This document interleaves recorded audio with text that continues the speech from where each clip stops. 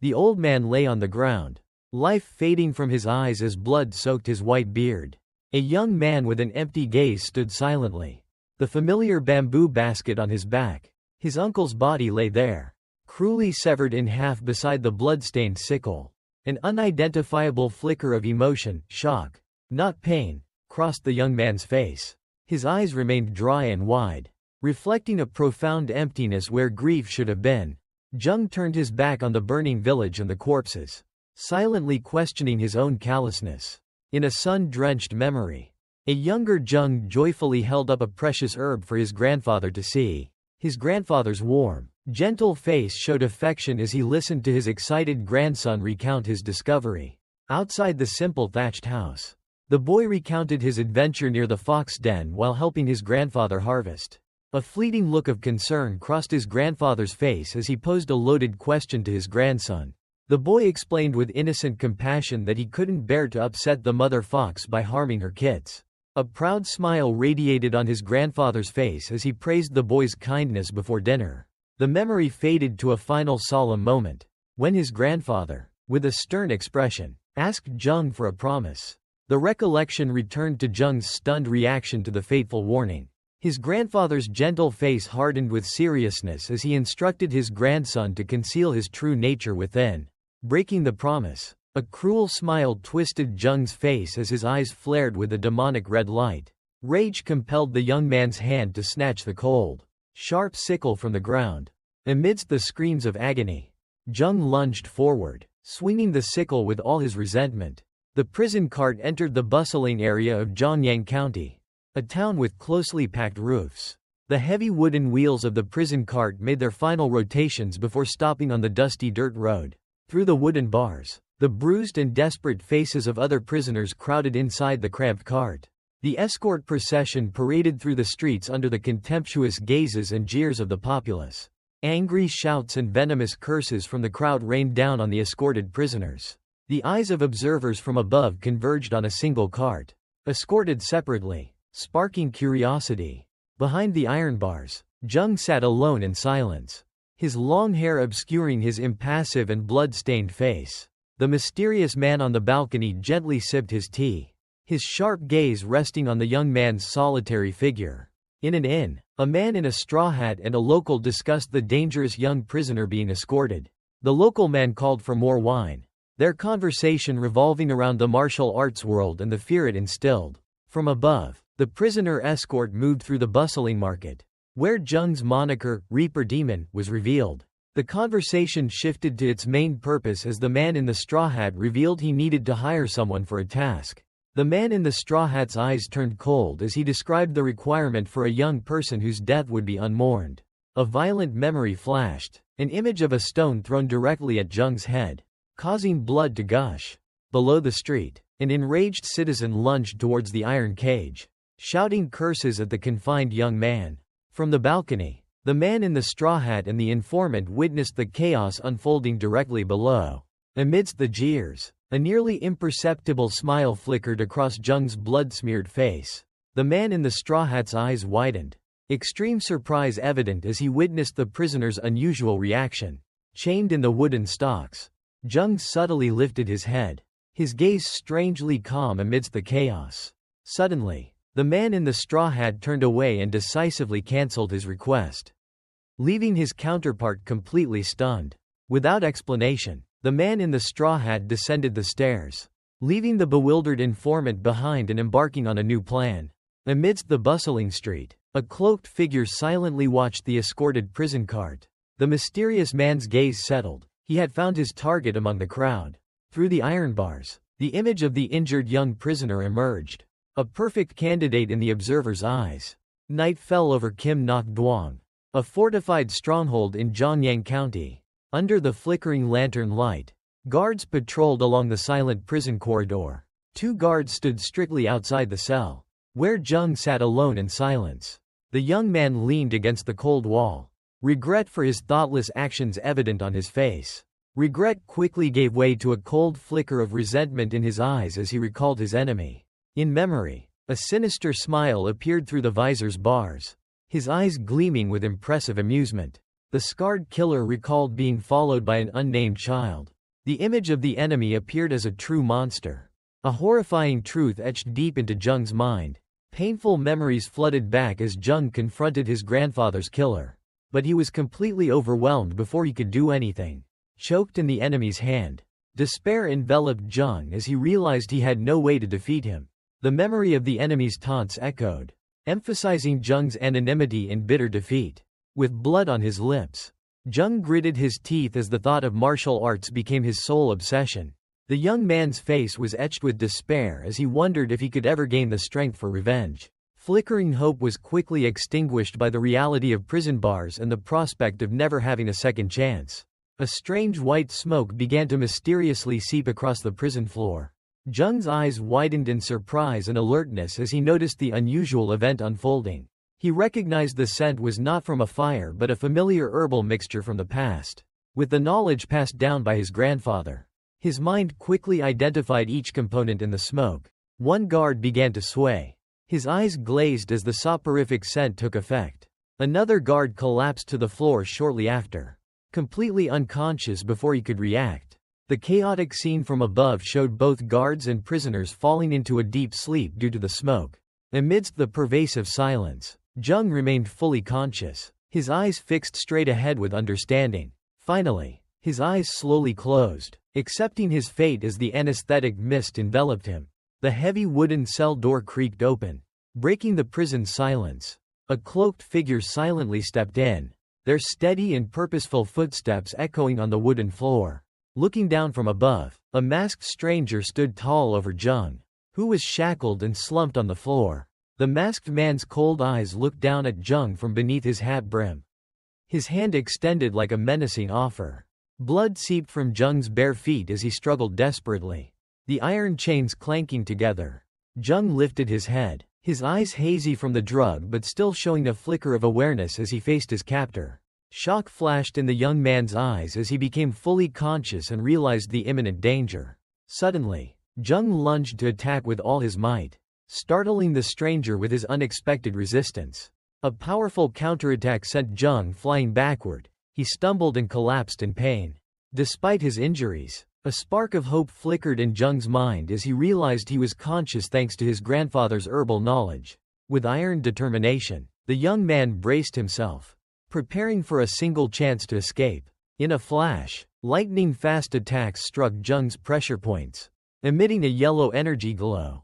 Jung realized with horror that his body had been completely paralyzed by his opponent's advanced martial arts technique. Jung was thrown against the wooden wall by a thunderous attack, his body momentarily paralyzed. Blood spilled from the corner of his mouth, Jung's eyes flashing with horror as he realized his attacker was a skilled martial artist. Completely subdued, Jung lay on the cold floor, his mind frantically eliminating possibilities as he recalled the identifying features of his true enemy. A cloaked figure suddenly appeared at the door, startling guard Cam into alertness. Ignoring his subordinate's warning, the mysterious young master stepped inside, his face showing arrogant curiosity towards the prison environment.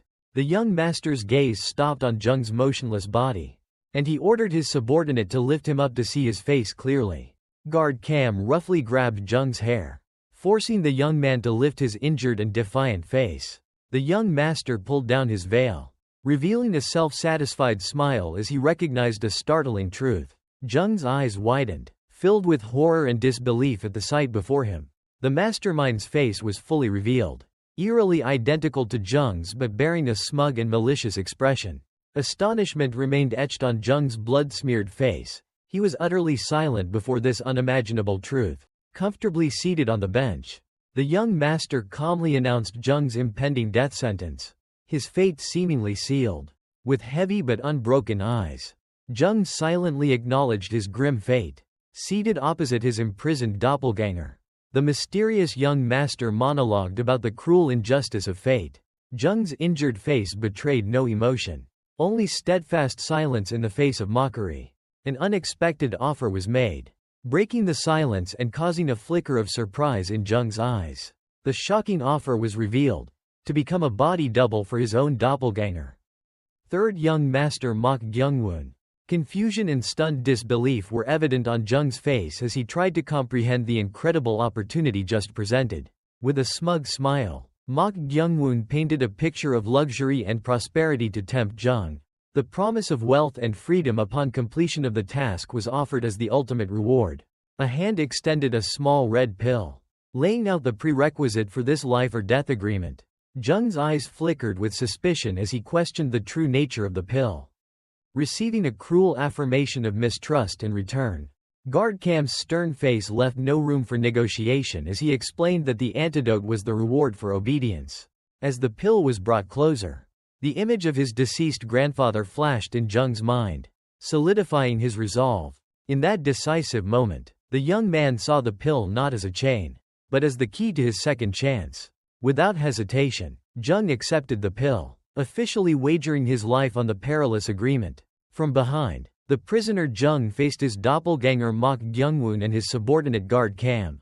A smug and calculating smile was evident on Mok Gyungwoon's face as he looked at Jung. The promise of a chance for revenge flared in Jung's mind like a sole beacon of hope. Jung's throat tightened as he swallowed the bitterness and weighed the cost of survival. With eyes burning with determination, Jung defiantly raised his head, accepting the life or death agreement. Mok Gyungwoon's smile widened into a triumphant grin as his prey had taken the bait. Mok Gyungwoon gestured to his subordinate, ordering the release of the newly submissive prisoner.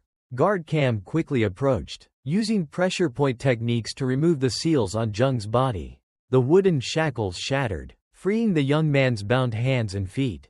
Jung stood up, feeling freedom for the first time despite his still aching and bruised body. Led by Guard Cam, the group silently stepped over unconscious guards on their escape route. Mok Gyungwoon asserted his authority with a simple command, forcing Jung to walk ahead of him. The secret door opened to the night, marking Jung's first step on a new and perilous path. Guard Cam, with a confident demeanor, led the way out of the prison complex, believing the plan was unfolding perfectly. Suddenly, a hand clamped tightly around Mok Gyungwoon's throat, revealing his horrified face as he was restrained. From behind, Jung appeared with a sinister smile and a scar on his cheek. The captor was none other than the victim's doppelganger. Guard Cam's eyes widened in horror as he realized the terrible truth unfolding right behind him. Without hesitation, Jung brutally slammed Mok Gyungwoon to the cold ground. The young man turned, a smug and insane smile on his blood-smeared face as he confronted the stunned guard. Jung's eyes gleamed with a manic delight as he declared the death of his body double. Memories returned to a chaotic moonlit night, where a mansion was engulfed in flames and screams echoed. A hand clutched the hair of a severed head, dangling above the blazing fire. Amidst the chaotic scene, Jung plunged into the panicked crowd of nobles, a whirlwind of destruction. Wielding his weapon, blood splattering, his face glowed with a morbid delight amidst the slaughter. He stood alone amidst countless scattered bodies, a silent testament to his deadly wrath. The image of his kind grandfather appeared with a final warning, a plea to conceal the true nature hidden deep within. The blood-stained scythe revealed the true nature rising within Jung. Amidst the scene of death, Jung looked down at his hands, wondering about the expression on his face as he acted. His trembling, blood-stained hands became the focal point of horrifying self-realization. A twisted, insane smile appeared on his blood-smeared face as he recognized his morbid delight. Memories of his kind grandfather's warning resurfaced, confirming his worst fears. Guard Cam recoiled in horror, uttering the name of the demon standing before him. The question of his own evil nature exploded in Jung's mind like a fiery red blast. Abandoning all thought, Jung lunged forward with a cruel smile, determined to continue the slaughter. A sudden powerful kick from off-screen landed squarely in Jung's abdomen, halting his attack. A figure in a red cloak and wide-brimmed hat landed gracefully on the ground, revealing the attacker. The force of the kick sent Jung flying backward, his face contorted in pain. He collapsed to the floor, coughing violently, while the mysterious attacker and another subordinate approached. The villain smiled smugly as he drew his sword, his eyes showing amusement at Jung's resilience. Rage was etched deep on Jung's blood-smeared face as he clutched the painful wound in his abdomen. A terrifying figure in a red cloak and wide-brimmed hat stepped forth, his eyes glowing with malevolent red light beside his drawn sword. The stranger's boots walked slowly and confidently on the cold stone floor. A smug and contemptuous smile emerged from beneath the bamboo hat, the scarred face showing absolute disdain. Jung stood frozen in horror as he faced the imposing figure of his enemy, unable to believe he had survived his attack. With terrifying speed, a hand clamped tightly around Jung's throat, choking him in utter shock. The scarred assassin easily restrained Jung with one hand, his eyes gleaming with amusement at the young man's weak resistance. He effortlessly lifted Jung into the air, surprise evident as he realized his pursuer was merely a teenager who had never learned martial arts. A brutal slash tore through Jung's chest, fresh blood gushing as his body hung suspended by an iron hand. Extreme pain was evident on Jung's face as he coughed up blood, his eyes wide with despair and dizziness. Thrown over his enemy's shoulder like a lifeless puppet, Jung could only helplessly endure as the villain remarked on his surprising resilience. The deep wound on Jung's back bled while the assassin's glowing red eyes stared, deciding to end his life immediately. In a final desperate act, Jung mustered his remaining strength to sink his teeth into his enemy's shoulder, his eyes flaring with the defiance of a cornered beast. The bitterness of an easy defeat was etched deep on Jung's blood-soaked face as he confronted his grandfather's enemy. His eyes slowly faded into darkness, accepting a seemingly inevitable and humiliating death. The young man awoke not in death, but in the stillness of a prison cell, his body full of injuries and shackled. His hands, shackled in heavy wooden stocks, were a cruel reminder of impending death and a yearning for a second chance. His blood-stained fingers gripped the shackles tightly, a fierce determination beginning to form from within despair. He clenched his other hand, a silent vow that he would never relinquish the power he once possessed. Memories flooded back with the image of Jung seizing Mok Gyungwon's head to Kamgard's horror. A brutal strike ended the arrogant third young master, his body collapsing onto the cold ground. A savage grin stretched to his ears as the killer provoked the stunned Kamgard. Jung's crazed eyes gleamed with sick pleasure as he declared the death of his own body double. His wrath turned to Kamgard, who hastily parried the fierce attack. Indignation and hatred flared on Kamgard's face at the unforgivable act of slaughter. With a cruel smirk, Jung whispered about the true role of a body double: to face danger. A defiant and crazed smile appeared on Jung's blood-smeared face as he confronted his captor. Gripping Jung's wrist, Kamgard was stunned by the prisoner's unbelievable resistance. Kamgard's hand tightened around Jung's neck, but received only an unwavering, defiant smile in return. The guard's eyes gleamed with anger mixed with doubt at Jung's sharp provocation. Rage erupted, and Kamgard used a powerful move to slam Jung onto the floor. Jung's body hit the ground hard in a moment of complete subjugation. Without hesitation, Kamgard drew a gleaming dagger, ready to finish him off. The guard pinned the helpless Jung, the raised dagger blade reflecting his resolve to end his life. Facing imminent death, Jung remained strangely calm, a faint smile still on his lips. Jung's quiet defiance made Kamgard's anger boil, distorting his facial features. With a shocking confession, Jung revealed he had taken poison, binding both their fates together with an invisible thread. The young man made a bold offer, transforming himself from a condemned prisoner into a potential tool of power for his would-be killer. The dagger halted, and Kamgard stood before an impossible choice: loyalty to a dead master or seizing power by controlling the demon at his feet.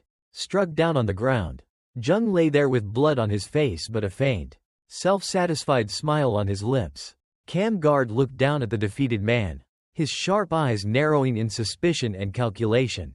A heavy breath escaped as the guard closed his eyes, seemingly wrestling with a difficult decision. With a decisive movement, Kam swung the dagger high, ready to deliver the finishing blow. The image of a mansion shrouded in darkness flashed, a memory stained red by slaughter.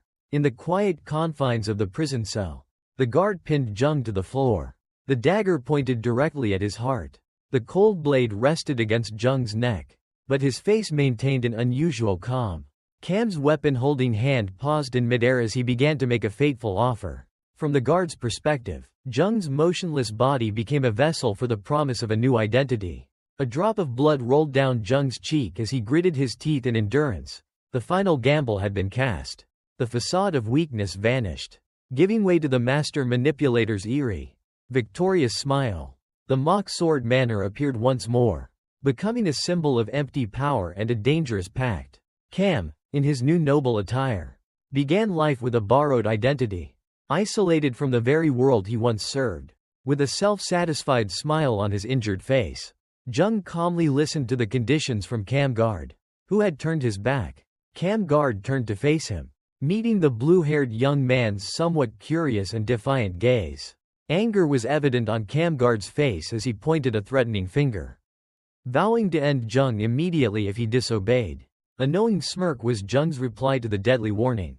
With a look of disdain, Cam Guard tossed out an antidote pill, establishing control based on poison. The vibrant sunset sky marked a transition of time and space, opening a stream of inner contemplation. Under the twilight, Jung brought the pill to his lips, secretly feeling fortunate for having gained a chance at survival. In his neat new attire, the young man thoughtfully pondered his miraculous escape from death as a rebirth. Sitting on the rooftop gazing into the distance, Jung solidified his resolve not to fall until he had avenged his late grandfather. The image of the scarred killer appeared in the shadows of his mind, accompanied by the thought that his enemy still believed him dead. Jung's gaze swept over a vast martial arts sect, where he would begin his plan to impersonate the young master and infiltrate. A horrifying memory flooded back, replaying the scene of his grandfather being brutally murdered with a scythe right before the helpless young Jung's eyes. Jung's smile twisted into a crazed grimace as he vowed to make his enemy experience that same brutal death. A majestic pagoda stood tall against the azure sky and majestic mountains. Through the window, Jung thoughtfully pondered his miraculous escape from death. During the simple meal, he reflected on the unexpected opportunity to learn martial arts that he had gained. The young man's eyes turned cold, revealing a complex calculation hidden behind his calm demeanor. He took a sip of tea, fully aware of the presence of the guard Cam had left behind. A faint shadow outside the door. Go-chan, Cam's disciple, stood guard with an annoyed expression, his presence a tangible nuisance.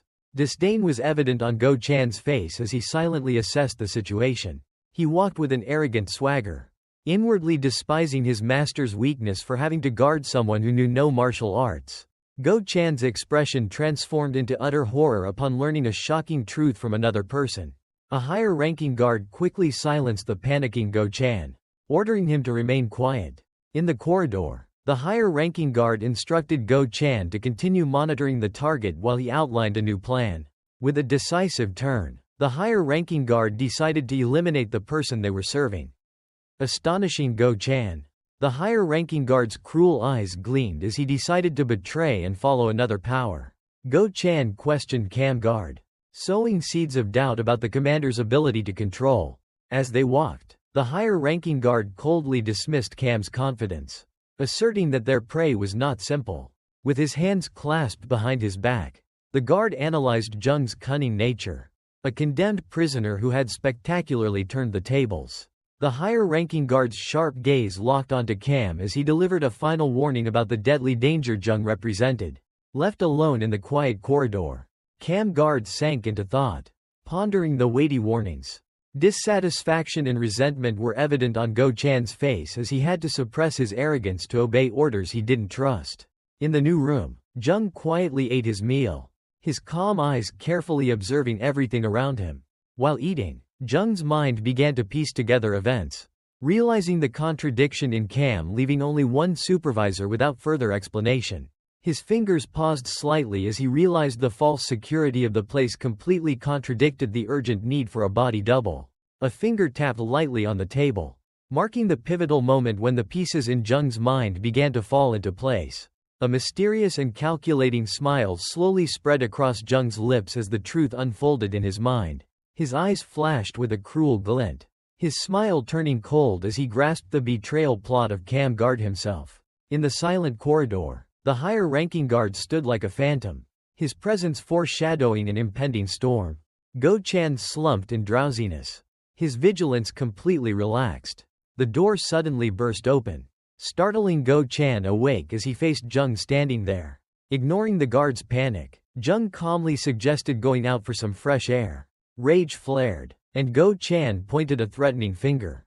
demanding Jung return inside immediately. A self-satisfied smile flickered on Jung's lips as he unexpectedly grabbed Go Chan by the collar. Go Chan reacted by tightening his grip on Jung's collar, a surge of internal energy erupting between them. With a resentful gaze, the guard growled a warning.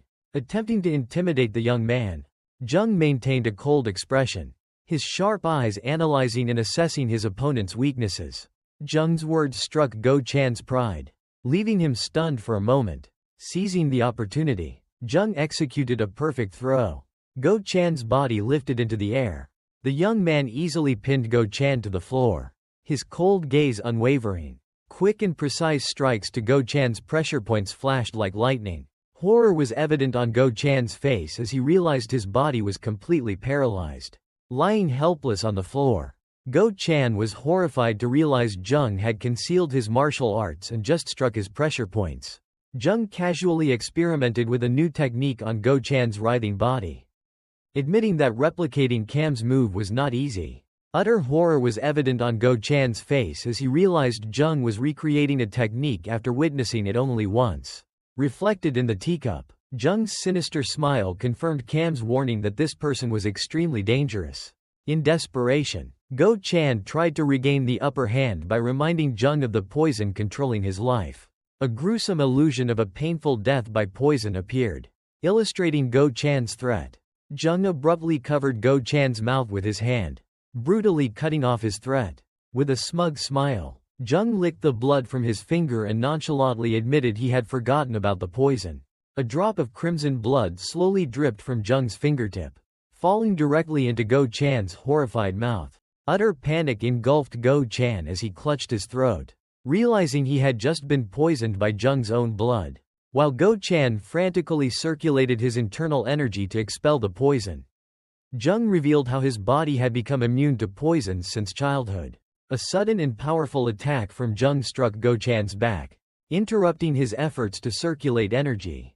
Absolute confidence was evident as Jung licked the last drop of blood from his finger, asserting that most poisons were useless against him. With a cruel smile, Jung looked down at the kneeling Go Chan, asserting that he needed no antidote. The young man tilted his head, his gaze sharp but his tone casual as he asked for information about Mock Sword Manor.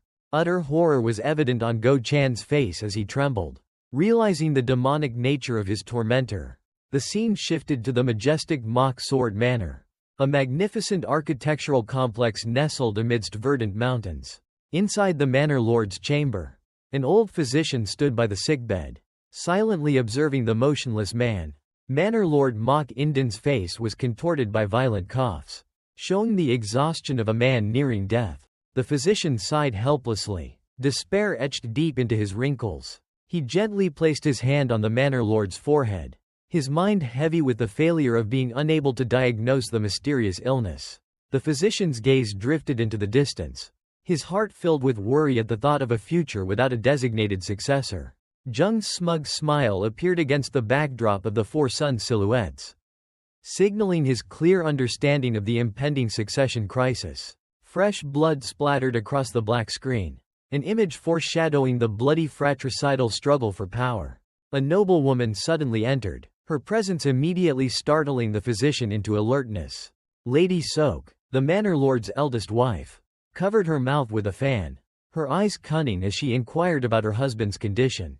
Beside Manor Lord Mock Inden's sickbed, Lady Sok stood with an air of authority, questioning the old physician about her husband's condition. The physician bowed, admitting the helplessness of medicine, while Lady Sok sighed dramatically but with terrifyingly cold eyes. She coldly suggested resorting to dark arts, causing the loyal physician to turn back in astonishment. Horror was evident on the physician's face as he vehemently protested what he considered a preposterous belief. A knife-sharp gaze from Lady Sok silenced his protest, posing a challenging rhetorical question. Turning away decisively, she dismissed the kneeling physician, declaring that a shaman had been summoned. Standing over her motionless husband, Lady Sok ordered the maids to seal the great hall, taking full control.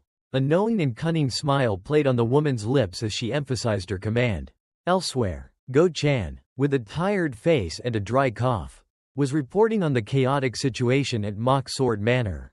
Jung, disguised as the third young master, listened intently, his expression thoughtful as he grasped the opportunity within the crisis. After listening, Jung stood up decisively, startling the kneeling Go-chan. His gaze was directed towards the distant manor, a confident smile revealing his pre-planned scheme. With an air of authority, Jung declared he would go to meet the manor lord, ready to step directly into the heart of the conspiracy. Outside a solemn manner, Jung began to question Go-chan about the details of a complex conspiracy. Go-chan trembled, confirming Cam's plot, while Jung listened with a knowing smile, his hand clutching the intelligence report. Jung's finger traced the first sketch, revealing the initial target in the succession game. The portrait of Mok Yongho, the greedy and cruel eldest son, appeared as a pawn in the plan. Next was Mok Yunpyeong, the intelligent and cunning second young master with sharp, ambitious eyes. A bloody vision appeared in his mind, depicting a deliberately orchestrated fratricidal scene. The conspiracy was likened to a fisherman's gain scheme, where cormorants were forced to fight for prey for their master. After the two elder brothers destroyed each other, the true Mok Gyungwon would grandly appear to claim everything. But an unforeseen variable had emerged. Jung himself had ended Mok Gyungwon's life in a brutal moment. Back in reality, Jung confidently advanced towards the manor lord's residence, ignoring Go-chan's increasing anxiety. Go-chan desperately warned of Cam's wrath, but Jung merely dismissed it with a powerful wave of his hand. A menacing smile appeared on Jung's lips, forcing Go-chan into silence amidst utter horror and despair. From the main gate, Lady Sok appeared with a noble demeanor and cold eyes, observing everything from afar. From the high steps, Lady Sok watched the solitary figure of a shaman entering the vast, empty courtyard. The shaman was introduced as Myo Shin, who arrived requesting to see the gravely ill manor lord. Lady Sok's eyes gleamed with suspicion, but she decided to bet on shaman Myo Shin's reputation. Myo Shin stipulated the area needed to be cleansed, but Lady Sok revealed she had already taken a step ahead and dismissed the people. The shaman then turned to request that Lady Sok herself also leave the ritual area. With a knowing smile, Lady Sok reminded Myo Shin of a secret pact between them. Her true ambition was exposed as she ordered the shaman to find the manor lord's seal and secret manual. An agreement was sealed with the promise of a 300 silver tael reward, and Myo Shin silently accepted. Standing outside, Lady Sok used her authority to order all subordinates to retreat until further notice. A sigh revealed Lady Sok's unease as she had to entrust fate to a risky magical ritual. Suddenly, a sight in the inner courtyard astonished both Lady Sok and her attendant. Rage flared in Lady Sok's eyes as she recognized the uninvited guest as Mok Yuchun. Mok Yuchun's identity, the despised fourth son of a courtesan, was revealed as he diligently practiced martial arts. Lady Sok's face hardened with anger. She could not accept the inheritance falling into the hands of someone of low birth. With cold determination, Lady Sok strode through the inner courtyard, her loyal maid hurrying behind her. The maid suddenly stopped, noticing the presence of Jung and Go-chan in the distance. Jung, in the guise of Mok Gyungwon, along with his bodyguard Go-chan, paused, their gazes curiously directed towards the training ground. They observed the fourth young master Mok Yuchun diligently practicing martial arts alone in the courtyard. Mok Yuchun's robust body was drenched in sweat, displaying formidable discipline that made him a true contender in the succession race. Go-chan explained Mok Yuchun's footwork technique to Jung, inadvertently planting the first seeds of martial arts knowledge in the killer's mind. A glint appeared in Jung's eyes as he absorbed the information, his mind already beginning to formulate a new plan. Jung suddenly turned with an ice-cold question about killing guard Cam, leaving Go-chan frozen in terror. With terrifying calmness, Jung repeated the deadly question, his sharp eyes allowing no doubt about his intentions. Panic enveloped Go-chan's mind as he realized the pawn he thought he was controlling was actually a predator who had seen through the entire scheme. Cold sweat poured down Go-chan's trembling face, his self-control completely collapsing before the harsh reality. After a breathtaking silence, Go-chan began to explain the internal energy while a fierce spark of interest ignited in Jung's eyes. Go-chan began his lecture on the principles of internal energy. Describing the accumulation of energy from within, he used guard Cam as a prime example of superior strength. emphasizing the 30-year gap in internal energy cultivation. Standing beside his reluctant instructor, Jung listened thoughtfully to the warning about the arduous path of cultivation. A scornful smile appeared on Go Chan's face as he mocked that Jung would never achieve such a feat in his lifetime. Go Chan continued to demoralize Jung by explaining the critical age limit for beginning practice. Jung's face was bowed, his hair obscuring his expression. But his posture exuded disappointment at the cruel assertion. With utmost self-satisfaction, Go Chan ended his taunt with a condescending smile, completely unaware of the rage about to erupt. The silence was broken as Jung suddenly spun around and grabbed Go Chan, his eyes flashing with astonishment and fear. Jung's hand pulled Go Chan's terrified eyelids, his cold threat echoing like a deadly warning. The malevolent gaze softened into a calculating smile. Jung issued an undeniable command, demanding Go Chan's absolute loyalty. Completely subdued, Go Chan could only mumble his agreement while Jung turned his back, demonstrating the absolute power of the victor. Jung covered Go Chan's trembling eyes, his mind already calculating the next step in his plan to deal with Guard Cam. Despite Go Chan's anxious urging, Jung remained calmly still, his question showing he was in complete control of the situation. In the training yard, a discreet servant revealed to Jung the deep-seated animosity between Mok Yuchun and the late young master Mok Gyungwon. A smile of amusement flickered across Jung's face as he heard about their violent past confrontation.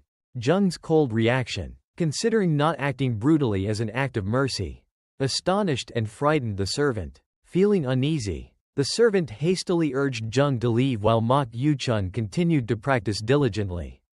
Unaware, intense concentration and deep determination were etched on Mok Yuchun's sweat-soaked face. Under the sunset, Mok's sword manner appeared majestic and serene, concealing the schemes within. Flickering lantern light illuminated a long and deep corridor, leading into the heart of the family's secrets. Taut red threads were connected to a complex mechanism, signaling a strange ritual in progress. In the room, Shaman Myo Shin stood overseeing the unconscious Manor Lord Mok Inden, his body bound by a network of red threads. Dark purple veins spread across the Manor Lord's chest, a sign of an evil energy corroding him from within. The old shaman squinted, analyzing, realizing this was not addiction but a terrifying surge of murderous intent that Mok Inden was fighting against. Shaman Myo Shin coldly assessed the situation, determining the Manor Lord's chance of survival was only 50%. With an indifferent expression, the shaman prepared to take notes, only concerned with completing his assigned task rather than the patient's life. The brush in Shaman Myo Shin's hand dripped fresh blood, signaling the beginning of an ancient ritual. In the room filled with red threads, the old shaman knelt with a solemn expression, focusing his entire spirit on the talisman before him. Blood-soaked strokes drew complex characters, each line containing dark and divine power. With a resounding shout, the shaman launched the brightly glowing talisman forward, unleashing its power. The talisman landed on Mok Inden's chest, causing his body to convulse as a purple energy spread through every muscle fiber. A burst of brilliant golden light erupted from the talisman, engulfing the writhing body of the Manor Lord in a sacred aura. Shaman Myo Shin's sharp eyes did not waver as he formed a hand seal. Believing he was dealing with a disease of the mind, the shaman stood tall, his hands channeling energy while Manor Lord Mok Inden writhed in pain on the sickbed below. The shaman's fingers intertwined into a complex hand seal, summoning power to bind the evil force. Shaman Myo Shin's confidence shattered as a dark murderous aura erupted violently from Mok Inden's body, far exceeding all his expectations. Despite the danger, the shaman exerted his last ounce of strength, determined to perform a true Buddhist ritual to subdue the evil spirit. Amidst gut-wrenching screams, Manor Lord Mok Inden's eyes snapped open, glowing a ghostly red, signaling the complete failure of the ritual. Extreme horror was evident on the shaman's face as he recoiled, realizing he had just awakened something even more terrifying than the original ailment. The old physician anxiously guarded outside the room, sensing an impending disturbance. A violent purple energy shattered the silence, throwing him backward in terror. A dark shadow lunged, delivering a decisive kick that knocked the unbalanced physician down. Two other guards rushed in, astonished by the chaos and the sudden intruder. The confused guards blocked the intruder. Not recognizing his identity, Jung offered a cold smile. His hands clasped in a challenging greeting gesture. Looking down from above, he greeted his father lying on the sickbed amidst the red threads of the ritual. His eyes gleamed with self-satisfaction as he faced Manor Lord Mok Inden, who lay motionless with red, malevolent eyes. Outside the building, an angry shout echoed, demanding the intruder leave immediately. Blocked by the physician and guards at Lady Sok's command, Jung merely observed thoughtfully with amusement. The angry guard shouted, accusing Jung of interfering with the treatment while he quietly turned his back. Extreme horror was evident on the physician's face as he desperately begged them to leave. The physician swallowed fearfully, helplessly watching Jung's back as he moved deeper into the room. To the horror of Lady Sok and those around, a dark shadow writhed violently on the sickbed. Jung faced the writhing Manor Lord Mok Inden, whose red eyes revealed a malignant illness. Amidst the taut red threads, Shaman Myo Shin tried to perform the ritual while a purple evil aura poured from the Manor Lord's body. In a panic, Shaman Myo Shin urged Lady Sok and a hesitant guard to hold the Manor Lord down. The group struggled to restrain Mok Inden's extraordinarily struggling body. With a final hope, Shaman Myo Shin placed a talisman on the Manor Lord's forehead, chanting to subdue the evil spirit within. The talisman only enraged the entity within Mok Inden further, causing him to roar a earth-shattering sound. With unimaginable strength, the possessed Manor Lord grabbed the astonished guard's face. Mok Inden used terrifying force to throw the guard away, snapping the binding red threads. The guard screamed in pain and fear as he was violently thrown. Amidst the chaos, the exorcism ritual completely failed as the Manor Lord proved to be far more powerful than anticipated. As the guard looked down in horror, a dark evil aura from the Manor Lord began to spread and invade his arm. A final horrifying scream echoed as the evil aura completely consumed the guard's arm, signaling the spread of the curse. Jung's phantom appeared behind the terrified guard, his sword raised, ready for a fatal blow. In a brutal movement, Jung's blade swung, tearing through both the guard and the possessed Manor Lord in a rain of blood. The victim's shock, the attacker's coldness, and the witness's horror were etched in the moment. Jung stood there, coldly looking at Mok Inden's severed arm still twitching gruesomely on the floor. A wild and insane smile spread across his blood-stained face, revealing the true nature of the slaughtering scythe demon. The young man again raised his dagger, his insane eyes instilling extreme terror in the desperate guard. Without hesitation, he continued his attack, the glowing blade slashing down on the possessed body of the Manor Lord. Blood splattered as the terrified guard realized this madman had actually severed the Manor Lord's arm. Separated from the body, the arm still twitched violently on the floor, dark purple veins bulging with demonic energy. Shaman Myo Shin hastily placed a talisman on the ghostly arm, attempting to seal the spreading evil power. Amidst the chaotic scene, Jung stood silently observing, assessing the situation as the physician tried to stop the prefect's bleeding and the sorcerer struggled with a severed limb.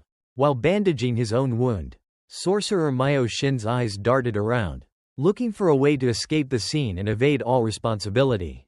Just as the thought of escape flashed, a cold blade pressed against the old sorcerer's throat, blocking all retreat. With the blade at his throat, Jung coldly confronted Sorcerer Myo Shin's astonishment and indignation. Jung signaled Go Chan to remain silent, his sharp gaze asserting absolute control. The young man questioned the true cause behind the prefect's condition, while the blade remained at the sorcerer's throat. In a panic, Myo Shin inadvertently revealed a fatal detail when he screamed about saving the prefect's life. Jung's eyes narrowed, immediately grasping the old sorcerer's slip of the tongue. A smug and cunning smile spread across Jung's lips as he delved deeper into the question of the true mastermind. Cornered by the sharp question, the old sorcerer collapsed to his knees, stammering a futile attempt at explanation. The sharp blade was pressed harder, a silent warning that the truth was the only way to survive. Under the pressure of death, Myo Shin finally broke, uttering Lady Sok's name and her cruel command. The truth about the plot to seize the secret manual and the family seal was exposed, leaving Go Chan stunned by Lady Sok's ambition. Horror was evident on Go Chan's face as he realized Lady Sok's sinister plot and the consequences if it succeeded. In extreme panic, Go Chan turned to plead with Jung, urging him to save the prefect at all costs. The fear of being eliminated by Lady Sok if Mok Yongho took power fueled Go Chan's desperate plea. With the blade at the panicked sorcerer Myo Shin's throat, Jung realized he had just interrupted a larger conspiracy. The old sorcerer froze at Jung's cold command, confusion and horror evident in his eyes.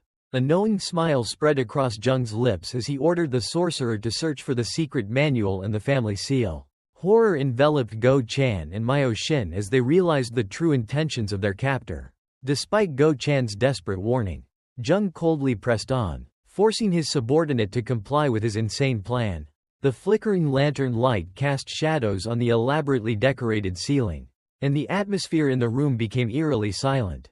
Under Jung's watchful eye, sorcerer Myo Shin began preparing a strange ritual beside the unconscious prefect. A wooden effigy tightly wrapped with red thread and adorned with talismans was held up by Myo Shin as an offering. The sorcerer explained the plan to use the effigy as a vessel to transfer evil energy, and Jung silently considered the hidden intent behind it. The ritual began as Myo Shin placed the effigy on an ancient stone slab, and dark energy streams began to pour from his hands. Ancient dark characters appeared amidst the swirling purple evil energy around the magical red thread. A hideous ghostly entity with glowing eyes rose from the stone slab, devouring the effigy in a frenzy of dark magic. The ritual reached its horrifying climax as Prefect Mok Indin convulsed and screamed in extreme pain, his eyes glowing with a demonic energy. Go Chan flinched in astonishment while Jung remained eerily calm beside him. With a strained cry, sorcerer Myo Shin struggled to restrain a ghostly entity bound by magical red threads. Cold sweat beaded on the old sorcerer's forehead as he realized the terrifying murderous aura could break the seal at any moment. Myo Shin's desperate gaze turned towards Jung, knowing his warning would be ignored by the cold-blooded mastermind. A flash of insight sparked in Myo Shin's mind as a new plan suddenly emerged. The sorcerer discreetly nodded, a silent decision made in the tense moment. Myo Shin turned back, skillfully suggesting Go Chan leave so he could begin the ritual to suppress the evil spirit in private. Feeling superfluous, Go Chan awkwardly bowed and quietly withdrew from the room. When only the two of them remained in the room, Myo Shin faced Jung with a resolute expression, signaling that the ritual was about to begin. Dark energy erupted as Myo Shin performed the ritual, draining the life force from Prefect Mok Indin, who writhed on the bed. Mok Indin's eyes snapped open, glowing with an eerie blue light as an otherworldly voice echoed from his body. Myo Shin declared the ritual complete, directing his question to the cursed effigy while the summoned entity responded cryptically. The full scene revealed the brutal truth as Jung stood silently, forcing Myo Shin to torture the prefect to find the location of the secret manual and the family seal. Under the torture of the ritual, Prefect Mok Indin screamed out the secret location of the underground medical hall. Jung listened with a cold expression while sorcerer Myo Shin was stunned by the confession. With a scream, the old sorcerer's hand crushed the wooden puppet, unleashing a chaotic surge of energy. Dark energy exploded from the shattered effigy, throwing sorcerer Myo Shin backward in extreme horror. In a panic, Myo Shin pointed towards the red thread and implored Jung to cut it immediately. A ghostly entity rose from the ritual, attempting to fully possess the body of Prefect Mok Indin lying on the bed. Jung swung his sword with a precise cut, the blade flashing as it severed the connecting red thread. As soon as it was freed, the evil spirit immediately shifted its target, its ghostly arms seizing Jung's legs.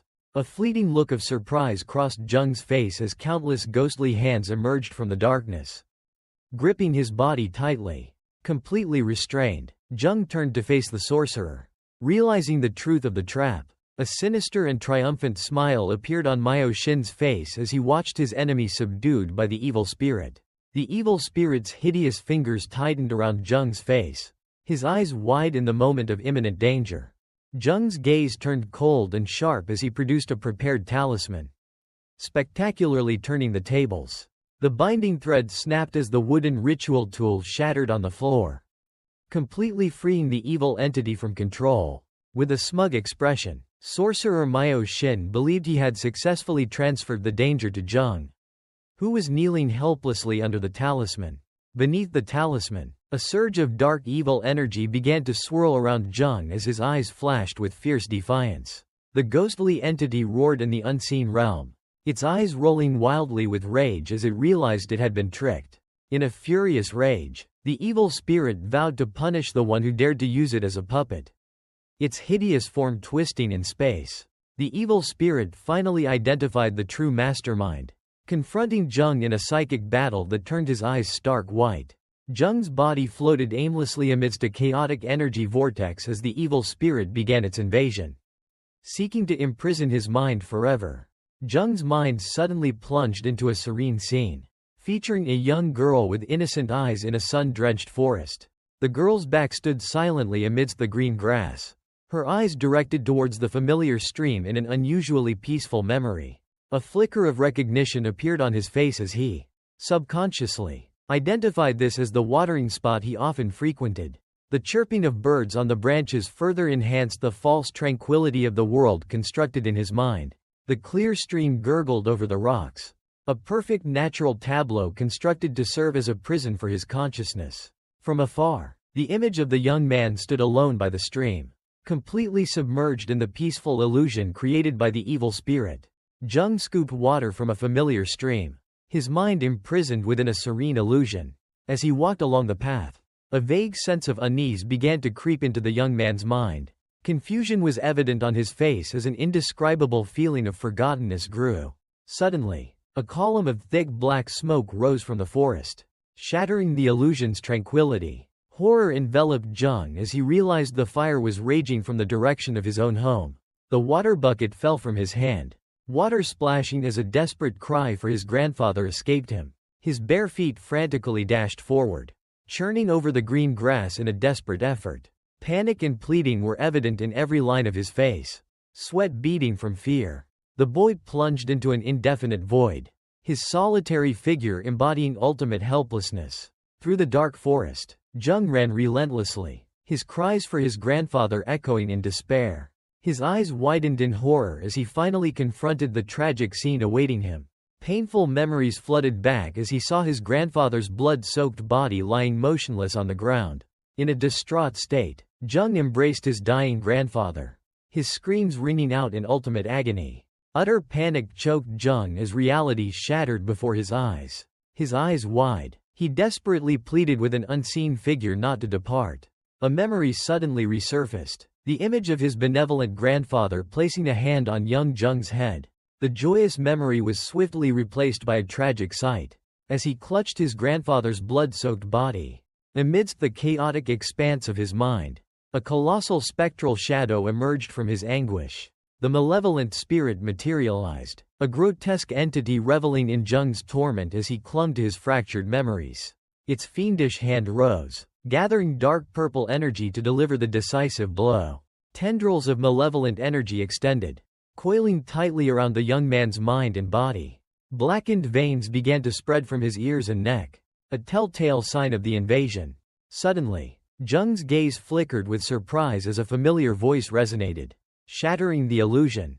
His grandfather's image materialized, calling out, a cunning trap by the malevolent spirit to entice him into abandoning his resistance.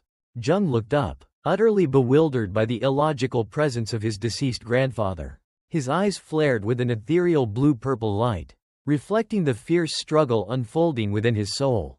Engulfed by the psychic illusion, Jung lunged to embrace the apparition of his late grandfather in a moment of overwhelming emotion.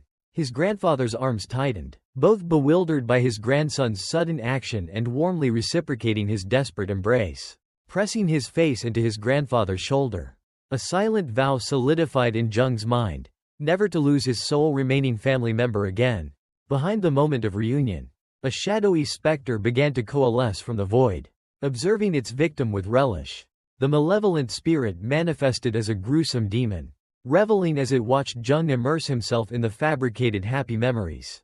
The illusion transitioned to a serene memory, where the benevolent grandfather sat with his beloved grandson. As the tranquil image of grandfather and grandson materialized, the malevolent spirit's shadow whispered temptations from the depths of the psyche.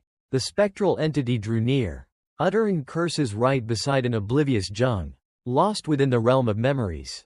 Suddenly, a cold spark of realization flickered in Jung's vacant eyes, piercing through the enchanting haze. Absolute astonishment was evident in the malevolent spirit's fiery eye as it sensed resistance from its prey.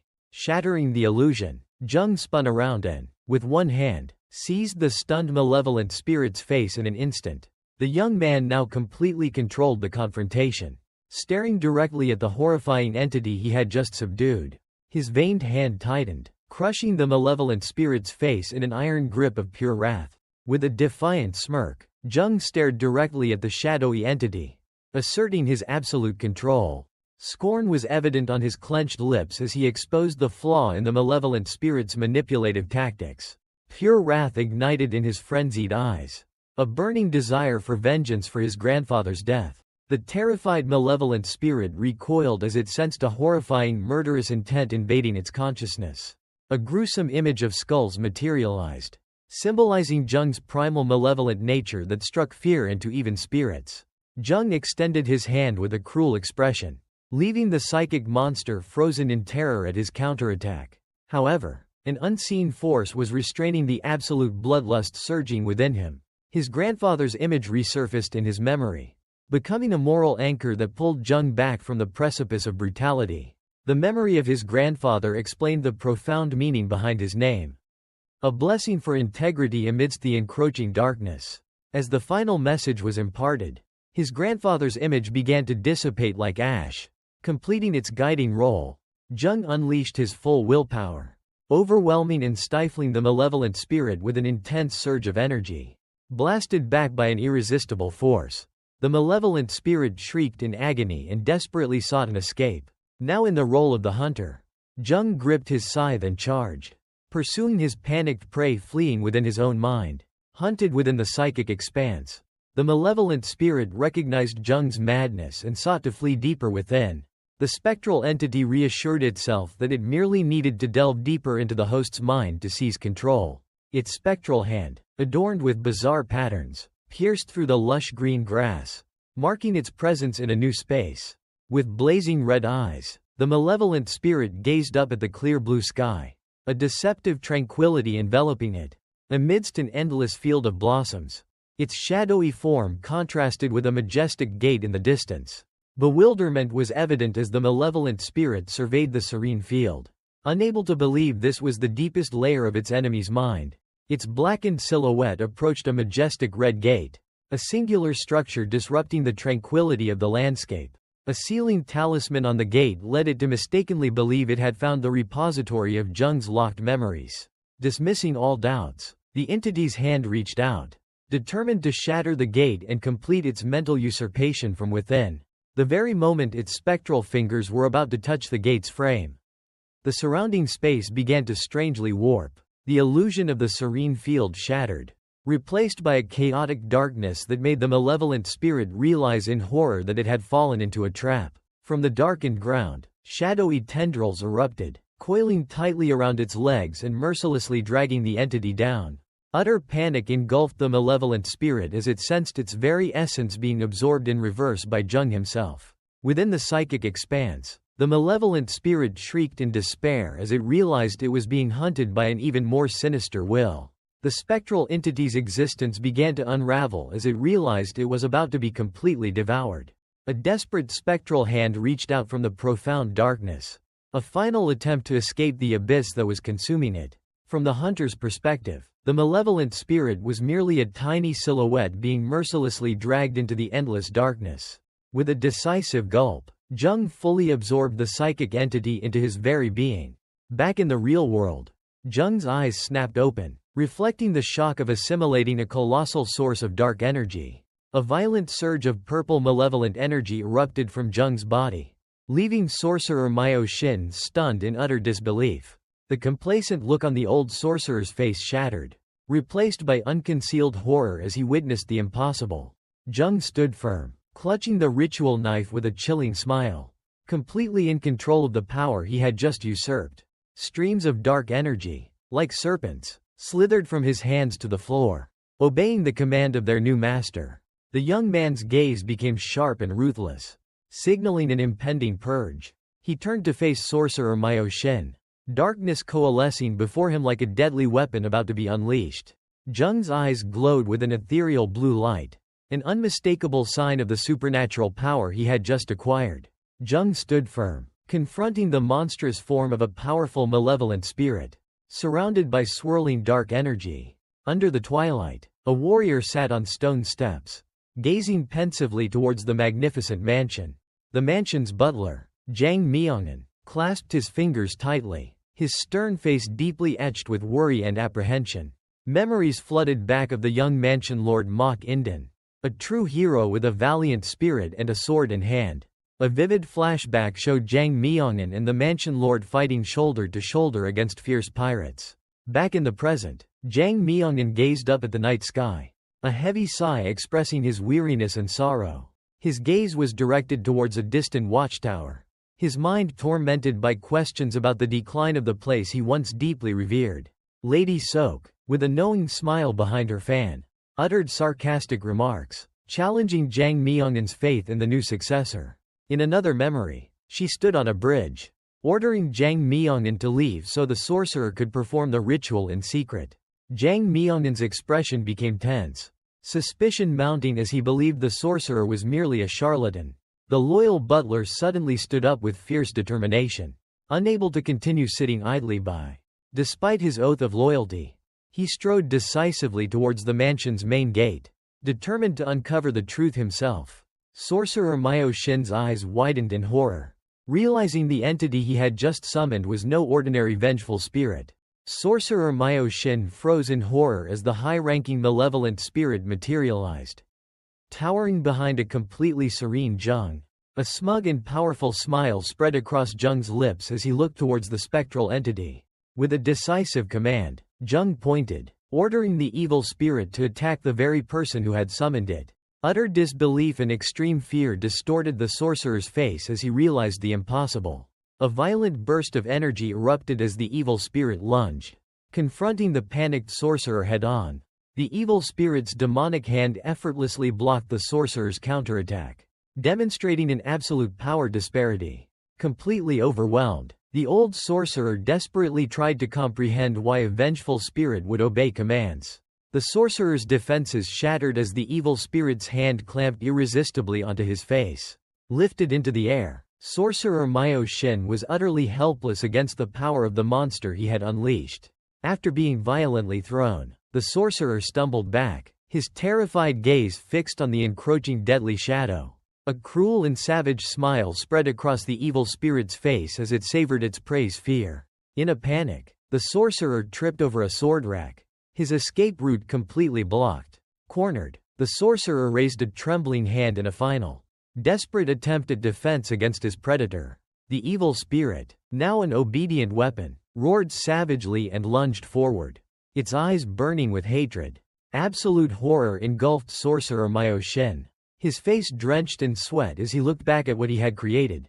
From the old sorcerer's perspective, the evil spirit appeared as a nightmare made flesh, a terrifying mass with spectral arms reaching out. Seized by the spectral hands, Myo Shin struggled desperately, his screams drowned out by the chaos. Collapsing to the floor, the old sorcerer reached out in a pathetic plea, his last shred of dignity vanishing before impending death. Above the pathetic scene, Jung stood with arms crossed, his face icy, utterly indifferent to the sorcerer's pleas. A subtly smug smile played on Jung's lips, signaling the psychological torment about to begin. The young man leaned forward, his words about the secret technique and seal like a final dagger plunged into the old man's hope of survival. The brutal truth dawned on Myo Shin, leaving him stunned as he horrifyingly realized he was merely a pawn destined to die to be silenced. In his final moment of realization, the evil spirit's hands tightened, crushing Myo Shin's fear-distorted face. With chilling composure, Jung opened the paper door, calling Go Chan in to witness his handiwork. Upon entering the room, Go Chan's curious expression instantly froze into one of utter horror at the gruesome sight. Sorcerer Myo Shin's ravaged body lay crumpled on the floor, his crushed face a silent testament to Jung's brutality. Standing tall, Jung coldly ordered the horrified Go Chan to kneel beside Sorcerer Myo Shin's corpse. In a staged flashback, The young man swung his sword with a determined expression to begin his act. His blade wildly destroyed the room's furnishings, creating a fabricated scene of chaos. He continued his frantic charade, spreading the narrative of a deranged sorcerer attacking the estate lord. Go Chan played the part of the intervener, his face stunned as he held the body to reinforce the lie. Back in the present, Jung calmly faced Go Chan's doubts about their cover-up plan. Anxiety was evident on Go Chan's face as he pointed out the flaws in their story before a cunning Lady Sok. Amidst the messy room, both realized the fragility of their deceptive plan. A flicker of thought crossed Jung's eyes as he realized a more convincing act was needed. With a swift decision, he reversed the sword hilt in his hand. To Go Chan's astonishment, a brutal smile on his lips, Jung stabbed himself in the shoulder to create undeniable proof. Utter horror engulfed Go Chan, leaving him stunned by his new master's savage act of self-mutilation.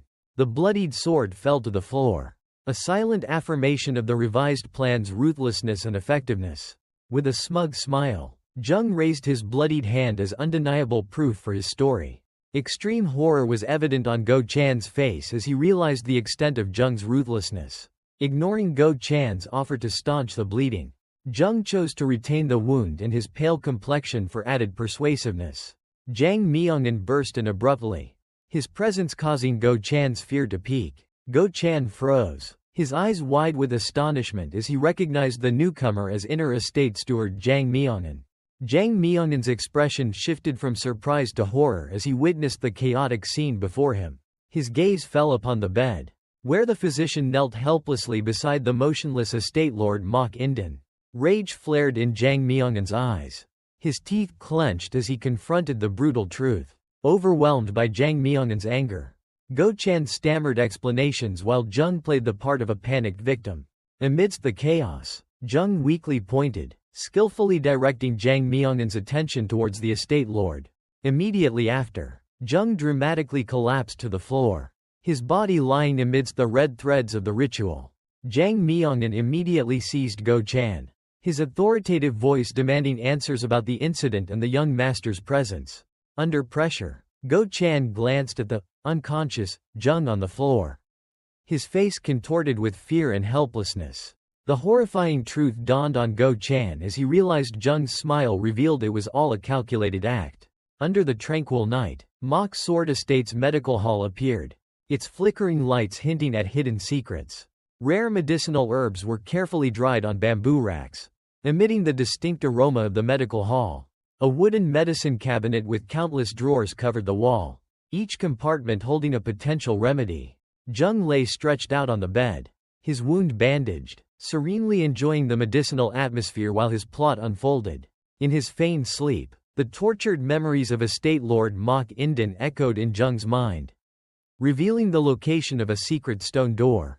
The young man's gaze swept across the bustling medical hall, deciding to act at night to search for the secret technique and seal. Go Chan entered the room with a subservient demeanor, facing the young master who sat waiting on the bed. A flicker of discomfort crossed Go Chan's face at the implied rebuke, clearly showing the power reversal between them. With somewhat trembling hands, Go Chan presented two old books, the last relics of the deceased sorcerer. Jung took the books with curiosity, while Go Chan explained they had been saved from the destructive flames. Go Chan anxiously recounted how the estate's people were burning all evidence, the distant fire reflecting the despair in his eyes. The young man flipped through the pages, a fleeting disappointment appearing as he realized this was all that remained. With a satisfied smile, Jung acknowledged Go Chan's subservience as he took the secret book. The young man evaded Go Chan's question, skillfully directing the guard's attention towards the night window. Confusion was evident on Go Chan's face as he pointed towards the darkness outside as suggested. The guard turned, his eyes scrutinizing the tranquil night scene through the window. A gruesome evil spirit with floating skulls hovered directly behind Go Chan, completely invisible to him. Jung explained his intentions while the reflection of the red-eyed evil spirit appeared as a silent warning of his power. The tense conversation was abruptly cut short by an unexpected presence, causing both to startle and turn. Two figures appeared behind the paper door, an authoritative voice ordering the obstruction to move aside. The door swung open, revealing Lady Sok entering with a cold expression, followed by her retinue. The lady's knife-sharp gaze swept across the room, her undeniable determination and authority evident on her face. Facing the intrusion, Jung maintained a chillingly calm expression, his eyes coldly analyzing the situation. Lady Sok stood opposite Jung, who was seated on the bed, the room's atmosphere growing heavy as she declared her intentions. Horror engulfed Go Chan as he hastily bowed, his fear of the powerful lady undeniable. Jung's expression hardened as he recognized the identity of the arriving woman. Lady Sok, the estate lord's chief consort, appeared with an air of nobility and menace. In Go Chan's mind, guard cam's warning about her intelligence and danger echoed. To maintain his disguise, Jung bowed respectfully from his sickbed. In the tense room, he feigned a leg injury to avoid standing before Lady Sok and her retinue. Go Chan felt a slight relief as Jung's act seemed to be going smoothly. Jung's complacency vanished when Lady Sok coldly dismissed his greeting. Without warning, Lady Sok swung her fan, striking Jung's injured knee in a brutal attack. Blood splattered as extreme horror appeared on the faces of both Jung and Go Chan. Jung's cry of pain echoed as he collapsed, clutching his bleeding wound under Lady Sok's scrutinizing gaze. Immediately, one of Lady Sok's guards drew his sword and lunged at Go Chan with cold killing intent. The sharp blade pressed against Go Chan's throat, freezing his every movement in deadly silence. A satisfied smile briefly appeared on Lady Sok's lips as she believed she had confirmed her enemy's injury. Lady Sok leaned close to Jung, her sharp eyes and malicious smile revealing her suspicion of his lie. Jung's gaze flickered with anxiety as the powerful woman continued to expose the flaws in his story. With a smug smirk, Lady Sok mocked the absurdity of Jung's explanation, challenging his credibility. Her contemptuous laughter rang out as her patience wore thin, while Jung's eyes became cold and resolute. Without warning, Lady Sok delivered a brutal kick directly to Jung's leg wound to test his reaction. Jung was thrown back by the sudden attack, causing Go Chan to scream in extreme panic. Lady Sok turned, her commanding gaze sweeping over the stunned guards, asserting her absolute authority. Sitting alone on the floor, Jung silently looked down at his bleeding wound, physical pain mingling with cold calculation. A defiant smile subtly formed on Jung's bloodied lips, signaling a shift in the psychological battle. Lady Sok froze at his unexpected reaction, her complacency gradually replaced by confusion. Jung threw his head back and burst into a maniacal laugh, his pain transforming into a horrifying display of madness. Lady Sok's expression changed from astonishment to disbelief, completely bewildered by his insane behavior. The wild laughter subsided, leaving only a serene and terrifying smile on Jung's face. He had completely taken control of the situation. Jung sat with an arrogant and mad smile, while the phantom of the evil spirit hovered behind him like a silent warning.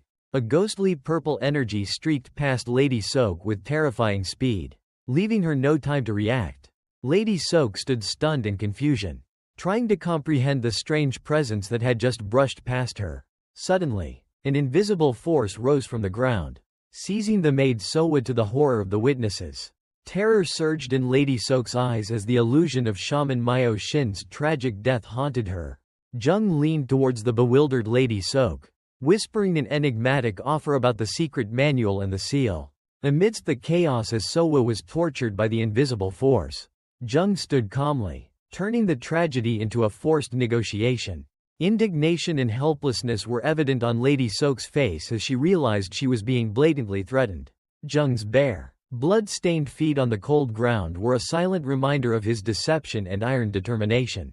He continued his psychological assault, sowing doubt in Lady Sok's mind that her son was not the only one with ambitions. With a cruel expression, Jung threatened to ally with the eldest son, Mok Yongho, leaving Lady Sok frozen in fear. He stirred a new fear by mentioning the martial arts talent of the fourth young master, Mok Yuchun, another unpredictable factor. Lady Sok's face contorted in extreme rage as Jung offered to give the secret manual to her very enemy. A final insult. With a blood-stained bare foot, Jung asserted his superior position before departing. Under the cold night sky, a window closed, sealing the silence after the storm. Jung turned back with a smug smile. leaving Lady Sok trembling in silent fury. A horrified scream tore through the quiet night at Lady Sok's residence. Inside, an invisible force threw the noblewoman, plunging the room into chaos. She fell to the floor in extreme anger, unable to believe the humiliation she had just endured. Losing all self-control, Lady Sok swung her sword wildly. While her guard tried in vain to restrain her, she roared at the helplessness of her subordinates, her face contorted by feelings of betrayal and loss. Alone in the darkness, Lady Sok was lost in chaotic thoughts, trying to understand her enemy's sudden change. Her gaze suddenly fell on a decorative box, a flicker of suspicion appearing in her mind. The horrifying truth dawned on her. She realized she had been deceived by a long-hidden act. Memories of a young, intelligent, and praised Mok Gyungwoon resurfaced, a complete contrast to his later foolish image. She came to the mistaken conclusion that he had feigned weakness to protect himself, unaware she was facing an imposter. In a rage for having let down her guard, Lady Sok decided she would personally eliminate Mok Gyungwoon before he could act. However, the fear of the martial arts manual being passed to others forced Lady Sok to restrain her immediate murderous intent. Her eyes sharpened, showing an iron determination not to be led astray again. A moment of calculated silence flashed in her eyes as anger gave way to a cold plan. With a bold decision, Lady Sok ordered her guard to report the death of Shaman Myo Shin to the Phoenix Pavilion. The loyal guard's face turned pale with horror as he realized the gravity of involving this power. A bolt of lightning streaked across the night sky, illuminating the Phoenix Pavilion, a majestic and dark structure nestled in the mountains. A smug and defiant smile appeared on Lady Sok's lips as she believed she had found a way to turn the tables. As night fell, the scene shifted to the quiet medical hall at midnight. Inside, an ancient book on yin-yang masters was open, revealing secrets about evil spirits born from unresolved resentment. Under the flickering lantern light, Jung sat alone, engrossed in studying the book to understand more about the power he was wielding. The warm light of the lantern illuminated the pages, where ancient characters and intricate drawings were carefully turned by Jung. As he read about the levels of spirits, from the harmless red spirit to the murderous yellow spirit, a profound realization dawned on Jung's face. While studying an ancient text, Jung was startled when the phantom of the evil spirit suddenly emerged from the medicine cabinet behind him. When the evil spirit questioned him, Jung thoughtfully deduced its true nature as a yellow spirit. His hand touched a cabinet compartment, realizing a secret passage cleverly disguised by a rare herb. Memories of Lady Sok's defiance and the maid Sowa's horror resurfaced, confirming the evil spirit's limited power against a master. Conversely, the image of Go Chan writhing in pain proved its power over weaker individuals was still highly effective. A click sounded as he opened the secret compartment, revealing a faint glow from within. He walked in thought, concluding that Guard Cam, with strength equivalent to Lady Sok, would also be unaffected.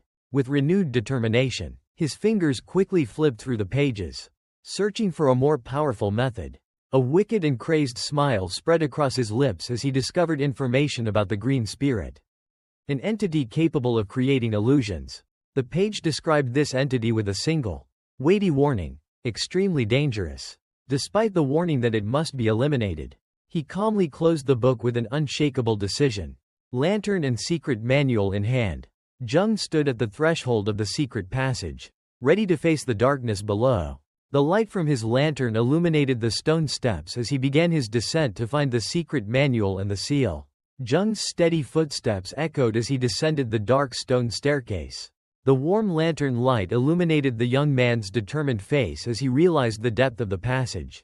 He was astonished by the scale of the secret construction, wondering about the value of something so carefully hidden. With a smug smile, Jung continued his journey, well aware that any weapon could be useful. The image of Guard Cam appeared in his mind, reinforcing Jung's determination to find a new ace up his sleeve. Finally, he faced a sturdy wooden gate, the end of the stairs and the beginning of a mystery. The heavy gate opened, revealing a vast and majestic natural cave within. Memories of Mok Inden's words flooded back as he saw 4 illuminated stone doors ahead. His gaze focused on the 4th stone door, the ultimate goal of his quest. Jung carefully pushed the stone door aside, revealing a deep and silent darkness. A narrow and dark passage appeared, urging him to venture deeper into the earth. A flicker of hesitation crossed his face as he questioned the necessity of this perilous path. Suddenly, a stone slab beneath his feet sank and glowed, activating an ancient mechanism. Jung looked up, his gaze unwavering as a massive boulder hurtled directly towards him. He swiftly lunged aside just as the boulder impacted the ground, creating an explosion of rock dust. After the leap, he landed firmly, a hint of surprise at the existence of traps. His gaze suddenly darted forward, wary of three mysterious lights that had just flickered in the dark cave. Without warning, a rain of arrows whizzed from the darkness towards the young man. With extraordinary agility, he spun the lantern in his hand, transforming it into a makeshift shield to deflect the deadly arrows. An arrow shattered into pieces upon impact.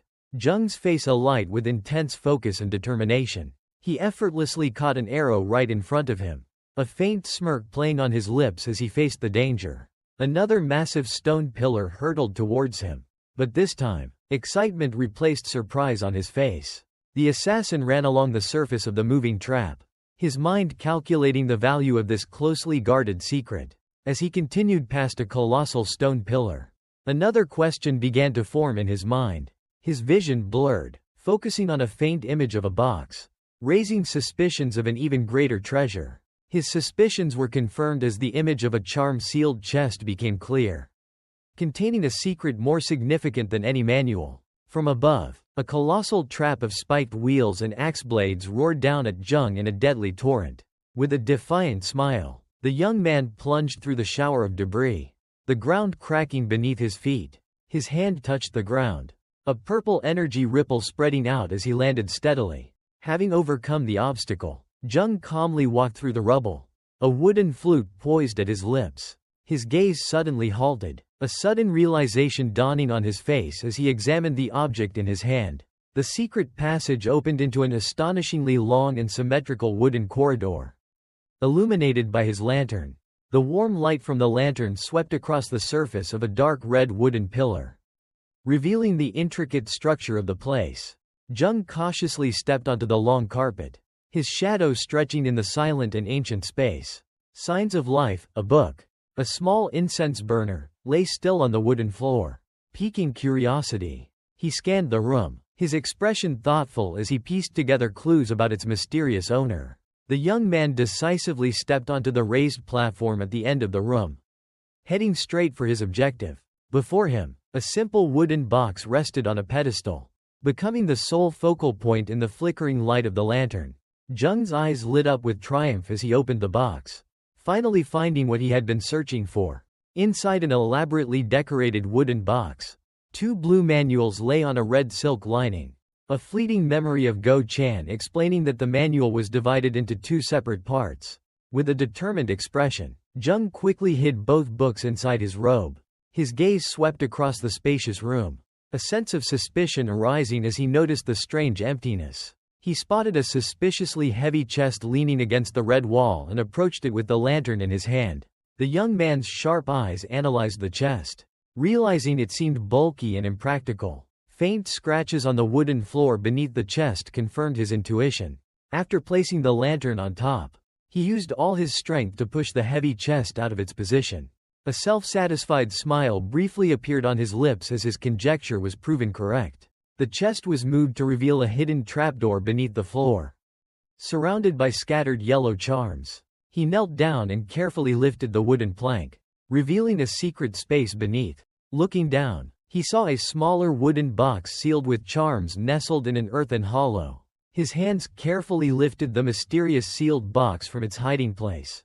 The wooden lantern on the floor emitted an ominous surge of energy, signaling a dark secret. Jung's hands carefully removed the sealing charm from the wooden box, suspicious of its true contents. Suddenly, a powerful surge of energy erupted from the lantern, startling Jung with surprise. Horror was evident in his wide eyes as he realized the source of the danger was not the box. Standing alone in the vast secret room, Jung clutched the box, his gaze fixed forward with determination. Inside the chest, he discovered a gruesome-looking book bound in skin and wrapped with a string of red beads. A wicked and delighted smile flickered across Jung's face as he realized the book was made of human skin. A close-up of the repulsive book revealed a distorted human face pressed into the cover, bound by the crimson string of beads. The scene abruptly shifted to the rhythmic pounding of festive drums, signaling an event unfolding elsewhere. A lavish feast was in full swing with music and dance, a stark contrast to the stillness of the vault. Amidst the revelry, Mok Yunpyeong's face showed clear self-satisfaction and fervor. Reveling in his victory, he stood looking out from the mansion, raising his wine glass with a sense of power and absolute satisfaction. Mok Yunpyeong's cunning smile deepened as he believed he was just one step away from becoming the master of the Sword Manor. With a self-satisfied smile, Mok Yunpyeong raised his cup to congratulate Guard Cam for siding with him. The second young master solemnly introduced the presence of the cunning guard. Guard Cam bowed with feigned reverence, formally acknowledging Mok Yunpyeong as the new master. Under the dim moonlight, the manor was steeped in silence, concealing the secret meeting taking place. Mok Yunpyeong cited his father's health to explain the modest reception, while Cam humbly accepted. With a generous gesture, Yunpyeong invited the guard inside, leading the conversation to a more private space. The deep night fell, marking the transition from public gathering to clandestine plotting. From the shadows, the senior guard silently watched the attendants depart, his mind beginning to calculate his next move. A sneer flickered across the subordinate's lips as he pondered the fatal weakness of the impostor Mok Gyungwoon. In his mind, he recalled Cam's assertion that the impostor possessed no martial arts, information he was about to exploit. He recognized the insidious game Jung had set, a trap forcing him to remain silent to preserve his own life. A cruel confidence was evident on his face as he decided he would not let anyone's plans dictate his fate. The senior guard resolved to overthrow Cam by presenting Jung's head to the second young master as proof of his absolute loyalty. With a self-satisfied expression, Mok Yunpyeong mocked his opponent's downfall, viewing it as a step forward in the battle for inheritance. Mok Yunpyeong laughed heartily with Guard Cam, openly expressing his satisfaction at gaining a powerful ally. The jovial atmosphere suddenly quieted as Mok Yunpyeong unexpectedly inquired about the true reason behind his opponent's loss of martial arts. The second young master sat down, using a feigned lenient attitude to probe the guard, promising to overlook any mistakes. With a resolute expression, Guard Cam bowed in refusal, secretly calculating that revealing the truth would only cause more trouble. Mok Yunpyeong smiled in approval, pretending to place his full trust in the loyalty of the newly acquired guard. The young master's smile became full of hidden meaning and danger as he unexpectedly brought up Guard Cam's past as an assassin. The seasoned bodyguard's composure shattered, replaced by shock and a cold drop of sweat rolling down his temple. Guard Cam was stunned, realizing he had severely underestimated the intelligence of the young man he had previously dismissed as a mere child. With a mocking gaze, Mok Yunpyeong leaned closer, twisting the bodyguard's astonishment with a rhetorical question. Panic surged within the bodyguard as he realized he had completely let down his guard and was now at the mercy of his new master. A subtle, satisfied smile appeared on Mok Yunpyeong's face, marking his absolute victory in this test of power. Under the night that enveloped the mansion, Mok Yunpyeong coldly dismissed the bodyguard, ending the confrontation in silence. From a high window, Jung silently watched a lone figure cross the deserted courtyard. A cunning smile played on Mok Yunpyeong's lips as he became convinced that his third younger brother was hiding some sort of conspiracy. With sharp eyes, he ordered his trusted subordinate, Cho Il-sang, to verify his suspicions about Jung's martial arts. To his subordinate's question, Mok Yunpyeong responded with a cold, meaningful gaze. A cruel and malicious smile clearly appeared on the second young master's face as he ordered the target to be crippled. Cho Il-sang decisively clasped his hands in obedience, his eyes gleaming with determination to carry out the brutal task. In the secret basement, Jung stood alone, holding an ancient book he had just discovered from beneath the floor. His fingers felt a faint but distinct pulse, a ghostly vitality emanating from the human skin-bound book. His eyes widened in astonishment as he realized the paradoxical nature of the gruesome sensation transmitting through his skin. A horrifying illusion of a creature in agony, on the verge of death, appeared, revealing the origin of the dark energy. Initial fear was quickly replaced by a morbidly curious smile as he confronted the terrifying discovery. compelled by an irresistible curiosity. He gazed intently at the book, eager to uncover the deadly secrets within. Suddenly, a surge of purple dark energy erupted from the ground, making Jung turn back in astonishment. A terrifying demon monk with a skull necklace radiated a billowing purple evil aura. Jung was stunned as the book in his hand glowed, attracting the attention of the mysterious shadow. The creature's glowing red eyes lit up, locking onto its target with a look of utter astonishment. To Jung's extreme astonishment, the demon monk suddenly knelt, clasping his hands respectfully before the ancient book. Skepticism and realization flickered in the young man's eyes as he tried to comprehend this unbelievable sight. Sweat poured down the demon monk's forehead, his entire body trembling before the unimaginable power of the book. A wild and triumphant smile appeared on Jung's face as he realized the immense power he now held. His elation was abruptly cut short by an urgent thought, prompting him to slam the book shut. Standing alone in the room, Jung scanned his surroundings, realizing the demon monk's presence meant someone else was nearby. His gaze suddenly lifted with alarm, leading him to an alarming conclusion about an intruder. In a corner of the large room, Jung witnessed the demon monk confronting an intruder. A massive, spiky weapon descended with terrifying speed, delivering a brutal attack. The room trembled from the aftershocks of the attack, a sign of a swift and devastating end. Hasty footsteps echoed in the night as a figure approached a mysteriously lit room. The entire vast mansion was shrouded in night, emphasizing the silence and secretive nature of the intrusion. With the agility of an assassin, Cho Il-sang glided across the rooftops, his target now directly in his sight. Hidden on a tree branch, he narrowed his eyes in surprise at an unexpected sight below. Confusion was evident as he realized the anxious guard was Go-chan, a detail that didn't match his information. Driven by the contradiction, the assassin decided to abandon his hiding spot to uncover the truth. He moved cautiously across the rooftop, his suspicion of a hidden secret growing stronger. Through the window frame, Cho Il-sang's gaze locked onto the scene inside, a fleeting look of astonishment on his face. Inside the room, Jung, disguised as Mok Gyungwon, lay motionless on the floor, seemingly in a deep sleep. Silently entering the room, Cho Il-sang was puzzled by the contradiction between the peaceful appearance and the strange guarding outside. As he approached to check the target's internal energy, a book placed on the table suddenly caught his attention. Cho Il-sang's eyes widened, reflecting extreme skepticism and astonishment at the unexpected discovery. In his hands was a mysterious book, an item capable of completely altering the course of his mission.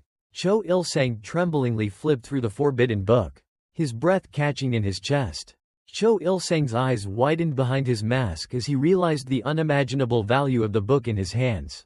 Blinded by greed, the high-ranking guard believed victory in the succession war was now firmly in his grasp. Behind him, Jung, seemingly in a deep sleep, subtly smirked with a devilish smile as his prey had completely fallen into the trap.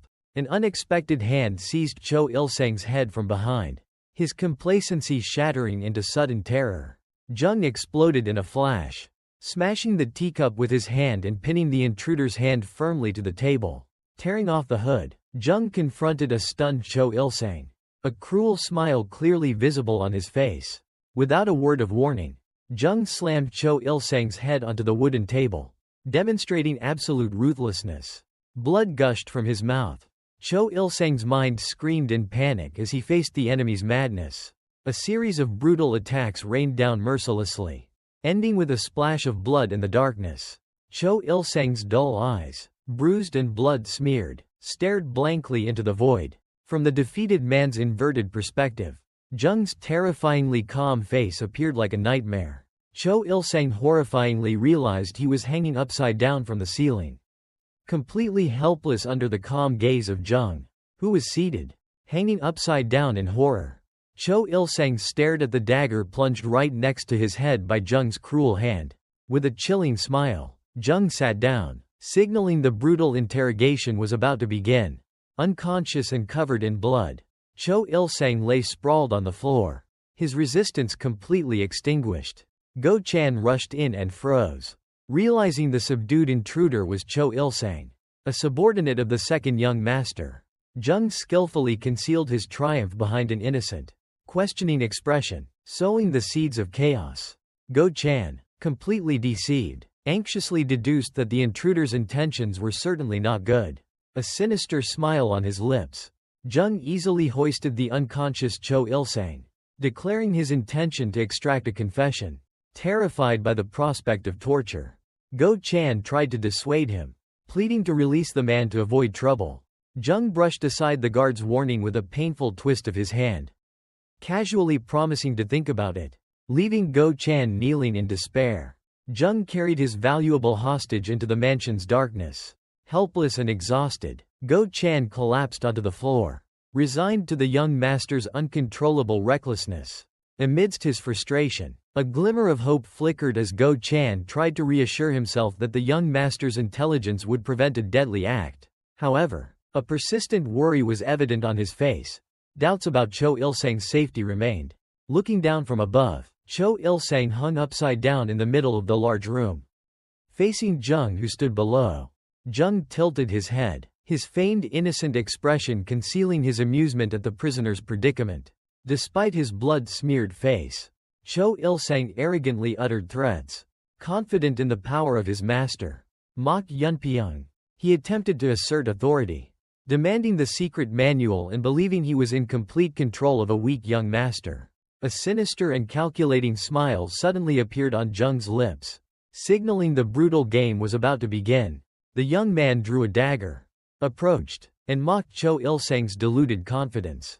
With a deceptive gesture, Jung pretended to cut the bindings, planting a brief spark of hope for release in Cho Il-sang's heart. Cho Il-sang's body suddenly twitched inexplicably, his relief instantly turning into extreme bewilderment. His hands became limp and powerless as a drop of blood fell, an ominous sign of complete loss of control. Jung held up a severed finger in front of the horrified guard, his smile now savage. Horror enveloped Cho Il-sang as he realized the finger was his own. But a strange paralysis prevented any sensation of pain. His mind reeled in despair as he realized he couldn't move or use his internal energy. Completely incapacitated, the cruel truth was revealed through Jung's confession about the paralyzing poison, extinguishing all hope and pushing Cho Il-sang into an abyss of fear.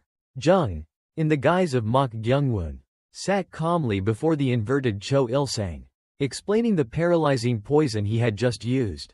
With a cruel smile, Jung pressed the blood-stained knife towards the victim, delivering a terrible ultimatum. Horror was evident on Cho Il-sang's bloodied face as Jung began his interrogation about Mok Yunpyeong's intentions. A savage smile spread across Jung's lips as he signaled the start of the torture. The cold, sharp blade reflecting a deadly light, Cho Il-sang's scream of agony echoed as the first finger was severed, beginning a cruel countdown. Blood splattered onto Jung's frenzied face as he continued to count, a morbid delight evident in his wide eyes. Cho Il-sang shrieked curses in despair, his body convulsing in pain as another finger was severed. The cold blade sliced through another finger in a brutal motion, ignoring the victim's desperate pleas. Cho Il-sang's defiance shattered into utter horror, his screams now only desperate pleas for mercy. Jung coldly looked at the blood-soaked knife, calmly announcing that the next target would be the thumb. A twisted smile, full of pain and submission, appeared on Cho Il-sang's inverted face, signaling the complete collapse of his will. The guard's mouth opened wide in a silent scream, trying to blurt out a confession before the pain struck again. Finally, Cho Il-sang collapsed, confessing in a panic that it was young master Mok Yunpyeong who had sent him to verify Jung's condition. Suspended upside down from the rafters, Cho Il-sang trembled while Jung squatted calmly, observing in the vast room. A close-up of Cho Il-sang's bloodied face, his eyes bloodshot from extreme pain as he gasped for breath. With the blood-stained blade near his lips, Jung thoughtfully analyzed the forced confession, his expression full of calculation. A smug and cunning smile spread across Jung's lips, showing satisfaction at his enemy's swift surrender. Jung leaned closer, his eyes full of malice as he posed another question, delving deeper into Cho Il-sang's fear. The contemptuous smile still on his lips, Jung secretly admired Cam's cunning in concealing his failure with a sophisticated lie. Extreme panic was evident on Cho Il-sang's face as he realized the terrifying intellect of his torturer. his mind muddled with doubts about Cam's loyalty. Jung suddenly fell silent, his contemplative expression contrasting with the rising horror in Cho Il-sang's eyes. Jung stood up, turning his back coldly, leaving Cho Il-sang suspended above a pool of blood and severed fingers. In a moment of extreme horror, Cho Il-sang's eyes widened, reflecting the certain belief that death was imminent. Through the lens of despair, Cho Il-sang saw Jung's figure transform into a demonic entity with fiery eyes, signaling his end. Suddenly, the demonic illusion vanished, revealing Jung's surprised and somewhat bewildered expression at an unexpected turn of events. With a final desperate effort, Cho Il-sang screamed out an oath of absolute loyalty, the sound of surrender echoing throughout the room. In despair, Cho Il-sang, his face smeared with blood, swore absolute loyalty to his torturer. Jung calmly accepted the oath while Cho Il-sang hung helplessly, blood dripping onto the floor. A flicker of surprise appeared in Cho Il-sang's eyes as he realized his new master had an immediate task for him. A cold, calculating look was evident on Jung's face as he offered a disturbing smile. Joy at the thought of being saved flooded Cho Il-sang as he hastily agreed. The brief moment of hope was extinguished by the sight of Jung's blade swiftly moving towards his throat. Cho Il-sang's eyes widened in horror and extreme pain as he felt the cold betrayal. A cruel smile appeared on Jung's lips as he reminded the victim of his promise to readily sacrifice his life. As the rope was cut, Jung delivered a fatal slash while Cho Il-sang's body was falling. Jung's face, splattered with the victim's blood, gleamed with savage satisfaction. Cho Il-sang's world plunged into red as his face froze in an expression of utter horror. In the shadow of death, Cho Il-sang realized the grim truth about the price of blind loyalty. The true purpose of the massacre was revealed as Jung held a book sealed by a string of beads. Contemplating his next move, Go Chan watched in horror as Jung stood beside Cho Il-sang's corpse, preparing for a gruesome ritual. Cho Il-sang's ill-fated blood flowed down, covering the sealed book within the wooden box. Jung's eyes gleamed with cruel determination as he performed the final blasphemous act. The full view revealed Cho Il-sang's body hanging upside down, his blood continuously dripping to break the seal. The red beads of the seal began to crack, emitting a golden light as pure energy was defiled. Crimson energy erupted as the seal completely shattered under the impact of the blood flow. Jung stood still, his gaze fixed on the box with tense anticipation after the ritual was complete. A sudden and violent tremor from the box made Jung pause in disbelief. From an overhead view, a colossal pillar of blood suddenly erupted from the box, heading straight towards the stunned Jung. The box was now engulfed in a boiling sea of blood, completely swallowing the book inside. Swept away by the crimson energy surge, Jung's body was violently thrown backward. The entire room was engulfed in a chaotic vortex of blood, obscuring everything from view. Amidst the dissipating energy vortex, Jung landed cautiously, his eyes wide at the unpredictable consequences of his actions. A violent crimson vortex erupted around Jung, engulfing everything in chaos. Astonishment and bewilderment were evident on the young man's face as he realized the ritual had spiraled out of control. From the heart of the bloodstorm, ribbons of energy began to twist, forming a bizarre shape. A new entity, entirely enveloped in layers of crimson fabric, gradually materialized in midair. The spectral figure turned, revealing a graceful yet imposing form beneath a sky ablaze with purple. The crimson energy surge knocked Jung backward, causing him to lose his balance helplessly. His feet slid across the blood-soaked floor, pushed back by an invisible, irresistible force. A drop of blood fell, creating ripples on a still surface, signaling a spatial transformation. Jung's eyes widened in horror, his hands raised in a desperate reflex as he faced the unleashed power. The scene suddenly became strangely serene, with red butterflies fluttering amidst a hazy pink mist. On an endless iron bridge, Jung lay helpless below, while a red-clad goddess slowly descended from above. The crimson goddess glided above the young man, her robes fluttering like a river of blood in midair, facing the ethereal bare feet of the supernatural entity. Jung realized he was merely a tiny mortal in her domain. Amidst a crimson space, a mysterious woman in scarlet attire appeared, her gaze piercing through a thin veil. A bead of sweat trickled down Jung's temple, his eyes wide with extreme astonishment at the unexpected sight. Standing alone amidst the blood-colored spiritual space, the young man realized this entity far surpassed all his expectations. The ethereal goddess hovered in midair, her majestic figure exuding a transcendent power belonging to the fifth realm. The cold, sharp gaze of the azure spirit demoness looked straight ahead, confirming her terrifying rank in the deadly silence. The killer's eyes widened in horror, belatedly realizing the fatal error in his ritual. An invisible force attacked violently, causing Jung to stumble and fresh blood to splatter in panic. Looking down from above, the blood goddess effortlessly controlled a vortex of energy, tossing Jung into the air like a puppet. With a contemptuous gaze, the powerful entity slightly curled her lips, whispering about the foolishness of the one who dared to summon her. Crushed by immense pressure, Jung collapsed into a pool of blood, his body convulsing in extreme pain. The goddess covered her eyes, extending her hand to command him to completely abandon his will and spirit. She smiled smugly and alluringly, demanding he offer his soul as a sacrifice. With dried blood on his face, Jung's eyes no longer held surprise, only bitter acceptance of the blue spirit demon's absolute power. An ancient book revealed the nature of a century-old vengeful spirit, an extremely dangerous entity. From the blood goddess's luscious red lips, a stream of demonic energy slowly emanated. Her fiery red eyes glanced down, her gaze both arrogant and slightly curious. Amidst the crimson space, Jung knelt helplessly beneath the majestic presence of the goddess dominating him. Jung's face was rigid with pain as he struggled against the crushing spiritual pressure. The sudden pain vanished, replaced by a smug, defiant smile on the killer's face. His confidence made the goddess pause for a moment, a flicker of surprise appearing behind her veil. The young man's hand pressed deep into the pool of soul blood, seemingly probing for the opponent's weakness. Jung's smile grew more arrogant as he realized a core truth about the nature of souls. The blood goddess watched in silence, her stillness concealing a terrifying power.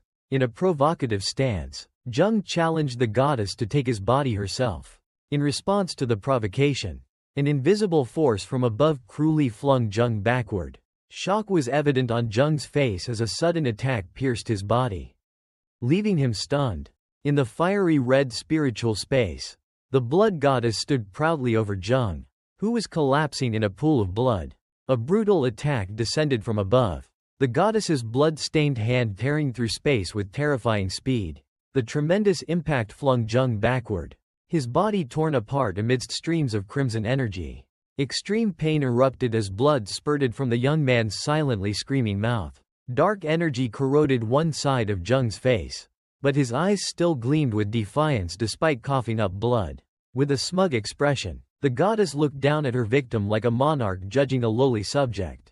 Amidst the sea of blood, Jung's tattered body was submerged by the absolute command to offer his soul. Despite the pressure, he channeled strength into his legs, standing firm and defiantly amidst the chaotic flow. The unexpected resistance stunned the blood goddess, her red eyes widening in a fleeting moment of astonishment. Jung struggled to his feet, gasping and clutching his wound, his body trembling but his will unbroken. The goddess looked at her condemned prisoner with a scrutinizing gaze. Unable to believe he had endured the destructive attack, she quickly regained her haughty demeanor, an indifferent flick of her hand attempting to conceal her fleeting confusion. Tendrils of blood-colored energy once again surged towards Jung. A new attack launched with greater ferocity. In Jung's blood-filled eyes, an unwavering spark of defiance still burned brightly. The blood goddess unleashed a brutal attack, flinging the young man into a stone pillar with threads of blood. Changing tactics, the powerful entity made an offer, her bare feet lightly touching the fiery red spatial floor. Bound and wounded, Jung looked back with skepticism, probing the true intention behind the sudden enticement. The goddess floated opposite him, explaining that destroying such a tenacious soul would be a futile waste. The killer tested the limits of the offer, his face tense as he probed the goddess's reaction. A cold smile spread across the blood goddess's lips as she revealed the deadly consequences if he refused. The young man was silent for a moment, weighing the threat hidden behind the thin veil of choice. After a period of silence, Jung seemed to yield, his gaze lifting to signal a reluctant acceptance. Eager delight was evident on the goddess's face. Believing the condemned prisoner's will had finally been broken, she leaned forward, promising to destroy any enemy in exchange for his submission. A subtle and calculating smirk slowly appeared on Jung's blood-stained lips. Completely unaware of the trap, the blood goddess's eyes widened with fervent eagerness, impatiently waiting to devour his desires.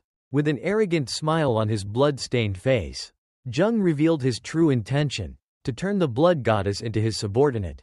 Jung's arrogance stunned the blood goddess into silent fury. Provoked, the goddess unleashed a fierce storm of crimson energy towards her challenger. She hovered menacingly, challenging Jung to endure the full extent of her power. The goddess's eyes gleamed with cruel confidence as she believed she had regained control. Suddenly, an invisible counterforce flung the blood goddess backward in a fiery red streak. Jung's face was rigid with pain, indicating he was paying a heavy price for his resistance. A second, even larger energy explosion repelled the goddess again, disrupting her attack. Now, it was Jung who was engulfed in the energy vortex.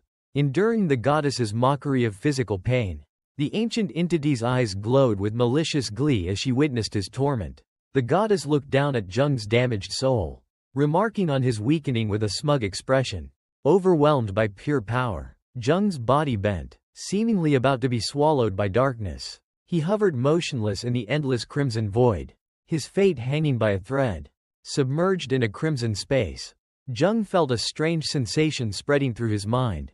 Every one of the young man's senses screamed a single truth as he was submerged in the color of blood. His body was flung backward in a vortex of blood. But a doubt began to arise. Amidst the chaotic air, he analyzed this sensation and realized a fundamental difference.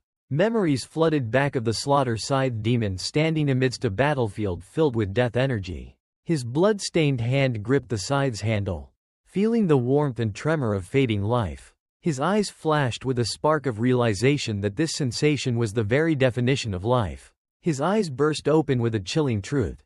This illusion offered only the hollow sensation of death. Extreme astonishment was evident on the blood goddess's face as her illusory world began to crack. The entire spiritual space shattered into pieces like a broken mirror. Jung stood firm at the epicenter of the collapse. While the goddess was repelled by her own attack, the blood-red illusion completely vanished, revealing the true scene of the room. Struck by a spiritual counterattack, the blood goddess was flung backward with a silent scream. Jung stomped his foot decisively, blood splattering into a perfect circle around his heel. From the floor, the blood goddess watched in astonishment as Jung calmly walked towards the red energy portal. Skepticism and horror were evident in the goddess's fiery red eyes as she realized her defeat. The young man glanced back with a cold gaze, challenging the disbelief of the entity he had just subdued. From her slender fingertip, a butterfly crafted from blood and energy began to form. The blood goddess raised the crimson butterfly in her palm, her eyes filled with determination for a final attack. The blood butterfly soared into the air, leaving a fiery red trail amidst the chaotic scene. Jung stood still and unperturbed, his calm gaze following the magical butterfly hurtling straight towards him. A streak of blood from the shattered butterfly splattered onto Jung's cheek, but his face remained devoid of any emotion. A flash of realization flickered in the goddess's eyes as she witnessed the ineffectiveness of her attack. She realized in horror that Jung had achieved the state of sensory freedom, while Go Chan was flung away by the spiritual aftershock. Memories of an ancient Taoist magic surfaced, a skill that nullified the five senses to escape all illusions. The blood goddess looked at the mortal with growing fear, wondering about the true nature of the one who had accomplished the impossible. Jung stood firm amidst the spiritual energy, his eyes serene as the blood-red goddess horrifyingly realized his Taoist qualities. A mocking smirk subtly formed on Jung's lips, breaking the tense silence.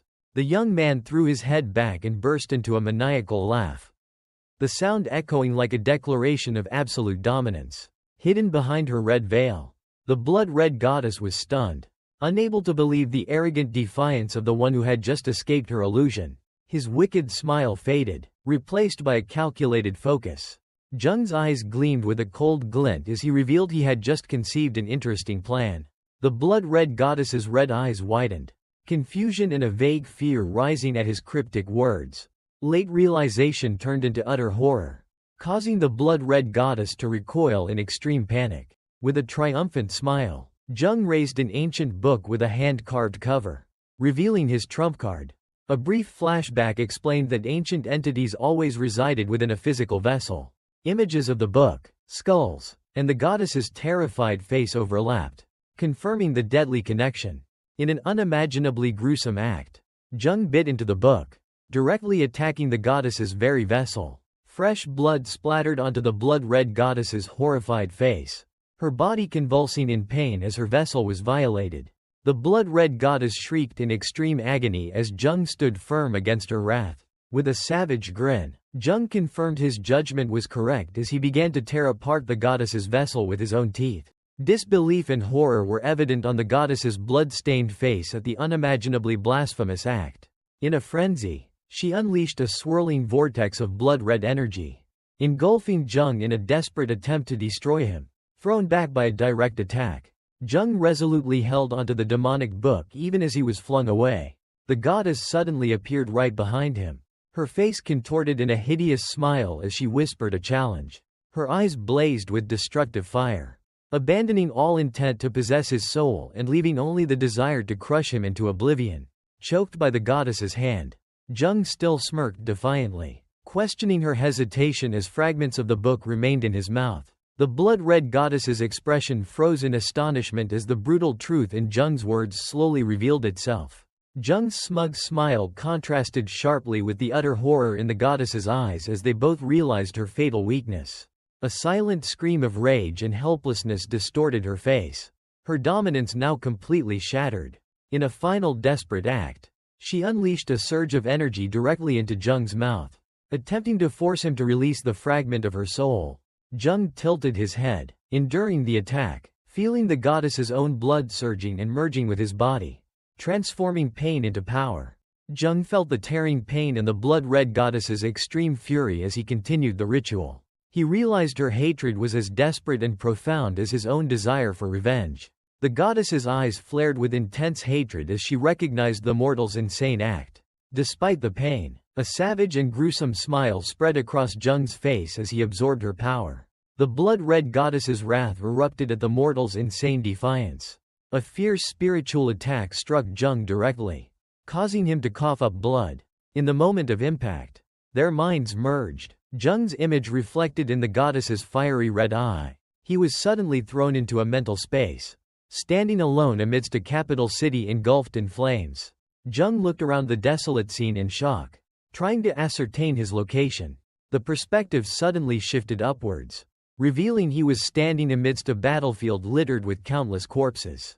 The scene stretched endlessly, a gruesome tableau of slaughter on an unimaginable scale.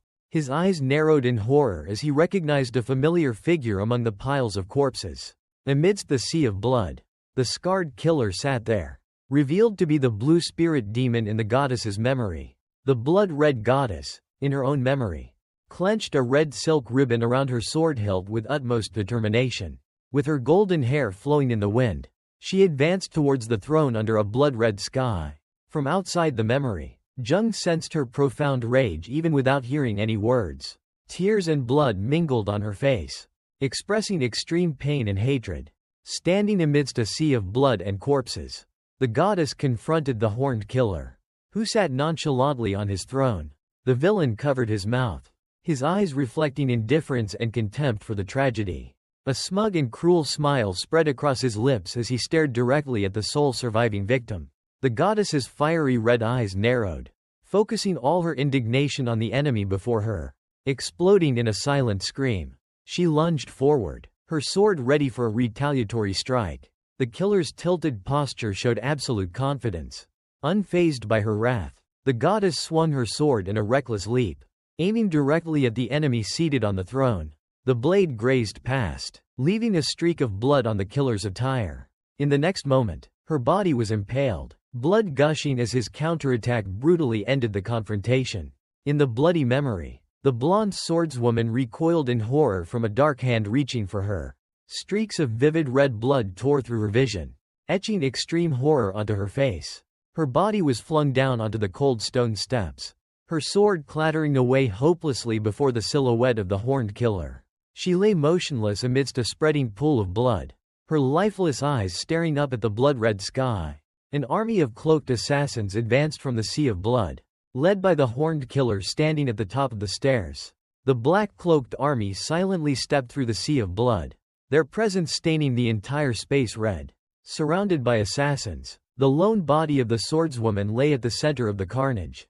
Under the crescent moon, daggers were simultaneously raised, ready for the ritualistic finishing blow. Desperate tears streamed down her blood-stained cheeks, reflecting her acceptance of a tragic fate. Fresh blood splattered into the night sky, painting a final picture of brutality under the waning moon. Jung's pupils constricted, reflecting the entire scene of slaughter with burning indignation. His footsteps decisively pressed into the sea of blood, officially entering the horrifying memory space. He stood tall, facing the shattered soul of the blood-red goddess. An alliance of vengeance silently formed. Amidst a sea of blood and dark energy, an ancient grimoire lay dormant, becoming the focal point of the ritual. A silent scream echoed in Jung's mind as he reeled from the unleashed power. Slumped on the floor, the young man was stunned to realize a ghostly red thread emanating from his own chest. From nothingness, a skeleton cloaked in vivid red formed with a fierce surge of energy, signaling the birth of an entity. The red thread stretched taut, vibrating with a mystical purple energy, tightening the fated connection. The blood-red goddess looked down at the thread attached to her in utter horror as she realized she had become a bound spirit beast. A smug smile appeared on Jung's face, satisfied with successfully subduing a powerful blue spirit demon. Denial and anger distorted the goddess's face as she could not accept her new fate. Jung's smugness vanished, replaced by vigilance as he sensed an intent to attack from the new spirit beast. In a fit of rage, the blood-red goddess lunged and used her energy-infused hand to tightly grip Jung's throat. She suddenly froze, her face contorting in pain as similar marks appeared on her own neck. Helplessly coughing and choking, the goddess stumbled backward, while Jung stood behind, watching with an astonished expression. Touching his neck, Jung realized a bitter truth. Any harm he suffered, his spirit beast would feel exactly the same. Having just escaped death's door, Jung pondered the fate of the demonic monk. Under the moonlight, the demonic monk stood guard in the courtyard, near a subdued intruder. Turning her back, the blood-red goddess exhaled a thin wisp of smoke from her pipe and offered an introduction. Jung approached, introducing himself as Mok Gyungwoon and inquiring about her identity. Met with the goddess's silence. A mischievous smile flickered across Jung's lips as he challenged that he would name her himself. With a smug expression, he uttered an insulting name, Red Beetle, to provoke her. Rage flared across the blood-red goddess's face, her eyes bulging with fury at the insult. Jung's hearty laughter rang out, completely unaffected by the god's simmering anger before him. She turned her face away in disdain, resolutely refusing to reveal her true name to a mere mortal. Jung calmly pondered, his eyes gleaming with a new idea based on her azure spirit demon nature. An elegant name, Azure Spirit, appeared above the goddess's graceful form, signifying his decision. A brilliant light emanated from behind Jung as he smiled powerfully and declared that would be her name. The young man stood with his back turned, while the goddess sat on the steps, sulkily facing away, a reluctant acceptance established. Jung mused, deciding to use persuasive words instead of force to tame his arrogant spirit beast. His attention shifted to an ancient book bound in human skin, containing the secrets of the binding ritual. He inquired of the blood-red goddess about the book's contents, but she coldly refused to acknowledge the name Azure Spirit he had given her. Ignored, the young man returned his focus to the mysterious pages while the goddess turned her back in disdain. His eyes widened in astonishment as an unexpected discovery emerged from the ancient characters. Horrific lines written in fresh blood emanated a dark energy from the page. A wicked and delighted smile appeared on the killer's face as he recognized the book's demonic nature. However, the excitement quickly turned to confusion as he realized the characters seemed meaningless when placed side by side. From behind, Azure Spirit offered a mysterious smile.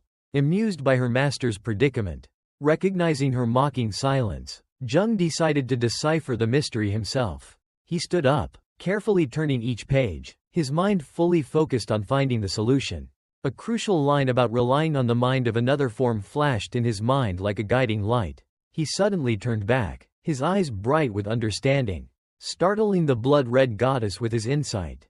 A warning of deception echoed as bare feet walked in the darkness, signaling a reality not as it seemed. The blood-red goddess was suddenly horrified, the pipe in her hand unexpectedly exhaling a faint white smoke. A fierce surge of purple magical energy erupted, separating Jung and the blood-red goddess in a silent confrontation. Despite the chaotic energy vortex, Jung remained focused on deciphering the ancient script in the magical book. A glimmer of hope flickered in Jung's eyes as the book unexpectedly glowed with a brilliant red light, promising ultimate power. His elation quickly turned to confusion as the magical page stiffened, unable to be turned. The blood-red goddess witnessed the scene with a stunned expression, disbelieving what was unfolding before her eyes.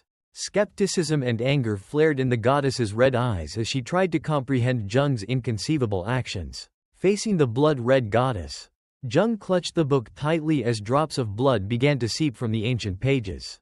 An intense pain struck, causing Jung to recoil as the dark energy from the book began to invade his body.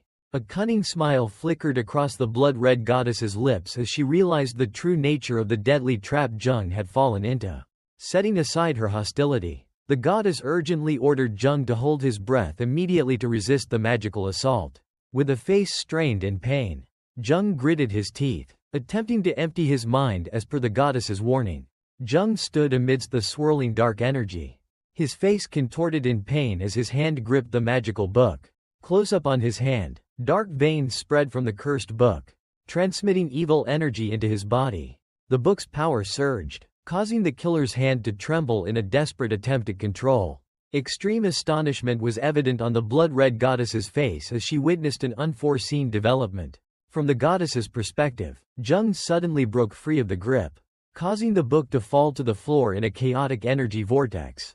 The magical book hovered and opened, revealing Jung's extraordinary ability as he astonishingly nullified the binding ritual.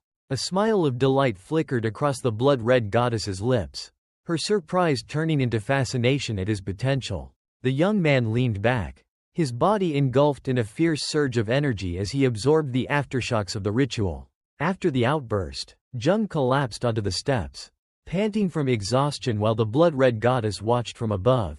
With a superior air, the Azure Spirit Demon pointed out Jung's mistake in controlling the ritual, revealing that his breathing was incorrect.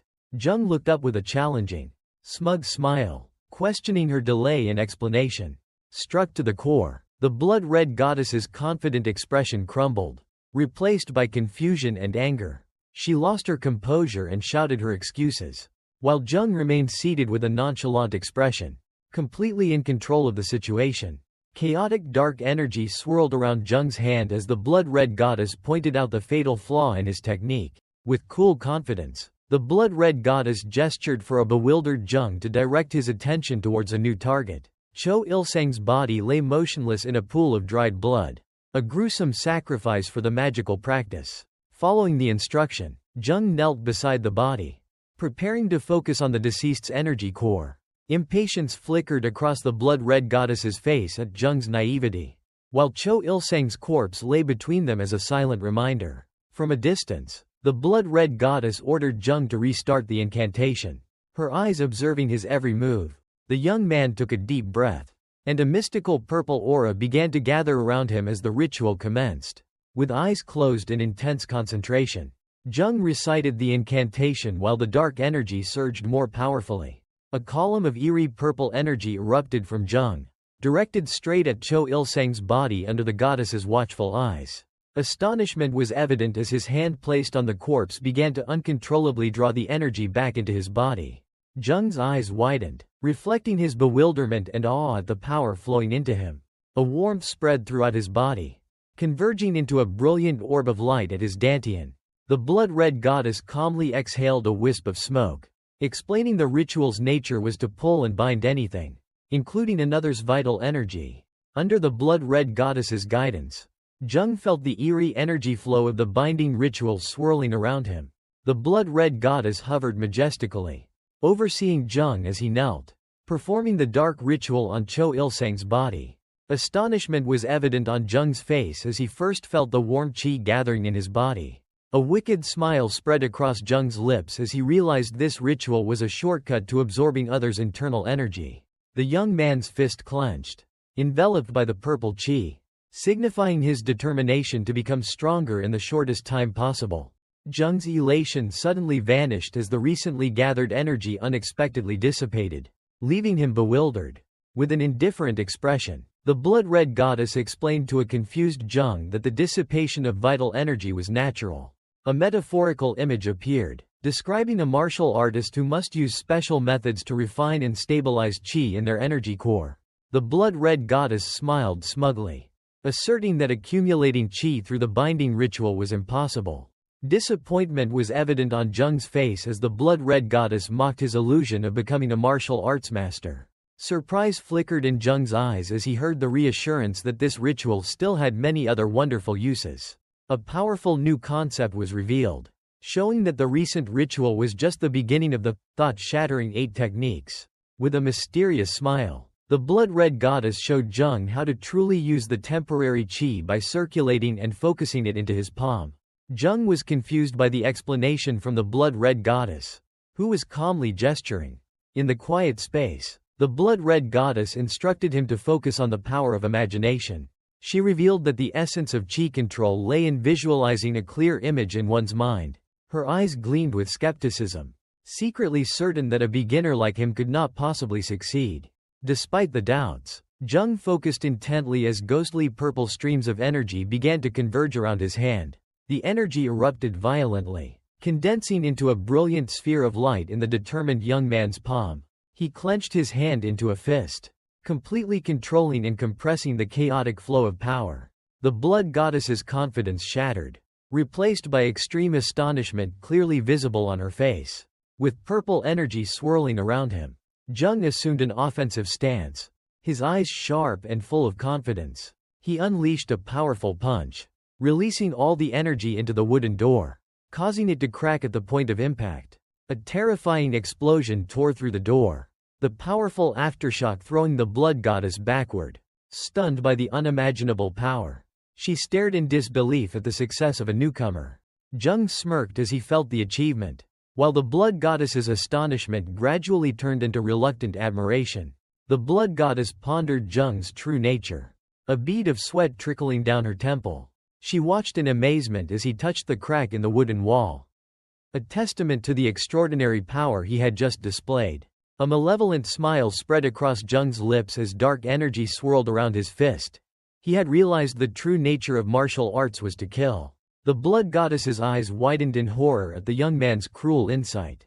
She exhaled a puff of smoke, admitting inwardly that he had seen through the core essence of martial arts: effective elimination of opponents. Her initial astonishment transformed into a strange fascination, a new idea sprouting in her mind.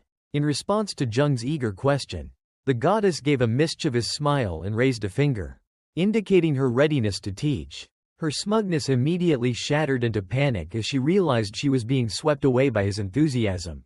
The blood goddess quickly turned away, trying to hide her embarrassment and reassert her position before a mortal. She bit her lip lightly, grudgingly admitting that she had spoken too much due to Jung's extraordinary comprehension. With a cold refusal, she ascended the steps, leaving Jung alone with his unfinished question. The young man looked down at his palm, where a strange dark energy began to gather, causing a fleeting surprise. He clenched his hand, feeling the residue of the cold energy that did not dissipate as the goddess had said. Jung briefly considered seeking answers from the silent blood goddess. However, he quickly dismissed the idea, deciding to discover the truth himself. Leaving the chaotic scene behind, Jung confidently ordered Lam Lin to depart with him. Under the crescent moon, a figure glided through the silent night. Darkness enveloped a plaque engraved with the name of a majestic and mysterious place. The warrior Ho Ang, Lady Sok's bodyguard, appeared with a tense expression as she carried out her mission. She advanced alone towards Phoenix Pavilion, a massive structure that exuded an intimidating aura amidst the rugged mountains. The heavy wooden door creaked open, revealing a dark and cold space within. Inside was a room filled with bizarre and unsettling wooden statues. Jars sealed with talismans lay silently on the floor, hinting at imprisoned entities. A ghostly statue with a multi-eyed skull and a gruesome smile emerged from the shadows. Ho Ang stood frozen, her smallness emphasized before the colossal demonic statue. Cold sweat broke out on her forehead as horror and confusion overwhelmed her mind at the ghostly sight. In the eerie main hall of Phoenix Pavilion, Ho Ang stood solemnly before a blazing sacrificial fire. A bead of anxious sweat trickled down her temple as she spoke, her hand covering the tension on her lips. In a resolute voice, she formally reported the death of Shaman Myo Shin at the hands of third young master Mok Gyungwoon. The grotesque demonic statue with a skeletal face and multiple eye sockets stood tall in the darkness, exuding an ancient evil. She placed a bag of silver on the altar as an offering, signifying Lady Sok's sorrow, and presented a new task. Ho Ang's gaze sharpened as she made the request to assassinate the third young master. A deadly proposition. Having completed her task, she turned her back and left the altar, the shadow of the ghostly statue seeming to swallow her. The flame on the altar suddenly flickered out for a moment, leaving a thin wisp of smoke. Relief was evident on Ho Ang's face as she clasped her hands in gratitude, a sign that the pact had been accepted. Descending the stone steps, she couldn't help but glance back at the closed door with an indescribable sense of irritation. A shiver ran down her spine as she tried to rationalize the feeling of being watched, even though she knew no one was there. Inside, a mystical purple energy enveloped the main hall, indicating a powerful ritual was being performed. Through the statue's eyes, an image appeared. Mok Inden, the head of the mansion, lay motionless on his bed, becoming the target of magical surveillance. A golden ceremonial staff was raised decisively, affirming an undeniable truth. Above Shaman Myo Shin's body, a masked sorcerer from Phoenix Pavilion concluded that it was an assassination. An ancient stone statue seemed to vibrate in agreement, reinforcing the council's judgment. Based on the account of a floating maid, the sorcerers believed the third young master had been possessed by a royal spirit. Around the body, a heated debate erupted over the possibility that the young man had subdued the evil spirit as his familiar. The image of a ferocious demon beast appeared to illustrate the impossibility of subduing a vengeful spirit. The leader gripped his staff, signaling the end of the discussion and that a decision had been made. Before the entire council, the leader ordered a member to be sent to eliminate the third young master of Mok Sword Mansion. A cloaked assassin with glowing eyes stepped out of the ranks, accepting the deadly mission in silence. Dawn broke over the curved roofs of Mok Sword Mansion, bringing with it an invisible, approaching threat. A servant in the mansion yawned widely, completely unaware of the deadly plot targeting the residents. He grumbled complaints as he carried a brazier through the deserted corridor. Tired after a sleepless night, Jung, in the guise of Mok Gyungwoon, politely accepted the brazier from the servant, his calm demeanor hiding his tense anticipation. Flames flickered in an incense burner, signaling an impending ritual of destruction. While Mok Yuchun curiously warmed himself, Jung stood silently with his determined purpose, holding an object ready to be cast into the fire. Horror was evident on Yuchun's face as Jung revealed the lost martial arts manual of Mok Sword Mansion. Without hesitation, Jung tore the precious book right before the desperately lunging Yuchun's eyes. The pages containing the essence of martial arts were swallowed by the flames, Yuchun's silent scream echoing in the scene. Amidst the young man's anguished cries, Jung calmly dropped the last fragments into the brazier. A demonic smile spread across Jung's lips, the madness of this act only highlighting his mysterious aura. He stood there, completely in control, his eyes defiantly meeting Yuchun's stunned gaze. Faced with Yuchun's outrage, Jung responded only with a cold, emotionless look. Despite Yuchun's desperate words about the manual's value, Jung maintained an annoyingly indifferent expression. The young man lightly tapped Yuchun's head with the book cover, a gesture both explanatory and condescending. He tossed the remainder of the book to the bewildered Yuchun, a dismissive act full of implication. Finally, Jung pointed to his head, revealing that the entire manual was now etched into his mind. Jung confidently pointed to his temple, a smug smile on his lips as he affirmed he had memorized everything. Extreme horror was evident on Mok Yuchun's face, cold sweat breaking out as he stood frozen. The assassin's heel tapped lightly on the floor as he issued a new command to his trembling pawn. He turned his back, handing the manual to Yuchun along with a malicious directive intended to sow chaos. Mok Yuchun clutched the precious book, confusion and disbelief evident in his eyes as he tried to comprehend the command. Without warning, the family's manual was thrown directly into the brazier, the greedy flames instantly devouring it. A wicked and satisfied smile appeared on Jung's face as he witnessed the destruction. His eyes gleamed with calculated cruelty. Fully enjoying the chaos he had just created, the horrifying truth finally dawned, turning Mok Yuchun's confusion into silent terror at Jung's madness. Dawn broke over the curved roofs of the Mok Sword Manor, signaling the start of a new day in a deceptive tranquility. A servant's hands carefully smoothed the bedsheets, an action that began the daily routine. From behind, the diligent servant tidied the bed, a mundane image completely contrasting with the deadly plot unfolding. His face partially obscured, the Mok Sword Manor servant continued his cleaning, oblivious to the storm about to break. Guard Cam reviewed the day's schedule with a stern expression, a habit honed from his past as an assassin. With a decisive gesture, the guard re-sheathed his dagger, demonstrating the iron discipline of a former assassin. As he donned his familiar hat, a sense of confidence surged within Cam, believing his meticulous plan was nearing its conclusion. In a moment of stillness, hot tea was carefully poured into a cup, signaling a lull before the grand plan was executed. He took a sip of tea, immersing himself in the future prospect of becoming the second young master's subordinate. The former assassin's gaze drifted afar, encompassing the entire manor as he dreamed of the powerful elder position he was about to attain. A fleeting wave of nostalgia washed over Cam as he recalled his days as an orphaned assassin. A past that seemed so distant. Cam's train of thought was abruptly cut short by a summons from young Master Yunpyeong. An unexpected event that shattered his quiet morning. A fleeting frown crossed the guard's face, confusion and suspicion evident at the unannounced summons. The scene shifted to another magnificent building within the manor, where the fateful meeting was about to take place. A blinding flash of light and a sudden whooshing sound shattered the silence, signaling an unexpected and violent attack. In extreme panic, Cam rushed across the courtyard, his earlier confidence completely gone, leaving only a desperate attempt to flee. Blood stained his face, his eyes wide and teeth clenched.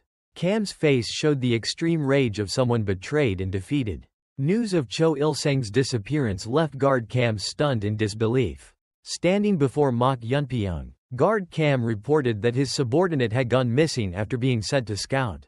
Rage erupted on Mok Yunpyeong's face as he gnashed his teeth, feeling he had been blatantly deceived. Guard Cam hastily explained himself in a panic, asserting his innocence before the second young master's fury. A hard object was thrown at terrifying speed, striking Guard Cam's head in a moment of brutal violence. With fiery eyes, Mok Yunpyeong roared his questions, his patience completely exhausted. Bruised and bleeding, Guard Cam stood trembling, realizing his plan was collapsing irrevocably. Despair surged as he recalled all his sacrifices, forcing him to beg for a chance to prove his loyalty.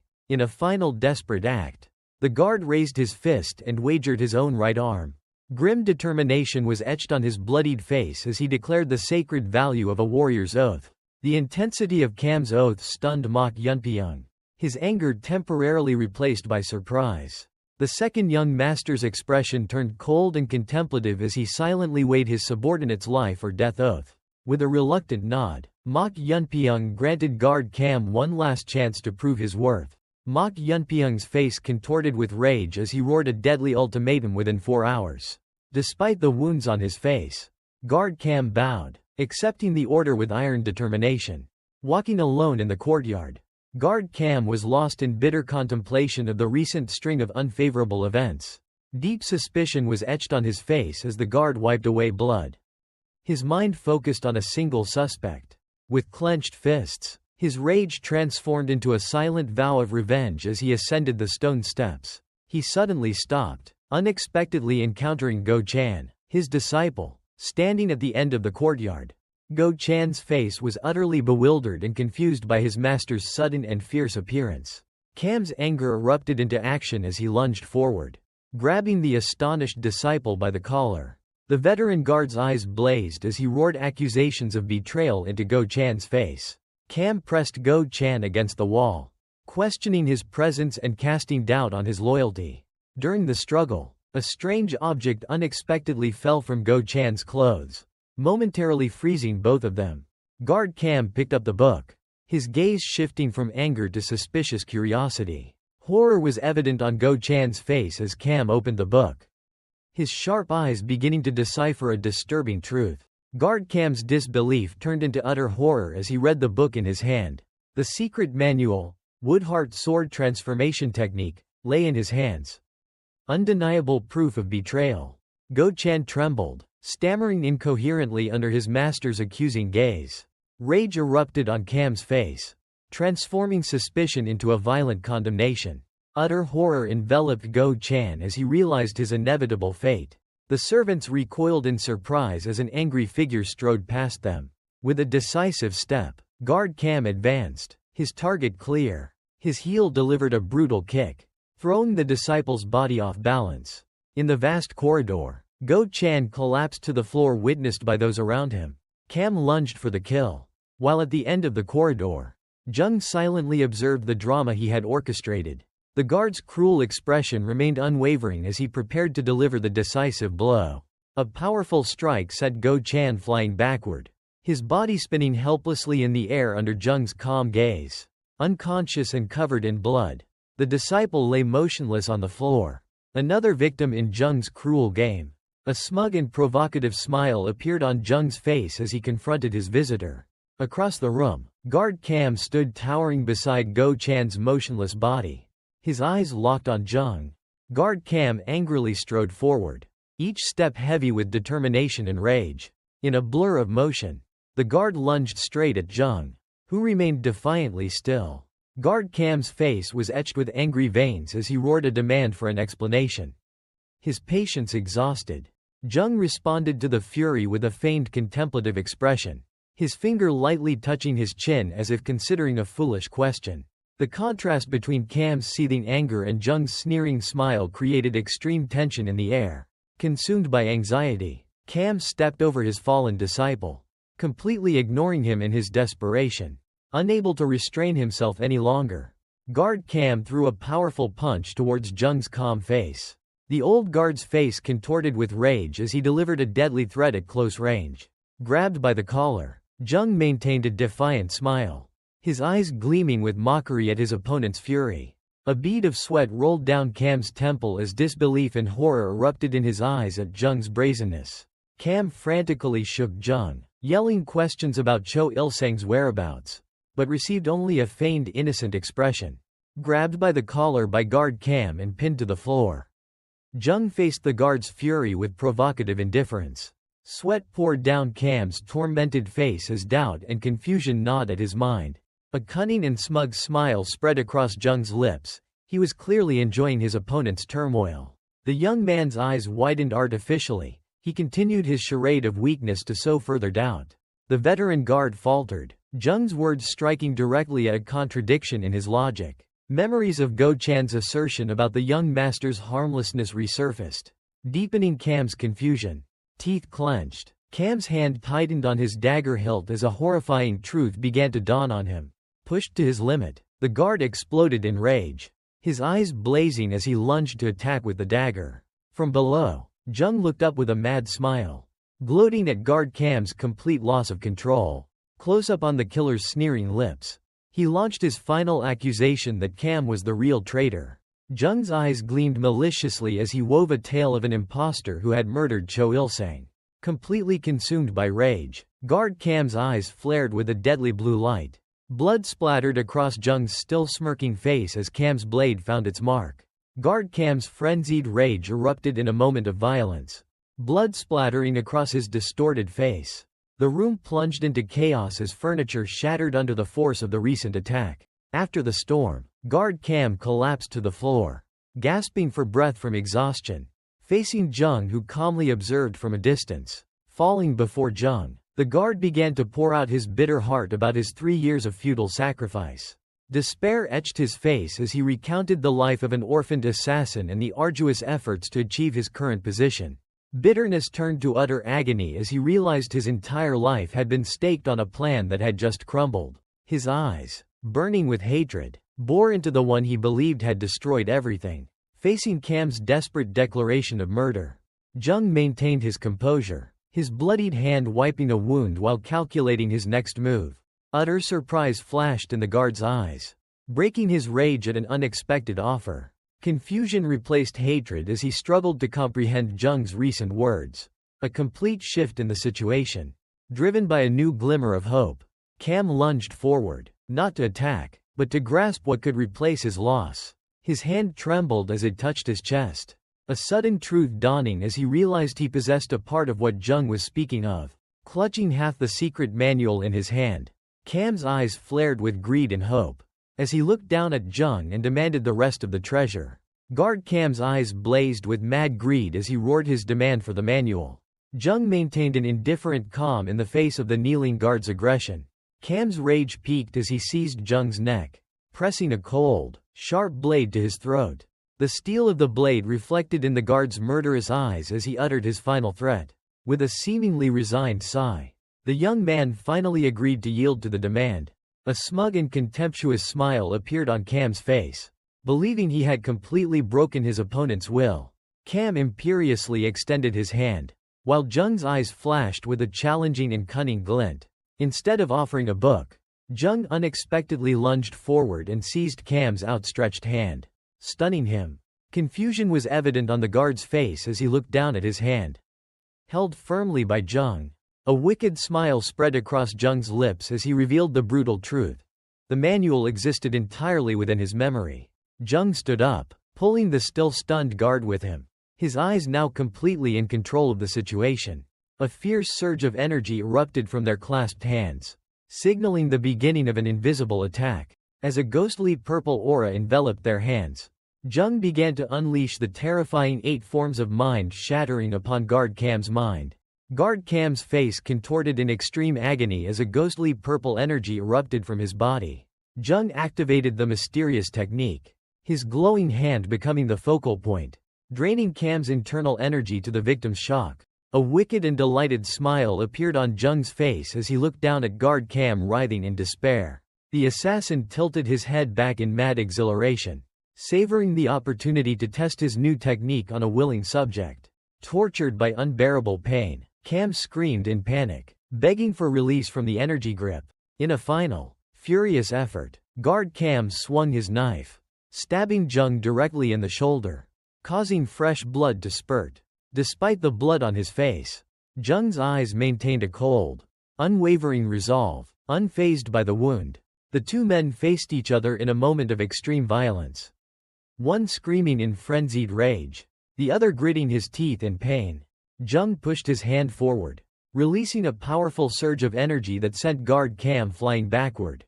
Seizing the opportunity, Jung spun and delivered a powerful kick that sent Cam's body flying across the room.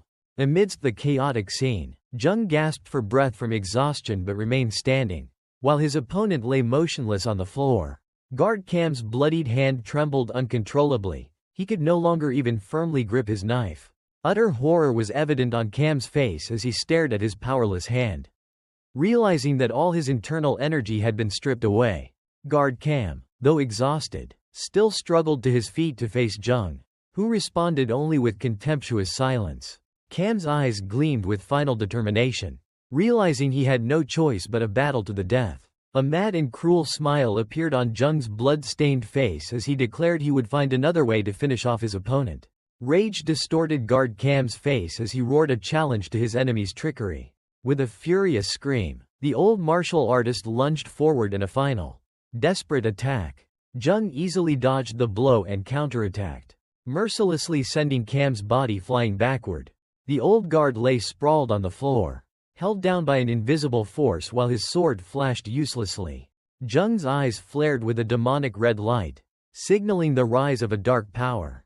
A ghostly hand enveloped in shadow easily blocked Cam's blade, leaving him utterly stunned. Disbelief and utter horror were evident in Cam's wide eyes as cold sweat streamed down his temples. Trembling all over, Cam pointed at his enemy, trying to utter a question in terror at the dark power enveloping Jung. Jung raised his dagger to eye level, his smile promising an even more brutal torture before Cam's stunned gaze. Behind Jung, the ghostly silhouette of the demonic monk with skulls emerged. A nightmarish entity summoned to extinguish Cam's last hope. Guard Cam's face contorted in extreme horror as he was seized by the demonic monk's arm. With a smug smile, Jung turned the tables, declaring he would repay his enemy's debt. The young man's mad eyes gleamed as he raised the dagger, the weapon now imbued with dark energy. The cold blade pierced Guard Cam's chest, a scream of pain and despair echoing through the room. A cold smile flickered across Jung's lips as he confirmed that both the internal energy and the weapon belonged to Cam.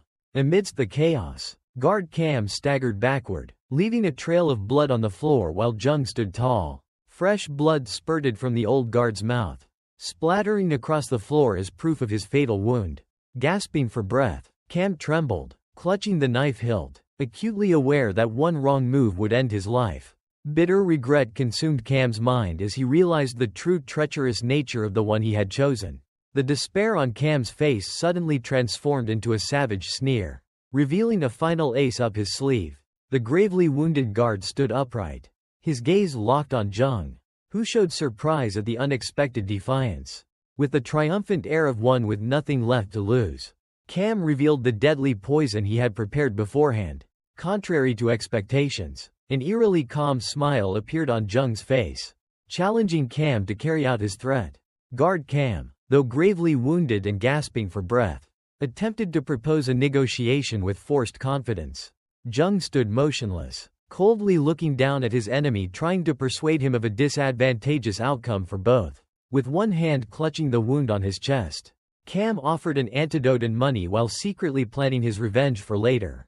A sudden spasm struck, and Guard Cam horrifyingly coughed up blood. Unable to utter a word, the old guard collapsed to the floor, vomiting a large pool of blood in extreme agony.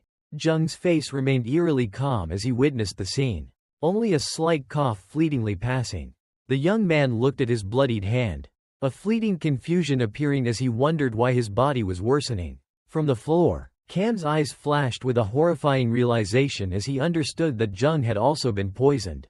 Jung coughed lightly, then stood upright, ignoring the dying guard's panicked question. Leaning casually against the doorframe, Jung revealed that it was his own blood on the dagger.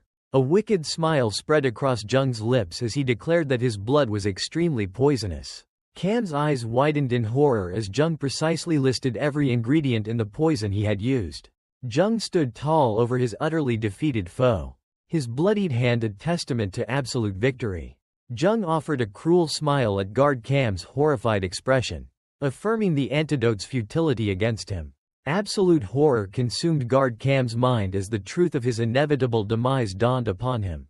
With a wicked delight, Jung seized the trembling guard's chin and began his psychological torment. Jung's cruelty was evident as he explained that the cold would only prolong the poison's agony. Guard Cam's bloodied hands trembled uncontrollably, a testament to his helplessness against the spreading venom. Completely broken, Guard Cam reached out, a plea for mercy escaping his desperate lips. His pride utterly shattered, he shrieked his pleas, promising absolute loyalty in exchange for his life. The once proud warrior now lay prostrate on the floor, humbling himself at his enemy's feet. Jung silently listened to the entreaties, his hand tightening on Cam's collar, prolonging the tense moment. A false glimmer of hope flickered in Guard Cam's eyes as Jung showed amusement at his subservience. Jung's smile transformed, becoming almost friendly as he offered a future collaboration. Tears streamed down Guard Cam's face, a display of profound relief, believing his life had been spared. The cruel smile returned to Jung's face as he coldly extinguished Cam's last hope with a brutal, belated refusal. Utter bewilderment etched Guard Cam's bloodied face as he realized the dagger embedded in his body. From the shadows, a cruel and mocking smile spread across Jung's lips as he whispered his final words. The young man's bloodied hand twisted the dagger deeper, brutally mocking his foe's loyalty. A single tear of despair rolled down Guard Cam's cheek as agony ripped through his body. With icy eyes, Jung ended Cam's life with a decisive and brutal thrust. Death was reflected in the old guard's wide, horrified eyes in his final moment. Guard Cam's body convulsed one last time, then collapsed to the floor in a deathly silence. Standing over his fallen foe, Jung's bloodied hands trembled slightly after delivering the final blow. The scene through the open doorway revealed Jung standing amidst the aftermath, with Cam's corpse and Go Chan's unconscious form. The hilt of the dagger protruded from guard Cam's chest, a silent testament to his brutal demise. The young man closed his eyes and exhaled slowly, releasing the tension of the confrontation that had just ended. Amidst the scene of death, Jung calmly adjusted his hair, the pain from his own wound merely a minor annoyance. Dismissing all emotion, he picked up a book, his mind already fully shifted to his next plan. Jung's eyes narrowed in a moment of stillness, calculating his next move. The killer's shadow loomed over the unconscious Go Chan, a murderous intent flickering in his bloodshot eyes. However, a cold calculation extinguished the bloodlust as he recognized the guard's potential value. Suddenly, Jung seized Go Chan's collar, jerking the fainting guard awake in utter terror. Jung's shrewdness was revealed as he exposed Go Chan's hidden fear, who had unconsciously shifted to avoid being stepped on. A hand patted Go Chan's shoulder, Jung's praise both an acknowledgement and an implicit threat. Upon receiving orders, Go Chan hastily departed to clear the scene, leaving Jung alone with his plans. In the now silent room, Jung turned to face guard Cam's corpse, preparing for a dark ritual. He placed his hand on Cam's chest. An eerie purple energy immediately surged forth, beginning to absorb something from the corpse. Jung's expression hardened in concentration. He felt the warmth of residual internal energy but quickly dismissed it as not what he sought. Memories of a cold, ominous death energy in the underground vault suddenly flooded his mind. Images of burning skulls appeared, symbolizing the deadly energy he had felt during his massacre. Suddenly, Jung's eyes widened in astonishment as a completely different energy, death chi itself, surged from within the corpse. A wild smile spread across Jung's lips as he felt a familiar dark energy surge. He recognized this intoxicating sensation as identical to the pleasure of taking a life, planting a cruel question in his mind about needing to kill more. From afar, the blood goddess silently exhaled smoke, her gaze fixed on the scene of Jung performing the ritual on Cam's corpse. She turned to the demonic monk, a flicker of understanding in her eyes as she realized why this creature submitted to a mere mortal. Witnessing Jung immerse himself in demonic power, the blood goddess confirmed his true nature as a monster in human guise. The scene shifted to a peaceful morning at Mock Sword Manor, creating a stark contrast to the darkness that had just unfolded. Guard Jeon Yongpyeong wore a solemn expression as he reported his thoughts on guard Cam's honesty. Seated opposite him was the true Mok Gyungwon, who casually agreed while beginning a lesson on power. The gleaming blade reflected the light as Mok Gyungwon explained his philosophy on the perils of initial kindness. He held the sword with authority, outlining his plan to demonstrate severity to solidify loyalty through subjugation. A smug, sinister smile spread across his face as he emphasized the necessity of cruelty to highlight later benevolence.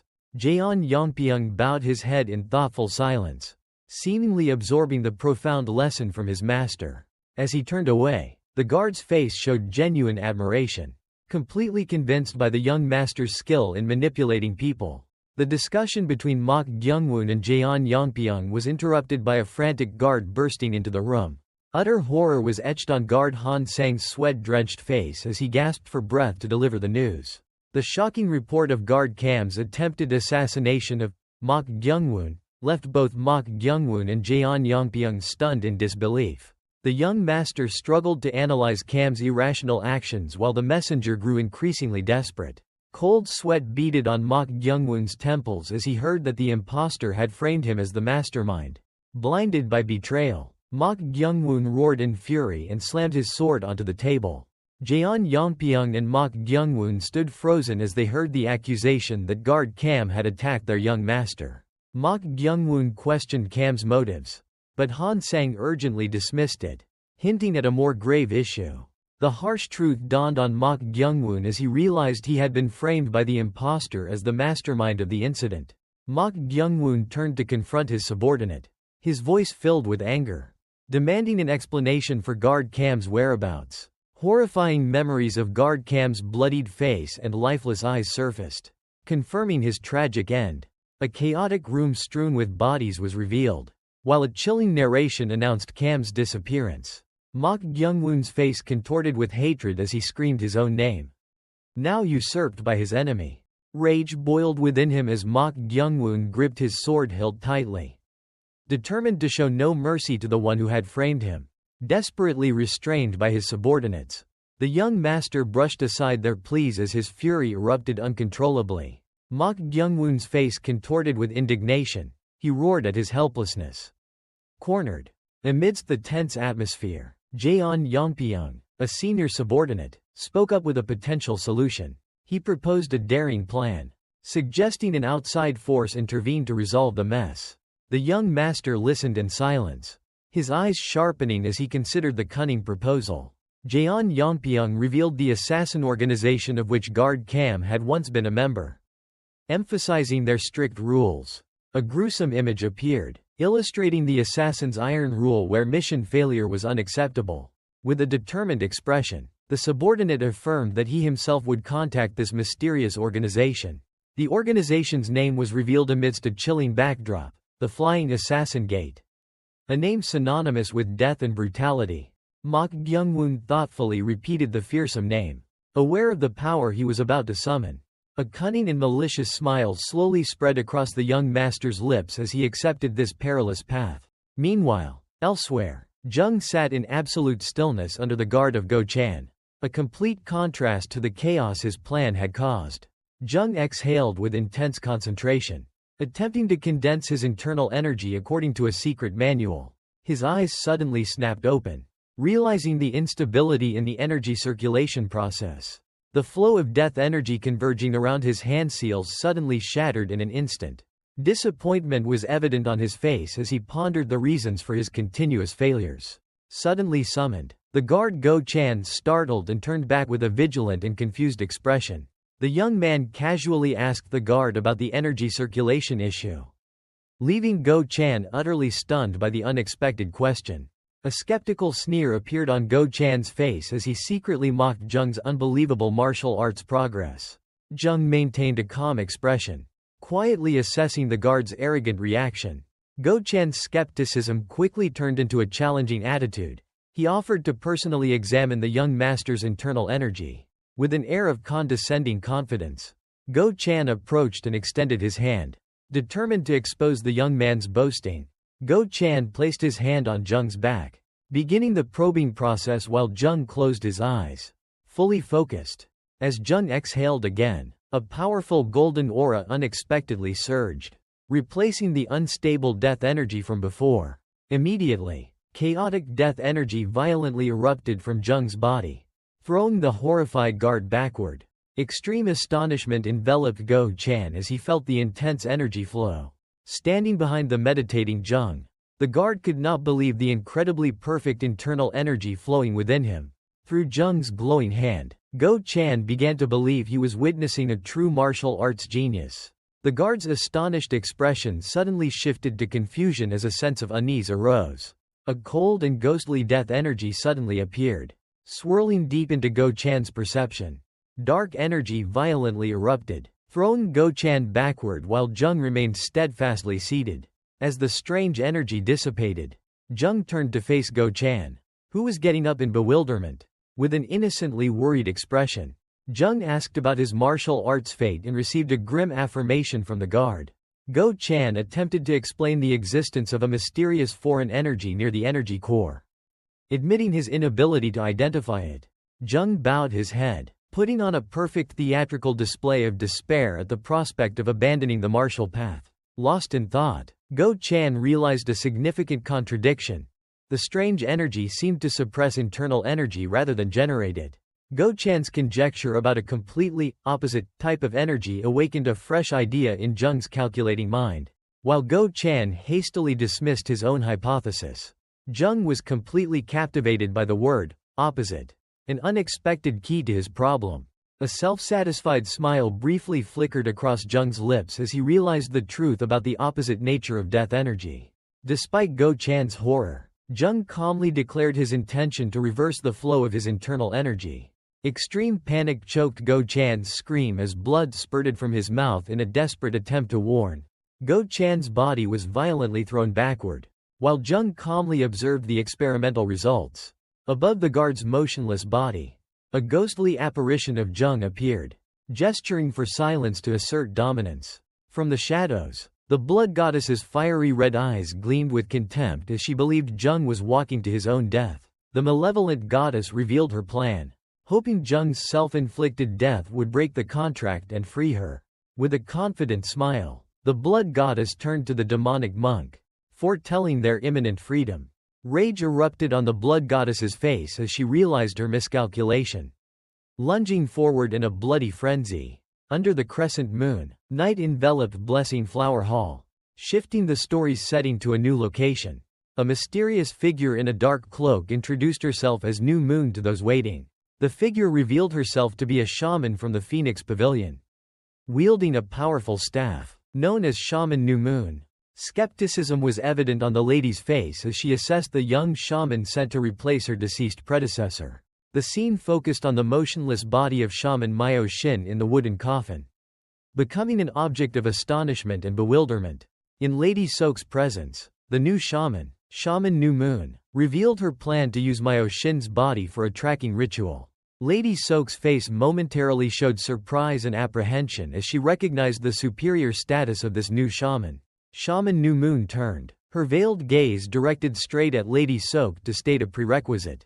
With eyes blazing with deadly red light, the shaman declared a death sentence for the third son. A faint smile graced Lady Soak's lips as she began to acknowledge a change in her thoughts. Lady Soak's initial skepticism vanished, replaced by a wicked and satisfied smile at the shaman's ruthlessness. Enveloped by a blue magical aura, Shaman New Moon spread her arms, accepting the agreement and ready to begin. The shaman formed hand seals, concentrating ghostly energy with one normal eye and one glowing eye. Shaman Myo Shin's body suddenly convulsed violently in the coffin, his aged face contorted by a supernatural horror. Shaman New Moon clutched a ritual dagger, her sharp eyes focused on carving a powerful talisman to ward off evil spirits. Turquoise energy surged violently as she raised the dagger, summoning a swift decree from supernatural forces. With a decisive strike, Shaman New Moon plunged the magic-enhanced dagger straight into Myo Shin's chest. Completing the tracking ritual, Shaman New Moon coldly used Myo Shin's body as a conduit, initiating a dark tracking ritual. Lady Soak and guard Ho Ang watched in horror at the brutality of the unfolding ritual. Myo Shin's lifeless eyes opened wide, becoming a silent gateway for dark magic. From beneath, countless ghostly hands reached up, coiling around the deceased shaman's body. A pillar of resentful energy formed from the hands, enveloping the coffin under the shaman's control. The tracking energy shot through the night, heading straight for the Mock Sword Manor. The manor's main building came into view, where the target was hiding. The magical light pierced through space, precisely locating the room of the pursued. Inside, the blood goddess suddenly turned, sensing the intrusion of an external force. An expression of delight appeared on her face as the ghostly hands of the ritual surrounded the space. The ghostly arms reached towards Jung, who remained seated, identified as the target Mok Gyungwoon. Jung counterattacked with powerful magic of his own, a fierce green energy erupting from the talisman in his hand. The blood goddess smiled confidently, observing the magical confrontation between the tracking ritual and Jung's calm defense. The demonic monk roared as he was constricted by the ritual's ghostly hands, while Jung calmly observed from behind. A simultaneous explosion of magical energy erupted from the basement and Lady Soak's room, throwing both her and Shaman New Moon backward. The blood goddess realized with astonishment that Jung had successfully reversed the enemy's deadly curse. Shaman New Moon horrifyingly understood Jung's insidious plan. Each stab into the effigy would now inflict pain upon Lady Soak's own son. With a cold expression, Jung pressed the ritual dagger into the effigy, officially activating his magical trap. The reversed magical energy now enveloped the demonic monk, turning him into a conduit for the counterattack. A cruel smile spread across Shaman New Moon's lips as she licked her fan. Relishing the prospect of the impending torture, Jung tightened his grip on the dagger, his eyes gleaming with steely determination as he prepared to intensify the curse.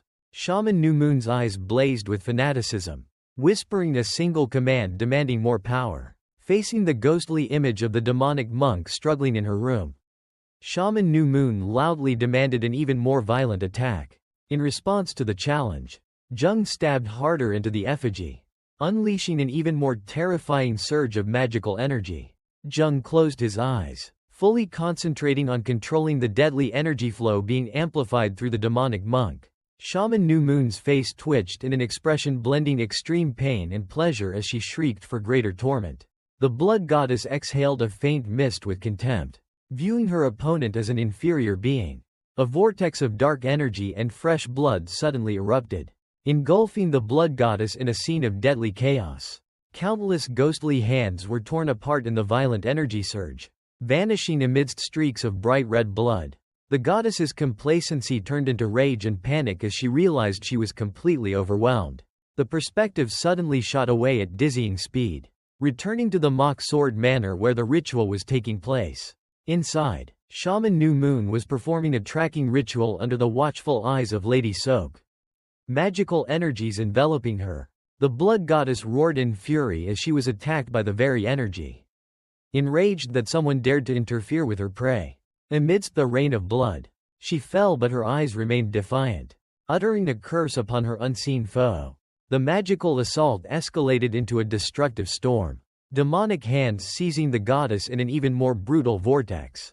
Shaman New Moon's eyes flashed with astonishment and determination as she sensed the power of the counterattack. The reversed attack struck directly into the ritual chamber, throwing those nearby and dealing a fatal blow to Shaman New Moon. Lady Sok and Ho Ang watched in horror as Shaman New Moon collapsed amidst the chaos, their plans utterly shattered. Coughing blood and trembling on the floor, Shaman New Moon realized a shocking truth. The enemy had deflected and reversed her own deadly magic. Shaman New Moon gasped, blood staining her veil. Realizing the demonic entity far surpassed her expectations, she turned to Lady Sok, firmly declaring that this perilous task demanded a higher price. Despite coughing from exhaustion, the young shaman held her ground, demanding 1,000 taels of silver for the life she was about to wager. Guard Ho Ang angrily questioned her demand, but the mysterious shaman calmly explained the deadly danger she faced. A look of worry appeared on Lady Sok's face as she realized the gravity of the situation.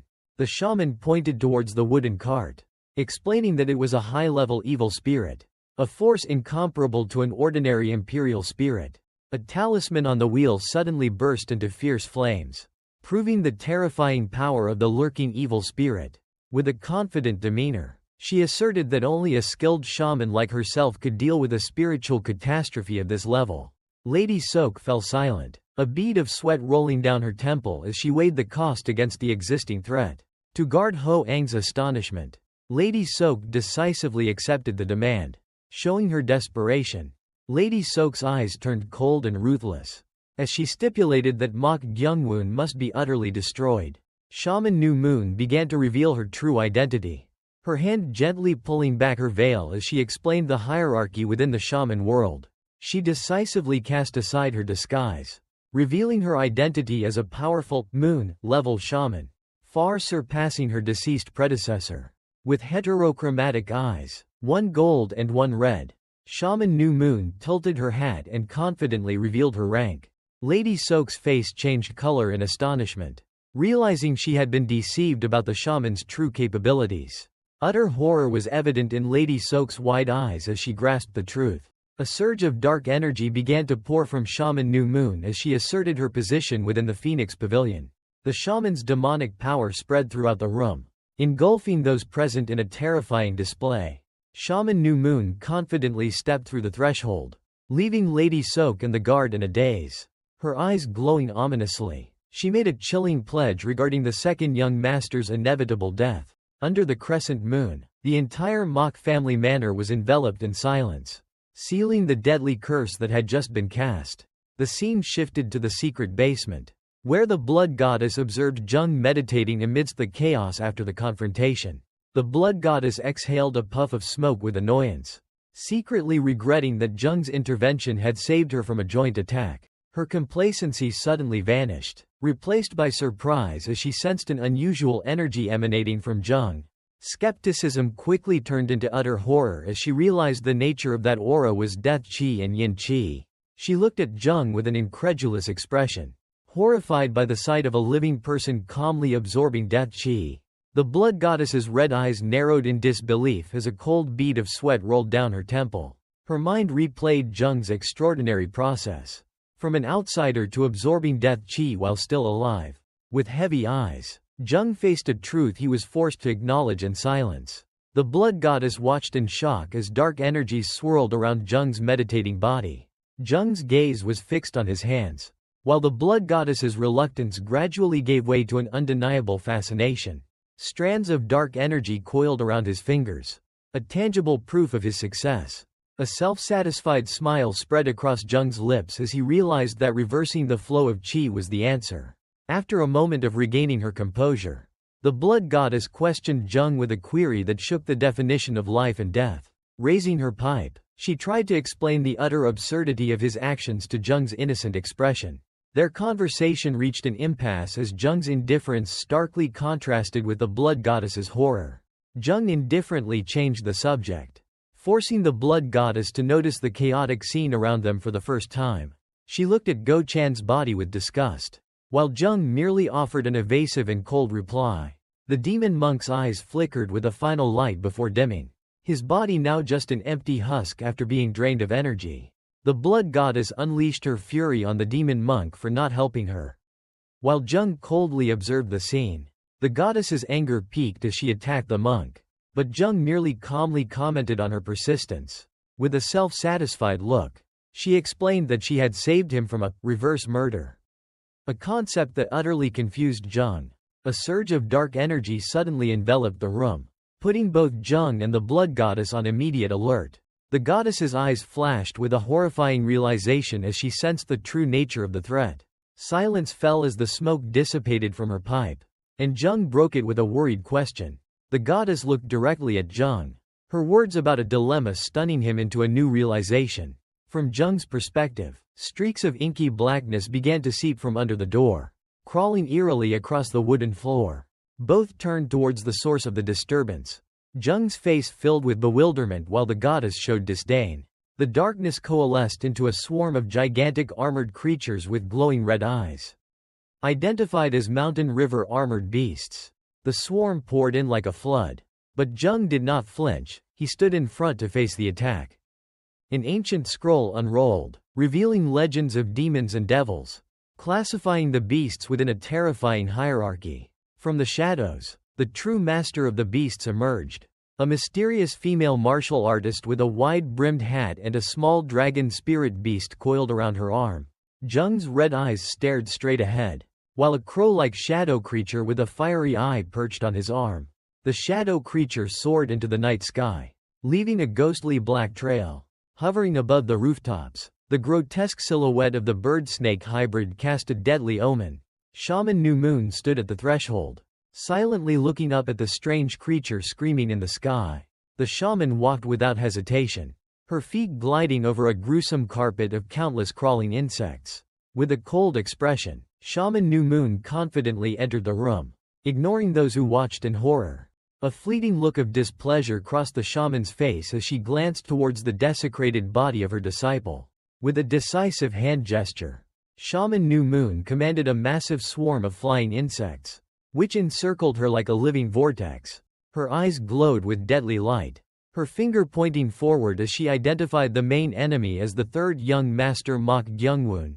Receiving the command, the shadow creature plunged from above, its cry echoing throughout the manor.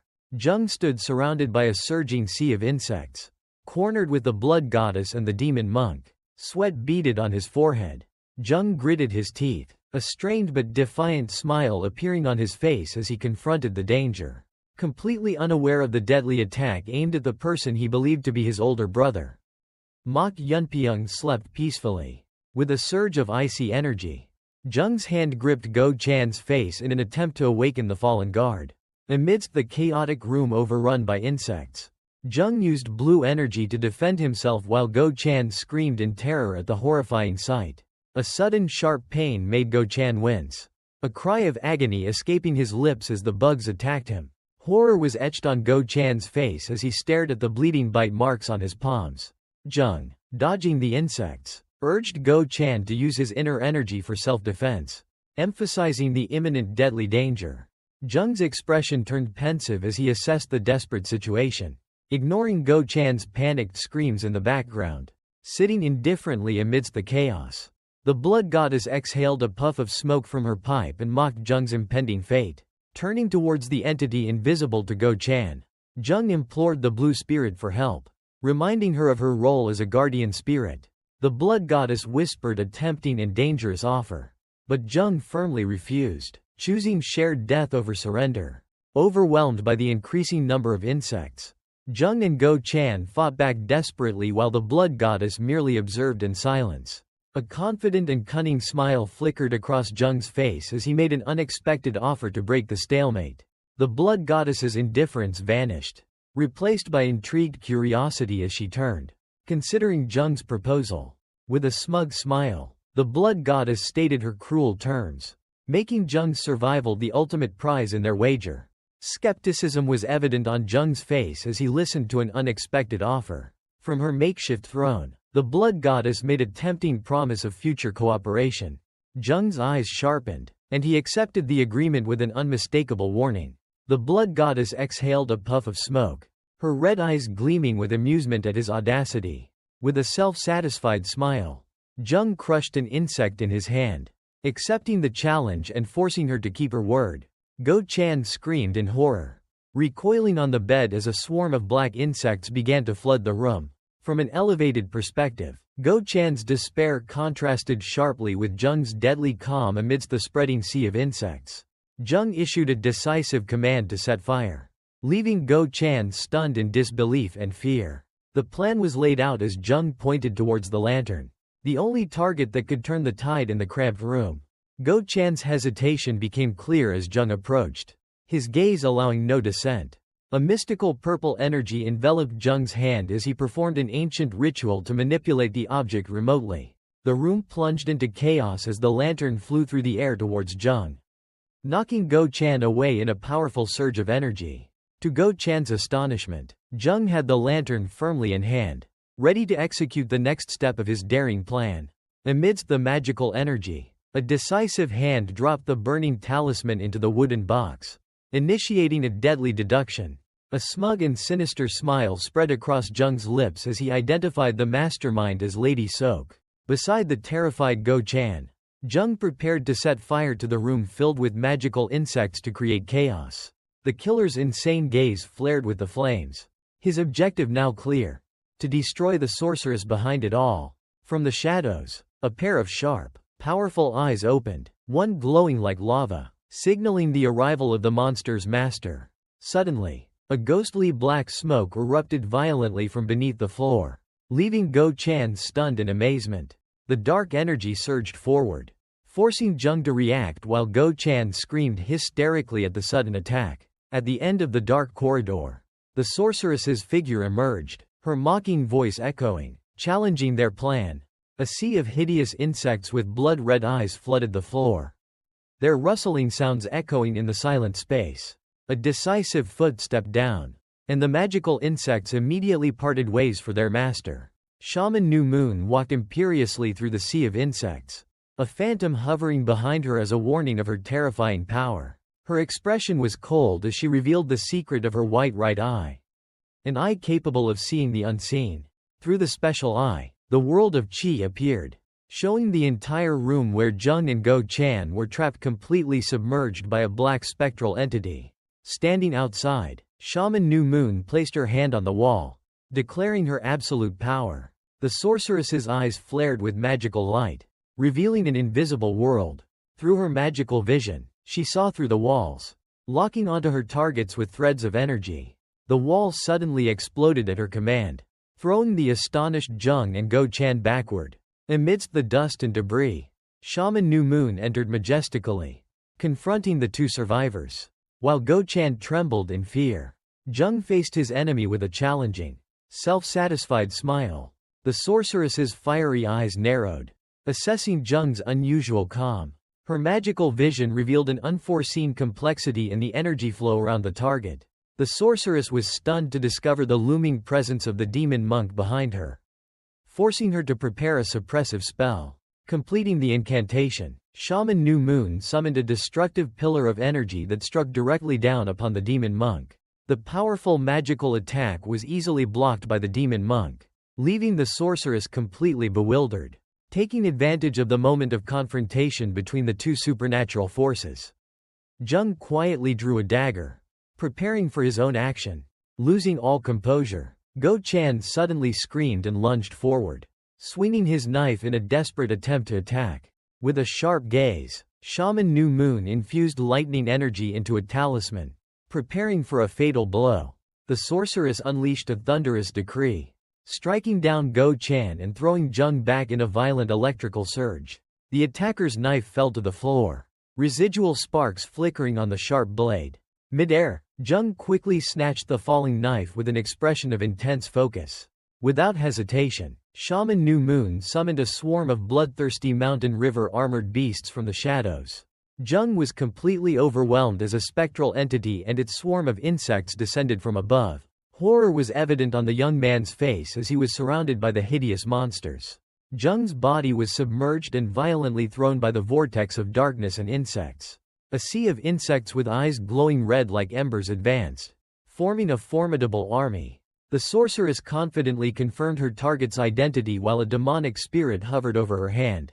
After the attack, Jung had vanished, banished to another realm while Go Chan lay motionless. With a serene expression, Shaman New Moon quietly observed the scene, believing her mission accomplished. The magical insects continued to swarm throughout the space, a testament to the terrible power that had just been unleashed. Amidst the chaotic room after the attack, Shaman New Moon stood beside a dark magical vortex while Go Chan lay unconscious on the floor. Memories of the brutal attack flashed, with the magical insects devouring the target and the lightning strike felling Go Chan. With a smug look, Shaman New Moon assessed the recent confrontation as much easier than she had anticipated. She gently stroked her shadow beast, praising it for its excellent completion of the task.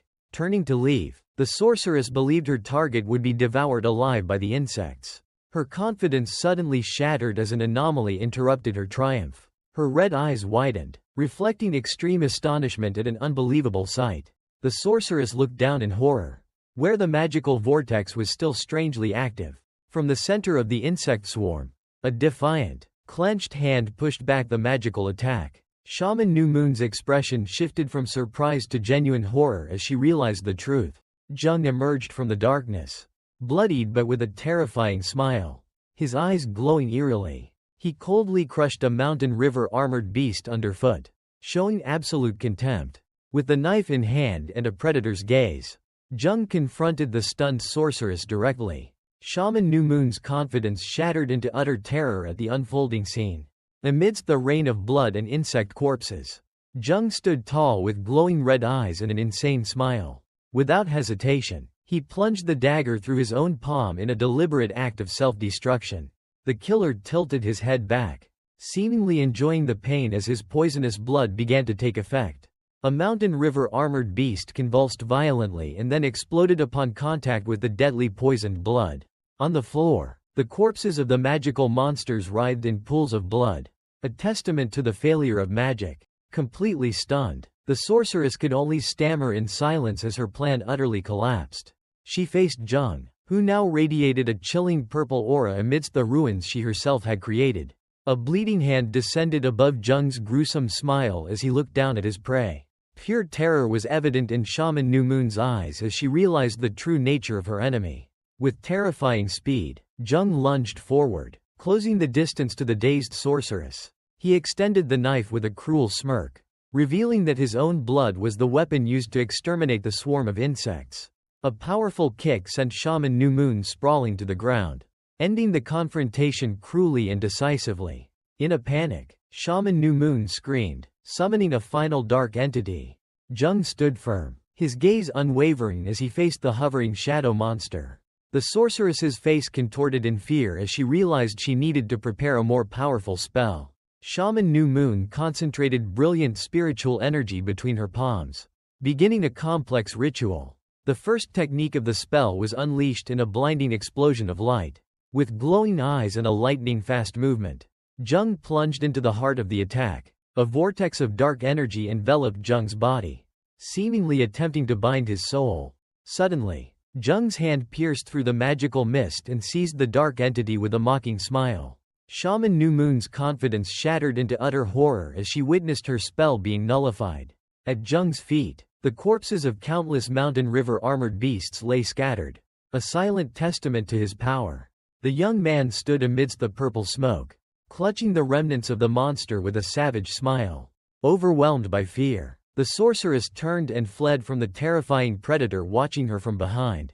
A crimson thread of energy suddenly tightened around Shaman New Moon's neck, cutting off her scream and escape. Shaman New Moon collapsed with a cry of pain as a magical cord bound her in agony. Under Jung's cold gaze, the summoned beast's agony transmitted directly into Shaman New Moon's mind, making her face contort in extreme pain. Utter horror was evident in her eyes as she realized the true nature of the ongoing attack. Her magical entity was engulfed in a chaotic vortex of dark energy, being violently torn apart.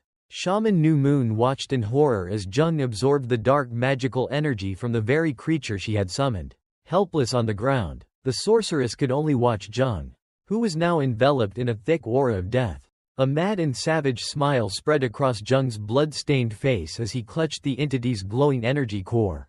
A sudden flash of astonishment appeared in Jung's eyes as he felt the extraordinary power in his hand. His hand tightened around the energy core, sensing an unprecedented surge of immense evil energy hidden within. The young man's smile grew more satisfied as he realized the immense potential of the newly acquired energy source. The dark energy swirled and converged, powerful enough to instantly form a complete energy core. From her perspective, a desperate hand reached out in a feeble attempt to stop Jung's actions. Completely broken, Shaman New Moon could only plead in despair, trying to save the life of the entity being destroyed. A cruel and satisfied smile appeared on Jung's blood-stained face after the battle. Under the crescent moon, Lady Soak waited outside her mansion, heedless of the night's chill. Anxiety was evident as she dismissed her guard's advice, determined to witness the outcome firsthand. Her gaze turned sharp, revealing her resolve to intervene if her dual plan encountered obstacles. In her mind, the image of the family's martial arts manual appeared as her second ultimate goal. She had even prepared for the worst-case scenario, ready to burn the manual so no one could possess it. The lady's wait was interrupted by Ho Ang's urgent report of the sorceress's return. From a distance, the solitary figure of Shaman New Moon approached, her heavy footsteps breaking the silence. Lady Soak's face lit up with a mad joy as she believed the mission had been successfully completed. She secretly cheered in delight, envisioning Mok Gyungwon's death and the manual in her hands. Her smile became distorted with ambition, the prospect of her son becoming the manor lord appearing vividly. In her moment of triumph, she accepted congratulations from her maids with poorly concealed self-satisfaction. However, their jubilation suddenly ceased as the approaching figure left everyone stunned in confusion. Lady Soak and her retinue observed from a distance, a fleeting look of bewilderment on her elaborately made-up face. She called out to the sorceress Shaman New Moon, who stood strangely motionless in the courtyard. Shaman New Moon's face contorted in a pained effort, sweat beading on her forehead as she strained against an invisible pressure. With a solemn gesture, her hands clasped together as a blue energy flared, signaling an impending oath. The sorceress's desperate scream echoed, publicly rejecting the order to assassinate Mok Gyungwon. Stunned silence enveloped Lady Soak and her guards, turning anticipation into incredible shock. A close-up of the lady's face showed a cold bead of sweat rolling down her temple as the harsh truth dawned. In her mind, Shaman New Moon silently cursed Jung's cunning, the one who had driven her to this desperate point. Jung's cruel command echoed in her memory, her heterochromatic eyes reflecting horror at the demand to expose Lady Soak. Memories of the confrontation resurfaced, where Jung calmly explained his game to a kneeling, defeated Shaman New Moon. Jung's glowing red eyes flashed with malice as he revealed his ultimate plan, to turn Phoenix Pavilion and Lady Soak against each other. Back in the present, the bitterness of betrayal was evident on New Moon's face as she accepted the fate of a traitor. With a final breath, she screamed the predetermined lie. declaring that the young master was merely possessed by an evil spirit. Under the moonlight, Shaman New Moon's voice resonated, publicly exposing the assassination request against young Master Mok before the entire mansion. Shaman New Moon's face contorted in a desperate scream. An elaborate act staged to warn Phoenix Pavilion. Alarmed by the commotion, Butler Jang Myongin appeared with a look of astonishment and suspicion at the shocking accusation. The butler's order to arrest Lady Sok echoed through the courtyard, igniting chaos as the martial artists began to act. Two loyal maids turned back with distraught faces, frantically informing Lady Sok about the approaching martial artists. A close-up of Lady Sok's face showed it contorting with anger and bitterness, as she gnashed her teeth and uttered Mok Gyungwoon's name in utter fury. Amidst the chaos engulfing the mansion, Shaman New Moon stood silently alone in the courtyard, having completed her role. From the balcony, Jung, disguised as Mok Gyungwoon, looked down at his puppet, silently inquiring about the outcome of the charade. A self-satisfied smile spread across Jung's lips as he tightened his grip on the writhing spirit beast in his hand, the invisible weapon that had completely subdued the sorceress. Shaman New Moon's eyes gleamed with fear and resignation as she confirmed the mission was complete. Utterly subdued by the mastermind. In her mind, Shaman New Moon bitterly admitted the game was over. Lady Sok had become the villain, and Phoenix Pavilion had been turned into her enemy. She sighed wearily, realizing that to save her spirit beast, she had turned herself into a traitor and a perpetual target of her own organization. With a final flicker of determination, Shaman New Moon extended her hand, demanding Jung keep his promise and return her soul. Cornered, Shaman New Moon pointed at Jung, pausing the tense confrontation. A self-satisfied smile played on Jung's lips as he rested his chin on his hand, his gaze conveying absolute control. Horror was evident on Shaman New Moon's face, her heterochromatic eyes widening as she heard the term Chime Morio. Amidst the subdued spirits, Jung casually demanded Shaman New Moon reveal the secrets of Phoenix Pavilion. A horrifying truth flashed in Shaman New Moon's mind.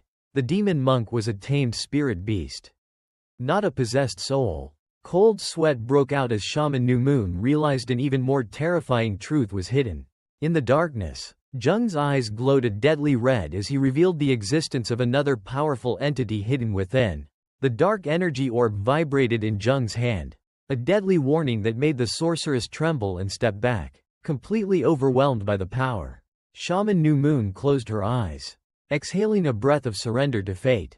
With heavy, resigned eyes, she began to reveal the secret of the 6 ranks of Chime Morio. A terrifying hierarchy of power was revealed through the images of 6 types of spirit beasts: ominous, strange, mythical, demonic, sacred, and divine beast. She confessed that within the entire Phoenix Pavilion, only 3 members, including herself, possessed the ability to control high-level spirit beasts. She revealed the identity of the first threat, Go, who controlled the Gu Diao spirit beast with power described as a disaster. With a solemn expression, Shaman New Moon revealed the power of the Phoenix Pavilion Master, who possessed a top-tier Chime Morio spirit beast. Jung pondered, hand on chin, as he deduced the highest power levels like Sacred Beast or Divine Beast. The sorceress hastily dismissed it, claiming that such high-level spirit beasts only existed in legends, and offered her own conjecture. A servant respectfully presented a book on spirit beasts, and Jung accepted it indifferently. The young man flipped through the pages, his mind completely engrossed in the descriptions of the master's power and the spirit beasts. A calculating and ambitious smile subtly formed on Jung's lips as he thought of possessing a high-level spirit beast. Suddenly, Jung threw the dark spirit back towards Shaman New Moon, startling her. The dark spirit, in the form of a crow with glowing red eyes, struggled violently in the sorceress's hands, under Jung's cold gaze and the menacing presence of the demonic monk. Shaman New Moon was forced to submit and offer thanks. The servant departed as ordered, shivering inwardly at the new master's erratic and terrifying personality. Under the moonlight, Shaman New Moon embraced her spirit beast, her face filled with resentment and humiliation after being completely subdued. A satisfied smile appeared on Jung's face, content with a successful day. Amidst the torch-wielding crowd, Lady Sok was escorted away by guards, filled with anger and helplessness, her plan having completely collapsed. With a smug smile, Jung manipulated the surging demonic energy, preparing to create an energy core for himself. His fist clenched, his eyes burning with determination as the door to martial arts finally opened. The servant of Mock Sword Manor approached with a worried expression, questioning Jung about the potential risks. Both looked towards Shaman New Moon's receding figure as the servant warned of her hatred. Jung rested his chin on his hand, a mysterious and confident smile fleetingly crossing his lips at the worried warning. Confusion and astonishment were evident on the servant's face at the master's frighteningly calm demeanor. In an instant, Jung incapacitated the servant, his cold eyes looking down at the motionless figure on the floor. Under the crescent moon, Shaman New Moon walked alone on the path leaving the mansion, her silhouette filled with hatred. She painfully watched her spirit beast dying in her hands, its energy weak and fading. Suppressed by resentment, she gritted her teeth and whispered Mok Gyungwon's name in the darkness. Her eyes flashed with a hateful red glow. A vow of revenge silently set. Suddenly, a feeling of being watched overwhelmed her as her horrified eyes reflected a terrifying realization. A sudden attack from nowhere struck Shaman New Moon, sending her tumbling in extreme panic. Shaman New Moon stood alert in the misty forest, turning around as a strange object fell to the ground. Her breathing quickened as a terrifyingly ghostly sensation arose, causing one of her eyes to glow bright red. Blood gushed from her glowing eye as she horrifyingly realized the nature of this energy was an unimaginable, reverse killing. Paralyzed by fear, she was haunted by the illusion of the scarred killer's antlers hovering right behind her. A violent memory flooded back, showing a fatal wound and a silent scream in a sea of blood. The sorceress's trembling hand covered her injured eye, extreme horror evident on her face. The colossal shadow of the scarred killer enveloped her, a symbol of dominance and primal fear. Under the blood-red crescent moon, the elegant, platinum-haired blood goddess descended, her robes fluttering like an omen. The goddess floated upside down, looking down mockingly, uttering cruel remarks about Shaman New Moon's lost eye. Shaman New Moon was stunned in disbelief and extreme horror at the mysterious entity's appearance and words. The goddess's blood suddenly spurted out, violently entering the horrified Shaman New Moon's mouth. A suffocating sensation enveloped the sorceress as the ghostly blood blocked her breath and completely paralyzed her.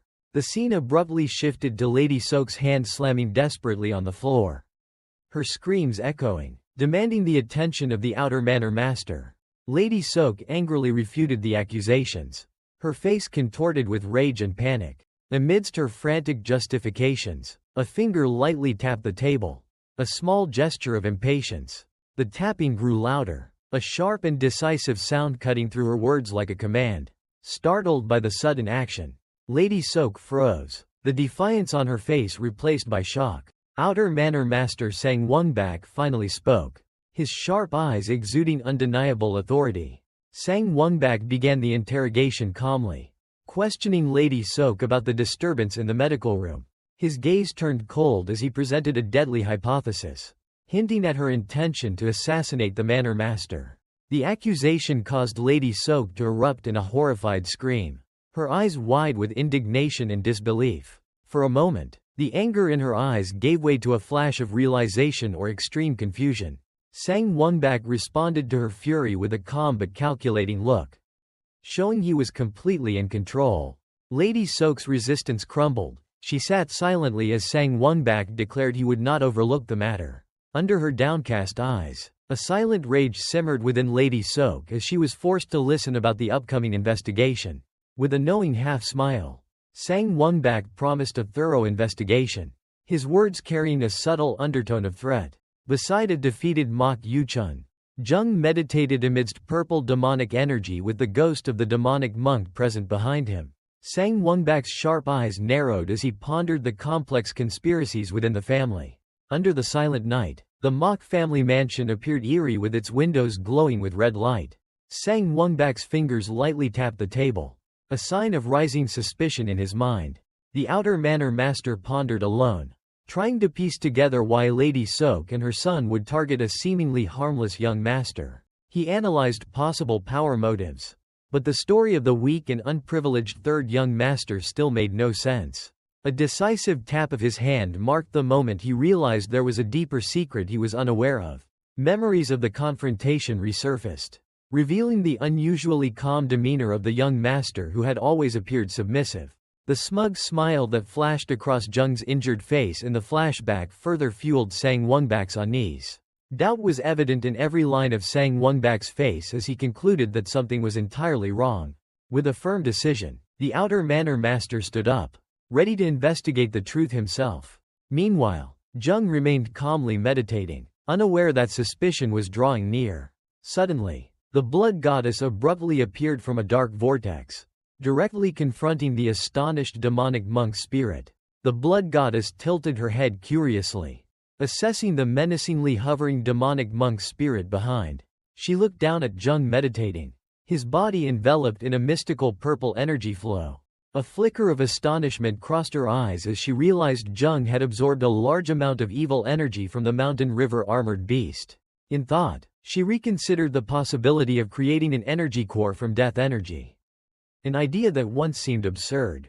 Jung remained motionless in deep meditation, seemingly unaware of her presence. Suddenly, a discreet and mysterious smile formed on Jung's lips as he slightly opened his eyes. He abruptly appeared right in front of the blood goddess, their eyes meeting in a tense moment full of energy. Her confidence shattered into confusion as she faced Jung's blank, unwavering stare. The blood goddess recoiled in surprise, her golden hair fluttering as she hastily denied. A mischievous smile appeared on Jung's face as he leaned forward, challenging her words. She turned away in anger and shame, unable to hide her embarrassment at his actions. Jung's hearty laughter rang out as the blood goddess screamed in frustration. Completely losing her usual composure, she furiously puffed on her cigarette in extreme annoyance, silently cursing a failed pact and the sorceress's weakness. Jung turned back with a confused expression, while the blood goddess stood behind him thoughtfully, declaring that something needed to be confirmed. The scene expanded, revealing the presence of the demonic monk as the blood goddess confronted Jung, who was sitting on the bed, questioning him about his energy core. The blood goddess scoffed arrogantly, ridiculing the idea that an energy core could be formed in just one day. The goddess's fiery red eyes widened, her confidence shattering into unbelievable shock. Jung stood up, a crimson aura enveloping his body while a dazzling energy orb formed directly in front of his abdomen. Astonishment was evident on the blood goddess's face. She was utterly speechless at the unimaginable display of power. Her arrogance vanished, replaced by curiosity mixed with confusion. As the blood goddess cautiously offered to examine Jung's energy core, her hand emitted a purple glow as she explained her intention to only use her fingertips to touch the young man's energy core. The blood goddess's hand, with its red-painted nails, suddenly pressed against Jung's abdomen, creating a tangible energy shockwave. The blood goddess was pushed back in extreme bewilderment, her hand seemingly blocked by an invisible force that it could not penetrate. While the blood goddess was confused by her failure, Jung was equally surprised by his own new defensive ability. Completely helpless, the blood goddess turned to signal the demonic monk, asking him to also try examining it. Both the blood goddess and the demonic monk simultaneously poked Jung's forehead and cheek with curiosity, to which he only responded with an indifferent and annoyed expression. A look of perplexity was evident on the blood goddess's face as she pondered the limitations of her new spiritual form. Beside a deeply sleeping servant, she created a ghostly energy orb to test her power. Her energy touched the servant, causing a violently painful reaction and confirming that her power still affected ordinary people. With a cold expression, the blood goddess observed the unconscious servant while the demonic monk spirit appeared behind her. In the room, the blood goddess and the demonic monk stood before a completely calm Jung, who was utterly unaffected by their power. A glint flashed in the blood goddess's eyes as a new plan to test Jung suddenly occurred to her. Jung turned back with a surprised expression, his attention completely drawn by her unexpected offer.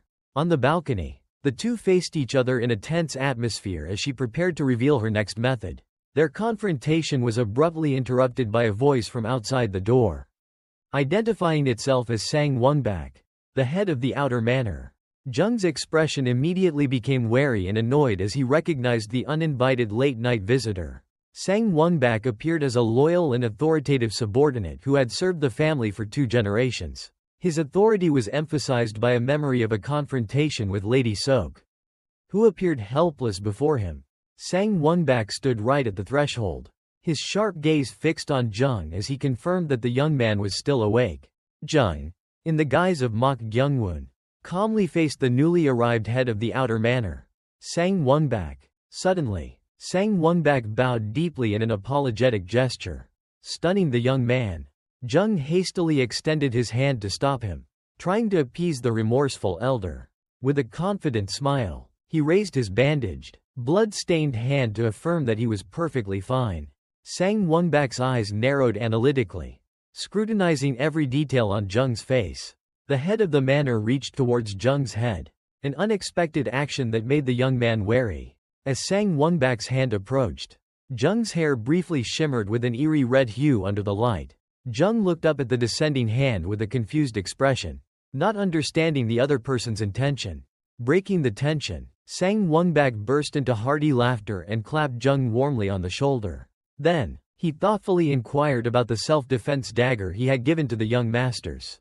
A memory of Guard Kam's corpse flashed through Jung's mind as Sang Wonbak questioned him about the lost dagger. Jung quickly fabricated an explanation that the dagger was safely stored in a drawer, causing Sang Wonbak to smile with satisfaction. Both burst into laughter together, a perfectly staged reconciliation masking the battle of wits that had just concluded. Sang Wonbak burst into hearty laughter, pretending to believe Jung's explanation about the dagger. A knowing smile flickered across Jung's face as he realized he had never received that gift. Sang Wonbak's confidence vanished, replaced by extreme astonishment as his charade was exposed.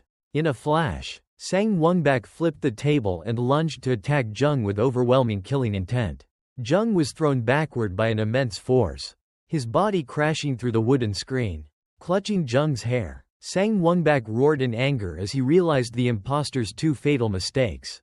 Jung unexpectedly counterattacked, a surge of blue energy emanating from his hand, aimed directly at Sang Wonbak's meridians. In Sang Wonbak's recollection, the true Mok Gyungwon appeared cowardly after being beaten by the 4th young master. The elder man's sharp eyes analyzed the difference, recalling that the true young master was always fearful when threatened with a beating. Jung's composure completely contrasted with the memory of a Mok Gyungwon who always trembled in fear. Enveloped in energy, Jung stood firm and declared that he had controlled his opponent's meridians. Paralyzed and helpless, Sang Wonbak growled in despair, demanding to know the whereabouts of the true young master. After delivering the decisive blow, Jung's eyes turned white, and he slumped backward, unconscious. A burst of blue energy erupted as Jung's bare foot stomped forcefully onto the shattered floor. With blazing red eyes, Jung sprang to his feet. To the astonishment of those around him, extreme panic was evident on Sang Wonbak's face as he witnessed the impossible. The young man's body arched backward in a convulsive posture, a grotesque smile fleetingly appearing on his lips. Jung's bloodshot eyes narrowed into a mad grin as the power of the blue spirit awakened. A hand glowing with crimson energy shot forward with terrifying speed. Sang Wonbak screamed in pain as the malevolent energy pierced through his chest. The blood goddess's attempt to crush her opponent's heart from within met with unexpected resistance. The phantom of the blood goddess appeared behind Sang Wonbak, her hand hovering over the glowing red energy orb at his heart. Under the goddess's control, Sang Wonbak looked at Jung with admiration, acknowledging the power of the blue spirit. The blood goddess smiled knowingly as she began to understand the nature of the situation. She realized that Jung's body, protected by a unique energy core, had nullified her attack. Curiosity replaced anger as the blood goddess stared at the young man, finding him an incredibly interesting case. Questioned by the blood goddess and the controlled Sang Wonbak, Jung calmly faced the exposed situation. A smug and calculating smile subtly formed on Jung's lips. The young man coldly issued a spiritual command, instructing the demonic monk to possess Sang Wonbak. A mix of surprise and amusement flickered across the blood goddess's face at Jung's audacious action. Sang Wonbak broke out in a cold sweat, bewildered and terrified by the invisible command he couldn't comprehend. The head of the outer manor's face contorted in extreme pain as a ghostly energy invaded his mind. Within his chaotic mind, Sang Wongbak realized a demonic entity was trying to possess him but met with his strong mental resistance. Surrounded by countless ghostly hands, Sang Wongbak horrifyingly faced the image of the demonic monk hovering above. With a chillingly calm expression, Jung revealed his identity as the third young master of the Mock Sword Manor. Leaving Sang Wongbak stunned, the brilliant dawn emerged over the Mock Sword Manor, signaling a new day and a changed order of power. Sang Wongbak walked cautiously through the corridor, a sense of unease rising as he noticed something was amiss. He walked past the outer manor guards, his confusion growing at their unusually respectful demeanor. With a gaze full of doubt, the outer manor lord continued to walk, his mind racing, trying to piece together the strange events that had just occurred. Sang Wongbak was greeted by a subordinate in astonishment, as the guards' attitudes within the manor suddenly changed. A look of bewilderment was evident on Sang Wongbak's face as he tried to make sense of the perplexing situation. Jung's silhouette appeared imposingly at the threshold, contrasting with the bright light. Utter astonishment enveloped Sang Wongbak as he recognized the person waiting for him. Jung, in the guise of Mok Gyungwon, sat casually with a smug smile, greeting the stunned outer manor lord. With a condescending attitude, Jung gestured for Sang Wongbak to leave, and the elderly manor lord reluctantly complied. The confused subordinate led his master away, leaving Jung alone in the room. As the subordinate turned to look back, Jung unexpectedly invited him to breakfast, an act full of power and unpredictability. The guard panicked at the unusual invitation, while Jung calmly pointed to the empty chair. Overwhelmed by Jung's aura, the guard timidly sat down opposite him, waiting anxiously. Mid-meal, Jung casually made a shocking request, asking the guard about the basic knowledge of the Mock Sword Manor martial arts. The absurd proposition left the guard speechless, causing a piece of food to drop from his trembling chopsticks. A brief flashback flashed, showing a powerful stomp releasing a fierce blue energy surge. Jung frowned in confusion, attempting an unfamiliar martial arts stance and feeling his movements were awkward. In the middle of the room, Jung fumbled with disjointed movements while the blood goddess sat beside him, quietly observing with amusement. A soft sigh escaped the blood goddess's lips as she recognized the advanced nature of the martial art he was attempting to practice. The blood goddess explained that these techniques required a higher level of understanding, causing Jung to turn back with an innocent, questioning gaze. With a condescending look, the blood goddess bluntly pointed out Jung's fundamental lack of martial arts knowledge. A metaphorical image appeared, depicting a martial artist raising a sword, symbolizing the pinnacle of martial arts mastery that these techniques aimed for. An ancient diagram illustrated how advanced martial arts eliminated superfluous movements to maximize combat effectiveness. Under the discerning gaze of the blood goddess, Jung bowed his head, admitting that he could not comprehend the secret manual without mastering the basic foundations. Sang Wongbak's subordinate suddenly burst in, his face filled with extreme astonishment upon discovering Jung studying the family's martial arts manual. At the dining table, Jung calmly explained his reasons, contrasting with the subordinate's shock as he emphasized the martial arts' illustrious reputation. The subordinate's warning about future troubles only met with Jung's indifference, leaving him to sigh helplessly. The subordinate crossed his arms, sighed, and confessed that he could not teach Jung the basic martial arts knowledge he needed. He admitted with embarrassment that the basic martial arts of the Mock Sword Manor were a secret he himself had never been taught. The subordinate explained that only those of Mock family bloodline were permitted to learn the basic martial arts. While Jung listened attentively, sitting opposite at the tea table, Jung pondered deeply after learning that only the manor lord and the young masters held the secret manual.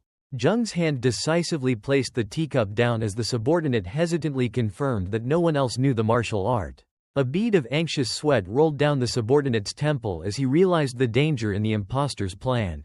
With a sudden decision, Jung sprang up from his seat, startling the subordinate who looked up in surprise.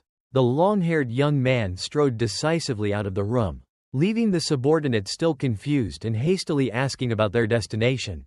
The subordinate's expression changed from surprise to extreme horror at Jung's bold declaration of finding a teacher. Despite the attendant's anxiety, Jung confidently walked past rows of bowing guards, displaying unshakable determination. Panic was evident in the subordinate's wide eyes as he stammered, asking about the identity of the person they were about to face.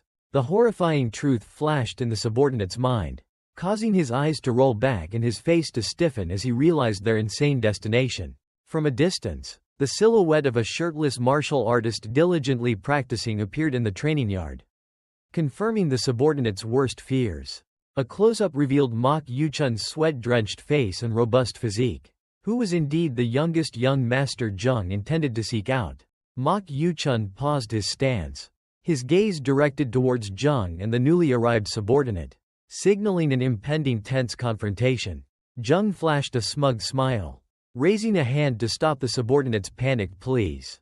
The subordinate desperately grabbed Jung, trying to remind him of the violent incident Mok Yuchun had inflicted upon the third young master. With a tense expression, the guard recalled the horrifying memory of that day while Jung merely listened in silence.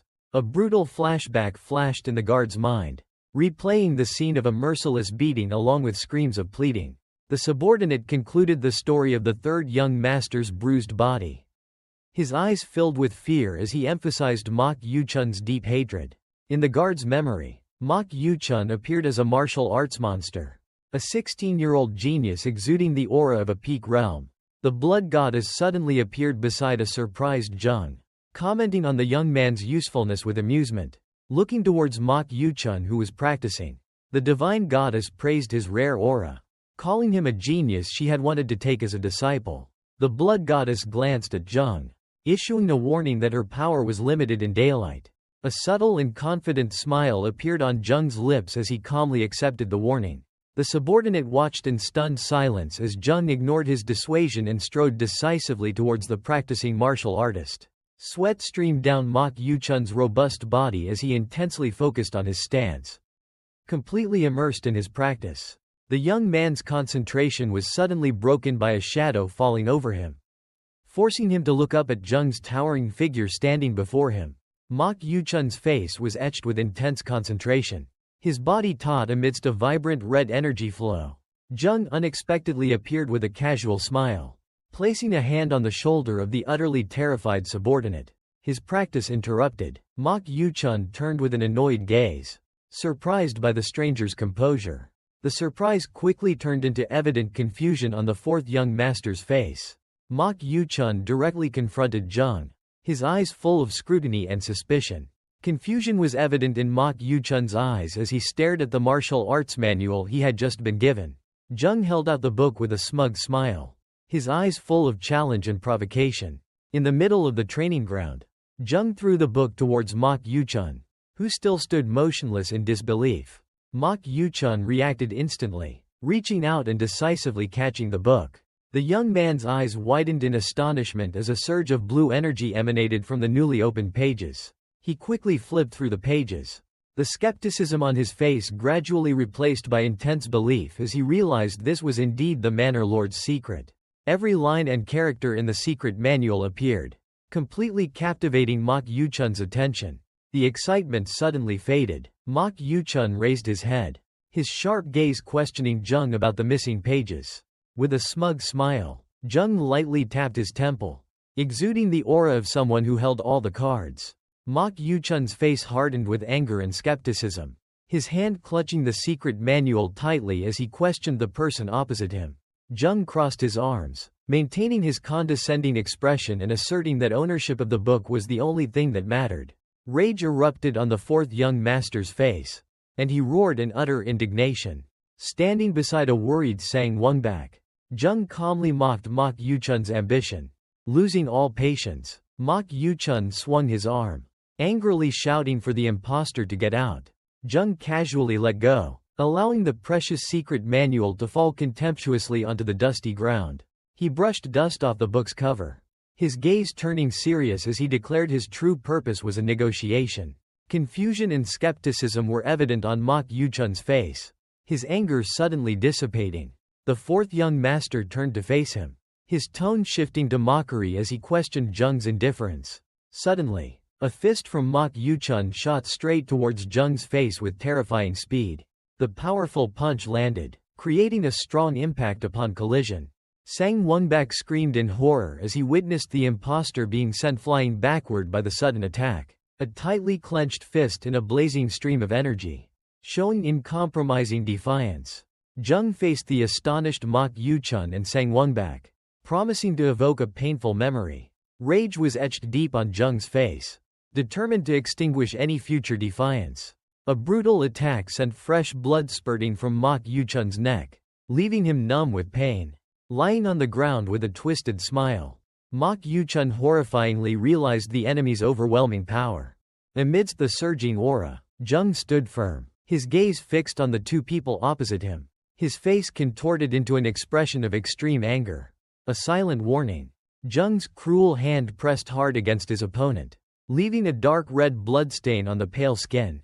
Mok Yuchun's eyes widened, fear and a belated realization of a different reality clearly visible. In Sang Wongbak's thoughts, the image of a mysterious swordsman wearing a wide-brimmed hat appeared as a measure of strength. He continued to recall other masters he had known, trying to find a reasonable comparison. Sang Wongbak glanced over, finally understanding the horror that Go Chan had experienced. From Mok Yuchun's perspective, Jung transformed into a demonic creature with small horns. A true monster. Sitting on the ground, Mok Yuchun coughed up blood, realizing the insurmountable power gap. A tear rolled down his cheek as the thought of avenging his grandfather surged intensely in the young man's mind. Jung's expression became grim and contemptuous at his opponent's unspoken challenge. Jung approached, beginning the negotiation act while Sang Wongbak stood behind, observing tensely. With a self-satisfied smile, Jung grabbed his own collar, casually acknowledging the opponent's suspicion. Mok Yuchun's face contorted in rage, completely disbelieving the impostor's words. Losing control, Mok Yuchun grabbed Jung's collar, only to be met with a provocative and calm smile. Jung's eyes flashed with cunning as he threatened to hand over the secret manual to Lady Sok and the second young master. Angered by the threat, Mok Yuchun unleashed a powerful punch with all his might towards Jung. Jung easily dodged the attack, continuing to use sharp words to manipulate the fourth young master's psychology. Their eyes met in a split frame, one side showing panic, the other extreme coldness. Astonishment and indignation were clear on Mok Yuchun's sweat-soaked face as he realized he was being cornered. Jung's smile vanished, replaced by a sharp gaze as he gripped his opponent's hand, asserting his absolute dominance. Doubt and shock were evident on Mok Yuchun's sweat-soaked face. Jung's calm eyes observed his opponent's reaction with a cold analysis. With his wrist held tight, Mok Yuchun looked directly at the impostor with a questioning gaze. In the training ground, Mok Yuchun, bare-chested, faced Jung, his arm raised in challenge. The fourth young master's gaze bore into the person opposite him, his suspicion growing. From behind, Sang Wongbak was stunned, utterly astonished by the audacity of the confrontation. A self-satisfied and challenging smile subtly formed on Jung's lips. With a nonchalant expression, the impostor responded to the accusation with a contemptuous rhetorical question. Jung's psychological blow made Mok Yuchun waver, his confidence beginning to falter. Under Sang Wongbak's watchful gaze, Jung began his psychological attack, turning the tables. He brought up the memory of a humiliating past defeat, using the true Mok Gyungwon's history to trap the fourth young master. Jung suddenly closed in, making Mok Yuchun dizzy and unconsciously stepped back, looking down at his bewildered opponent. Jung delivered the verbal finishing blow, challenging Mok Yuchun's shallow understanding.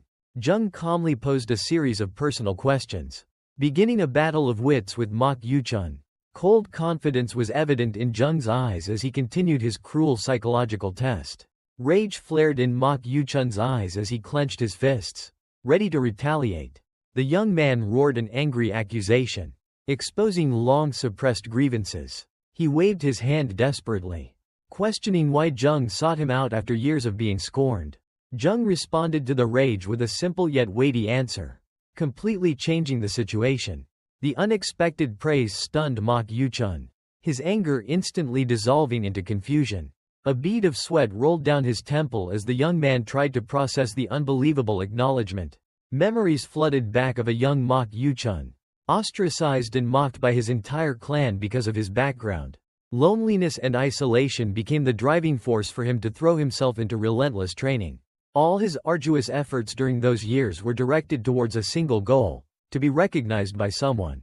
Ironically, the person he most yearned for recognition from was the one he least expected. Standing right before him, his gaze lowered, lost in thought about an event 2 years prior that had sown hatred between them. Standing with his back to the mansion, Mok Yuchun pondered a profound inner change. Sang Wongbak sighed in relief, his eyes clearly showing surprise at the unexpected turn of events. With a resolute expression, the fourth young master turned back, agreeing to listen to the impostor's offer. A self-satisfied and calculating smile subtly curved on Jung's lips as his plan progressed smoothly. The impostor nodded with satisfaction, his eyes exuding absolute confidence as he had completely controlled the situation. The entire mansion came into view as Jung began to state his demands. Jung calmly walked beside a bewildered Sang Wongbak, skillfully guiding the conversation. The head of the outer manor silently watched Jung's retreating back, filled with admiration for the young man's strategy. A smile of admiration spread across Sang Wongbak's lips as he realized the sophistication of the recent psychological play. Jung raised 3 fingers, decisively presenting 3 conditions for their agreement. In the presence of the head of the outer manor, Jung requested peace and financial support from Mok Yuchun. Mok Yuchun accepted the terms with a decisive nod, his eyes no longer showing hostility. With a mysterious smile, Jung prepared to reveal the final and most important condition. Sang Wongbak recalled the moment Jung confidently requested to learn the basic martial arts of the Mok sword manor, which initially greatly surprised him. Contrary to Sang Wongbak's worries, Mok Yuchun showed no suspicion at all, only a self-satisfied smile. The head of the outer manor realized this was part of Jung's plan to satisfy Mok Yuchun's desire for recognition. Under Sang Wongbak's distant observation, Mok Yuchun began to impart martial arts to Jung in the deserted training ground. Astonishment welled up in Sang Wongbak's heart as he witnessed Jung memorize the entire secret manual after just one listen, a feat that even stunned the genius Mok Yuchun. With a radiant smile, Sang Wongbak approached to congratulate Jung, secretly admitting that following this fake young master was the right decision. As they both stepped onto the stairs, Sang Wongbak expressed admiration but also regret that the secret manual had been given to Mok Yuchun. A mysterious smile formed on Jung's lips as he revealed that he had not taught his opponent accurately. The unexpected confession made Sang Wongbak stop dead in his tracks, his eyes full of confusion as he watched Jung's retreating back. After a moment of hesitation, Jung turned back with a determined expression, ready to share the full truth with his new ally. Sang Wongbak's eyes widened, astonishment and anticipation clear on his face as he prepared to listen to the true plan. Jung calmly explained that he had deliberately altered important details in the martial arts incantations. Absolute confidence appeared on Jung's face. He admitted to taking a risk but ultimately succeeded in deceiving everyone. Sang Wongbak's initial doubt turned into horror as he realized the deadly danger in Jung's plan. Jung turned back with a self-satisfied smile, completely unconcerned by the fear surging in the heart of the person opposite him. Under Jung's cold gaze, Sang Wongbak could only bow his head in silence, the image of a demon appearing in his mind. Night fell upon the Mok sword manor, concealing the conspiracies and conflicts unfolding within. In a dimly lit, candlelit room, a mysterious shaman with glowing red eyes beneath the brim of his hat was introduced as Shaman Reflection. Reflection powerfully struck his staff against the floor, an action demonstrating his resolve and authority. Another powerful figure, the Phoenix Pavilion Master, appeared amidst a mystical blue smoke, clearly showing concern for Shaman New Moon. The Phoenix Pavilion Master walked through the ceremonial room, contemplating New Moon's betrayal and failure that had severed ties with the Sok clan. The Master's anger surged as he thought of the Phoenix Pavilion's damaged reputation.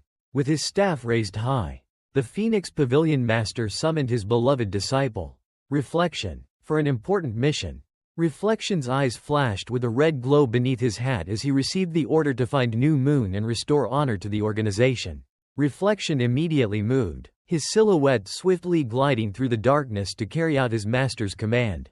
The scene shifted to a majestic and rugged mountain range, signaling a new, challenging journey about to begin. Shaman New Moon's blood-stained hat lay haphazardly on a tree branch, signaling a tragic end. On the ground, her magical bracelet was also stained with blood, lying amidst fragments. Shaman Reflection stood silently before the scorched earth pit, the desolate scene after his fellow shaman's brutal death. In his hand, a smoldering talisman, a memory of the deceased's power, came to mind. Beneath his hat, the shaman's eyes glowed with a fiery red light as he pondered the convoluted events. Sensing an unusual energy flow, Shaman Reflection formed a hand seal. Preparing to merge his spiritual power for investigation, he darted through the dark mist, his intuition telling him a dangerous confrontation awaited. A bizarre, hat-wearing plant entity slowly materialized, seemingly a magical remnant holding the bottle's secrets. With glowing eyes and a hand seal, the Phoenix Pavilion shaman cast a powerful tracking spell. A horrifying image reflected in his pupils, revealing the entire course of the massacre. Memories of Shaman New Moon's final battle flooded back in a chaotic sequence of images. From fierce resistance to a blood-soaked, insane smile. Sweat drenched his entire body. Shaman Reflection's eyes wide with horror at the brutal truth he had just witnessed. A hand with eerily red-painted nails gently touched his cheek. The blood goddess had appeared right beside the investigator. The blood goddess's hand with crimson claws gently but menacingly touched Shaman Reflection's veiled face. Surrounded by ghostly hands, the young shaman faced the illusion of the colossal and malevolent smile of the azure spirit entity hovering above. Shaman Reflection's eyes widened in terror as he endured a fierce psychic attack. Escaping the illusion, he stumbled, standing in the forest, a look of horror still lingering on his face as he glanced back at the void. His breathing became heavy and rapid as he tried to calm himself after the terrifying confrontation. A horrifying realization flashed in his mind as he identified the true nature of the enemy as an azure spirit. The horror was quickly replaced by cold determination. The shaman clenched his fists, preparing for the upcoming battle. Amidst the bloody scene, he whispered the name Gu Diao, deciding to summon a powerful spirit beast to confront the threat. The scene shifted to the mock sword manor under the morning sun, signaling a change in the narrative. A noble blonde woman with red eyes held a pipe, her expression showing a hint of confusion and contemplation. An ancient drawing on dew paper meticulously depicted the stance of a lost martial art.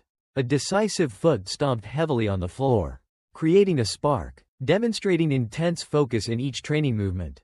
Mok Yu-chun was completely unaware that he was diligently practicing according to the instructions in the fake martial arts manual Jung had given him. Jung moved at astonishing speed, leaving blurred afterimages as he executed a powerful martial arts stance.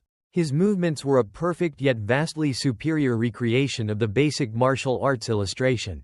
The blurred silhouette of the martial artist in the book was left behind by the young man's speed and focus.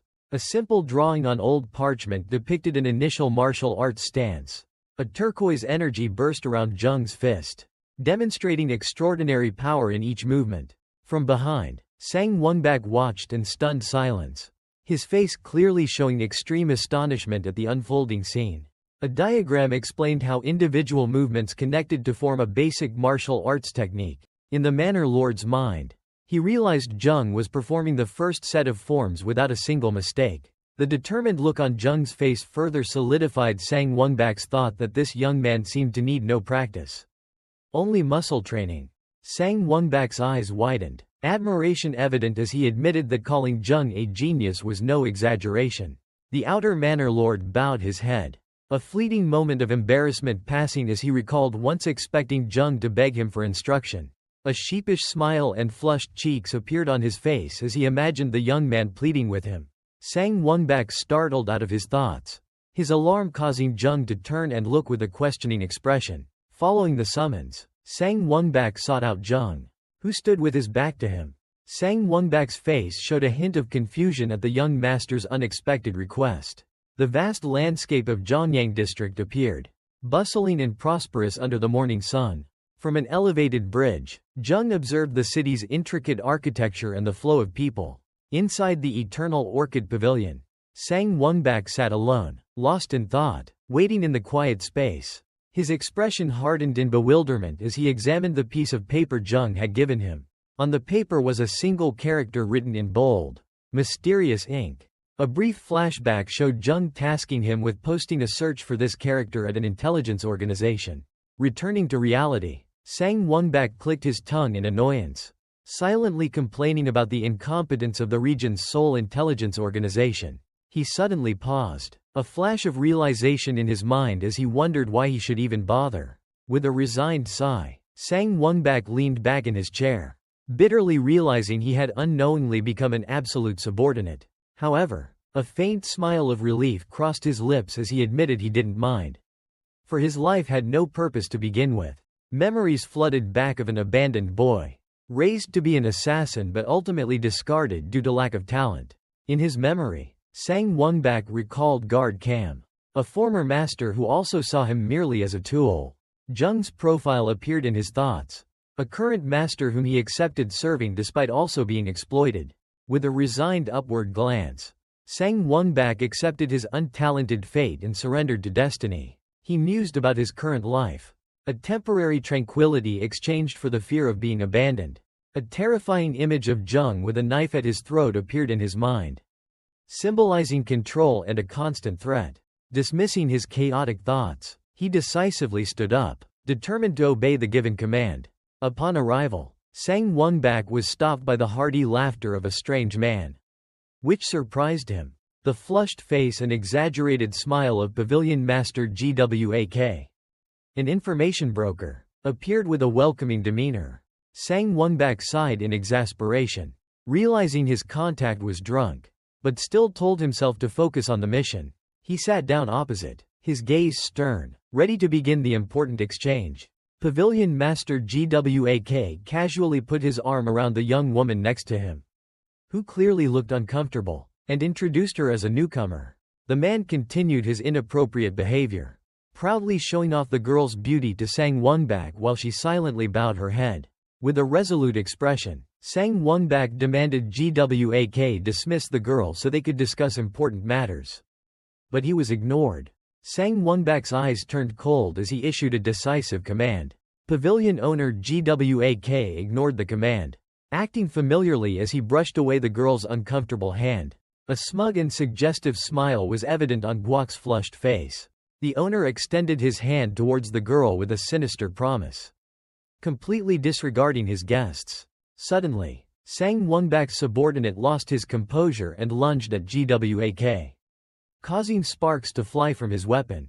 The young girl unexpectedly unleashed a dazzling blue energy blast directly at GWAK, interrupting the chaos. Sang Wongbak and his subordinates were stunned, their eyes wide with astonishment at the sudden power that had just been unleashed.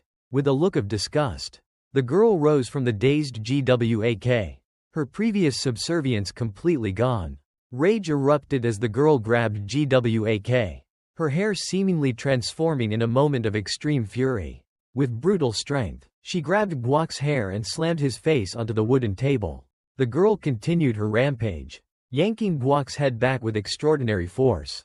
From an elevated perspective, the girl effortlessly lifted Guok's large body off the ground. The innkeeper was sent flying across the room while the girl stood firm, leaving Sang Wongbak and his subordinates completely stunned. Sang Wongbak's subordinate was momentarily stunned as the wine cup in his hand trembled violently. Ha Karen delivered a lightning-fast strike, sending the guard flying backward in a burst of energy. From the ground, the subordinate looked up in extreme horror as the attacker's shadow enveloped him. The young girl smiled smugly, the chopsticks in her hand now as sharp as needles. With a series of sharp sounds, the chopsticks pinned the subordinate to the pillar, completely incapacitating him. After exhaling a sigh of relief, Ha Karen turned to face Go Chan, who stood in a defensive stance, recognizing the technique she had just used. A powerful aura emanated around Ha Karen as she stood with her back turned, her voice filled with disappointment. Her gaze was sharp and mischievous as she revealed her true identity as Ha Karen, calling Go Chan by name. Disbelief and extreme shock were evident on Go Chan's face as he stammered, recognizing the girl's identity. A gruesome flashback appeared with a sea of skulls, revealing the brutal, 100-man slaughter ritual. The scene shifted to a bloody temple, where impaled bodies illustrated the path to becoming the sect master of the Flying Assassin sect. An intricately decorated poisonous needle, compassionate needle, appeared as a secret reward for the future leader. Ha Karen approached the motionless Go Chan, preparing to use the needle to relieve his paralysis. Cold sweat broke out on Go Chan's forehead as he realized the horrifying meaning behind the poisonous needle. She had become the sect master. Sang Wongbak recalled thoughtfully that although Ha Karen was the only talented successor, her personality had always been a factor that made others wary. A vivid flashback appeared, showing a rebellious childhood Ha Karen making Sang Wongbak her plaything. Back in reality, Go Chan was astonished by the girl's captivating change in appearance. A momentary distraction before the pain hit. With a cold gesture, Ha Karen swiftly pulled the poisonous needle from Go Chan's neck, causing him to shriek in extreme pain. Overwhelmed by her authority, Go Chan awkwardly raised his hands, trying to find words to begin a conversation. As the girl coldly turned to leave, Go Chan stammered, calling her sect master. A reluctant and fearful acknowledgement. She casually sat down in the chair, confirming her position as sect master while Go Chan secretly hoped that power had changed her personality. The girl's eyes suddenly sharpened, and she questioned his casual attitude, implying that his retirement was not an excuse. Go Chan hastily bowed in supplication, completely unaware that her internal thoughts revealed the truth that she had to beg for this position, unexpectedly changing her demeanor. Ha Karen smiled brightly and declared that his presence here was indeed a good thing. She revealed her new plan, instead of waiting for her original target, Mok Yonho. She would now use him to infiltrate the Mok Sword Manor. Her eyes gleamed with mystery and calculation as she revealed that she was acting on newly received information. Extreme horror was evident on Go Chan's face as he was called by his assassin rank. Memories of Guard Cam, his deceased master, flooded his mind. He bowed his head, bitterly accepting the harsh truth of his master's failure.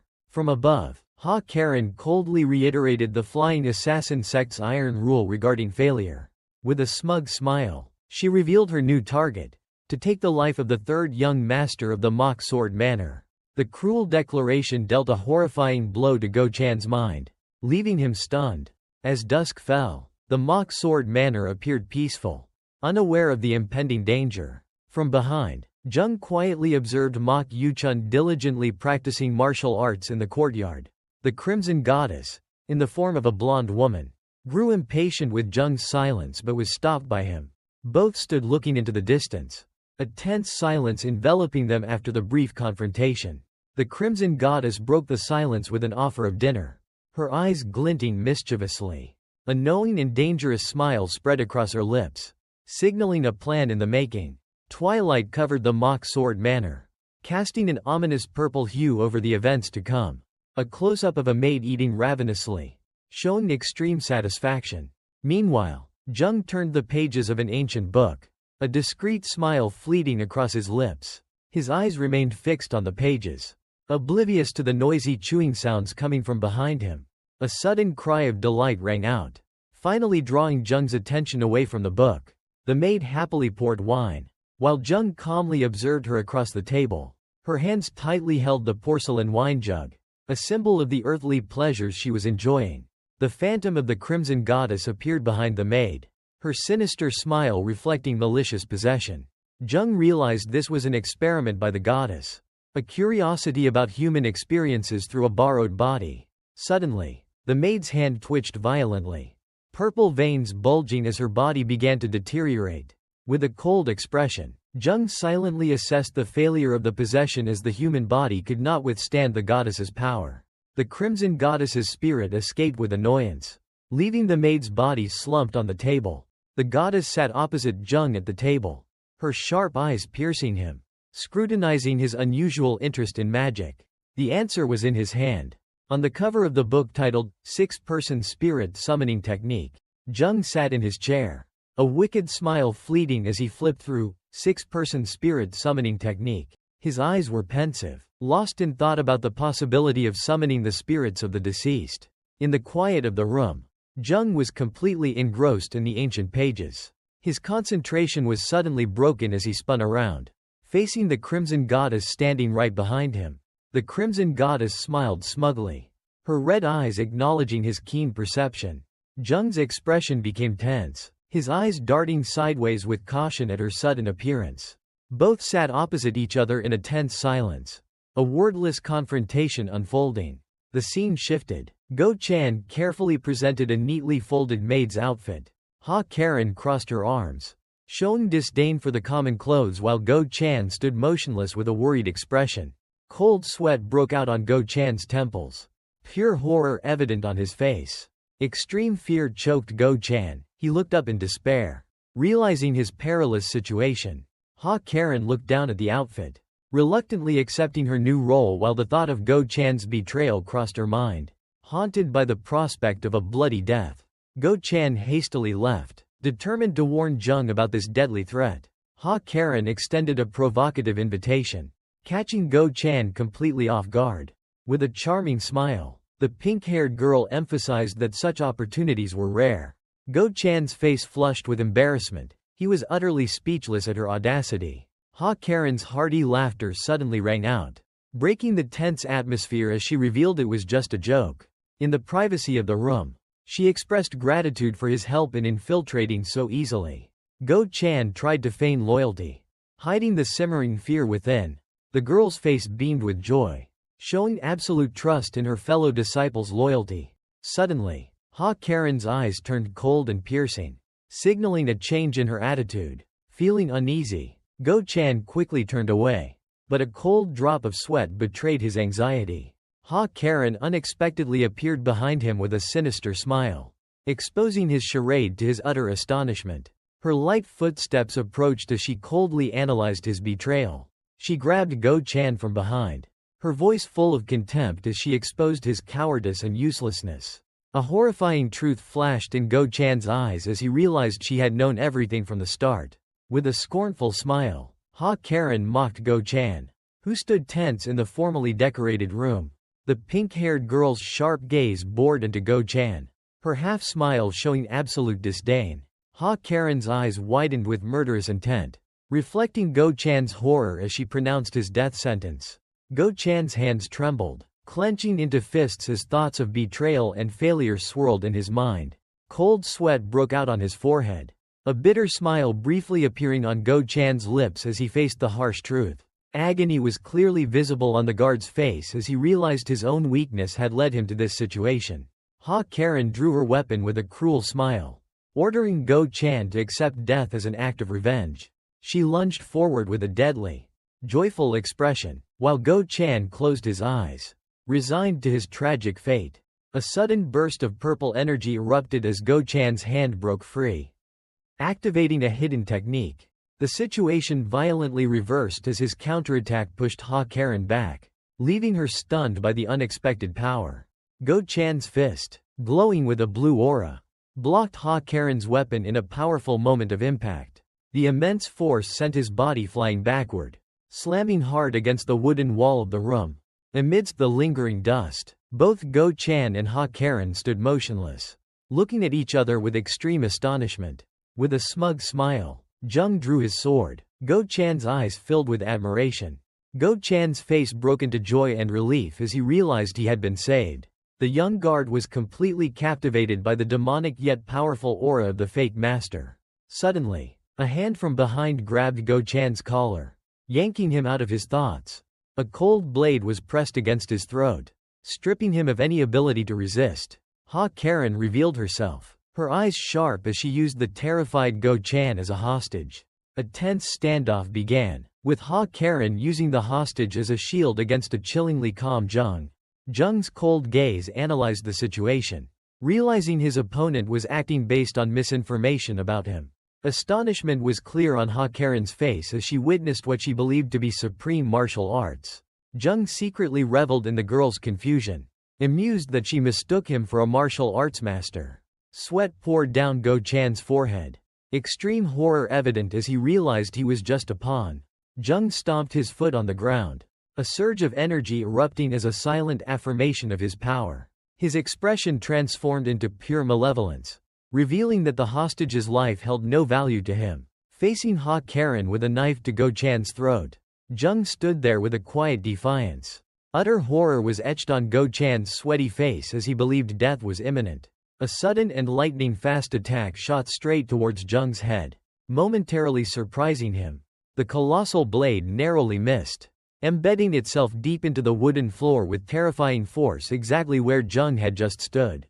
Ha Karen and Go Chan froze, their astonished gazes fixed on the sword vibrating violently on the floor. From the other side of the room, Jung, who had moved with incredible speed, gave a cold command after dropping a small knife. Absolute shock was evident on the faces of Ha Karen and her hostage at the unbelievable offer. The psychological confrontation began as Jung made an exchange offer, forcing Ha Karen to weigh the hostage's value. A smug and calculating smile spread across Jung's lips as he explained his pragmatic reasons and offered her a way out. Within Go Chan, confusion mixed with an indescribable hope surged as he mistakenly believed the demon was trying to save his life. The air in the room thickened, tense as both sides held their ground, eyes locked in silence. Ha Karen's smile shifted from surprise to contempt, a silent mockery of her opponent's offer. Contempt erupted into furious rage, the girl's eyes blazing with defiance at Jung's arrogance.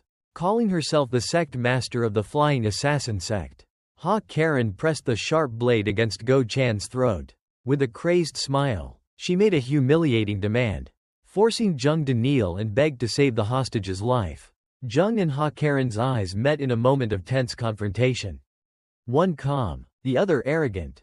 Jung exhaled lightly, his expression unusually calm in the face of the provocative threat. To Ha Karen's astonishment, Jung dropped his knife and began to kneel on the floor. Ha Karen's expression shifted from smugness to extreme disbelief. Unable to believe her opponent would yield, the young man continued to lower himself, seemingly accepting the humiliation just for the life of a guard. A close-up of Jung's eyes revealed a cold focus, his gaze not on Ha Karen but piercing through her. Suddenly, he lunged forward, his hand snatching the knife that had fallen to the floor with incredible speed. Instead of kneeling, Jung transformed the movement into a lightning-fast attack, darting past Ha Karen and Go Chan. A triumphant smile bloomed on Ha Karen's face as she believed his arrogance would not allow him to beg.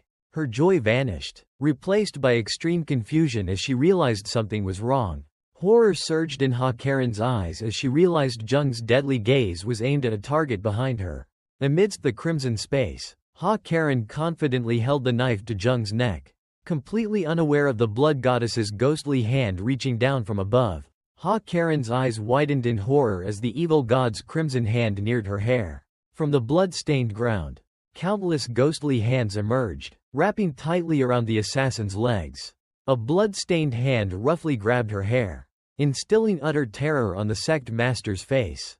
Pulled down by the blood tentacles, Ha Karen looked up in horror at the blood goddess, who was gleefully observing her despair. A fierce explosion of blood-red energy erupted, engulfing everything in a demonic fury. Both Jung and Ha Karen were thrown back by the aftershock, while the blood goddess hovered amidst the chaotic scene. Waking from the shock, Ha Karen found herself on top of Jung, her face utterly bewildered by the supernatural event that had just occurred. The assassin cautiously scanned the room, her hand still clutching the knife as she tried to find the invisible attacker. Amidst the blood-red ribbons, the blood goddess looked down with contempt, implicitly revealing that Ha Karen's level was insufficient to perceive her existence. Seizing the perfect opportunity, Jung turned the tables, standing up and looking down at the stunned Ha Karen with his knife ready. Jung lunged with incredible speed, his blade blocking Ha Karen's attack in a blinding flash of sparks.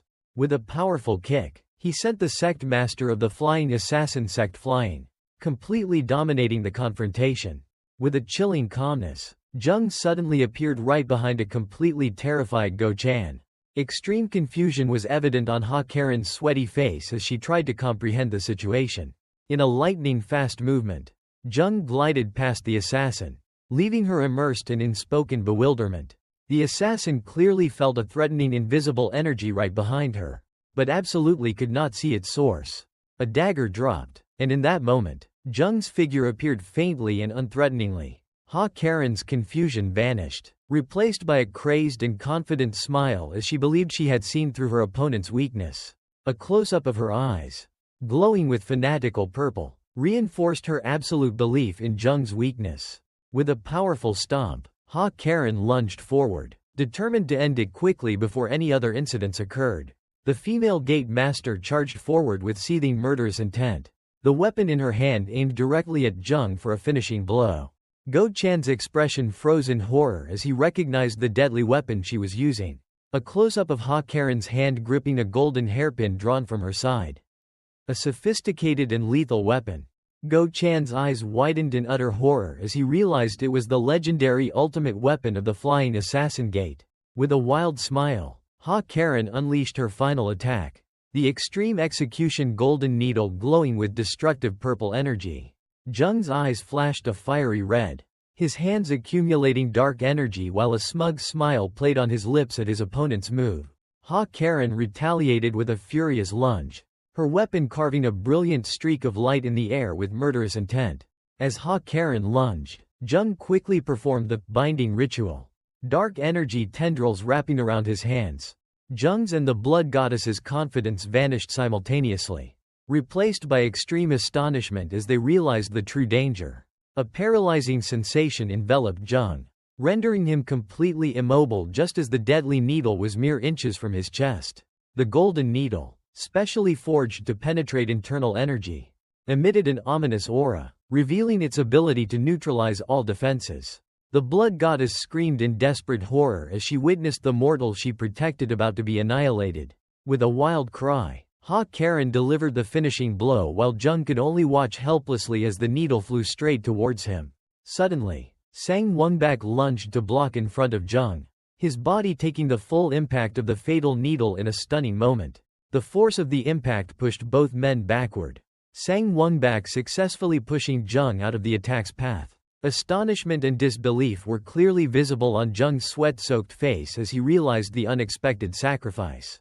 The blood goddess's eyes widened, reflecting panic and disbelief at the completely unforeseen turn of events. Ha Karen's triumphant smile froze into an expression of utter shock, her perfect plan crumbling before her eyes. The deadly golden needle hovered just before Sang Wongbak's taut chest. With terrifying penetrating force, the ultimate weapon pierced the outer manor lord in a blinding flash of light. The entire room plunged into chaos as Sang Wongbak fell backward, his moment of sacrifice leaving both Jung and Ha Karen stunned. Jung turned his head, his gaze fixed on the unbelievable scene with extreme bewilderment. Ha Karen's triumphant smile froze then shattered into astonishment. Contrasting with Jung's stunned expression, Sang Wongbak's body began to collapse, his face contorted in pain as the needle remained deeply embedded in his chest. In an unreal white space, Jung and his savior fell together, bound by a single act of sacrifice.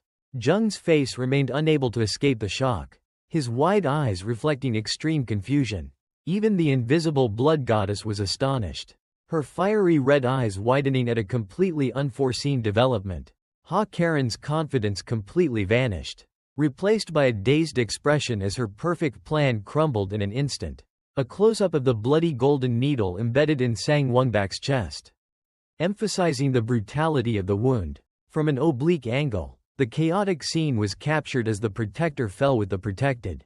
As he fell into the void, Jung remained completely locked in a state of shock, unable to comprehend what had just happened. A cruel and malicious smile appeared on Jung's face. His eyes glowed with an eerie red, emitting a dark and intense energy. Jung writhed in agony as the image of the blood goddess, a blue spirit, overwhelmingly appeared above him. With a desperate cry, Shaman Reflection pushed his hands forward with all his might, trying to counter an invisible attack. Jung's face was highly concentrated as he performed the binding ritual, his hands emitting mystical purple energy. Sharp needles pierced the back of his hands, blood splattering as proof of the ritual's painful failure. Shaman Reflection was thrown backward by an unstoppable force, his expression changing from astonishment to extreme panic. Horror was evident in Shaman Reflection's eyes as countless bloody hands reached out from the darkness, clinging to his body. Completely submerged, Shaman Reflection let out a final scream of agony as the bloody tentacles tightened around him. The blood goddess looked down with satisfaction, a bloody hand covering the mouth of the utterly horrified Shaman Reflection. Amidst a chaotic, blood-stained scene, The blood goddess hovered above Shaman Reflection's ravaged body before vanishing. A close-up of Shaman Reflection's pupils contracting in terror, reflecting the image of the victor before darkness enveloped him. Amidst a sea of blood, Jung stood alone, his expression chillingly cold and calm. Jung's cold expression reflected judgment of his opponent's fatal mistake. Horrific memories flooded back, showing Shaman New Moon being swallowed by countless bloody hands in despair. The female shaman's body arched in her final throes against a backdrop of crimson blood. Amidst the deadly silence, Jung stood tall over the two defeated shamans' bodies. A sudden cough escaped Jung's chest, revealing the cost of his recent victory. The young man looked down at the dying body of Sang Wongbak, who lay slumped on the cold wooden floor. Jung quietly knelt beside the gasping man, his face betraying no emotion. With his last breath, Sang Wongbak spoke of Go Chan's safety. Jung's gaze deepened, silently accepting the old guard's dying words. The assassin knelt, a fleeting moment of regret passing as he looked at the man he had intended to cooperate with. An unexpected question appeared in Jung's eyes, breaking his stoic facade. The old guard whispered an explanation that his actions were due to an undeniable duty. Sang Wongbak's loyalty was revealed through his explanation that he could not betray the one who had once protected him. Beside Sang Wongbak's cooling body, Go Chan knelt, listening to the old guard's fragmented dying words. Blood gushing from the corner of his mouth, Sang Wongbak whispered about a life abandoned as the dagger remained deeply embedded in his chest. A flash of understanding and pain flickered in Go Chan's eyes as he heard the man's confession. A rare contented smile appeared on Sang Wongbak's bloody face as he found peace in his final moments. Jung's eyes quietly observed the sacrifice and that emotional final moment from a hidden corner. In the enveloping silence, Go Chan placed his hand on the deceased's chest. A solemn and tragic gesture.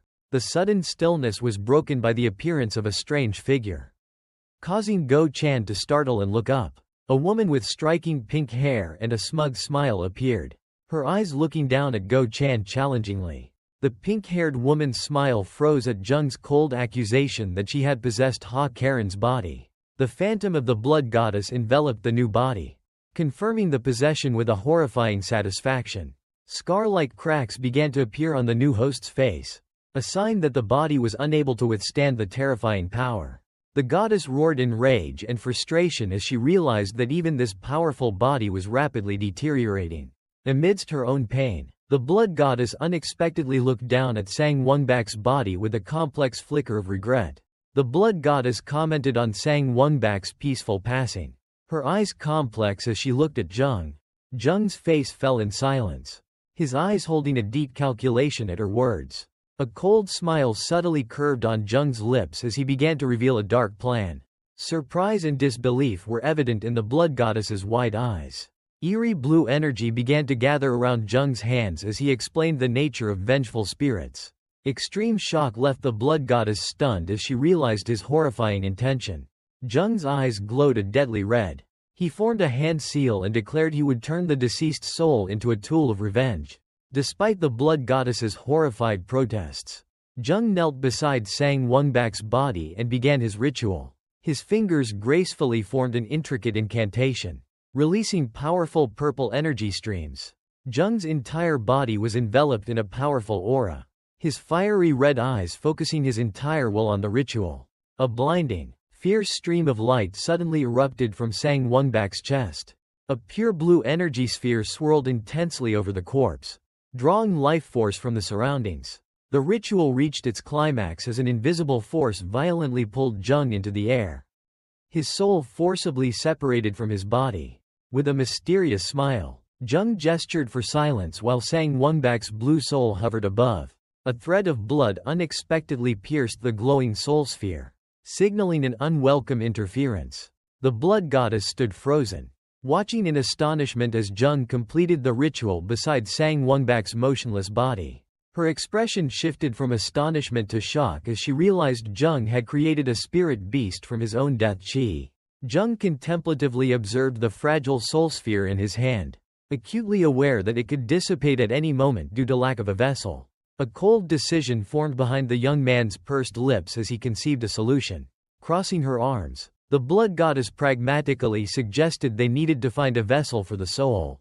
Confusion flickered across her face as she began to wonder where they would find a vessel. Her eyes widened in extreme horror as a terrible realization dawned in her mind. She took a step back, her voice trembling as her horrified gaze fixed directly on Jung, who was staring back at her. In the void, Sang Wongbak's soul drifted aimlessly, his fading consciousness wondering about his fate. A sense of powerlessness enveloped him as his consciousness dissolved into the distant light. Amidst illusory bubbles, his soul slowly sank, carrying the bitter question of his own sacrifice. Sang Wongbak's soul drifted in the void, his final thoughts turning to his loyal guard, Go-chan. Amidst the silence of the afterlife, an unexpected sound from the living world pierced through, startling the old lord's soul.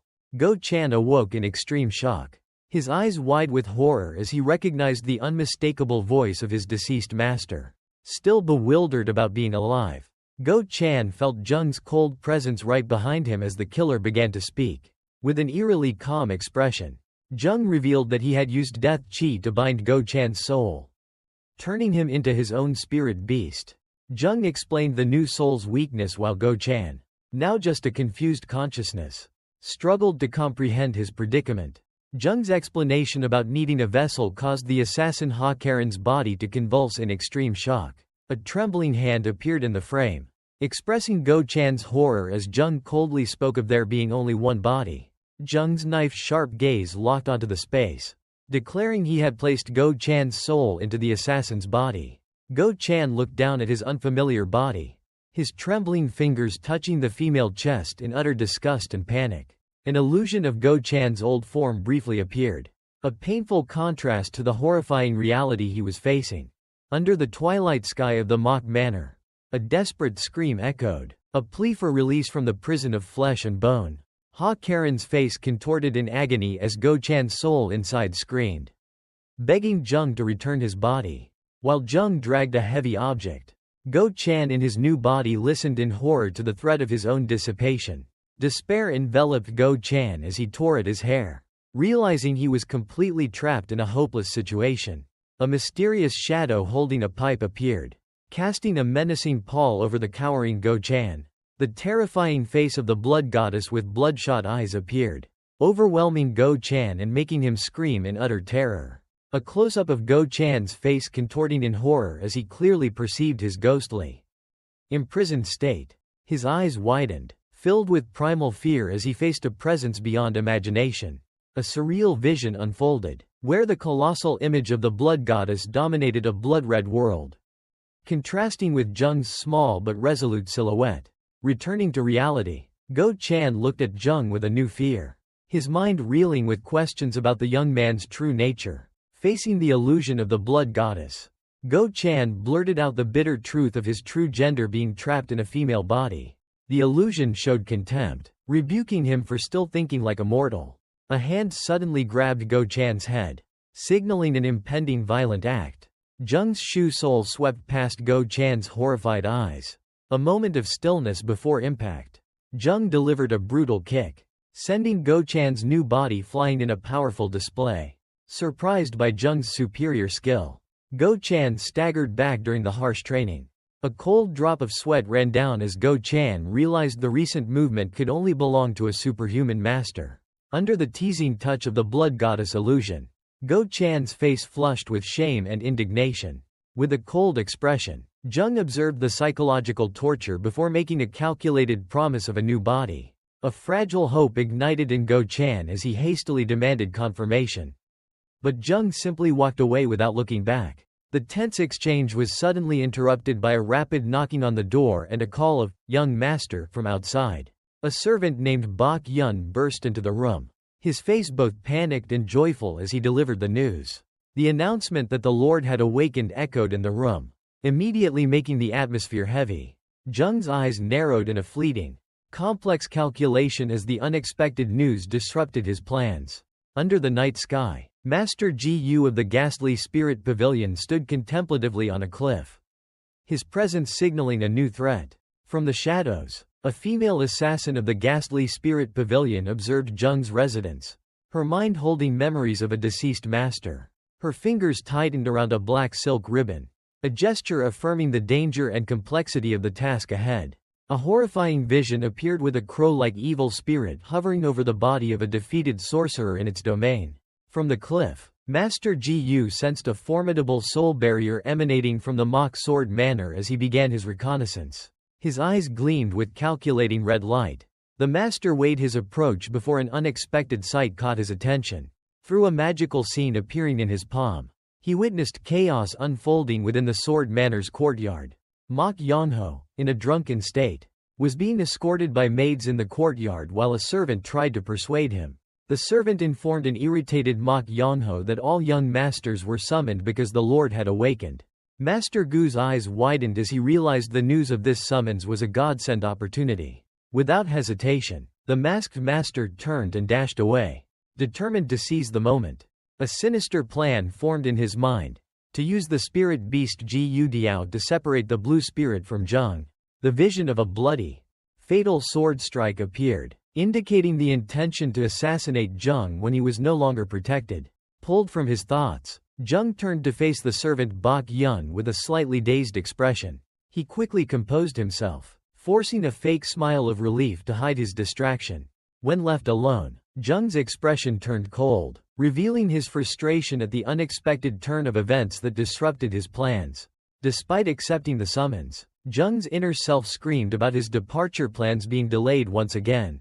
With a smug smile, Zheng ordered a stunned Go Chan to handle the mess behind him. Go Chan obediently accepted in confusion, his gaze briefly flicking to the body on the floor. As Zheng walked away, the phantom of the blood goddess appeared behind him, her powerful gaze following him meaningfully. Left alone, Go Chan sighed in relief. Leaning against the closed door, he bitterly looked down at Sang Wongbak's body, realizing the grim irony of having to clean up his own death. Despair was evident on his face as he struggled with the unbelievable reality of being trapped in a woman's body. A drop of sweat rolled down his temple, his cheeks flushed with extreme shame and confusion. The escalating panic was depicted through an image of his head seemingly splitting.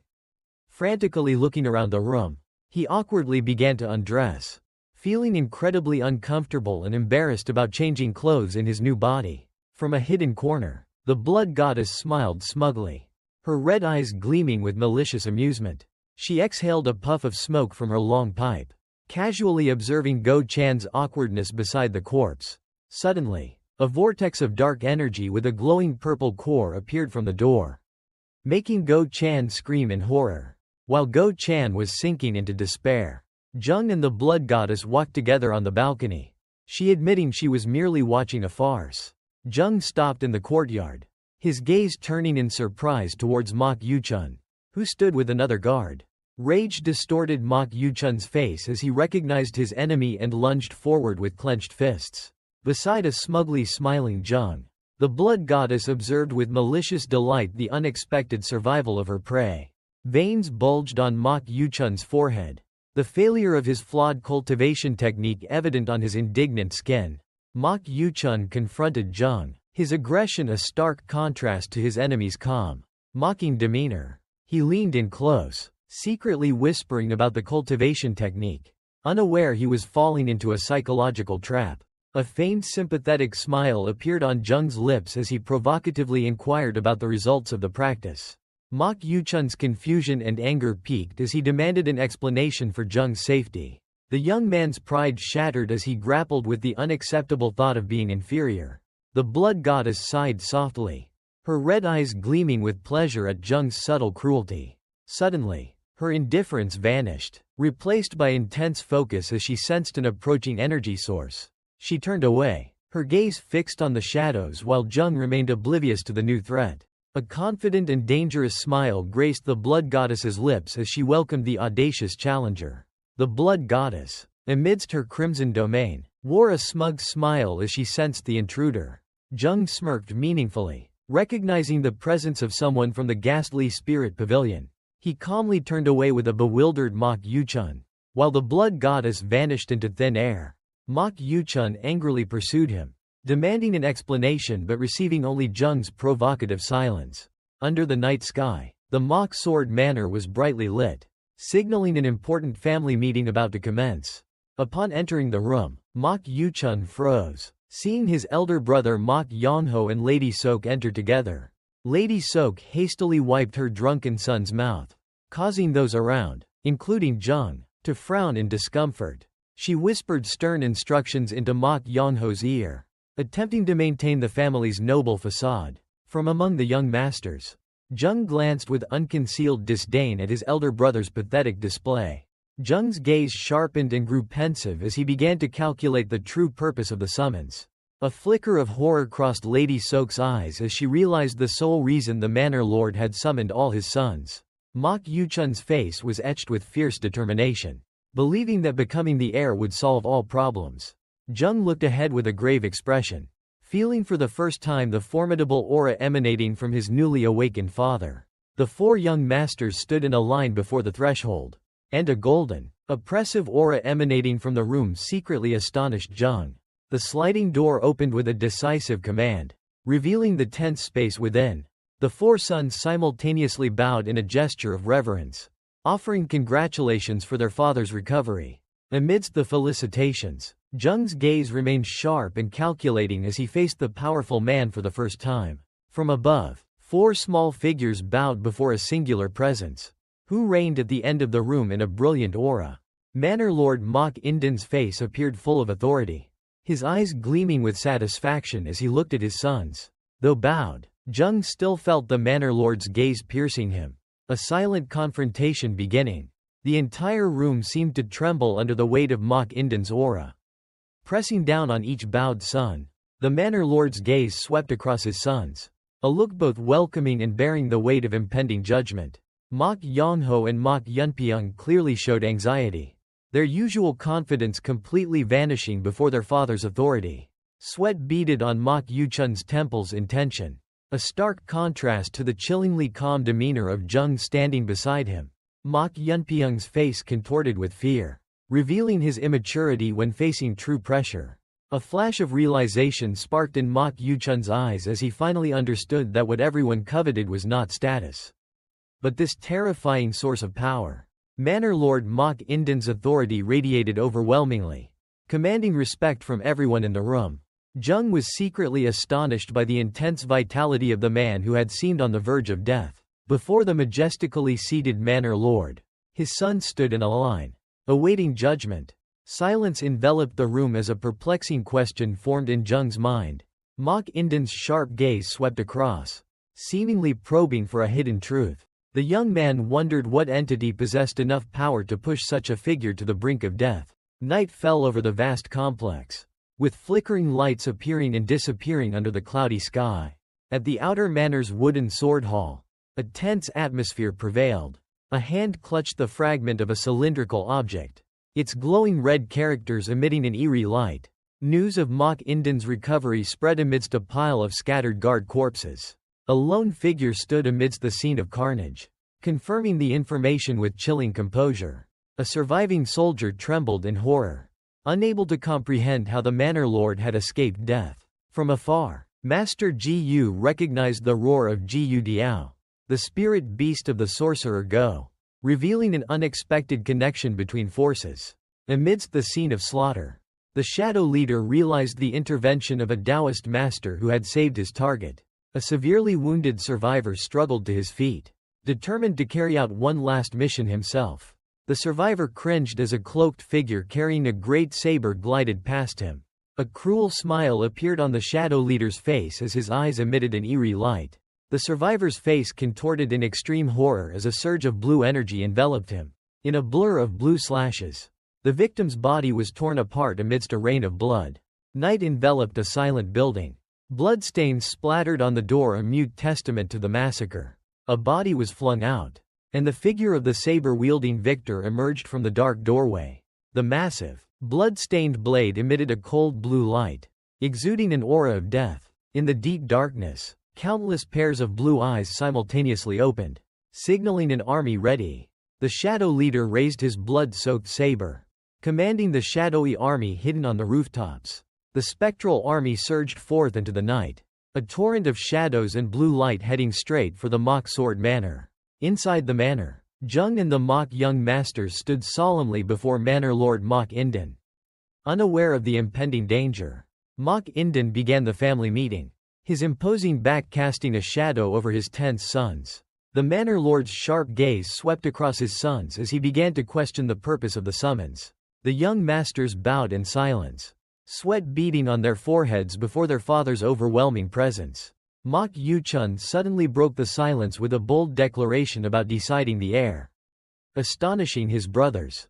Amidst the manor lord's contemplative silence, one brother turned to reprimand Mok Yuchun's recklessness. Mok Inden's eyes narrowed, a thought flashing through his mind as he observed his third son. He had changed. Memories of butler Jang Myungnan's words flooded back, planting a skeptical question in Mok Inden's heart about Jung having saved his life. In his recollection, the loyal butler affirmed that it was the young master who had single-handedly stopped the possessed mad Taoist master. Initially, the manor lord dismissed the story, attributing it to coincidence or a lie to gain power. But now, facing Jung's unusual composure, Mok Inden recognized a profound transformation in his once timid son. A calculating smile briefly appeared on Mok Inden's lips as he decided to hold a test to confirm his suspicions. As the manor lord officially announced the heir qualification test, a hand unexpectedly rose, interrupting his words. With a resolute gaze, Jung firmly refused to participate in the challenge, directly defying his father's authority before the entire clan. Astonishment filled the room as Jung, standing before manor lord Mok Inden and his brothers, publicly refused the heir selection test. Jung calmly confirmed his decision, causing Mok Yunpyeong to smile smugly and Mok Yonho to show relief. Mok Inden, the mansion lord, narrowed his eyes, his gaze sharpening as he demanded an explanation for this defiant act. With a feigned humble expression, Jung bowed and offered the excuse of his own shortcomings. The mansion lord did not accept the simple answer, questioning further, forcing Jung to directly confront his authority. Doubt was clearly visible on Mok Inden's wrinkled face as he listened to his son's explanation. Standing tall with calm confidence, Jung declared himself inferior to his brothers in all aspects. Mok Yunpyeong smirked contemptuously, believing Jung had finally recognized his lowly position. Jung's eyes became firm and cold as he loudly declared his renunciation of his right to contend for the position of mansion lord. A heavy silence enveloped everyone, then was broken by Mok Inden's deep and enigmatic laughter. Surprise briefly flickered across Jung's face as he had not expected his father's amused reaction. The mansion lord's earlier low chuckle erupted into a hearty laugh, echoing throughout the room, while his son stood frozen in confusion. Mok Inden looked at them with an understanding expression, as if he had seen through the unfolding drama. Mok Inden's sharp eyes analyzed the change in his third son. Mok Yuchun stood still, bewildered by his elder brother's contradictory actions. With unconcealed pride, the mansion lord asked a direct question that stunned Jung. Simultaneous astonishment was evident on the faces of the three remaining brothers. Mok Yunpyeong's eyes widened, unable to believe what he had just heard. Mok Inden revealed the wounds on his body, beginning to recount the story of the attack. Mok Yunpyeong's face contorted with anger as he heard his father praise Jung's achievements. The mansion lord's gaze became stern as he declared the standard for becoming the heir. Uncontrollable rage erupted on the second young master's face. Sweat poured as Mok Yunpyeong tried to accept the incredible truth of Jung's actions. Mok Yuchun turned away, lost in thought and doubt about his brother's true nature.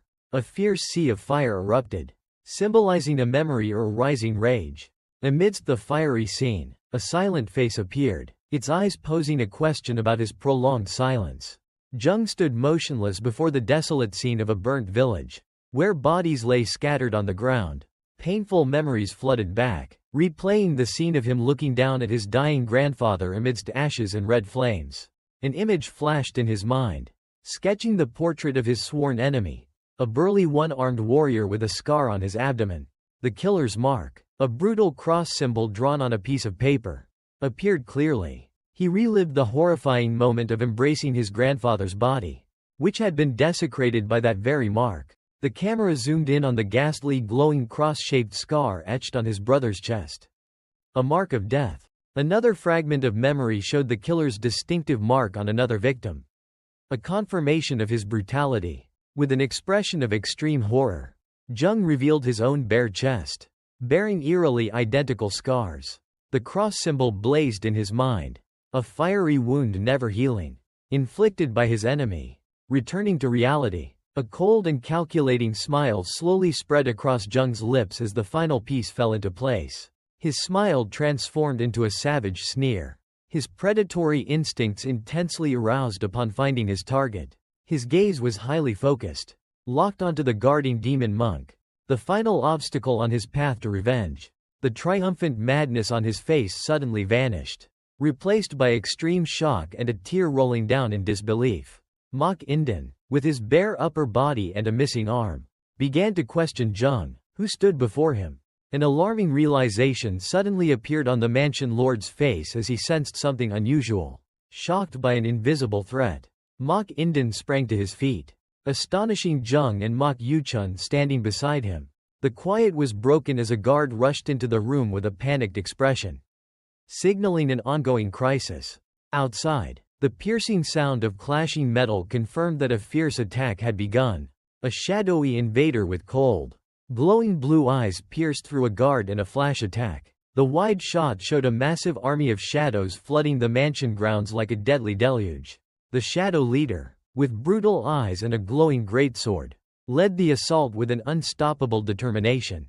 The mock sword mansion guards desperately shouted orders, trying to organize a thin line of defense at the gate. The battle unfolded brutally as the shadow warriors easily overwhelmed and breached the guards' defenses. The leader's boots stepped steadily, advancing deeper into the slaughter. Standing amidst the scattered bodies, the shadow leader observed the massacre he had caused, his blade still glowing menacingly. From a rooftop, Jung looked down at the chaos below with a contemptuous sneer.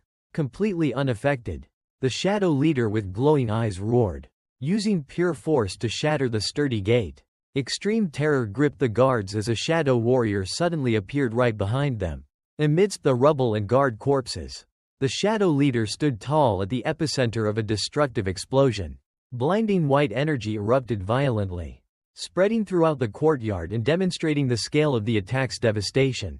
The leader swung his greatsword, ordering his shadow army to begin the search for the mysterious target. His blazing blue eyes focused on the command, a ruthless determination etched on his face as he ordered the search for that thing. In a hidden corner, the shaman reflection of the Phoenix Pavilion silently observed the unfolding chaos. Amidst the carnage, the shaman's ethereal figure appeared like a spirit, bewildered by the horrifying events occurring. Jung realized his plan to lure the blood goddess had succeeded but was ruined by this unexpected invasion. A metaphorical image of hands clenching in a stream of blue energy showed Jung hiding under a disguise. Looking down from above, shaman reflection froze as he discovered a lone body lying at the end of a long corridor. The assassin of the ghastly spirit pavilion suddenly felt an unusual surge of energy, her eyes widening in vigilance. Shaman reflection immediately recognized the presence of magic, using spells and hand seals to try and dispel the disguise he had just discovered. Jung's magical disguise suddenly shattered into fragments of blue energy to Shaman Reflection's extreme astonishment. Without hesitation, Jung lunged to attack Shaman Reflection as soon as his disguise was broken. A powerful surge of magical energy spread from the collision, making Shaman Reflection realize in horror that his opponent was a high-level mage. Jung's hand tightened around Shaman Reflection's throat. The shaman's face contorted in horror and suffocation. A mysterious figure wearing a wooden hat, claiming to be a member of the underworld assassin pavilion, suddenly intervened in the confrontation. The wooden hat assassin acted decisively, ending Shaman Reflection's life to the victim's own astonishment. From afar, the shadow leader observed the situation, dismissing the presence of the new assassin and ordering his subordinates to continue searching for the main target.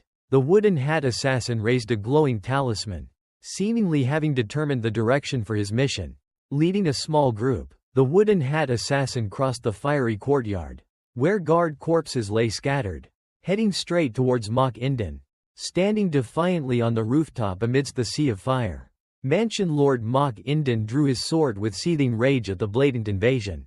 With a resounding shout, Mok Inden challenged the invaders, causing his subordinates to look up with astonishment and reverence. The old mansion lord charged straight into battle, followed by his loyal warriors, including 4th young master Mok Yuchun, forming a powerful spearhead. Mok Yuchun's face shone with determination as he fought shoulder to shoulder with his father, quickly taking down an enemy.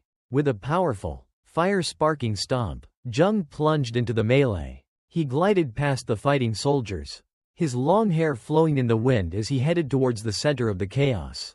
Jung's steps halted as a sword plunged into the wooden floor nearby. Amidst the mansion engulfed in flames, Jung realized this was the perfect opportunity to act undetected. However, the image of the cross-shaped scar on his grandfather's chest suddenly flashed in his mind, making him pause for a moment. A flicker of hesitation appeared on his face as he considered intervening. But a sudden sense of unease startled him. A surge of dark evil energy began to pour from his hand, signaling an approaching danger. From the shadows, an assassin with glowing blue eyes lunged forward, swinging a sword to attack Jung from behind. With lightning-fast reflexes, Jung spun around and grabbed the attacker's sword-wielding wrist, blocking the strike in a shower of sparks. Without hesitation, he unleashed a palm strike directly to the enemy's face, sending blood splattering. Jung seized the dying attacker, his gaze cold as the evil energy from his hand consumed the man, confirming a suspicion in his mind. Meanwhile, the massacre continued as Mok Yuchun fought alone against the soldiers of the Shadow Legion. Standing on the rooftop next to a corpse, Jung coldly observed the chaotic scene and the desperate screams from below. Amidst the carnage, Jung felt a morbid satisfaction surge from the deaths around him. With a streak of blood on his finger, he identified this energy source as the death chi he craved. The chaotic scene of the burning Mok Sword Manor became a lavish feast, and Jung yearned to absorb all of that abundant energy. However, aware of the danger of cultivating energy amidst battle, he paused on a balcony to calculate his next move. Suddenly, Go Chan, in Ha Karen's body, rushed up the stairs with a worried expression, breaking Jung's train of thought. With two knives in hand, Go Chan frantically explained the sudden raid while he was changing clothes. A smug smile flickered across Jung's face as he realized Go Chan's appearance was a perfect opportunity. Without hesitation, Jung moved to a secluded corner and ordered Go Chan to protect him while he prepared to cultivate energy. While Go Chan was still stunned by the reckless request, a shadow assassin suddenly lunged to attack. Forced into a situation with no other choice, Go Chan gritted his teeth and blocked the fatal attack, creating a living shield for the meditating Jung. Completely unaffected by the battle beside him, Jung began the energy absorption process with a serene expression. In his mind, he felt the purity of the death chi, a potent mixture of pain and despair from dozens of lost lives. A satisfied smile appeared on Jung's lips as he realized the power of this energy was 3 times greater than anything he had absorbed before. Overwhelmed by numbers, the valiant pink-haired warrior suffered a painful blow from a shadow enemy amidst the chaotic battle. The pink-haired warrior's face showed clear tension and despair. She realized she was overwhelmed and needed help. Her eyes suddenly lit up with a glimmer of hope as she recognized the familiar figure of Outer Manor Lord Sang Wongbak amidst the desolate scene. A frantic spark of hope ignited on her face as she recalled someone who could help and cried out, "Demon Monk!" Jung's back stiffened. He froze at the unfamiliar title, Demon Monk, called from afar. With eyes shrouded in shadow and a backdrop of flames, Sang Wongbak's face appeared full of menace and death. In an instant, a dark red bloodline suddenly sliced across Sang Wongbak's face, signaling a fatal attack. The Manor Lord's throat was brutally torn open, and a smile of delight flickered on Jung's lips as he absorbed the power. Utter horror was evident in the warrior woman's wide eyes. She was stunned by the massacre she had just witnessed. Dark energy erupted from Jung, flinging the warrior woman away as he continued to cultivate energy amidst the chaotic battlefield. After being thrown back, the girl staggered to her feet, her hands gripping her 2 daggers in a vigilant defensive stance. Her entire body trembled as instinct screamed a warning that the man before her possessed an overwhelming, irresistible power. The shadow leader observed Jung's display of power with a smile of amusement, viewing the chaos as a captivating play. Despite the increasingly urgent calls, Jung kept his eyes tightly shut, sinking deeper into the vortex of absorbing death chi. Panic enveloped Go Chan as the enemy closed in, forcing him to scream in desperation to awaken his motionless master. Fear and hesitation were evident on Go Chan's face. He was torn between having to act and the risk of causing chi deviation for Jung. The shadow leader narrowed his eyes, a strange amusement appearing as he assessed the situation from afar. With terrifying speed, the giant suddenly appeared right behind Go Chan, stunning him for a moment. Looking down from above, the shadow leader realized the energy flowing around Jung was not a normal chi cultivation process. Go Chan's eyes trembled with terror, unable to believe such a large individual could move so quickly. The leader's colossal blade reflected Jung's image, and he recognized the young man had the features of the Mok clan. A cruel smile spread across the shadow leader's lips as he decided to interfere with Jung's process to seek some amusement. Sweat poured down him. Go Chan gritted his teeth, deciding to cast aside all hesitation to protect his master at all costs. Just as the leader's hand was about to touch Jung, Go Chan lunged forward and fiercely blocked the attack with his arm. Pushed back but undeterred, Go Chan searched Ha Karen's memories. Deciding to use the flying assassin technique to buy time, he launched himself into the air, fully unleashing the third move, a lightning-fast attack aimed directly at the enemy. Go Chan, in Ha Karen's body, unleashed a series of flashing sword chi towards the stunned shadow leader.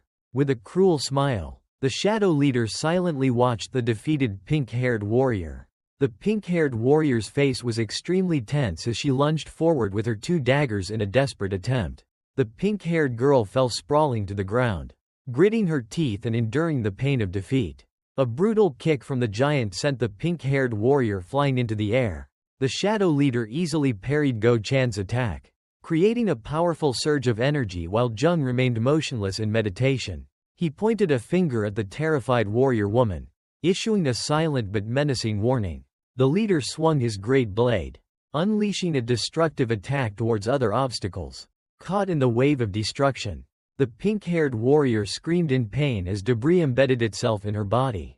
She collapsed amidst the rubble, coughing violently and utterly helpless before the enemy. The shadow leader stood towering before the meditating Jung, his malevolent gaze observing the horrified warrior woman watching from afar. The leader's large hand slowly descended, aiming directly for the top of Jung's head. His fingers were mere centimeters from Jung's hair. The dangerous moment frozen in silence.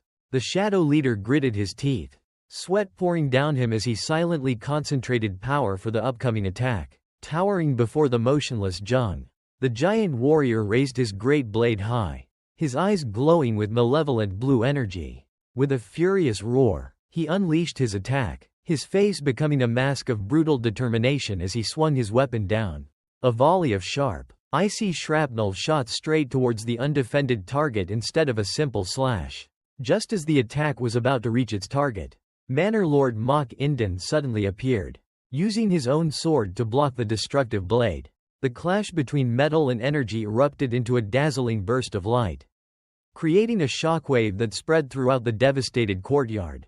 Thrown back by the impact, the pink-haired warrior covered her face, her expression a mix of pain and disbelief. Her eyes widened in astonishment as she recognized her savior, the steadfast figure of the Manor Lord standing firm against the attack. A small trickle of blood escaped the corner of Mok Inden's mouth, his face contorting in a silent grimace from the immense power he had just absorbed.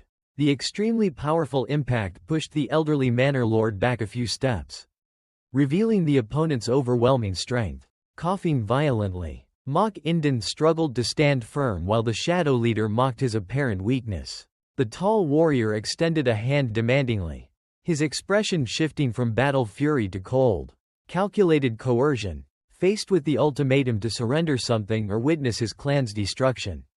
Mok Inden stared back, his bloodied face a picture of defiance and grim determination.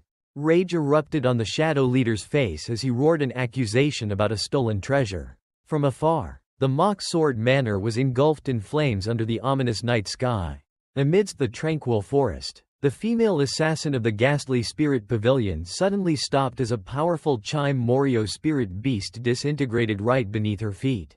With a pipe in her mouth, the female assassin's sharp eyes gleamed with contemplation as she identified the intruder in her territory as a Chime Morio. The sudden disintegration of the red-eyed spirit beast led her to a chilling conclusion. Its master had just been eliminated. The female assassin narrowed her eyes and thought. A mere mortal could not have instantly slain a beast-controlling mage of strange beast level like that. Her gaze turned towards the fiery horizon, a sense of imminent danger rising within her. She looked up at the burning mansion, confirming that the center of this dangerous event was the Mock Sword Manor. Fierce flames devoured the rooftops of the Mock Sword Manor, signaling chaos and destruction within. A tattered family banner, a symbol of collapse, fluttered amidst the thick smoke. From above, the mansion's courtyard revealed a sea of dark soldiers, an overwhelming army that had completely occupied the space. The Dark Leader and the Wooden Hat Assassin stood side by side, the leader's glowing eyes looking down at the chaotic scene with dangerous complacency. Amidst the chaos, Jung's closed eyes suddenly twitched and slowly opened, reflecting an awareness of the new danger. Waking from his meditation, Jung stared in shock at the ruined tower before him. A distant sound startled the young man, who turned around, his face full of vigilance. From the top of a structure, his gaze encompassed the entire courtyard, which was plunged into darkness and eerie silence. Below in the courtyard, the Wooden Hat Assassin stood guard with his sword in hand, while the soldiers of the Mock Sword Manor knelt in humiliating defeat. The faces of the Dark Leader and Manor Lord Mock Inden confronted each other in a silent but tense standoff. A fleeting look of disappointment appeared on Jung's face as he realized the battle was over and the aura of death had faded. With a chillingly calm expression, Jung began to descend the stone steps, heading straight towards the Wooden Hat Assassin. The pink-haired warrior and Ha Karen froze, horrified by the sudden appearance of the terrifying demonic monk. With a pale and anxious face, the pink-haired warrior recounted the unbelievable outcome. The Manor Lord had surrendered. A flashback showed a single attack, the fateful moment when Mock Inden realized the enemy's true strength. The image of Mock Inden, once a hero, bowing in submission and lowering his great saber before the overwhelming power of the Dark Leader. Blood stained his beard. The Manor Lord used his last ounce of strength to desperately beg for the safety of his people. The Dark Leader looked down with cruel amusement in his flashing blue eyes, seemingly enjoying his opponent's despair. Standing tall before the overwhelmed pink-haired warrior, the Dark Leader made a promise of honor. His face showed a smug smile as he revealed his identity as Sun Yun, the King of Light of the Heaven and Earth Society. Utter horror was evident in the pink-haired warrior's eyes as the name Heaven and Earth Society echoed. With a tense expression, the pink-haired girl warned Jung about the extremely dangerous nature of that organization. A brief flashback appeared, depicting the Heaven and Earth Society as a powerful military force, one of the three overlords of the martial world. The bloody history of the society was revealed through the scene of a deadly battlefield, confirming their brutal ambitions. Both their gazes turned towards the courtyard, where the powerful invader stood among the surrendered. The title King of Light Sun Yun was emphasized once more, affirming his status as one of the strongest in the martial world. Amidst the silence of the defeated, Sun Yun's absolute power enveloped the entire mansion, capable of leveling it in an instant. The pink-haired warrior deduced that the Manor Lord must have revealed the location of the treasure to save his people's lives. A horrifying truth suddenly flashed in her mind as she realized their true target. Jung's eyes glowed with a fierce red light as the secret of the treasure hidden beneath the medicinal hall was revealed. Seizing the opportunity, Jung decisively extended his hand, demanding to know the full truth. Sun Yun's face contorted in rage as he roared about the location of the human skin manual, the treasure of the Heaven and Earth Society. The pink-haired warrior hurriedly explained the situation to Jung, her hand gripping his arm in the tense atmosphere. Jung's eyes became sharp and calculating as he silently absorbed the information. Realizing a new opportunity in the chaos, a gruesome book made of human skin, wrapped by a red rosary, appeared amidst an eerie halo. Sun Yun's angry face once again affirmed that the treasure he was seeking was of utmost importance. The female warrior revealed that the treasure was the human skin manual hidden in the basement of the medicinal hall. Jung remained silent, his eyes half closed while his mind analyzed every piece of this dangerous situation. The image of the ghostly book with the red beads haunted his mind, emphasizing the true objective of the invasion. The pink-haired warrior suddenly flinched, sensing an unexpected presence right behind her while advising Jung to hide. Outer Manor Lord Sang Wongbak suddenly appeared. His gaze fixed on Jung with scrutiny, astonishing the pink-haired warrior. Sang Wongbak questioned Jung about his chi cultivation and mentioned a scar on his side. Unaware he was walking into a deadly trap. The Manor Lord's face showed clear confusion. He completely failed to understand the hidden meaning behind Jung's question. In Jung's mind, the image of his sworn enemy's distinctive cross-shaped scar appeared, revealing the true purpose of this confrontation. A cold determination was evident on Jung's face as he questioned the Dark Leader. The tense confrontation was interrupted by the hurried footsteps of a dark soldier rushing towards them. The soldier knelt, presenting a box while his triumphant shouts echoed throughout the courtyard. The Dark Leader's expression transformed from surprise to extreme delight as he tremblingly received the precious box. Despite Mok Inden's dissuasion, Jung firmly demanded an immediate answer. Seizing the opportunity to exert pressure from behind the box, the Dark Leader looked directly at the two, asserting his position as the victor in this life or death negotiation. A brilliant light emanated from the open box, Sun Yun's triumphant smile showing that the treasure was in his hands. Jung whispered an offer into the astonished Mok Inden's ear, sowing a deceptive plan about the treasure's true location. Suddenly, a blue energy burst from Jung, throwing the wooden hat assassin back and cruelly breaking the truce. Sun Yun's eyes flared with rage as he realized the betrayal. Directing all his anger towards Manor Lord Mok, a smug and sinister smile spread across Jung's lips, revealing that his offer was merely a carefully calculated trap. A massive wave of destructive energy erupted from Sun Yun, sweeping away everything in its path in a terrifying display of power. Mok Yongho and Mok Yunpyeong could only stand frozen, their faces pale with horror at a power far beyond their imagination. Amidst the surging blue energy, Lady Sok was stunned to realize that Jung was the one who had taken the secret manual. Horror was evident on Lady Sok's face as she realized that exposing the impostor would lead to the death of the real Mok Gyungwon. The sparkling earrings reflected in Jung's calm pupils. He was observing everything with composure. The Dark Leader, bewildered, picked up the earrings from the box. Confusion clearly etched on his face. A wave of shock simultaneously swept across the faces of both Lady Sok and Manor Lord Mok Inden as they recognized the jewelry. Memories flooded back in a nostalgic frame, revealing the earrings as a cherished commemorative gift the Manor Lord had given his wife. Lady Sok's horrified gaze shifted towards the silent Jung, a terrible truth beginning to form in her mind. A smug and calculating smile subtly curved on Jung's lips, confirming he was the mastermind. With a maniacal grin, Jung openly mocked the Dark Leader about the earrings, igniting chaos. Uncontrollable rage erupted on Manor Lord Mok Inden's face as the humiliation was exposed before everyone. Lady Sok's face turned ashen with utter horror, her world collapsing before her eyes. Infuriated by the betrayal, the Dark Leader crushed the earrings in his hand, his power turning them to dust. Jung faced the screaming Manor Lord in his rage, his wicked smile gloating over the chaos he had created.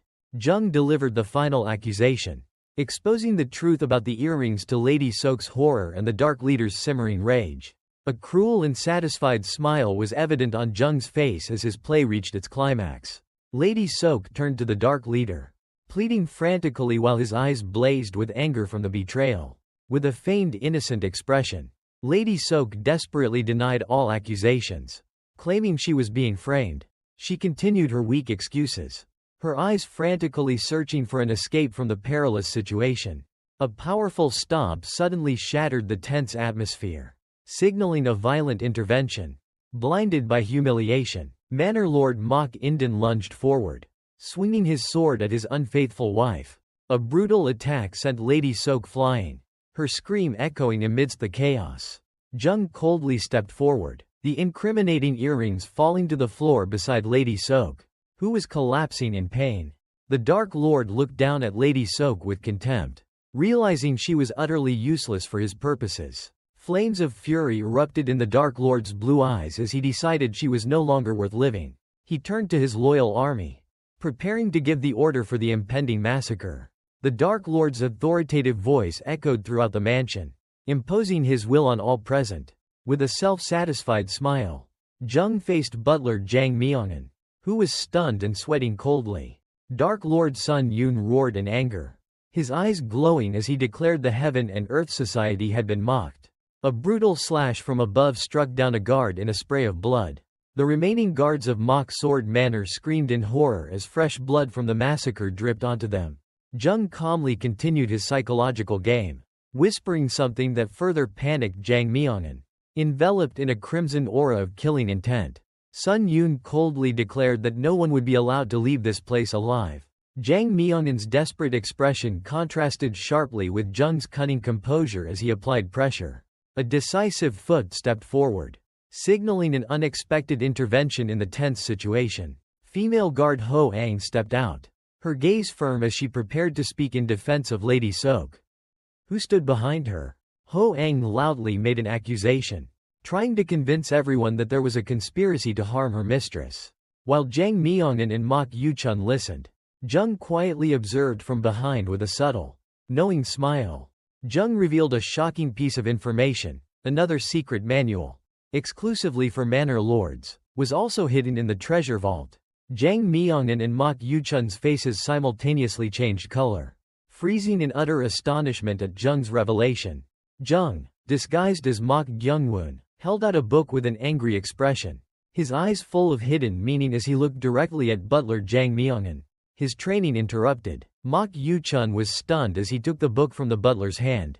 Butler Jang Myeongan reluctantly carried out the order, placing all responsibility on young master Mok Gyungwon. A cunning smile appeared on Jung's lips as he sowed promises of power into Mok Yuchun's mind. The killer's smile deepened in the shadows, signaling a sinister plan taking shape. Under Jung's control, the wooden hat assassin made a fatal accusation, pointing out the owner of the secret manual as the culprit. Mok Yuchun's face contorted in horror and indignation at the blatant slander. Immediately, Mok Yunpyeong also loudly protested, desperately trying to refute the accusation. The Dark Lord turned, his sharp gaze sweeping through the crowd, aimed directly at those who had just spoken out in defiance. Sun Yun's eyes flared with a murderous blue light as he issued a brutal command, initiating the purge. Mok Yunpyeong's defiance dissolved into utter terror as he faced the deadly consequences of the invaders' wrath. Amidst the chaos, Manor Lord Mok Inden suddenly regained consciousness, his rage erupting as he roared the name, Phantom Sword. The Manor Lord's face contorted in pain and hatred, memories of a past disgrace seemingly tormenting him to madness. A malevolent smile spread across Jung's lips as he ordered his plan to continue. Beneath the wide brim of his hat, the wooden hat assassin's eyes flashed with a menacing red light as he gripped his sword hilt. Triumph was evident on Jung's face as the name, Phantom Sword, was finally uttered, signaling the success of his plan. The cluster of bells in the mysterious shaman's hand shook violently, emitting ripples of red energy. Jung's eyes widened, his pupils contracting in extreme astonishment as he sensed an unexpected surge of energy. Amidst the chaos, one of the Mok young masters screamed in despair as he was swallowed by dark specters. Suddenly, Jung looked up, the self-satisfaction on his face replaced by vigilance as he sensed a new presence. From above, the wooden hat assassin silently observed the chaos below.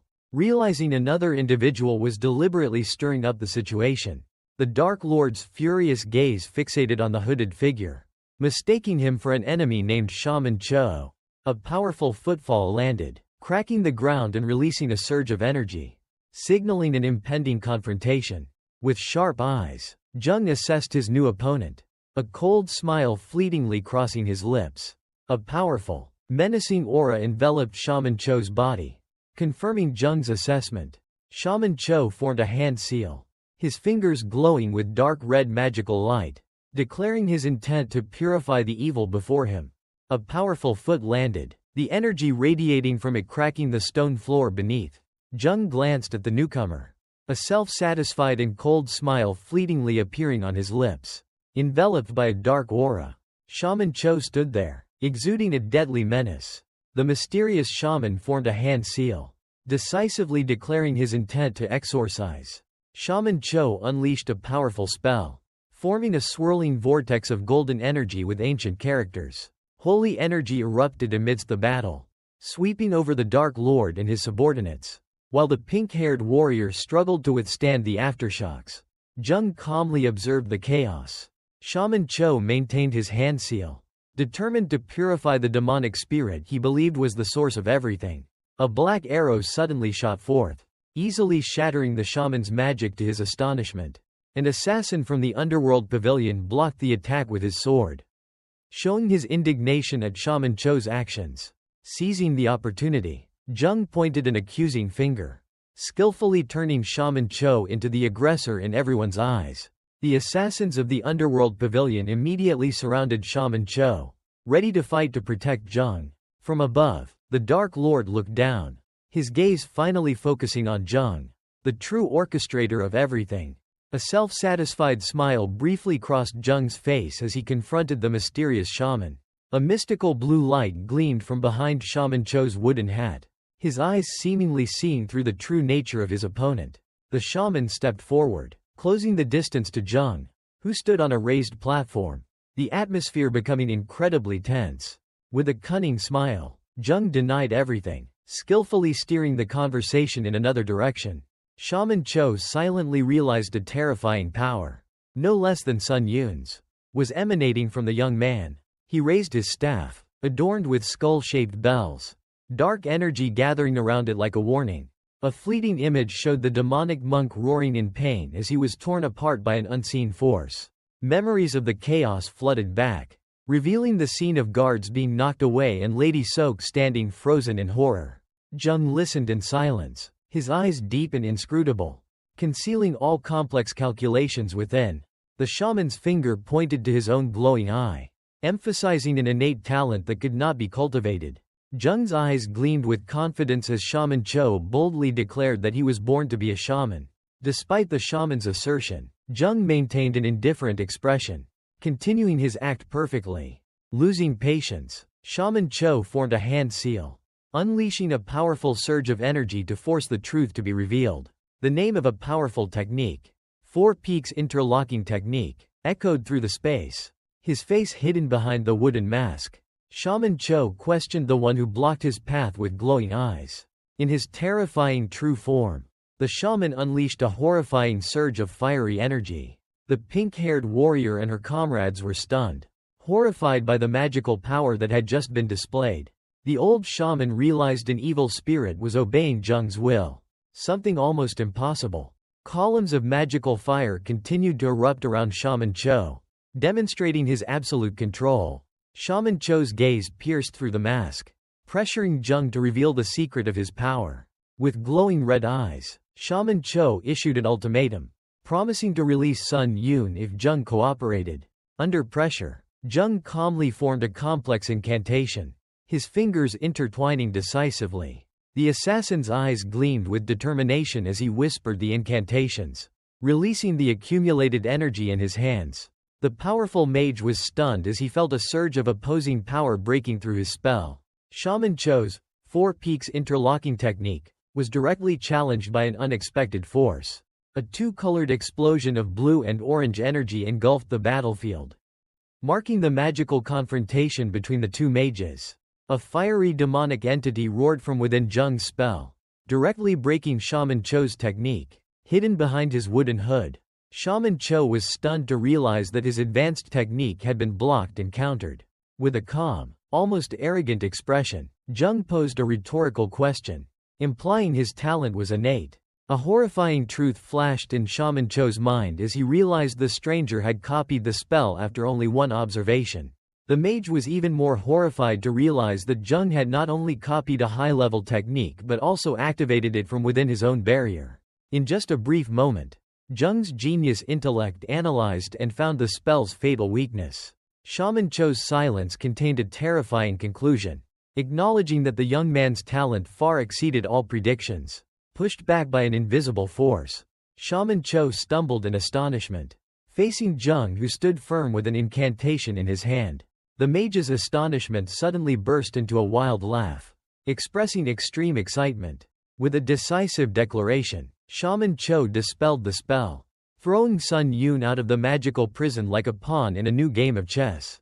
Turning his attention towards Sun Yun, the mage made a shocking offer, declaring that he only wanted to capture Jung. The entire audience, From the mock sword pavilion members to the pink-haired warrior, were struck dumb with extreme horror.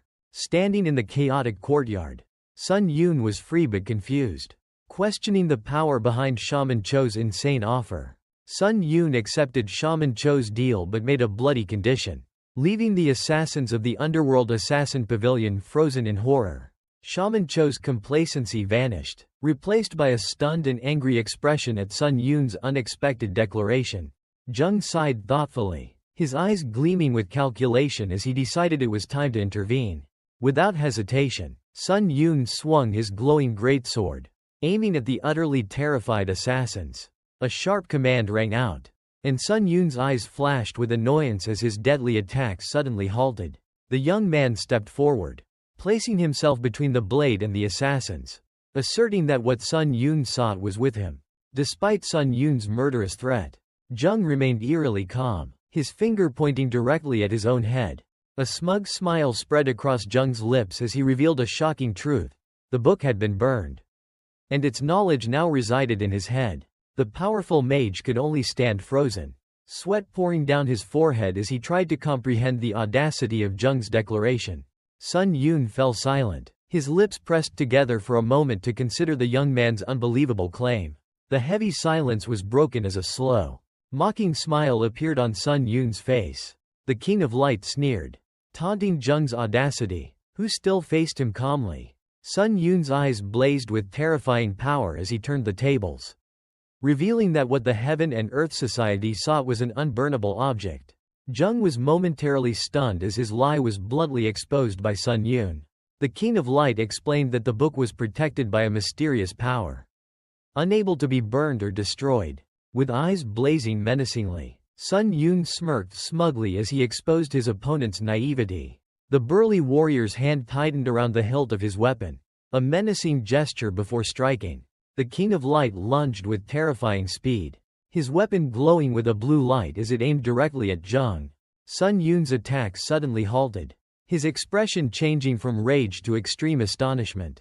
Behind the defensive blade, a cunning smile spread across Jung's lips as he revealed a crucial detail about the book.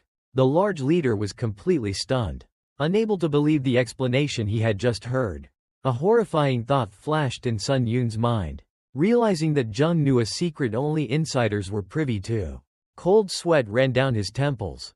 Sun Yun gritted his teeth and issued a final threat in disbelief.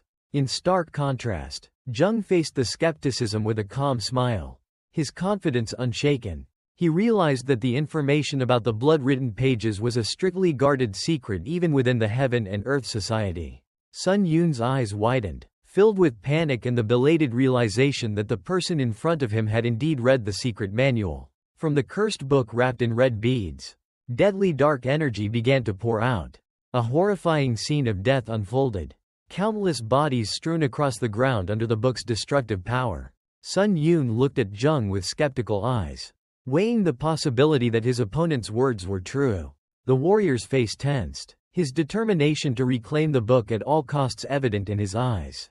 With a sharp blade at his neck, Jung faced Sun Yun's challenge with strange composure. Sun Yun explained his demand, his sharp eyes scrutinizing, waiting to expose any lies. In the tense atmosphere, Jung closed his eyes while those around him held their breath, watching in horror. A smug and cunning smile briefly appeared on Jung's lips as he prepared for his deceptive act. The young man took a decisive step, his foot treading on the pool of blood on the ground as a declaration. Jung's eyes suddenly turned stark white, a horrifying change signaling he was entering an unusual state. He strode confidently through the fiery illusion of hell, where past souls vaguely appeared. A single word, mortal, echoed like a sentence written in blood. Jung's eyes suddenly shifted from confident to utterly astonished as he saw a mysterious figure on the tower's peak under the moonlight. Jung's eyes gleamed with doubt as he recognized the presence of a blue spirit. Under the eerie moonlight, a majestic female figure appeared on the tower's peak, uttering deadly threats. The young man stood silently, his black hair fluttering in a space vibrant with the red of rage. Jung became aware of an unusual emotion consuming him, pure rage. A colossal wave of crimson, powerful enough to engulf the entire mansion, surged violently. Tears of blood streamed down the goddess's indignant face. her eyes burning with the fire of hatred. Crimson energy tentacles extended, wrapping around Jung as a tangible manifestation of that fury. From Sun Yun's perspective, Jung stood towering amidst a sea of blood. Behind him the faint silhouette of the tower under a red moon. This terrifying rage was not directed at him, but directly at the Heaven and Earth Society's army standing in front. The night sky transformed. The blood-red moon gradually replaced by an ethereal blue. The scene returned to reality. And Jung suddenly understood that Blue Spirit hated those from the Heaven and Earth Society. A confident smile briefly appeared on Jung's lips as he realized she didn't want the book's secret revealed to them. Sun Yun lost patience, growling as he questioned Jung's inexplicable silence. Completely unaware of the changed situation, Jung's eyes met the colossal blade.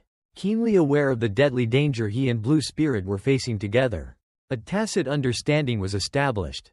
A shared awareness of their perilous situation. With a resolute expression, he silently affirmed his determination to avenge his grandfather before accepting death. He focused on listening, his entire attention fixed on the silent conversation only he could hear. From her transcendent position, the blood-colored goddess confirmed that she understood the anxieties weighing on his heart. The young man subtly turned his head. A delicate reaction to the divine entity's confirmation. The goddess issued a command, her voice echoing in Jung's mind, demanding the mortal repeat her words. A flicker of doubt crossed his face as he weighed the enormous risk of her plan against the fact that his lie would be exposed. Her powerful request pierced his hesitation, demanding absolute trust. With an arrogant gaze, the blood-colored goddess gave her final command, an undeniable order. Jung closed his eyes for a moment, accepting the pact and bracing himself for what was to come. Below, Sun Yun's patience wore thin as he watched Jung stand motionless amidst the tense assassins. Suddenly, in a flash, Jung's hand shot out, snatching a sword from a stunned assassin of the underworld assassin pavilion. Sun Yun's smug expression froze into utter astonishment at Jung's unexpected move. Amidst the pervasive tension, Jung stood silently with his eyes closed, his stillness portending an impending storm. The blood goddess's hand, with its crimson nails, gently withdrew a hairpin, an elegant yet deadly weapon. Half of the goddess's face emerged, her surreal beauty concealing a formidable power and a mysterious purpose. Jung's hand tightened around the sword hilt, a firm grip signifying his acceptance of his new destiny. His two fingers glided along the blade, a gesture preparing for the execution of an ancient technique. The images of Jung and the blood goddess were juxtaposed, the blade and the hairpin perfectly aligned, symbolizing their fated alliance. Under the eerie moonlight, Jung alone faced the Heaven and Earth Society's colossal airship, a solitary figure defying an entire force. The goddess's fiery red eyes flashed, transmitting the words of the lost secret technique directly into Jung's mind. The words of the secret technique echoed through the space, a powerful incantation uttered from the lips of the most unexpected person. Jung's gaze remained calm, reflecting the blade's blue light as he recited each word perfectly. The young man unleashed his full power, his hair flying as he swung his sword, creating a dazzling surge of mixed energy. From the onlooker's perspective, Jung's sword strike tore through the night in a terrifying display of power that silenced all. Sun Yun's face hardened in intense concentration, his sharp eyes cautiously observing his opponent. Above Jung, the blood goddess hovered like an omen, signaling the beginning of an eternal separation between the mortal realm and the realm of the dead. The young man faced his destiny, keenly aware that his path was drawing ever closer to death. A skeptical sneer formed on Sun Yun's lips as he witnessed his opponent's seemingly ostentatious beginning. Jung moved amidst a storm of red sword energy, each movement astonishingly perfect. The blood goddess observed with ethereal satisfaction, witnessing the sword dance, both graceful and powerful, being performed. Under invisible guidance, Jung's blade drew exquisite sword lines, forming a perfect, flawless swordsmanship. Sun Yun's complacency shattered, replaced by extreme shock at a swordsmanship in which no flaws could be found. The King of Light's eyes widened in horror as an unbelievable truth began to dawn on him. Before the colossal blood moon, Jung stood in the posture of a master, performing the moon-vein swordsmanship, lost for hundreds of years. From above, the arena was enveloped by Jung's swirling energy, leaving all witnesses stunned. Sun Yun closed his eyes in bitter defeat, unable to believe that the lost secret technique had been rediscovered in this manner. A mysterious smile flickered across Jung's serene face, who had now become the embodiment of an unstoppable, sinister glory. Sun Yun's face contorted in horror, realizing his society's deadly secret was being exposed. An urgent thought flashed in Sun Yun's mind. This stranger must be silenced at all costs.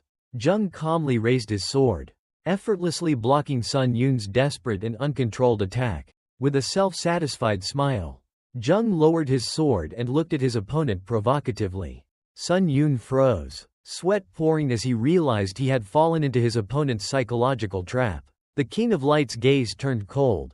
He re-evaluated the situation and recognized the true threat from Jung's swordsmanship. He stomped his foot on the ground, determined to interrogate Jung to seize the secret before ending his life. Just then, Shaman Cho unexpectedly appeared, standing between the two and calling Sun Yun's title.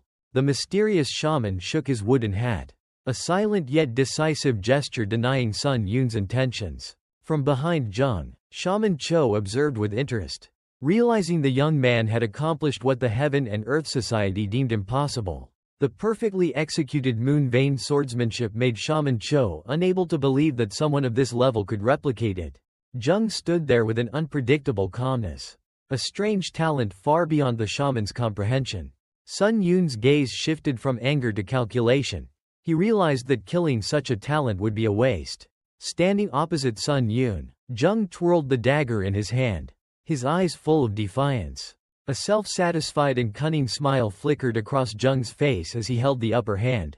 In an astonishingly insane act, he pressed the sharp blade to his neck, and blood began to flow. Sun Yun's eyes widened in horror, unable to believe the young man's recklessness.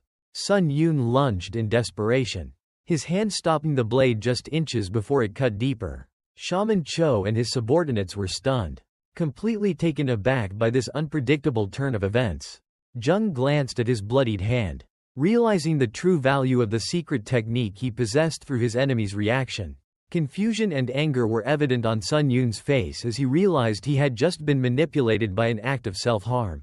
Sitting on the floor, Jung looked up with defiant, fiery red eyes, declaring that he would not easily give up his trump card. Jung abruptly turned his back on Sun Yun and Shaman Cho, facing the pink-haired warrior and Mok Yuchun. With a dramatic gesture, Jung bowed deeply before Sun Yun, making an unexpected offer. The entire audience, from Lady Sok to the pink-haired warrior, gasped in astonishment at the sudden turn of events. A triumphant and malicious smile spread across Sun Yun's lips as he accepted Jung's offer. Sun Yun wore a smug smile, believing he had gained complete control by accepting Jung's offer. With a sinister smile, Jung silently asserted his power. Knowing they wouldn't dare kill him to seize the secret technique, Jung's confidence made Sun Yun frown slightly in annoyance. Realizing this prey would not be easily subdued, Jung's eyes flashed with a cruel determination as he finalized his plan to use his enemies to escape Mock Sword Manor. Under the cover of night, the entire Mock Sword Manor became the stage for Jung's play, marking the end of a chaotic chapter. The cold blue moonlight illuminated the path, signaling the beginning of a new journey full of danger and calculation. The wheels of a carriage began to roll, carrying prisoners and secrets away from the manor.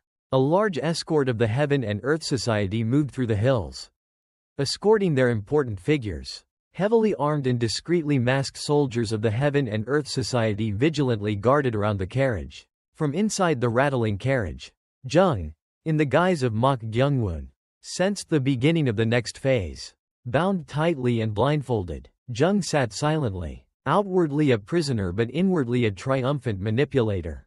Beside him, Mok Yuchun trembled in fear, sweat pouring down his blindfolded face. Mok Yuchun's extreme panic contrasted sharply with Jung's terrifying composure, as he had turned the former into a sacrificial pawn. Under the ethereal blue moonlight, the clatter of wheels broke the night silence. A wooden wheel of the prison carriage rolled heavily along the bumpy road. Sun Yun ordered his troops to stop and rest. The prisoner carriage halted in a sparse forest clearing. Inside the carriage, Jung remained motionless while Mok Yuchun, tied beside him, silently cursed his fate in despair. Panic and anger were evident on Mok Yuchun's blindfolded face as he realized his ironic predicament. Recalling 4 hours earlier, Sun Yun stood majestically before a kneeling Zheng, presenting his demands to mock sword manner, his hand extended as a warning, emphasizing that stealing the Heaven and Earth Society's treasure would come at a high price. The King of Light raised 2 fingers, declaring his 2 conditions: the isolation of the sword manor and the capture of the heir. Immediately, Mok Yongho and Mok Yunpyeong simultaneously pointed at Mok Yuchun, the strongest, to push him out as a scapegoat. Mok Yuchun's eyes widened in horror, unable to believe the cruel betrayal from his own brothers. Back in reality, Mok Yuchun bitterly accepted that he was being taken precisely because he had been recognized as the heir in an unexpected way. He struggled in vain, realizing the ropes not only bound his limbs but also sealed his internal energy. Helpless and exhausted, the young man secretly wished he had been knocked unconscious like Zheng instead of having to consciously endure this humiliation. Cold sweat poured down Mok Yuchun's temples as he realized his bitter hostage status. Bound beside Zheng's motionless figure in a dark warehouse, Mok Yuchun sank into despair over his fate. Submerged in darkness, the fear of an uncertain future consumed the young man's mind. A strange sound suddenly broke the silence, startling Mok Yuchun into extreme vigilance. The young man's mind reeled in confusion as he tried to identify the approaching figure. A hand suddenly ripped the blindfold from Mok Yuchun's terrified face. Before him stood Zheng, towering with an eerily calm expression. Holding the recently removed cloth, Zheng coldly raised a finger to his lips, silencing the terrified scream about to erupt from Mok Yuchun. With a superior posture, Zheng offered a deal, using Mok Yuchun's freedom as bait in exchange for information. Mok Yuchun's gaze lifted, filled with confusion and wariness at the mysterious offer.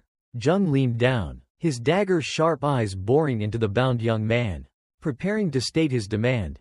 Under an ominous red light, Zheng growled a question about the identity of the phantom sword of the 6 heavens and 8 stars. Zheng's words seemed to echo to a distant, mysterious mountain range under a full moon, hinting at a great secret. Zheng's expression tensed as he pondered the phantom sword's location. In the dimly lit cell, Mok Yuchun revealed a reliable rumor to the pensive Zheng. A complex expression flickered across the young man's face as he realized the mentioned location was a place fraught with difficulties. The blood goddess's voice suddenly echoed in his mind, startling Zheng with the announcement that the outside had been cleared. As Zheng began to untie him, Mok Yuchun frantically protested, fearing an escape would bring disaster. With a cold gaze, Zheng dismissed Yuchun's pleas, showing absolute indifference to the fate of Mok's sword manor. Without warning, a swift and precise strike to the nape of the neck rendered Mok Yuchun instantly unconscious. Leaving his unconscious cousin on the floor, Zheng calmly walked towards the open door, ready for the escape. Outside, under the moonlight, the blood goddess stood majestically atop the prison carriage amidst the corpses of the Shadow Legion she had slain. A decisive foot stepped out from the shadow of the prison carriage, marking the beginning of his freedom. Stepping out into the rain, Zheng's eyes widened in astonishment, seemingly overwhelmed by an unusual sensation. He stared at the blood goddess, his hand raised in confusion at the surge of power he had just felt from her. Brushing aside his confusion, Zheng moved forward at the goddess's urging, leaving the scene of death behind. Amidst the scene of death, Zheng stood firm, ready to test his new abilities under the watchful eyes of the blood goddess. He closed his eyes, a dark and powerful aura swirling around his body as he focused his energy. A sharp and determined glint flashed in his eyes, signaling his impending action. With a resounding boom, he launched himself from the ground, leaving a dazzling streak of light. He glided like lightning in the night, constantly changing direction among the trees with astonishing speed. His foot struck a rock with such force that it shattered into many pieces. Under the full, cerulean moon, Zheng's silhouette soared through the air in an extraordinary leap. From his perspective, the ground below was merely a blurry green streak as he sped past. The young man skillfully weaved through the dense forest, his black hair flowing with each decisive movement. Surprise and exhilaration were evident on his face as he felt the lightness and superior speed of his body. Zheng continued to traverse the eerie forest, leaving a shimmering blue trail on the ground while the blood goddess hovered behind. His speed transformed the surrounding scenery into a blurry stream of colors and light. With a confident smile, he glided through the night, having completely mastered his new movement skills. Under the dim moonlight, Jung glided at terrifying speed through the night forest, followed by the hovering blood goddess. Blue energy erupted with each step, testament to the extraordinary lightness skill he had just mastered. His sharp gaze swept across the scenery, intense focus evident as he analyzed his surroundings. A strangely twisted tree quickly passed his vision, leaving a familiar impression. The perfectly round moon shone through the gnarled branches, creating a scene both eerie and disorienting. Suddenly stopping on a tree branch, Jung startled the hovering blood goddess with his abrupt action. He calmly announced a disturbing truth, breaking the silence of their pursuit while she was still confused. Skepticism was evident on the blood goddess's face. She couldn't believe what she had just heard. With a steady gaze, Jung directed her attention to a specific point in the forest. The familiar twisted tree appeared once more under the moonlight, confirming Jung's suspicion of an endless loop. Standing firm on the high branch, he asserted definitively that they were trapped, while the blood goddess hovered below with an increasingly serious expression. The blood goddess hypothesized about a magical formation, and Jung calmly acknowledged the possibility, demonstrating his perceptiveness surpassed even that of a deity. The blood goddess's confidence shattered, replaced by anger and denial as the pride of a powerful entity was wounded. In the dark night forest, Jung silently observed his companion, sensing her tension as he urged them forward. The blonde woman suddenly stopped, her face contorted in pain as she feigned a sprained ankle due to unfamiliarity with lightness skill. With an almost imperceptible smirk, she accepted Jung's offer of help as he prepared to examine her injury. The moment her hand touched his ankle, a surge of dark purple ghostly energy suddenly erupted from the point of contact. Jung calmly called out, "Lam Lin," causing the blonde woman to look up with unconcealed confusion and surprise. In a flash, he seized her by the neck, surprise and horror evident on her face as she was suddenly attacked. With eyes flashing menacing red light, Jung turned the tables, slamming his attacker to the ground and questioning her true identity. He pinned the imposter to a tree trunk, his cold voice exposing her weakness as undeniable proof.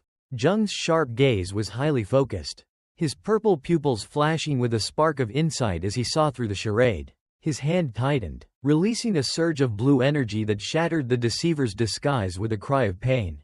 A wild and triumphant smile appeared on Jung's face, revealing his cruel delight at his enemy's defeat. From the entity's disintegrating body, a small wooden puppet bearing a talisman flew out, becoming Jung's next target. He quickly clasped his hands together, performing a powerful incantation to seal or destroy the essence of the exposed spirit.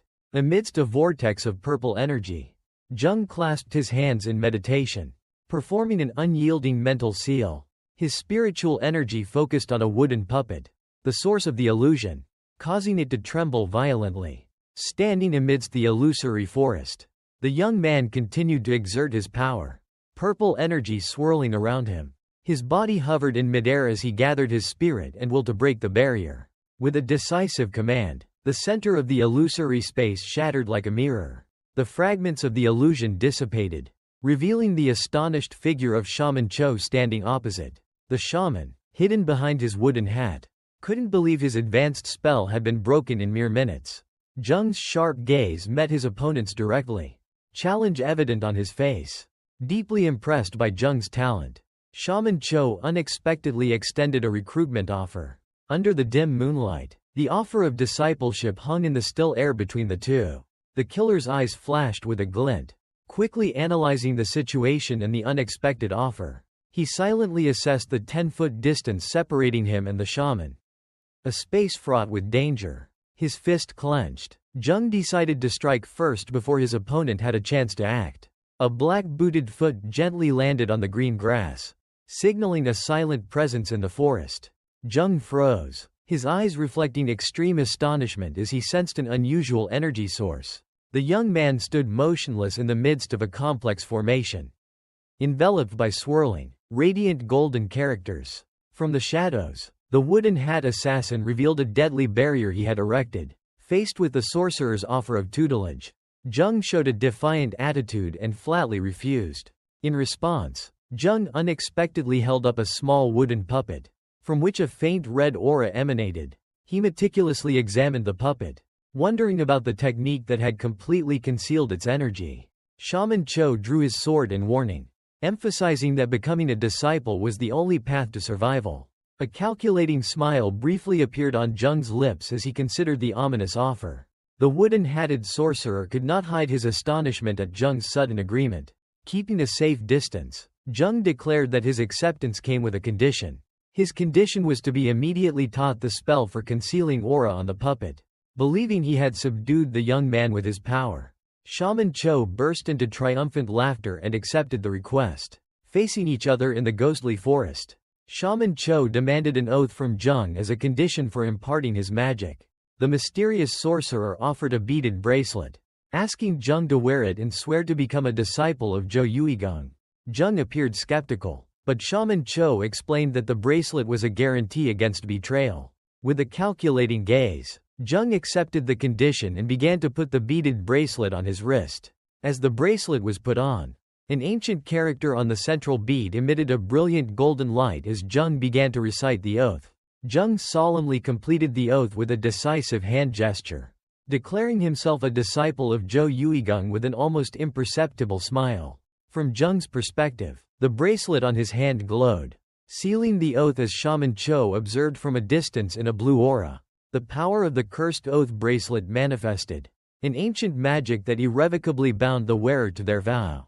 A blue light flashed from behind Shaman Cho's wooden hat, revealing his smugness as he believed he had completely controlled his new disciple. Keeping his promise, Shaman Cho threw an old book towards Jung as a reward for his submission.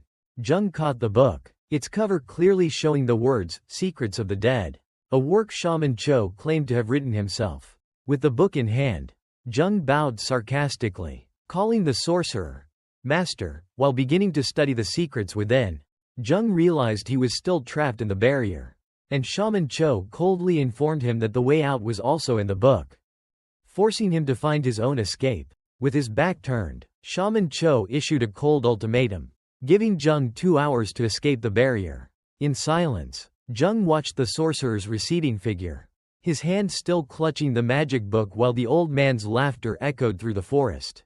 A smug and calculating smile spread across Jung's face as he realized this was his new master's first test. As soon as the sorcerer left, the blood goddess suddenly appeared from above, her face relieved as she descended before a stunned Jung.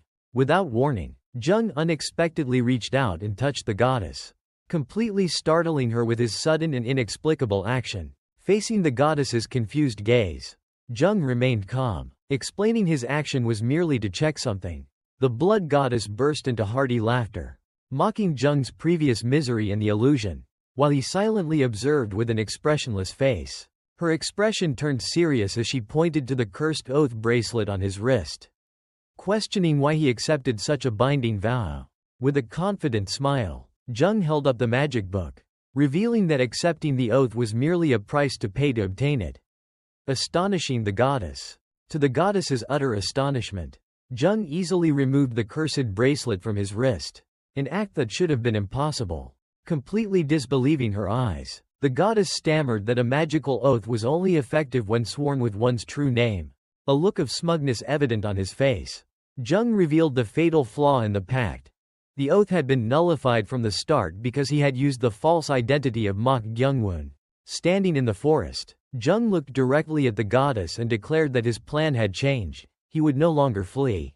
Jung confidently declared to the blood goddess that he would become Shaman Cho's disciple. The blood goddess's face showed extreme astonishment at his decision to join the Heaven and Earth Society. As the magic bracelet on his wrist flashed, an important memory suddenly flooded Jung's mind. In a flashback, he was interrogating a bound Mok Yuchun about rumors concerning the Sword Phantom. With a tense expression, Mok Yuchun revealed an elite group called the 6 Heavens and 8 Stars. A powerful image of a legendary warrior standing amidst chaotic scenery illustrated the strongest martial artists. The shadows of 6 ultimate martial arts masters appeared on the mountaintop, representing the 6 Heavens rank.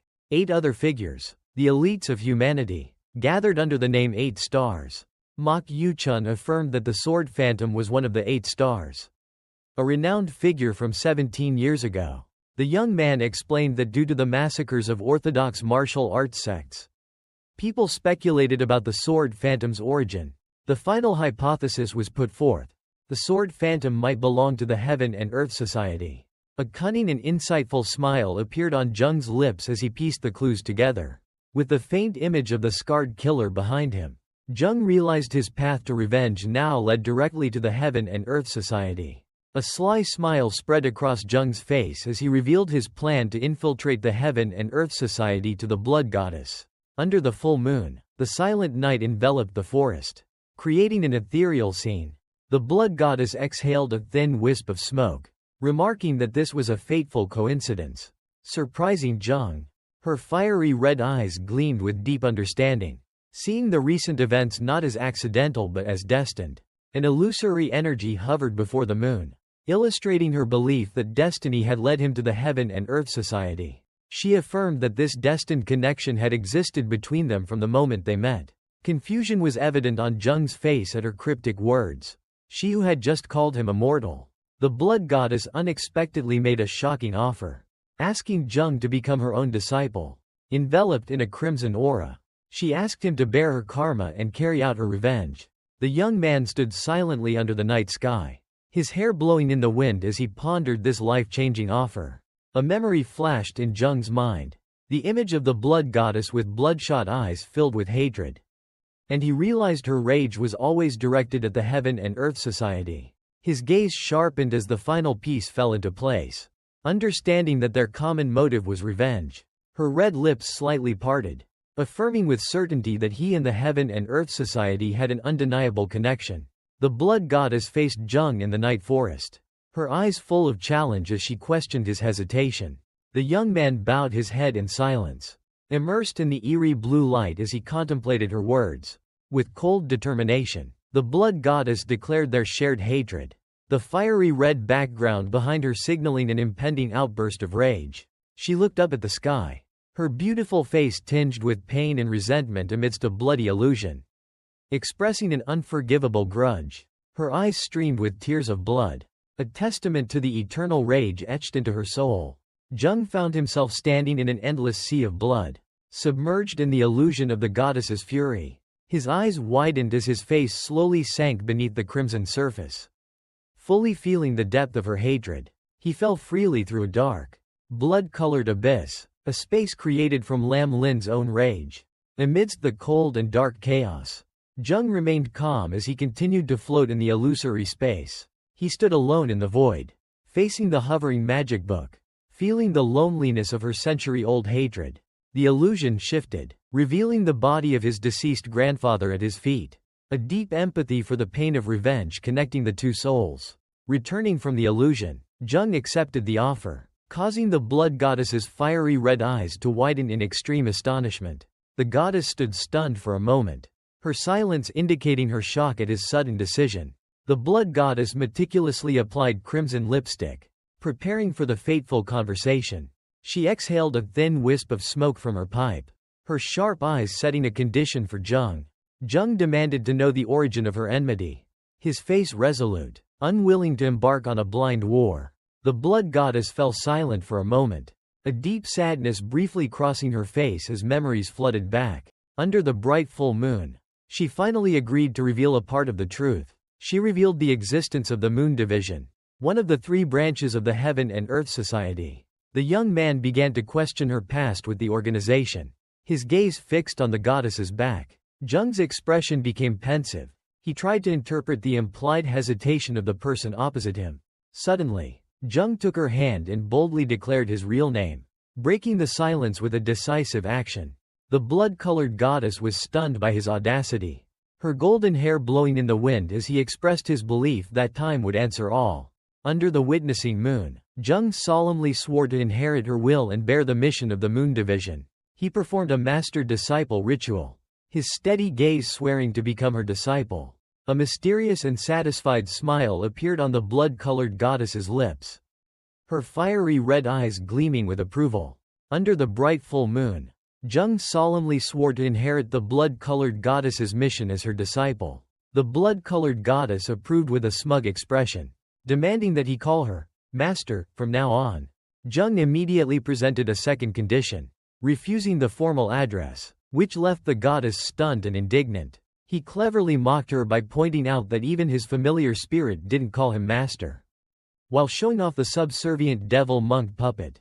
Defeated in the verbal sparring, the blood-colored goddess irritably turned away while Jung wore a discreet, triumphant smile. She turned back with a suspicious gaze when she noticed his smile, but he merely denied it indifferently. Putting aside the teasing, Jung became serious, channeling purple magical power to prepare to escape the illusory space.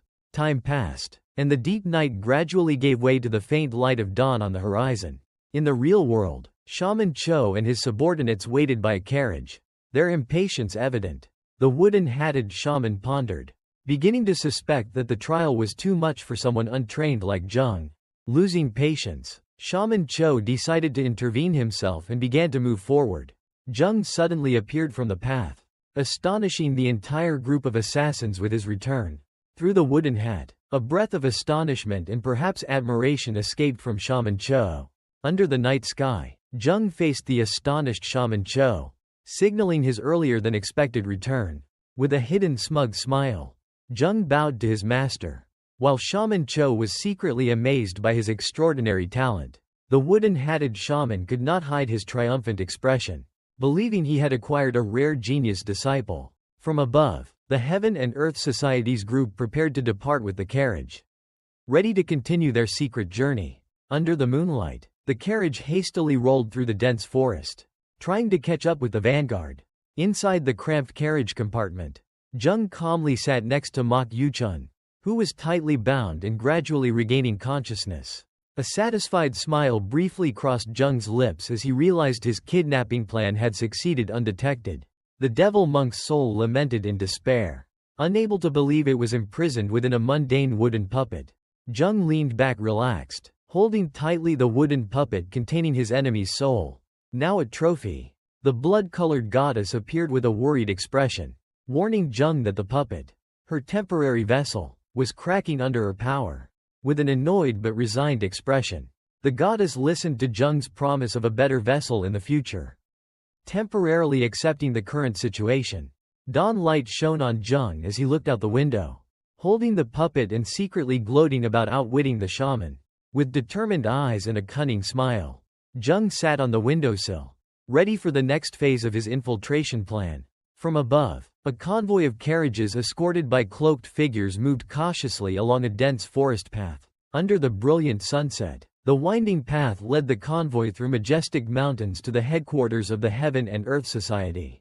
The heavy wooden wheels of the carriage rolled on the dirt road, creating a steady clatter in the silence of the forest. Two carriages and a large escort moved deeper into the rugged terrain, indicating the scale of the escort. The escort suddenly stopped, their vigilant eyes simultaneously turning towards a mysterious figure standing on the cliff above. The blood-colored goddess's face, in Ha Karen's body, furrowed with annoyance as she secretly observed from afar. She clung to the rock ledge, her discomfort evident as she wondered about the unwelcome task she was forced to undertake. Her gaze was fixed on the thin red energy thread emanating from her chest, symbolizing the unbreakable bond that had turned her into Jung's guardian spirit.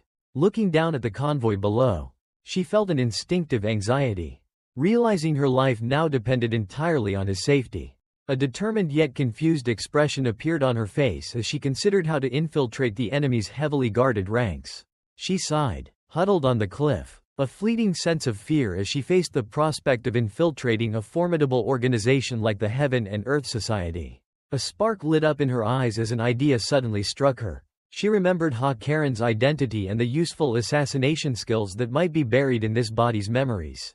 With intense concentration, she placed both hands on her temples, beginning the process of sifting through Ha Karen's memories to find a perfect infiltration technique.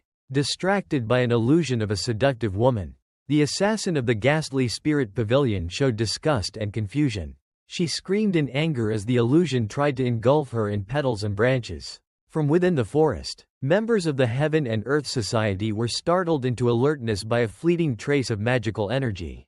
Having narrowly escaped danger, the assassin hid behind a rock, pondering the convoy's suspicious route. Her eyes followed as the Heaven and Earth Society gathered teenagers under 20. A disturbing action that raised her suspicions. A sense of unease was evident on the assassin's face as she realized the dark conspiracy slowly unfolding. Her thoughts confirmed a bad premonition enveloping the entire situation. In contrast to the external chaos, Jung calmly sat reading inside the carriage, completely unaffected by the journey. A shout signaling arrival rang out, making Jung lift his head from the book, his gaze shifting from concentration to alertness. From his discreet hiding spot, Jung quietly observed as the group, including the captured teenagers, moved forward.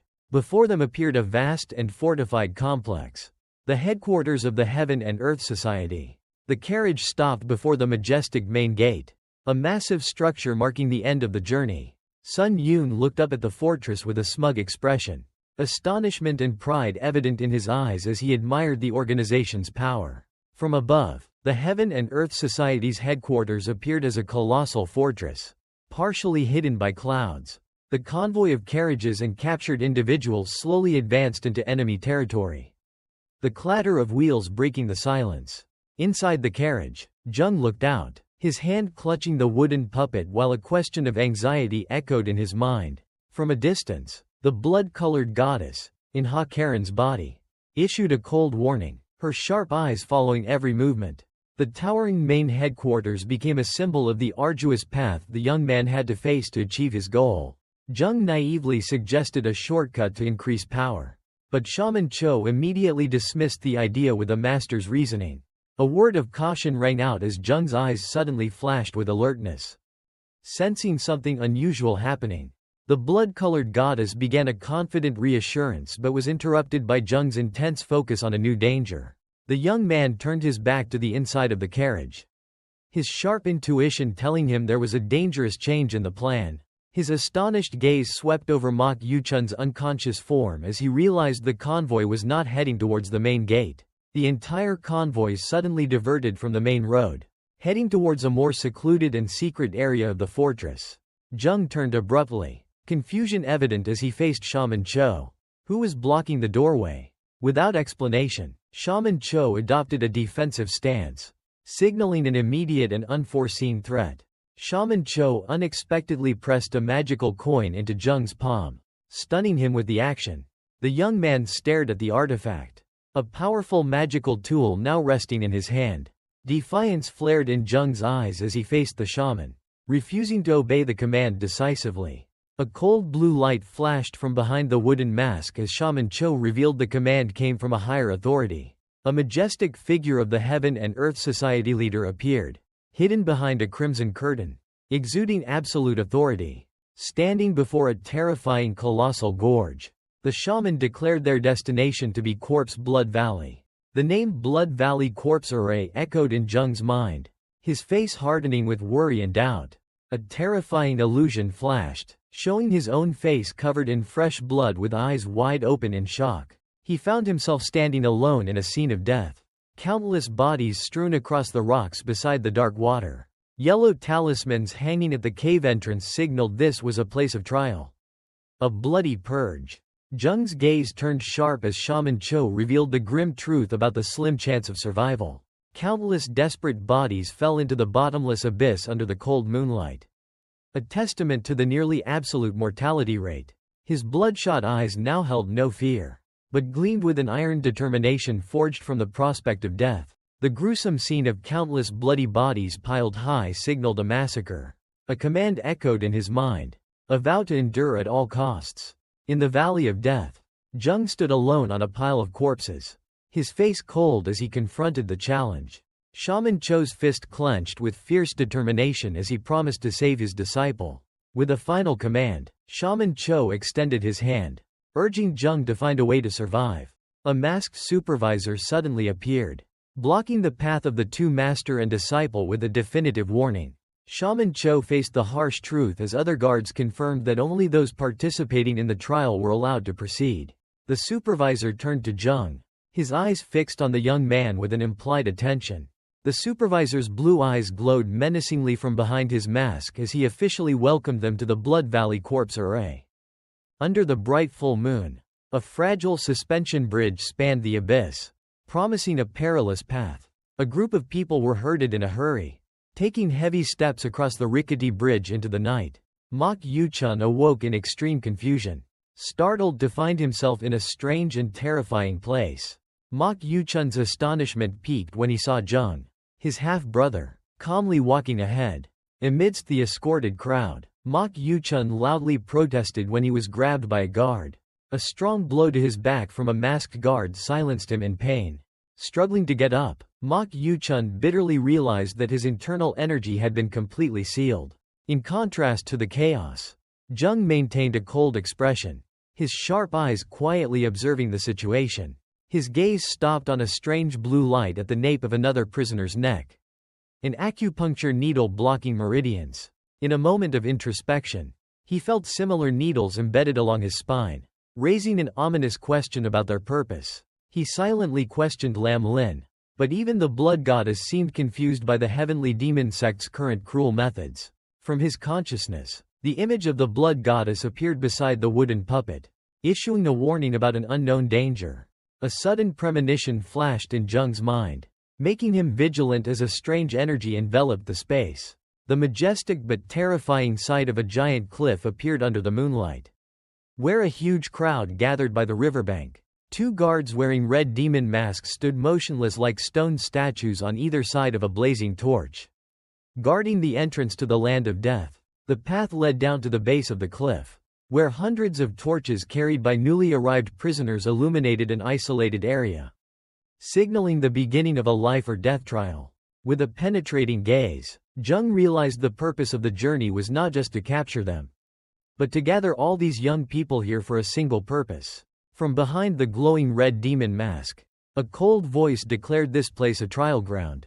The crowd of prisoners, including Jung and Mok Yuchun, looked up at the authoritative supervisor with extreme confusion. Defiance and confusion were evident on Mok Yuchun's face upon hearing about an upcoming test. The supervisor held up a small, dark marble, the central object of the life or death trial. He pointed towards the valley, ordering the prisoners to find a similar marble within a limited time. Amidst the silent crowd, a bold young prisoner raised his hand, breaking the tension with an act of defiance.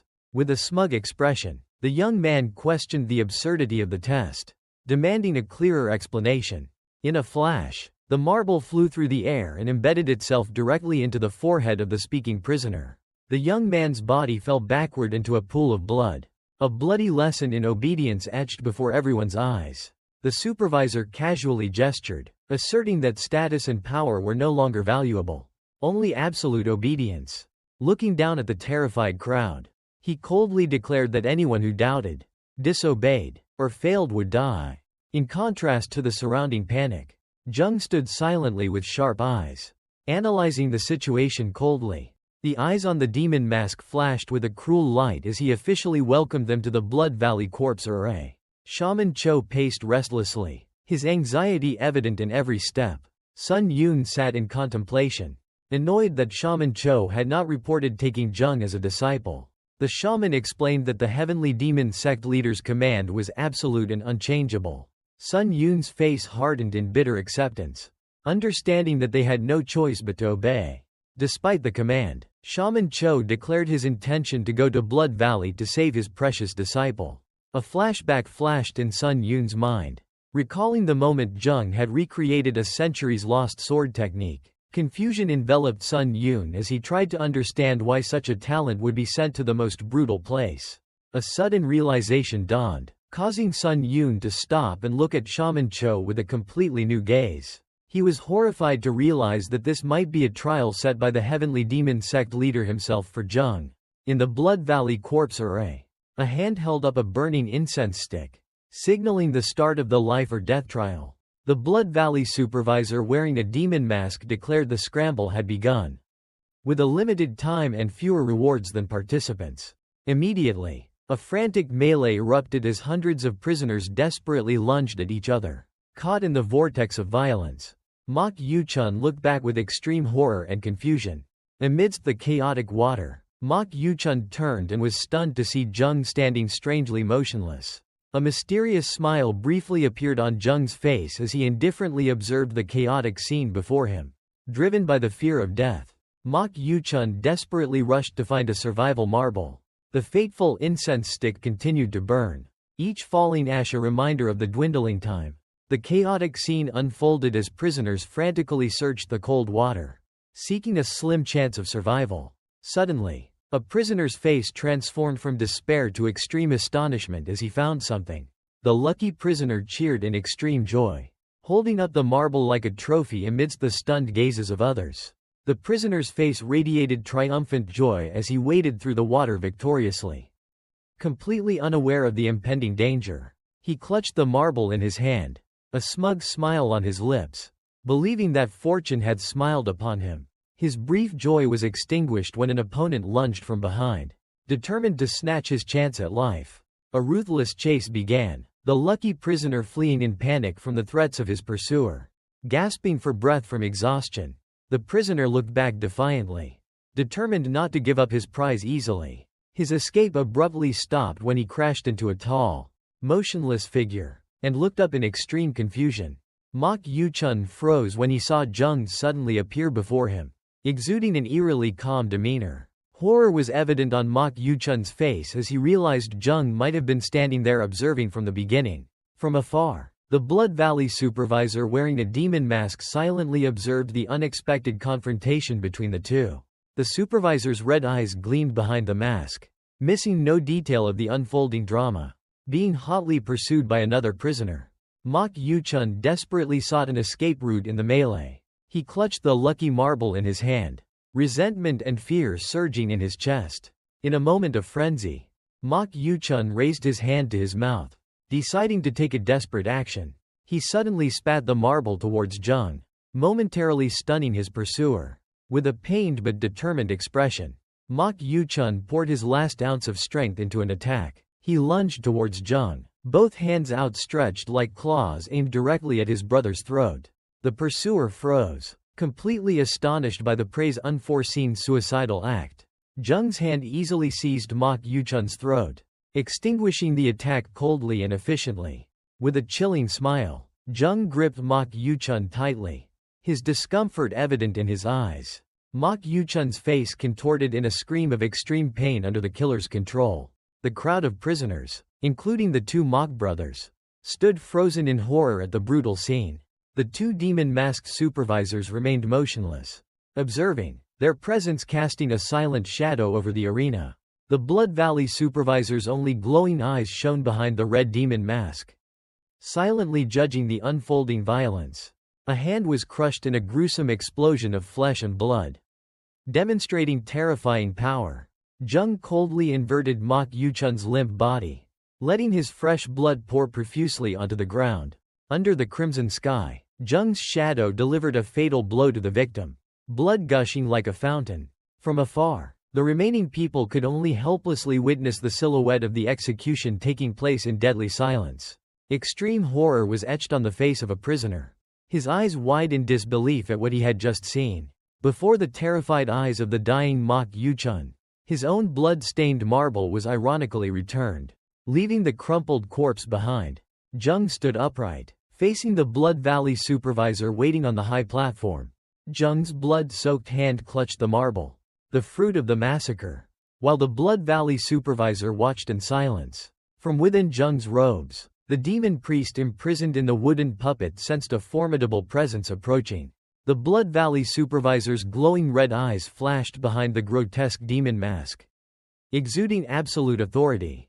With streaks of blood on his face, Jung faced the knight with a smug smile, raising the marble as a declaration of victory. The blood goddess's mysterious smile briefly appeared. Aware of the presence of an unexpectedly powerful figure in Blood Valley, the Blood Valley supervisor coldly announced the result, acknowledging that Jung had officially passed the brutal trial.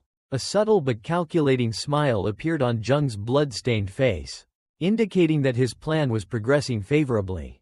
A new identity was bestowed upon him, the number 63, marking his initiation into the ranks of the Heaven and Earth Society. Jung stood opposite the supervisor, holding a glowing silver card, a testament to his achievement. A close-up of the marble revealed intricately carved numbers, a cruel identification system for the survivors. In the presence of another official, The supervisor explained that the number on the marble would become Jung's sole identity in this place. Jung silently examined the silver card and the marble, two items now symbolizing his survival and new status within the mysterious organization. With a confident smile on his blood-stained face, Jung made a gesture of understanding. The young man walked towards the high platform in the dark valley, where the supervisors were waiting, hidden behind the red demon mask. The supervisor silently pondered the true intentions of the Heaven and Earth Society leader. The supervisor continued to observe Jung from afar, skepticism about the young man's righteous background still lingering. A cunning smirk appeared on Jung's face as he sensed the observation. His blood-stained hand caressed the newly acquired silver card, a symbol of brutal victory. Sitting contemplatively on a rock, Jung pondered the harsh survival competition that awaited him. His eyes flashed sharply, signaling his readiness for the intense confrontation to come. In a flashback, an incense stick was lit, its smoke beginning to spread, marking the beginning of the trial. Mok Yuchun's face contorted in a scream of horror as he was struck by a fatal blow. The chaotic scene of the Blood Valley corpse battle reappeared with bodies being thrown into the blood-stained water. Wounded and desperate, Mok Yuchun tried to escape from the relentlessly pursuing prisoners behind him. A hand gripped the terrified prisoner's face, blood gushing from the fresh wound. Amidst the murky water, Jung delivered a brutal finishing blow to his last opponent. Gliding past the two stunned survivors, Jung demonstrated absolute superiority with a sinister chuckle. Standing tall over the corpses, he raised the trophy marble as an arrogant challenge. The masked supervisors of the Heaven and Earth Society approached, their eyes fixed on the lone figure of the victor. The snake tattoo wrapped around his muscular body revealed a connection to the infamous Blood Valley of Death. An explosive surge of energy from Jung threw the remaining individuals away, a display of power that astonished the supervisor. Suddenly, a young female warrior plunged into the melee, using fragments of stone as weapons to attack with precision. Her sharp eyes and distinctive assassination techniques were recognized as belonging to the Manhwa House, a subdued assassin organization. In another corner of the battle, a large warrior from the Beking sect displayed formidable close combat skills despite his internal energy being sealed. From afar, a refined man observed the outstanding talents, his gaze lingering on Jung and his spoils. Jung walked past the observer with disdain, receiving tacit approval to enter the inner circle. Jung, still bleeding from his wounds, looked up at the Beking sect warrior who was provocatively engaging him in conversation. With a smug smile, the Beking sect warrior stood behind Jung and issued a deadly threat for the next trial. Facing the threat, a confident and disdainful sneer appeared on Jung's blood-stained face. The Manhwa House female warrior looked coldly straight ahead as she was confirmed to have passed the first trial, holding up the precious marble. The Beking sect warrior smiled smugly as he too was declared to have passed. A panoramic view of Blood Valley appeared, showing the crowd of survivors who had passed the first trial gathered around a campfire. An incense stick was burning down, its faint smoke signaling that the time for the next trial was nearing its end. Chaos ensued as prisoners plunged into the dark water, frantically searching for something in desperation. Despair was evident on the face of a young prisoner as he realized time was running out and he had not yet found his objective. In a fleeting moment of hope, the young man lunged towards a white marble he had just discovered in the water. His movement abruptly stopped as the Blood Valley supervisor appeared, standing coldly on a corpse and issuing a warning. Completely stunned, the young man gasped in horror, his eyes fixed on the brutal scene before him. From above, two survivors observed the Blood Valley supervisor standing amidst the battlefield, whispering about an unusual event. A smug smile briefly crossed the Beking sect warrior's face, contrasting with his companion's bewildered expression. Astonishment was evident as they realized Jung, the brutal killer, was rushing straight into the center of the carnage. The dried blood on his cheek could not hide Jung's cold smile as purple evil energy began to envelop him. Amidst the ghostly mist, he reached out, beginning an ancient ritual to summon energy from the realm of the dead.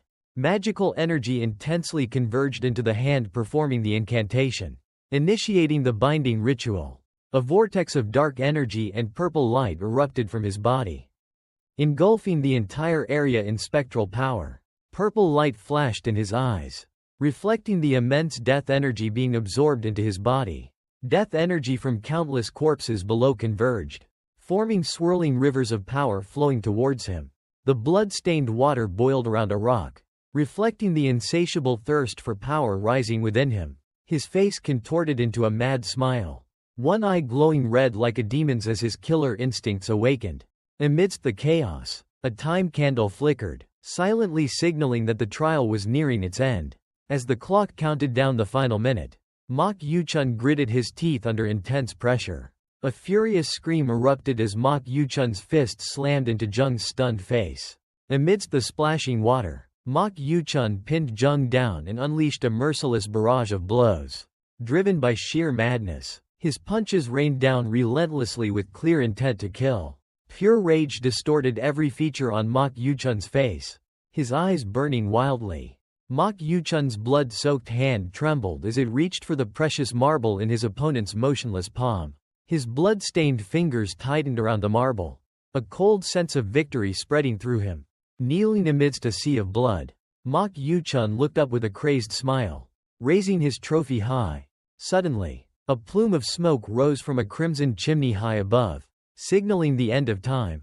The triumphant look on Mok Yuchun's face froze into an expression of extreme shock and bewilderment. From the shadows, a majestic figure in black attire and a red scarf emerged, his presence altering the very atmosphere. Eyes glowing behind a terrifying red demon mask looked down, and an authoritative voice declared the test over. At a cruel command, the cat-faced supervisors prepared to execute the utterly terrified failed prisoners. A bloody massacre ensued as blue glowing blades mercilessly cut down amidst splashing water. Amidst the sea of blood and desperate cries, the blue-clad survivor stood alone, lost in the mist of death. Extreme horror was etched in the young man's wide eyes, sweat and blood streaking his dazed face. The young man trembled as he faced the tall, cat-faced supervisor, whose blade still dripped blood in the crimson space. Each of his steps stirred the blood-stained water, creating contrasting ripples of pale blue energy. The young man's blood-stained hand trembled as he raised the glowing silver marble, the sole proof of his survival. The masked supervisor leaned closer, his sharp gaze silently acknowledging the young man's fortunate success. Having completed his task, the supervisor's figure faded into the mist, leaving the young man alone with his bitter victory. The young man stared numbly at the murky water, the horrifying truth of the recent massacre beginning to dawn on him. Amidst a circle of bodies, he knelt in the water, the relief of realizing he had survived breaking into despair. Under the cold moonlight, the young man gasped, staring at his blood-stained hands as if they no longer belonged to him. The desperate prisoner's blood-stained hands trembled violently, clutching the white marble as a terrible reminder of his actions. His eyes widened in horror at the newly announced casualty count. From the high platform, the Blood Valley supervisor looked down at the survivors and offered a sarcastic congratulation. He slowly cracked his knuckles, signaling the beginning of an even more brutal new challenge. The red eyes of the demon mask flashed as the Blood Valley supervisor announced the start of the second round of challenges. Exhaustion and horror were evident on the desperate prisoner's grimy face as he clutched the blood-stained marble. Under the cold moonlight, the Blood Valley supervisor's imposing figure loomed over the frightened crowd of prisoners. Whispers of shock and despair spread among the survivors as they realized they had no time to rest. The harsh truth of another challenge dawned on the desperate prisoner, shattering his fragile hope. A sharp, resounding clap from the Blood Valley supervisor immediately silenced all protests. In absolute silence, the Blood Valley supervisor stood tall, his authority undeniable. The demon mask tilted menacingly as he began to explain the rules of the next deadly game. The Blood Valley supervisor's finger pointed decisively forward, setting a challenge that would last until dawn. From the high platform, the demon masked supervisor announced the survival mission on the distant mountain to the crowd of prisoners. Amidst anxious whispers, Jung turned with sharp eyes and a blood-stained face, completely unfazed. Night enveloped the treacherous mountain, mist clinging to the jagged cliffs, signaling a deadly arena. Whispers turned to skepticism as the prisoners mistakenly believed it was a simple challenge. Unaware of the trap ahead, the supervisor turned his back, his voice extinguishing their fragile hope with a warning of harsher rules. revealing the glowing red demon mask. The Blood Valley supervisor raised 4 fingers, disclosing the grim survival rule tied to 40 flags. The harsh truth dawned on the prisoners. Their faces contorted in horror as they grasped the true meaning of the game. The demonic eyes behind the mask narrowed ominously, emphasizing the unchangeable number 8, a death sentence for those who failed to comply. A young prisoner paled as he calculated the numbers in his head, realizing that elimination meant inevitable death. From above, the crowd of 500 realized that only 320 would survive, turning the mountain into a massive slaughterhouse. Despair welled in the prisoner's eyes as he realized the Heaven and Earth Society was once again forcing them to slaughter each other for survival. The Blood Valley supervisor stood majestically before the survivors, preparing to announce the rules for the next challenge. Jung's resolute face was streaked with blood as the rules of the team battle were revealed. The Blood Valley supervisor's eyes gleamed ominously behind his mask as he offered a sarcastic good luck. From above, the column of survivors moved like ants through the dark canyon, beginning the new life or death challenge. A long-haired warrior approached the Beking sect warrior with an offer of alliance, but received only a fleeting glance. The long-haired warrior then turned to Jung, recognizing the blood-colored Valley of Death tattoo and extending a similar invitation. With a scrutinizing gaze, the recruiter assessed Jung, trying to gauge his strength from his appearance. He turned away with disdain, flatly rejecting Jung, deeming him too weak in the first round of challenges. Alone amidst the crowd, Jung walked with a clear plan, determined to seek out strong teammates who had passed the early challenge. Jung proactively approached the Beking sect warrior, surprising the large warrior with his boldness. He frankly proposed cooperation, emphasizing that allying with skilled individuals was the path to victory. The Beking sect warrior's expression shifted from surprise to interest, drawn by Jung's confidence and logic. With a confident demeanor, Jung offered an alliance to the Beking sect warrior, who scratched his head in approval. The large warrior's eyes suddenly turned sharp as he flatly rejected the offer. The Beking sect warrior turned away with a smug smile, silently deciding to keep his skills secret for a future confrontation. Jung's face contorted in silent rage, his teeth clenched at the unexpected insult. The large warrior waved his hand arrogantly and turned to leave, leaving Jung standing alone with his anger. Undeterred, Jung immediately turned his attention to the Manhwa house female warrior, but received only a glare and a blunt refusal. Rejected a second time, Jung's rage erupted as his eyes glowed with a ghostly red light. At the peak of his anger, an unexpected voice from behind made Jung turn around. Jung was stunned to realize that the person who had called him was the long-haired observer, who now offered an alliance. He analyzed the situation skeptically, wondering about the motive behind this sudden offer. A flicker of calculation crossed Jung's mind as he realized the value of allying with the leader of the previous challenge. The long-haired observer offered a knowing smile, suggesting his offer might contain a trap or a deeper purpose. With a wary gaze, the Beking sect warrior flatly rejected Jung's alliance offer. The Manhwa house female warrior silently watched as Jung walked away alone after being brutally rejected. Jung's hand tightened around the wooden puppet as he calmly accepted everyone's ostracism after the horrific massacre. A sinister smile briefly crossed the long-haired observer's face as he revealed his initial intention to personally finish off Jung. Breaking the silence, the long-haired observer unexpectedly approached and called Jung, making the young man turn with surprise. The long-haired observer made an unexpected invitation, offering Jung to join his team as they were short a member. In his group, a yellow-eyed female warrior with a peculiar smile observed the conversation with subtle amusement. After a moment of consideration, Jung offered a mysterious smile and accepted the alliance offer. From a distance, the bun-haired warrior witnessed Jung successfully joining a group, his eyes showing a pensive look. The bun-haired warrior turned away with a resolute expression, telling himself that he would overcome this challenge at all costs. An opening drum resounded throughout the valley, signaling the official start of the second phase of the life or death challenge. Immediately, the prisoners plunged into the cold water, beginning a chaotic struggle for survival. Underneath grotesque masks, the cat-faced supervisors uttered ominous comments about the fate of the survivors. Amidst the night and the corpses, the group of survivors trudged towards the towering mountain, beginning a new journey of life and death. Each of Jung's steps stirred the water with an ethereal blue glow, a sign of his latent energy. The unusual rippling of the water made the bun-haired warrior turn back, his eyes revealing surprise as Jung calmly walked past. With a wary gaze directed at Jung, the bun-haired warrior whispered, questioning the golden-eyed female warrior about the decision to recruit the mysterious individual into the team. Another team member also voiced agreement, emphasizing Jung's isolation as a reason for caution. Brushing aside her teammate's hesitation with a confident smile, the golden-eyed female warrior led the group deeper into the forest path. A wicked smile spread across the golden-eyed female warrior's lips as she revealed that Jung's terrifying presence was the most effective shield for the entire team. In a close-up moment, she revealed the final part of her cruel plan, to exploit him when necessary and then ruthlessly eliminate him at dawn.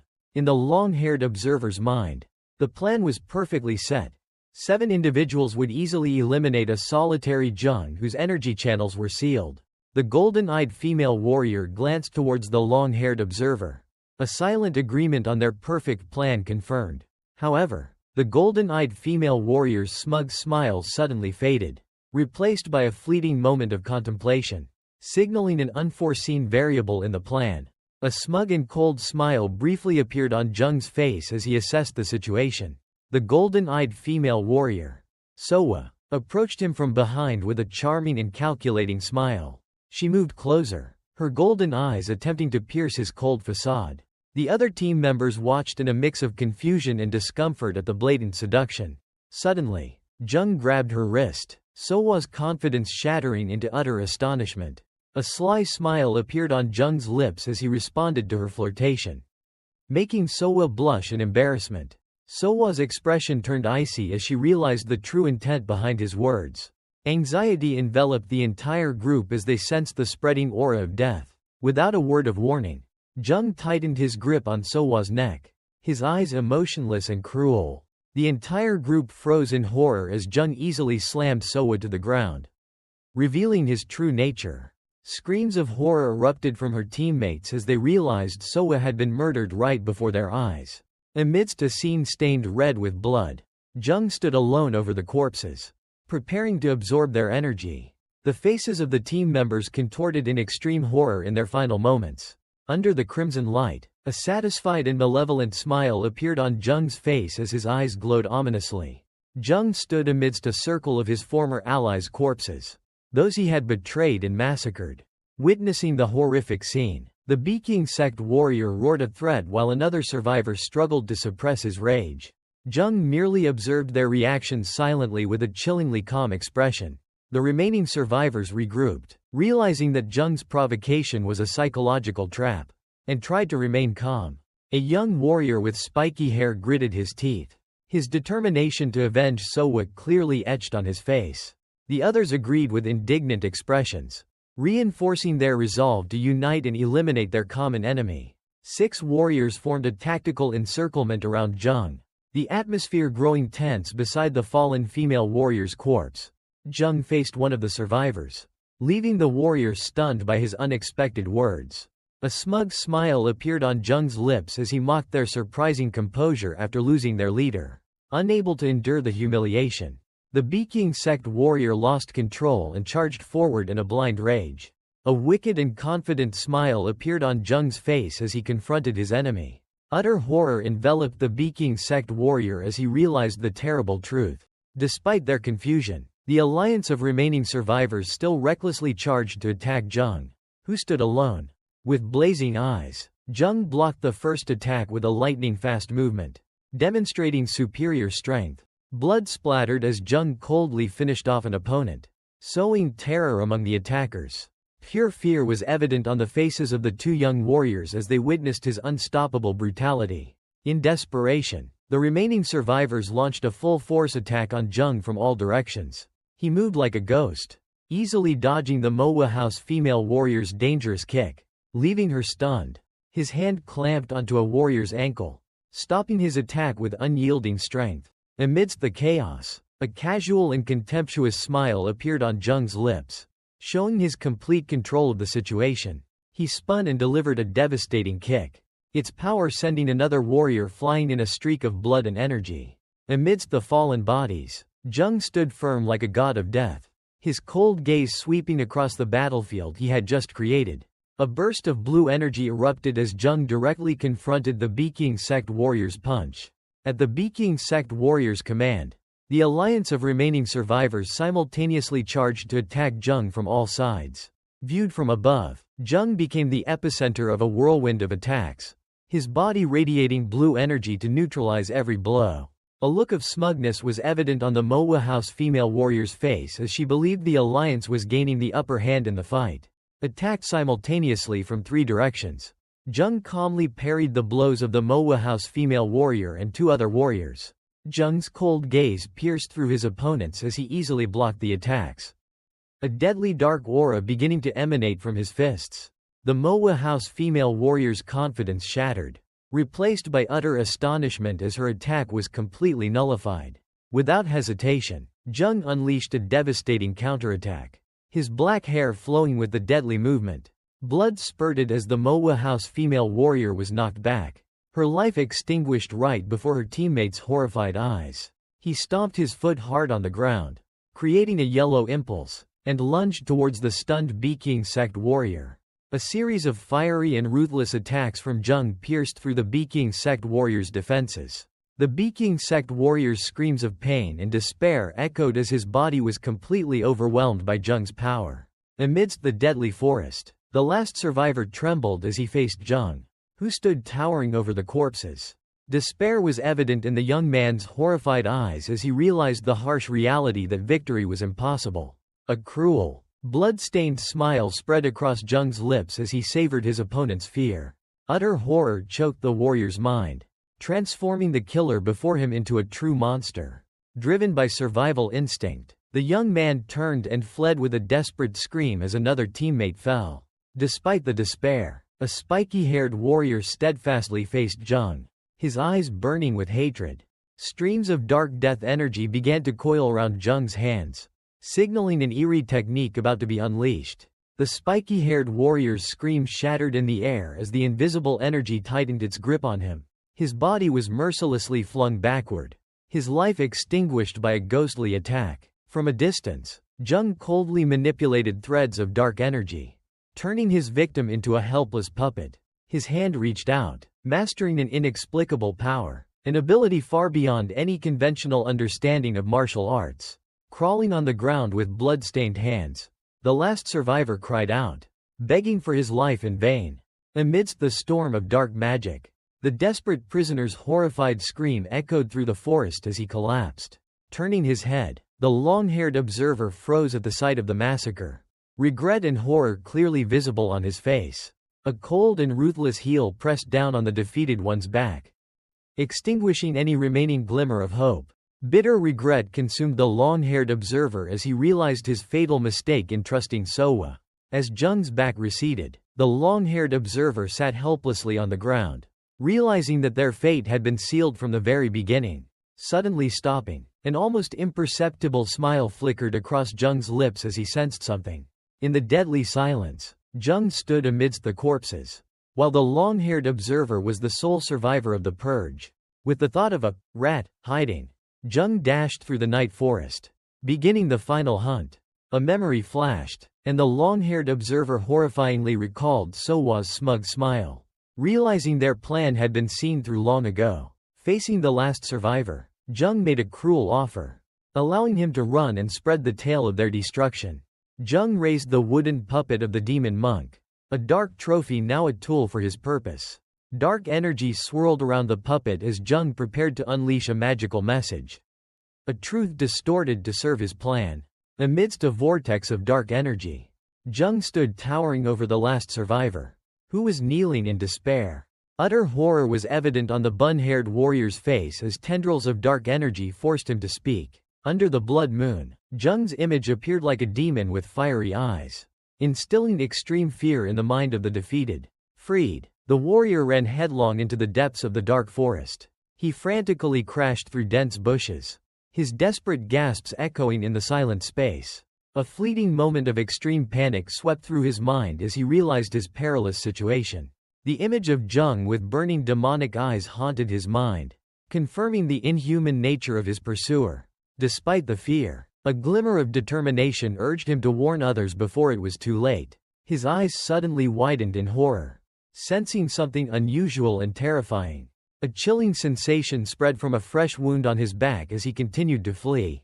Looking back, he froze when he saw a faint phantom with glowing eyes gliding among the trees. Jung's ghostly hands pierced through space, seizing the victim in a final moment of terror. Ghostly branches tightened and pierced the bun-haired warrior's body, extinguishing his life in a torrential downpour. Extreme horror was evident in the warrior's wide-open eyes as he faced his final moment. Thrown into the air by a blue energy surge, he screamed in despair as he fell towards a ghostly skull illusion. From the victim's perspective, countless shadowy hands reached out from the ghostly abyss, pulling him into death. Jung's hand, enveloped in dark energy, rested on the fallen body to coldly begin the ritual of absorbing death energy. From above, the blood goddess watched Jung complete his plan. Recognizing the calculated cruelty behind his earlier temporary sparing of life, as Jung performed the ritual on the corpse, the blood goddess suddenly became alert to the appearance of a figure approaching from the forest. The bun-haired warrior's body, now possessed, stared in astonishment as it recognized the ghostly entity present before it. The blood goddess confronted Jung, inferring that he had possessed the victim's body so she could conveniently absorb its energy. The demon monk's soul escaped its host body, bowing before the blood goddess as a gesture of gratitude and submission. The blood goddess regarded her new soul with satisfaction, while the demon monk stood silently as a loyal subordinate. With a smug smile, Jung observed the fruits of his conspiracy. Ignoring the blood goddess's displeased gaze behind him, dark energy surged in Jung's chest as he savored the satisfaction of a filled energy core. The silence was broken by footsteps, causing Jung to startle and turn to face the approaching survivors. A smug and sinister smile spread across the young man's lips, his eyes gleaming with predatory delight. Under the night, the entire mountain appeared as a colossal feast, awaiting its sole conqueror. With blood still on his cheek, Jung silently resolved to devour them all, leaving no one alive. Under the full moon, Jung sat silently amidst a sea of corpses, having completed his brutal purge according to a deadly interpretation of the rules. A pure white owl spread its wings and soared across the night sky, its wings gliding past the moonlight like a silent omen. Perched on a branch, the owl's eyes emitted an eerie yellow light, observing the forest with unusual wisdom. From the darkness of a cave, the flickering light of torches glimmered in the distance, signaling someone's approach. 3 figures, led by a character with long white hair, purposefully advanced towards the cave entrance. The Blood Valley Overseer, wearing a demonic mask, along with 2 cat masked guards, entered deep into the dark cave. Inside the cave, the Blood Valley Overseer faced an ancient old man holding a staff, identified as the powerful master of the Blood Valley Corpse Array. With pale white eyes and a staff in hand, the master of the Blood Valley Corpse Array whispered about a bright flame. The Blood Valley Overseer, in his red demonic mask and white hair, issued a brief command to the torch-bearing escorts. 2 figures, one tall and one short, advanced deep into the darkness of a damp cave, their footsteps echoing. In the deep darkness, a monstrous shape with dark fur stirred menacingly. Beside his masked subordinate, the master of the Blood Valley Corpse Array affirmed that all preparations were perfectly complete. Both stood before a colossal cage, where a dangerous creature was imprisoned. A warning issued about its potential power. A glowing blue eye flashed from behind the bars, revealing the nature of an ominous spirit beast even in its immature state. Through the red eyes of his mask, the Blood Valley Overseer pondered the transcendent nature of these creatures beyond nature. The old man's eyes widened in astonishment as he realized the creature's true instinct, a hunter of the weak. Looking down from above, the cage was fully visible, holding a chime Morio brought from the distant North Sea. The imprisoned creature suddenly lunged at the bars with an angry roar, shaking the entire space.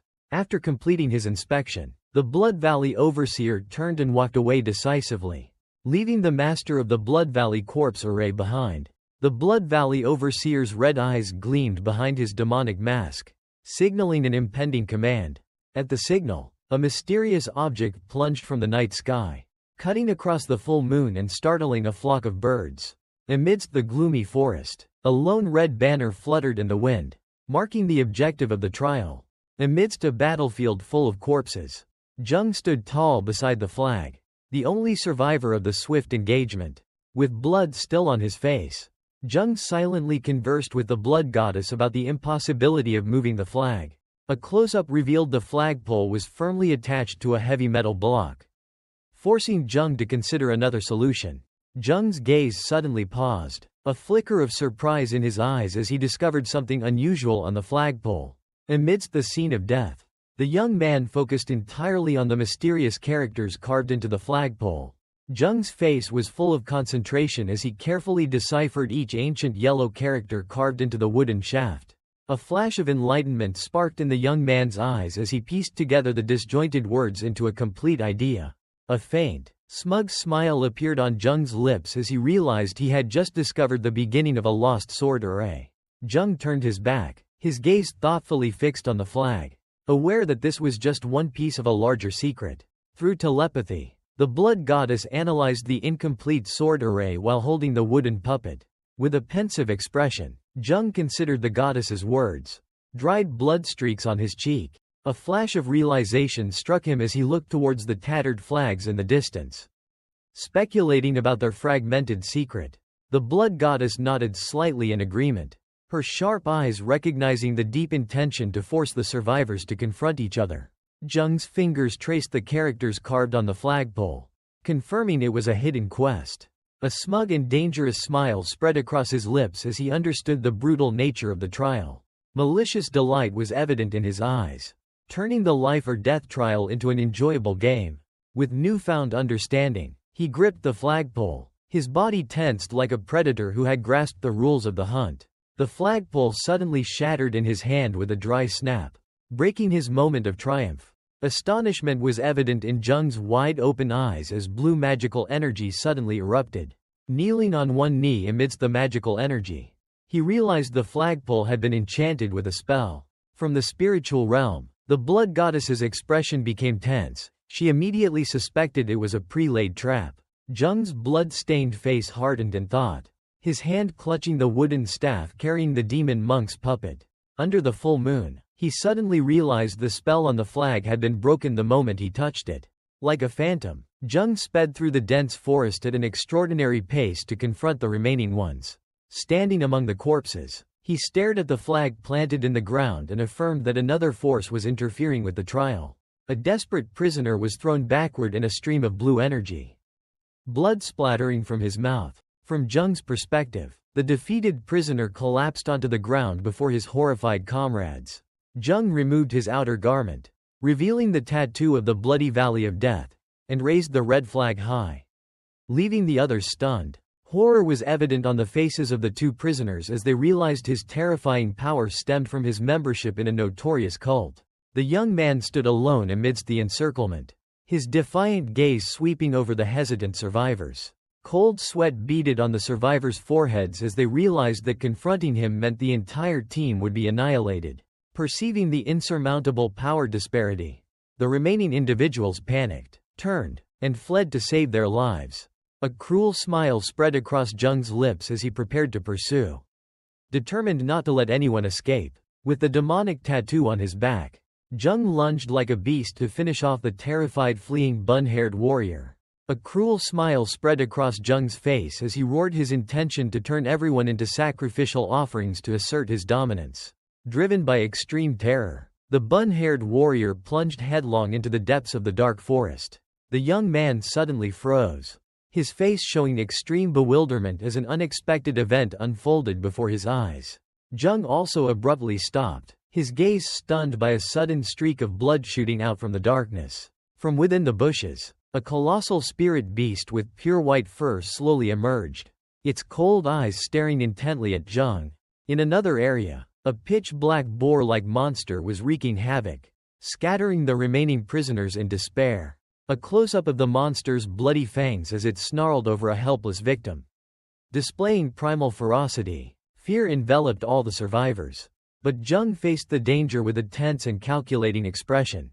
The killer approached the motionless pure white spirit beast, creating a moment of tense confrontation witnessed by the other prisoners. Cold sweat beaded on his temples. Jung gritted his teeth, admitting he couldn't defeat this monster without internal energy. Despite the disadvantage, a decisive foot snapped a dry branch, the sharp sound breaking the tense silence. The long-haired observer was stunned as the confrontation with Jung was interrupted by an unexpected threat. Sweat beaded on his temples. Jung's eyes widened as he realized the true nature of the danger. A colossal wolf-like Blood Valley spirit beast with glowing red eyes loomed behind Jung, spreading terror. Aware of the power disparity, Jung roared a warning and led the chaotic retreat from the monster. Another Blood Valley spirit beast in the form of a wild boar charged, blocking the escape route of the panicked prisoners. A close-up of the boar monster's bloodshot eyes and bloody fangs displayed its primal fury. Amidst the chaos, Jung suddenly stopped, his sharp gaze sweeping across the scene, assessing a changed situation. The boar monster paused, its glowing red eyes fixed on Jung with an unusual intensity. In an unbelievable moment, the beast suddenly turned and fled, leaving Jung standing stunned with a bewildered expression. Under the moonlight, the monster vanished into the dense forest, its footsteps fading into the astonished silence. Questioned by the survivors, Jung merely shrugged with a cold expression, concealing his own confusion.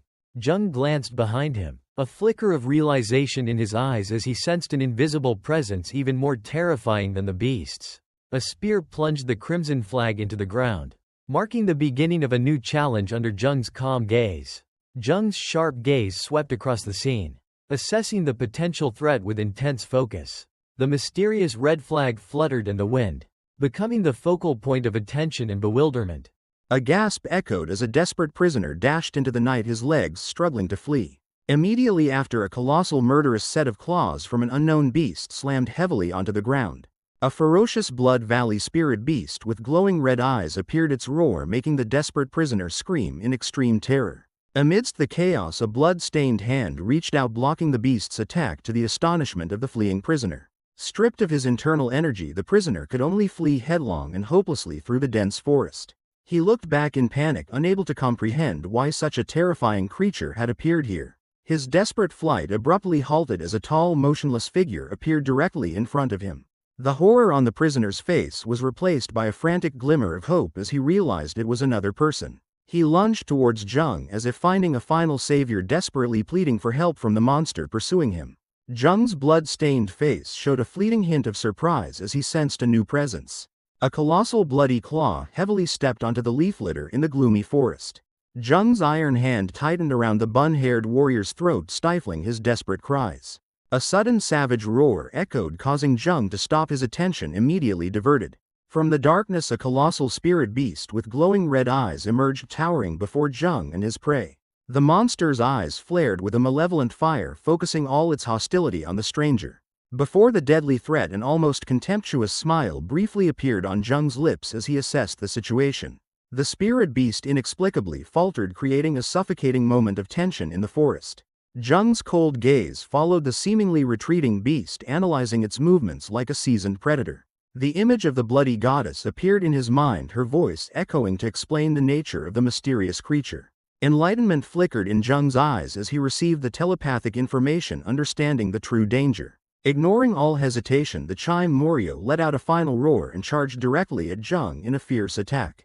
Jung agilely sprang backward, dodging the powerful lunge of the Blood Valley spirit beast. With a determined gaze, Jung clutched the demonic monk puppet, employing an ancient magical technique. The Four Peaks chain technique erupted from the puppet, forming an energy prison of ancient characters that trapped the spirit beast.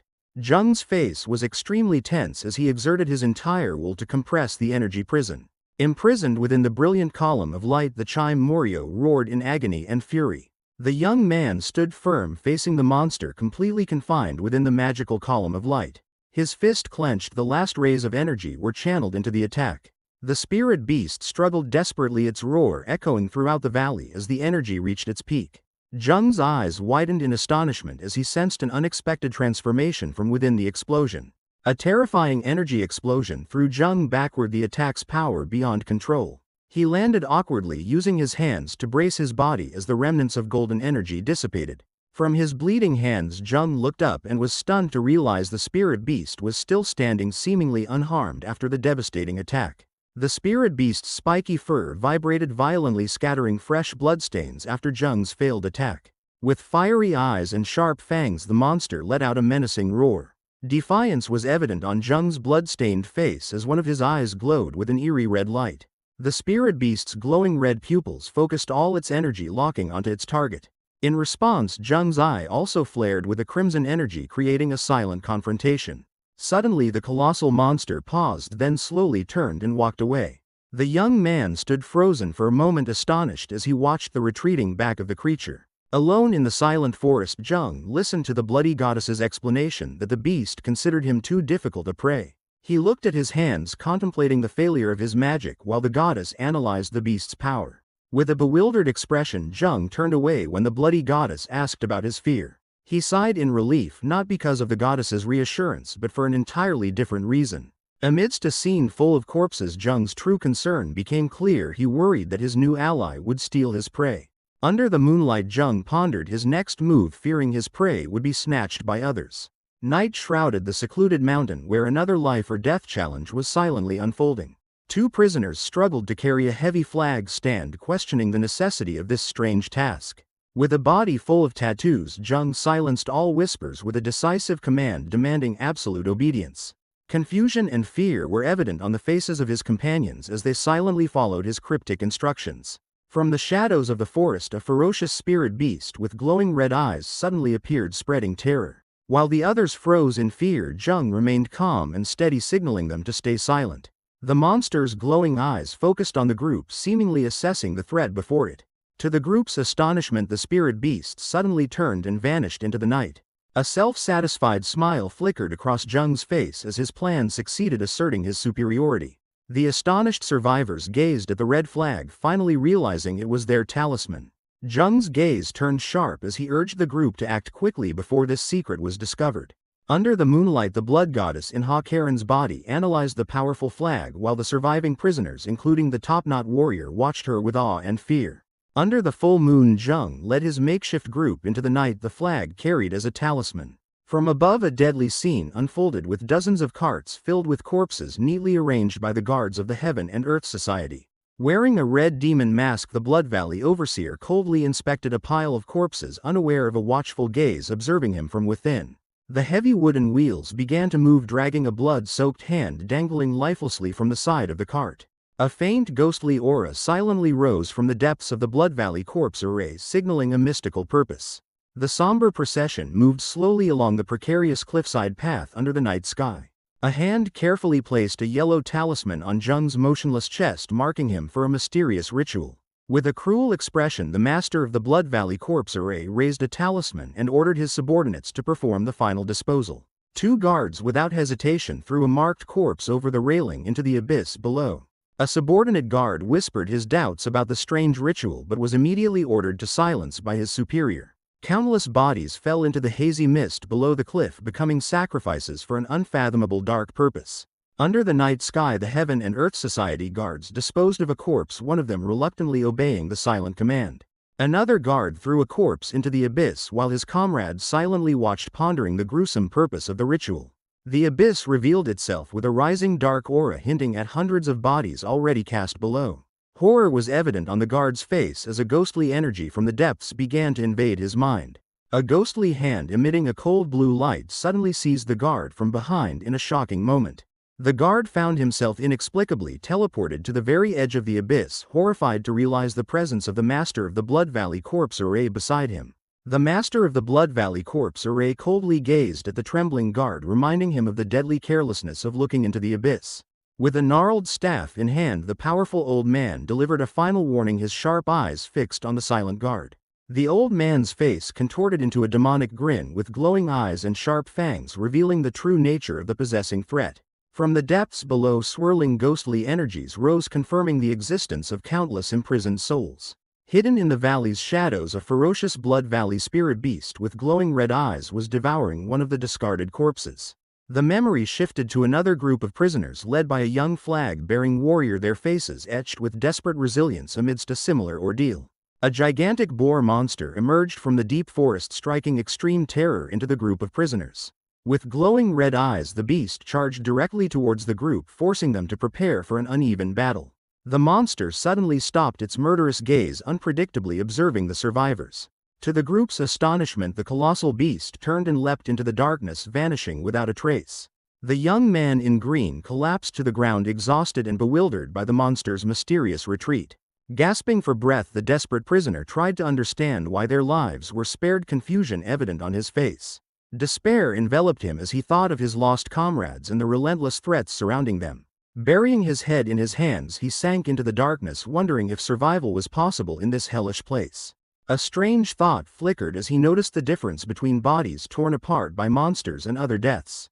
The image of a victim with a neatly broken neck showing no signs of animal attack came to his mind. Sitting among his exhausted comrades, the young man began to realize a truth even more terrifying than the monsters at play.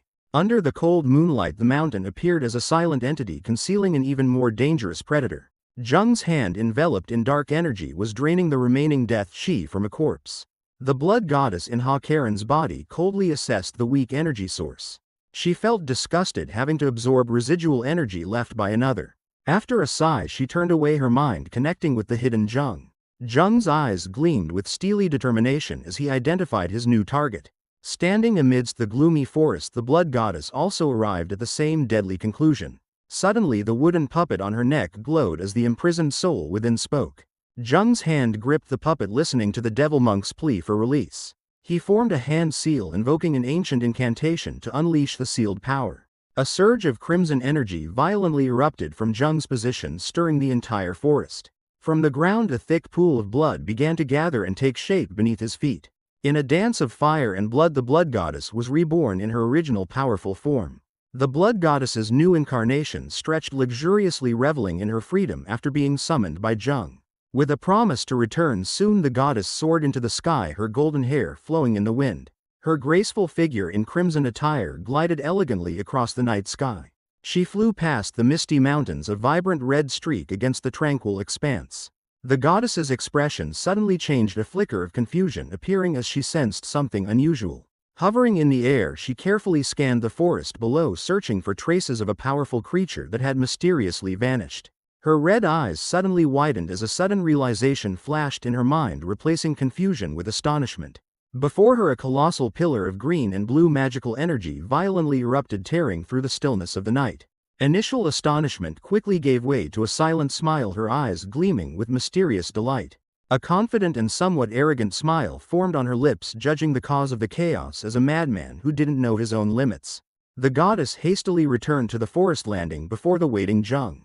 Her eyes shining brightly, she informed Jung of an unexpected discovery, something even more captivating than their original objective.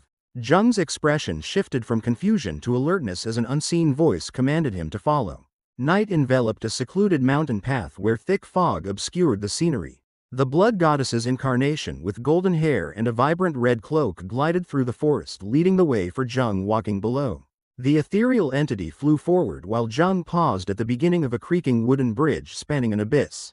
He decisively stepped onto the bridge, each footfall echoing in the stillness of the deep canyon below. He abruptly stopped, his feet rooted to the dirt path as he sensed something unusual. His eyes detected faint wheel tracks on the ground, a strange and suspicious sign in such a secluded place. A sudden surge of magical energy made his eyes widen in astonishment and heightened vigilance.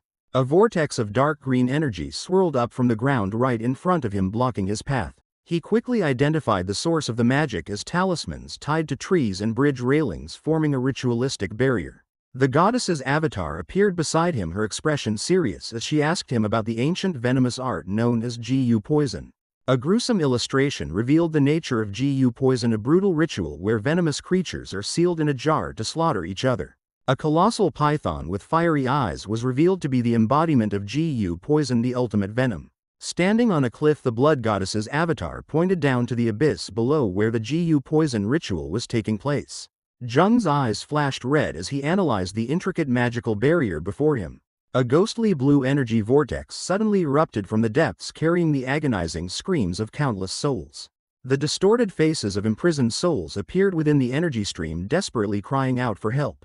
Bound by chains, the souls shrieked in rage and utter terror as they were pulled into the vortex. The goddess recognized the magical chains, explaining that this was a type of soul-binding dark magic similar to what Jung had used. She revealed that this ritual created a space where souls were forced to slaughter each other for survival. Instead of fear, astonishment was evident in Jung's eyes as he recognized the ritual's astonishing similarity to the legend of Gu poison. The blood goddess observed Jung's reaction with a pensive look, assessing his amusement at the brutal spectacle. With an air of authority, the goddess declared that the entity born from this ritual would possess power equivalent to a blue soul. A wicked and ambitious smile flickered across Jung's lips as he licked them, viewing this threat as an excellent opportunity. The blood goddess, with a confident demeanor, proposed a plan to utilize the dense death energy surrounding them. Despite her advice, Jung suddenly launched himself off the cliff, astonishing the blood goddess. An excited and manic grin appeared on Jung's face as he yearned to directly partake in the feast of souls below. Skepticism and anger were evident in the blood goddess's eyes as she warned him of the abyss's deadly dangers.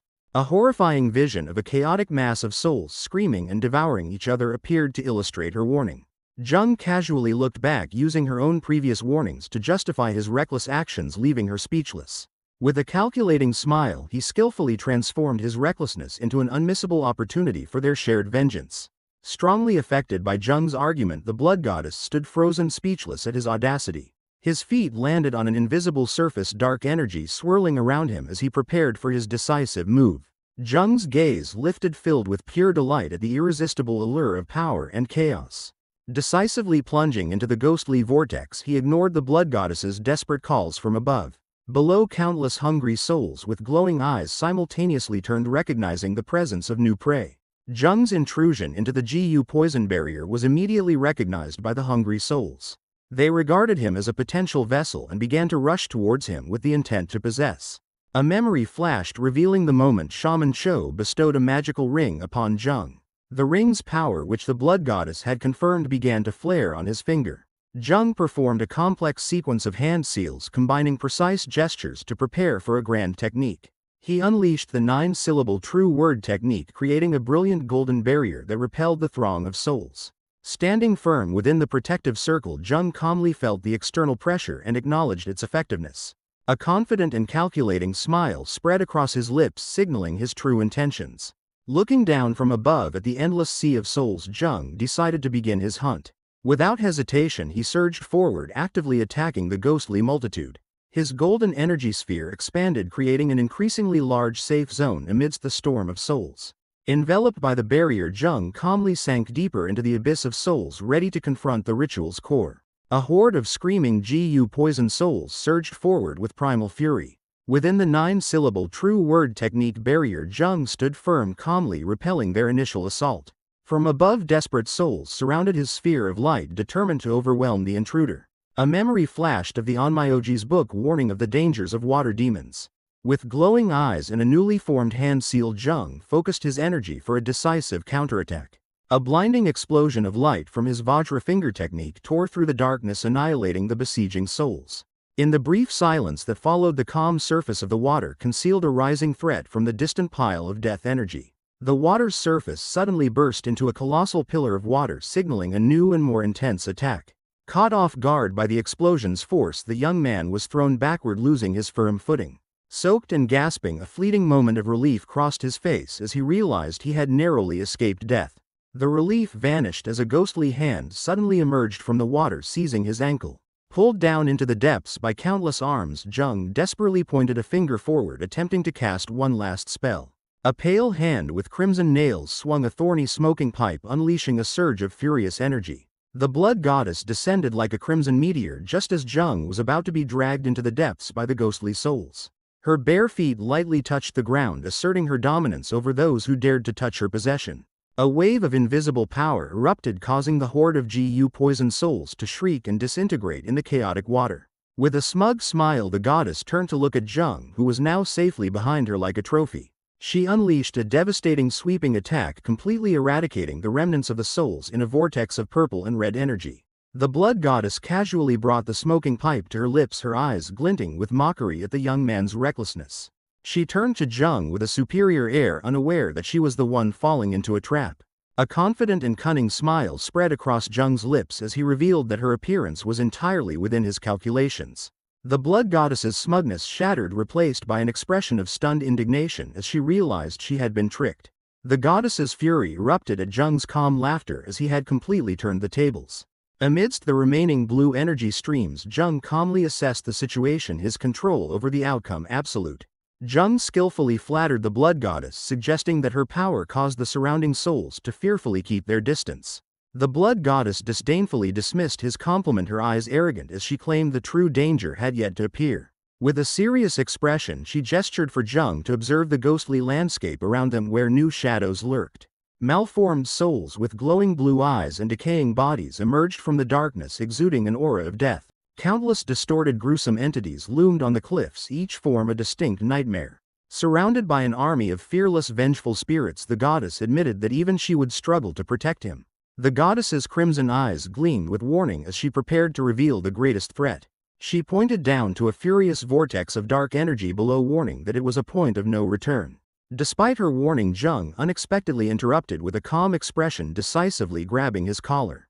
Jung's sudden action left the blood goddess utterly confused and astonished as he began to pull off his shirt. He revealed his bare back with a row of small bleeding puncture marks along his spine, leaving the goddess speechless with shock. Jung's gaze was highly focused as he identified the hidden target on his body, leaving the blood goddess in utter bewilderment. With a binding ritual, Jung carefully extracted the first magical needle of the forbidden path lock from his back. The young man let out a sigh of relief, leaving the blood goddess speechless at the unbelievable sight. Skepticism was evident on the blood goddess's face as she held the needle, astonished by his extraordinary endurance. Her expression became pensive as she realized the extreme danger and pain of the ritual Jung had just performed so casually. Without a moment's hesitation, Jung released the remaining needles, which clattered onto the cold stone floor. A helpless sigh escaped the blood goddess, a cold bead of sweat rolling down her temple as she witnessed his recklessness. A massive, fierce surge of death energy erupted from Jung's body, causing the space around him to tremble. The blood goddess's eyes widened in astonishment as she sensed Jung's hidden inner power, a strength far exceeding all her predictions. A confident smile bloomed on the goddess's lips as she realized his death energy was strong enough to repel the spirits, believing the plan was on track. Jung turned back, a knowing smile on his face as he confirmed he had been waiting for this opportune moment.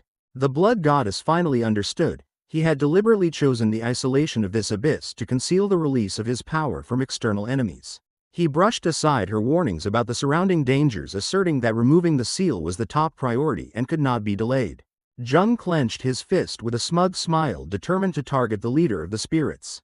Jung and the blood goddess faced a massive chaotic energy vortex where he pleaded for her help. The blood goddess silently pondered, recognizing the immense potential behind his reckless plan. The blood goddess agreed to create a distraction, urging Jung to simply focus on running forward. The goddess raised the long, slender pipe to her lips, beginning to prepare for a powerful ritual. Crimson energy began to glow from the pipe as she closed her eyes, focusing her entire mind on the magic. Her eyes snapped open, bloodshot and bleeding, as she unleashed a powerful blood sacrifice magic. A drop of sacrificial blood fell onto the barren ground, signaling the beginning of the barrier. From the drop of blood, crimson energy threads spread fiercely, forming an intricate barrier on the ground. A colossal wall of blood thorns erupted from the ground, forming a majestic shield encompassing Jung and the goddess.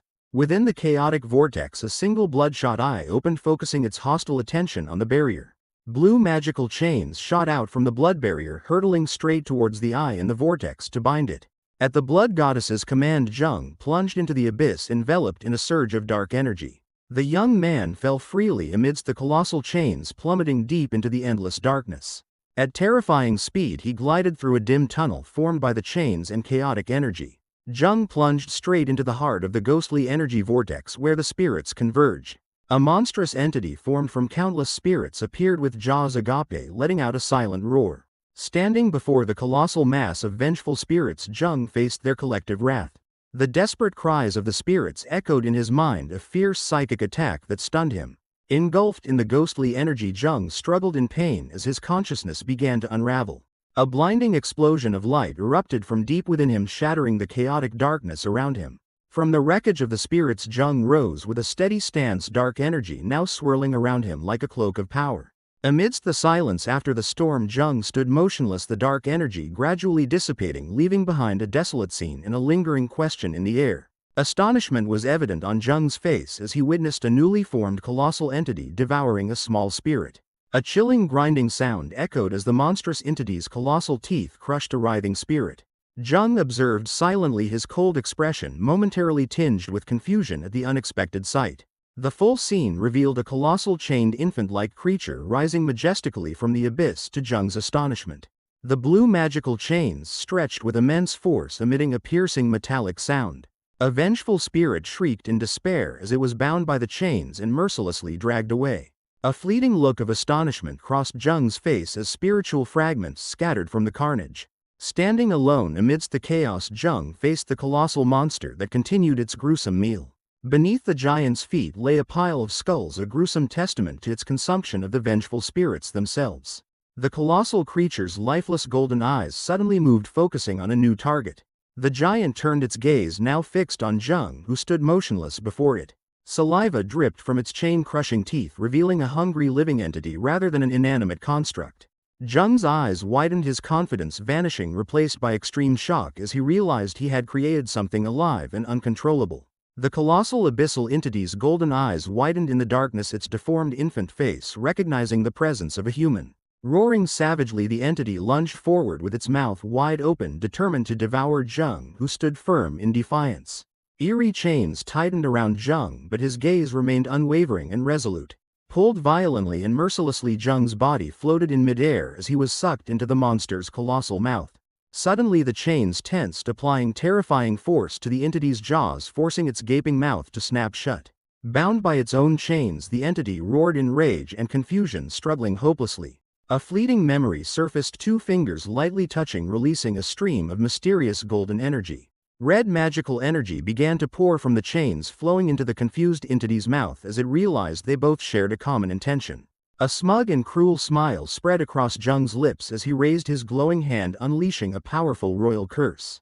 The abyssal entity's eyes dilated in extreme horror as the blinding light of the curse erupted from within its body. A brilliant golden explosion tore the entity apart from the inside out, its screams drowned out by the destructive power. Amidst the dissipating smoke, Jung's hand clutched a blazing energy core he had just extracted from the monster's remains. Inside the colossal jaws of the abyssal entity, Jung blocked an attack with one hand, a look of disdain on his face. Standing firm on the monster's lower jaw, the young man revealed his enemy's fatal mistake in having swallowed him. A smug smile appeared on Jung's lips as he activated the binding ritual, releasing streams of dark energy from his hand. From the center, tendrils of darkness spread out, embedding themselves deep into the colossal entity's throat like a poison. Suddenly the blood goddess appeared with an angry expression, her ghostly hand gripping Jung's arm to stop his actions. Bound by the goddess's ribbons of darkness, Jung was violently pulled back, his eyes wide with astonishment. Pulled deeper inside, Jung helplessly watched as the monstrous jaws began to close, threatening to swallow him completely. He plunged quickly into the deep darkness of the monster's throat, his face reflecting determination in the nick of time. In the moment of falling, his hand reached out hopelessly amidst the chaotic crimson space. The sudden chaos vanished, leaving only his hand suspended in a silent void enveloped by a soft golden light. The young man found himself standing alone under a brilliant light, confusion evident as he looked around the empty space. Jung's gaze swept across the strange space, a silent question on his face as he tried to understand where he was. Jung was astonished as he faced the illusion of powerful successors, hearing of a predetermined agreement between kings. The majestic face of the leader appeared, his voice echoing a demand for obedience for a great purpose. Standing before a blinding light, a figure silently accepted his fate in Jung's presence. The scene shifted to a warm memory where a zealous young man declared eternal loyalty to his brother. The promise to be a powerful right-hand man for the family was uttered with a determined expression, revealing their deep bond. Suddenly the peaceful memory shattered into a chaotic massacre, with desperate screams echoing amidst the deadly waters. Amidst the chaos, a hand offered a glowing orb, the only key to escape the life or death trial. In an act of sacrifice, the older brother pushed his younger sibling away, urging him to flee while he stayed to face the danger. The younger brother hesitated for a moment, clutching the life-saving object, while Jung's figure was present as a silent observer. Under desperate urging, the young man turned and fled, carrying the burden of survival and his brother's sacrifice. The tragedy concluded with the image of the younger brother surviving on the shore and the older brother's body floating in the water, a scene fully witnessed by Jung. Clutching the flag tightly, Jung's eyes became sharp and calculating, indicating that he had learned the lesson from the tragedy he had just witnessed. Lying prostrate on the ground, the dying elder brother stretched out a blood-soaked hand, his eyes filled with bewilderment and unspoken questions. Standing tall above him, the younger brother gasped for breath, his hands clutching the blood-stained rock he had just used as a weapon. A savage and venomous smile erupted on the killer's scarred face, long accumulated jealousy pouring out in words. In his eyes an eerie green light flashed, reflecting extreme rage and resentment at being scorned. The elder brother's blood-soaked hand trembled violently in the air, a final feeble attempt to explain himself. With an inarticulate roar, the fratricide raised the rock high, ready to deliver the brutal finishing blow. The cold rock plunged down with terrifying force, crushing the skull and splattering fresh blood. Pure madness completely possessed the younger brother's face, his eyes wide and teeth clenched as he committed the heinous act.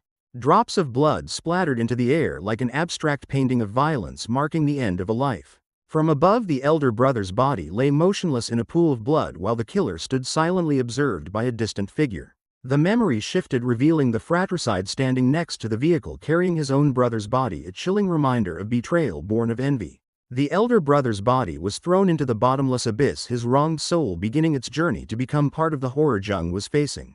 Amidst a swirling vortex of eerie green energy, the vengeful spirit desperately fought back against the hungry demons lunging at it. Standing before a sea of wailing souls, Jung silently observed the unfolding tragedy of the fratricide from afar. The young man stepped into the center of the Gu poison ritual, confronting the slumped form of the tormented spirit. Crushed by endless agony, even after death, the spirit clutched its head in extreme pain. Surrounded by ravenous specters, the fear of being devoured and primal hunger erupted in the spirit's consciousness. Countless ghostly arms reached out from the darkness, pulling the spirit into the abyss of despair as it began to accept its fate. Acceptance abruptly transformed into a furious rage, the spirit's eyes glowing red as it roared a defiance of fate. Refusing to be devoured, the spirit unleashed a surge of dark energy and lunged towards Jung in a final effort. Instead of resisting, Jung calmly embraced the surge of hateful energy, his intention to seize the spirit's power evident on his face. With a sky-shattering roar, the vengeful spirit declared its intention to devour all other souls in this space. Jung's gaze turned cold and ambitious as he decided to devour not only the souls but also his challenger himself. As Jung's will overwhelmed everything, the souls began to merge into a colossal, grotesque entity, a mass of resentment he was about to fully absorb. From deep within the spiritual space, the colossal abyss entity roared an absolute challenge. A chaotic and violent surge of spiritual energy swept Jung away mercilessly. Amidst the fiery red storm of emotions, he tumbled helplessly like a leaf in the wind. Decades of accumulated negative emotions, regret, anger, and disappointment swirled into a destructive vortex. On Jung's face, empathy flickered as he sensed the shared desire of the souls and his own. In his eyes, a single truth crystallized from the chaos: it was the pure desire for revenge. The chaos in his eyes dissipated, giving way to an eerie tranquility and a glimmer of enlightenment. His hand hovered in the chaotic space, a silent gesture signaling an unshakable decision had been made. Instead of resisting, Jung actively sank deep into the heart of the resentment current, his hand reaching out with a clear purpose. An ironclad determination was evident on his face as he prepared to unleash a mind-shattering technique, a consciousness-shattering thought. With an unusual serenity, he reached out to grasp the essence of existence, borrowing its very form to confront nothingness. Immediately, a blinding pure explosion of light completely engulfed the darkness, signaling the success of the technique. A terrifying energy explosion threw the blood goddess backward, extreme bewilderment evident on her face. From the epicenter, a chaotic column of spiritual energy in shades of purple and red erupted violently, signaling an earth-shattering event. Feeling her spiritual connection with Jung violently shaking, an uneasy premonition suddenly arose in the blood goddess's heart. Enveloped by a colossal vortex of dark energy, the blood goddess looked up into the chaos as an authoritative voice questioned Jung's failure. The blood goddess braced herself against the fury of the magical vortex, her platinum hair wildly whipping in the energy storm. With a disdainful click of her tongue, she ignored the glowing red mark spreading across her chest, her eyes gleaming with defiance. The blood goddess directly confronted the colossal burning eye at the heart of the chaotic vortex, her pride unwavering before its terrifying power. Her face turned cold, her eyes sparking as she made a powerful demand, threatening to destroy the entity if it did not return her mortal. In response to the challenge, countless purple magical chains shot out from the vortex, binding the blood goddess tightly to her own astonishment. As the chains tightened, she realized a horrifying truth: even 6 spirit-level souls were being helplessly drawn into the vortex. Amidst her bondage, a terrible truth flashed in her mind as she identified this horrifying ritual as Gu poison, where souls were forced to slaughter each other. In the realm of chaos, the chained souls screamed in despair as they were forcibly merged, the brutal Gu poison ritual nearing completion. A sea of distorted souls with mad smiles and glowing eyes cheered as the Gu poison ritual reached its climax. Countless writhing souls were drawn into Jung's glowing red silhouette, merging into an ultimate entity of despair and evil. The blood goddess's red eyes widened, reflecting horror and disbelief at the unfolding scene. A colossal purple energy vortex roared, contracting into a single point of light with earth-shattering power. Pushed back by the overwhelming energy, the blood goddess screamed in astonishment as she sensed the birth of a blue spirit. Amidst the dark storm, her red skirt violently billowed as she struggled to stand firm against the ritual's power. As the energy dissipated, a solitary figure emerged amidst the desolate, silent landscape of the abyss. The figure's feet stepped forward steadily, thin strands of dark energy coiling around them like small snakes. Extreme skepticism and confusion were evident on the blood goddess's face as she recognized the familiar figure. Jung stepped out of the darkness, his expression eerily calm, leaving the blood goddess stunned and wondering if this was a mere mortal. The blood goddess narrowed her eyes in scrutiny, assuming his soul had been devoured by the Gu poison ritual itself. Facing her directly, Jung broke the silence with a simple denial, leaving her speechless at the truth. With a self-satisfied smile, Jung raised his hand, glowing with dark energy, asserting his dominance after the ritual. Clenching his hand, he unleashed an intense surge of energy, his eyes gleaming with a predator's triumph. The blood goddess's red eyes widened, extreme astonishment evident on her perfect face. Her shock gradually subsided, giving way to a look of deep skepticism and confusion as she tried to comprehend the truth. Standing opposite Jung in the abyss, the blood goddess questioned him with extreme skepticism about his actions. Turning away, a wry smile appeared on her lips as she realized he had truly absorbed the full power of a blue spirit. The colossal energy source continued to swirl around Jung's body, seemingly testing his limits. He admitted to feeling a strange sensation from absorbing too much energy, startling the blood goddess in horror. A flash of realization sparked in her eyes, and her concern turned into an urgent command as she recognized the fragility of his human body.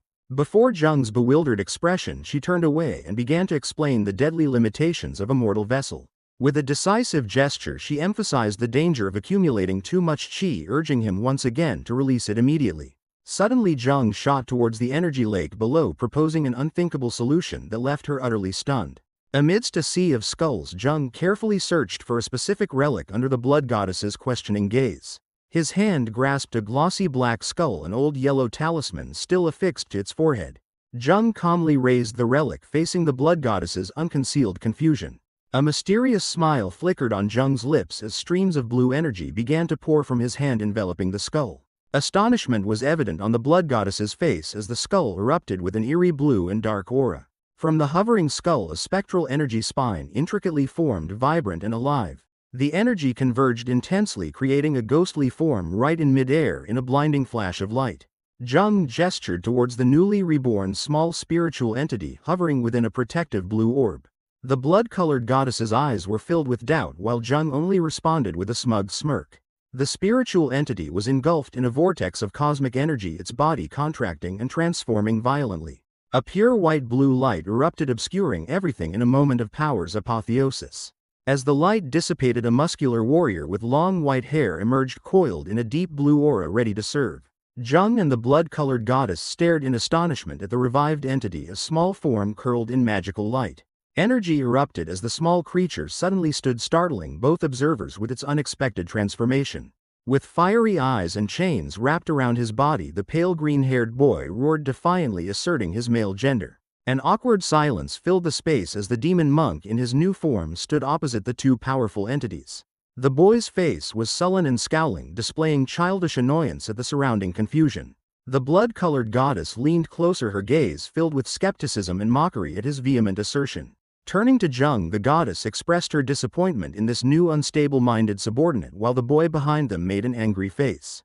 Rage flared on the demon monk's face, sharp teeth bared as he howled at the perceived slight. Without warning, the blood-colored goddess delivered a thunderous slap, quelling the boy's insolence in a moment of sudden violence.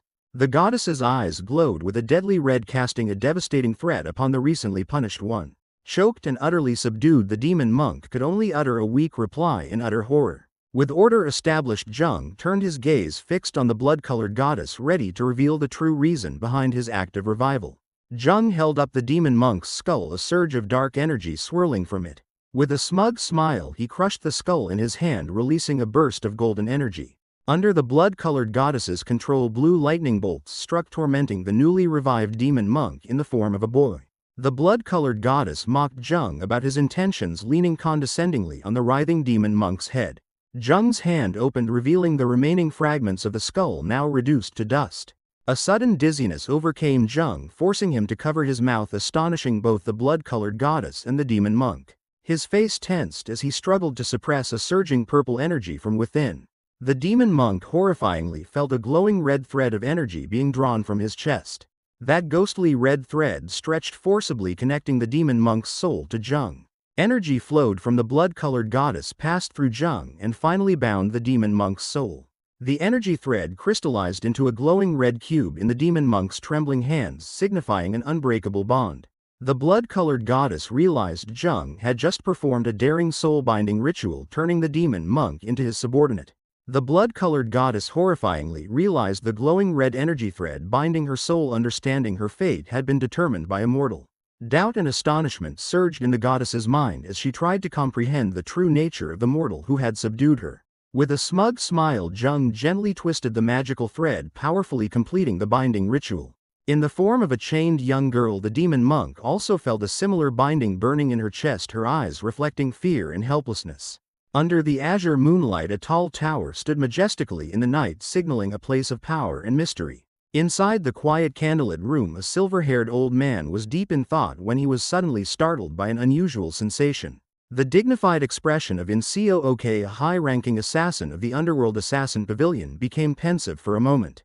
The old assassin immediately sensed a powerful energy disturbance, putting him on high alert. A flash of horrifying realization flickered in Enrollment's eyes as he seemed to deduce the source of the chaos. Without hesitation, the old man rushed at breakneck speed through the dark corridor, urgency evident in every step. He pushed the door open forcefully, his face extremely tense as he prepared to confront the scene inside. The sight of a white-haired person collapsed on the floor and a complex containment device shattered into pieces appeared before Enrollment's eyes. On the dark floor, a shattered containment jar lay in pieces along with broken chains. Enrollment stared blankly at the broken links in his hand, doubt clearly etched on his face. Shock quickly turned into silent fury as he realized his poison magic and spirit worms had been destroyed. Under the mystical blue moonlight, the underworld assassin pavilion's tower stood menacingly. Inside, the sorcerer Zhou Yuigung sat silently in the quiet room, deep in his own thoughts. The stillness was abruptly broken by Enrollment's urgent appearance, causing Zhou Yuigung to turn in surprise. Enrollment hastily led the way through the long corridor while Zhou Yuigung followed in confusion. Zhou Yuigung expressed his intention to intervene in the trial but was decisively stopped by his master Enrollment. With a grave expression, Enrollment announced the destruction of the supreme magic, leaving Zhou Yuigung utterly stunned. The old master hypothesized about a chime morio, a possibility Zhou Yuigung immediately dismissed due to the barrier's solidity. The realization of the problem's gravity struck them as they deduced that only a mythical beast could have done it. The two words mythical beast echoed in Zhou Yuigung's mind, his silence indicating a growing horror. Enrollment ordered a startled shaman Cho to prepare to go to the Blood Valley corpse array immediately. A massive surge of magical energy from a mythical beast tore through the night sky above the valley, signaling an emergency. A calculating glint appeared behind the wooden hat as Shaman Cho realized this was the perfect excuse to intervene in the trial. The blood-colored goddess was stunned, her face filled with doubt and horror at the scene she was witnessing. The goddess's gaze shifted to the chained young girl, who trembled as she realized she had been turned into a sole subordinate. Jung coldly approached the bound girl, his shadow enveloping her as he demanded her name. Defiance flared on the girl's face as she gritted her teeth, refusing to submit to his command. Enveloped in a terrifying dark aura, Jung used his absolute dominance to break the girl's will to resist. A pained, forced smile appeared on the girl's lips as her last resistance shattered under his power. Completely subdued, Gyu Soha prostrated herself and shouted her name, acknowledging Zheng as her new master. Zheng observed his accomplishment with a calm expression while the blood-colored goddess stood beside him, her eyes filled with silent disgust. To the blood-colored goddess's horror, Gyu Soha cheerfully accepted her new role as a loyal dog, affirming Zheng's increasing ruthlessness. The blood-colored goddess pondered the surprisingly swift surrender of a powerful soul. An anomaly in Zheng's death chi suddenly caught her attention. Sitting in a meditative pose, Zheng felt a strange separation occurring within his own energy flow. He looked up at the blood-colored goddess, his eyes questioning if she noticed the change he was feeling. A smug and mysterious smile subtly formed on Zheng's lips as he recognized a lost technique. The blood-colored goddess's eyes widened in horror upon hearing the name of a supreme technique she had never known. Dark energy converged, revealing the name of the ancient supreme technique, Eightfold Mind-Shattering Method. Zheng stood, his body becoming a conduit for raging purple energy as he recited the principles of the magic. Confusion was evident on the blood-colored goddess's face as she tried to search her memory for a completely unfamiliar technique. Dark energy swirled in his palm, demonstrating his extraordinary ability to split internal energy. A new wave of shock spread through the blood-colored goddess, her astonishment reaching its peak. She realized Zheng had achieved a martial arts realm without breakthrough, an illogical feat accomplished by an inconceivable technique. Raging purple energy surged from Zheng as his power was revealed to have doubled compared to martial artists of the same realm. With Gyu Soha observing from behind, Zheng contemplatively considered his next move with a cold expression. Standing before a majestic waterfall, the young man felt regret that little time remained in the trial.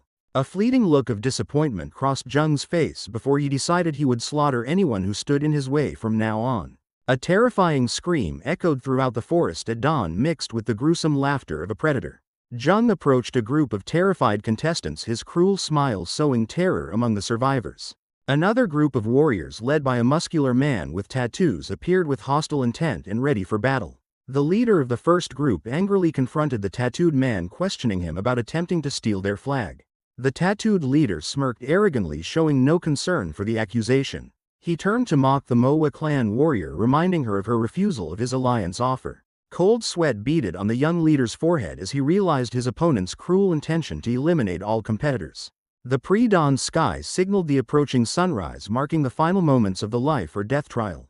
The bun-haired warrior tried to reassure his group, believing they could survive the night if they held out a little longer. With a challenging sneer, the tattooed warrior mocked their hopes, displaying confidence in his own strength. Sudden screams erupted from another group in the forest, breaking the tense silence.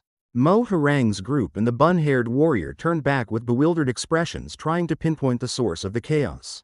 Utter horror seized the bun-haired warrior's face as he realized a terrible threat was unfolding. A dark blur shot past with terrifying speed, leaving a trail of golden light as it collided with its target. Mo Harang and her teammates stared into the void in stunned silence, unable to comprehend what had just attacked. A close-up of a glowing red eye full of murderous intent flashed in the darkness, revealing the monstrous nature of the predator. A colossal and terrifying silhouette slowly emerged from the forest, leaving the survivors frozen in terror. The white-furred Blood Valley spirit beast charged forward with a savage roar, its sharp fangs ready to tear apart its prey. Another group of prisoners led by the desperate prisoner recognized the monster and screamed in horror, scattering to save their lives. Mo Harang turned back with a look of astonishment, realizing that the tattooed warriors group was now standing firm in an organized formation holding a red flag.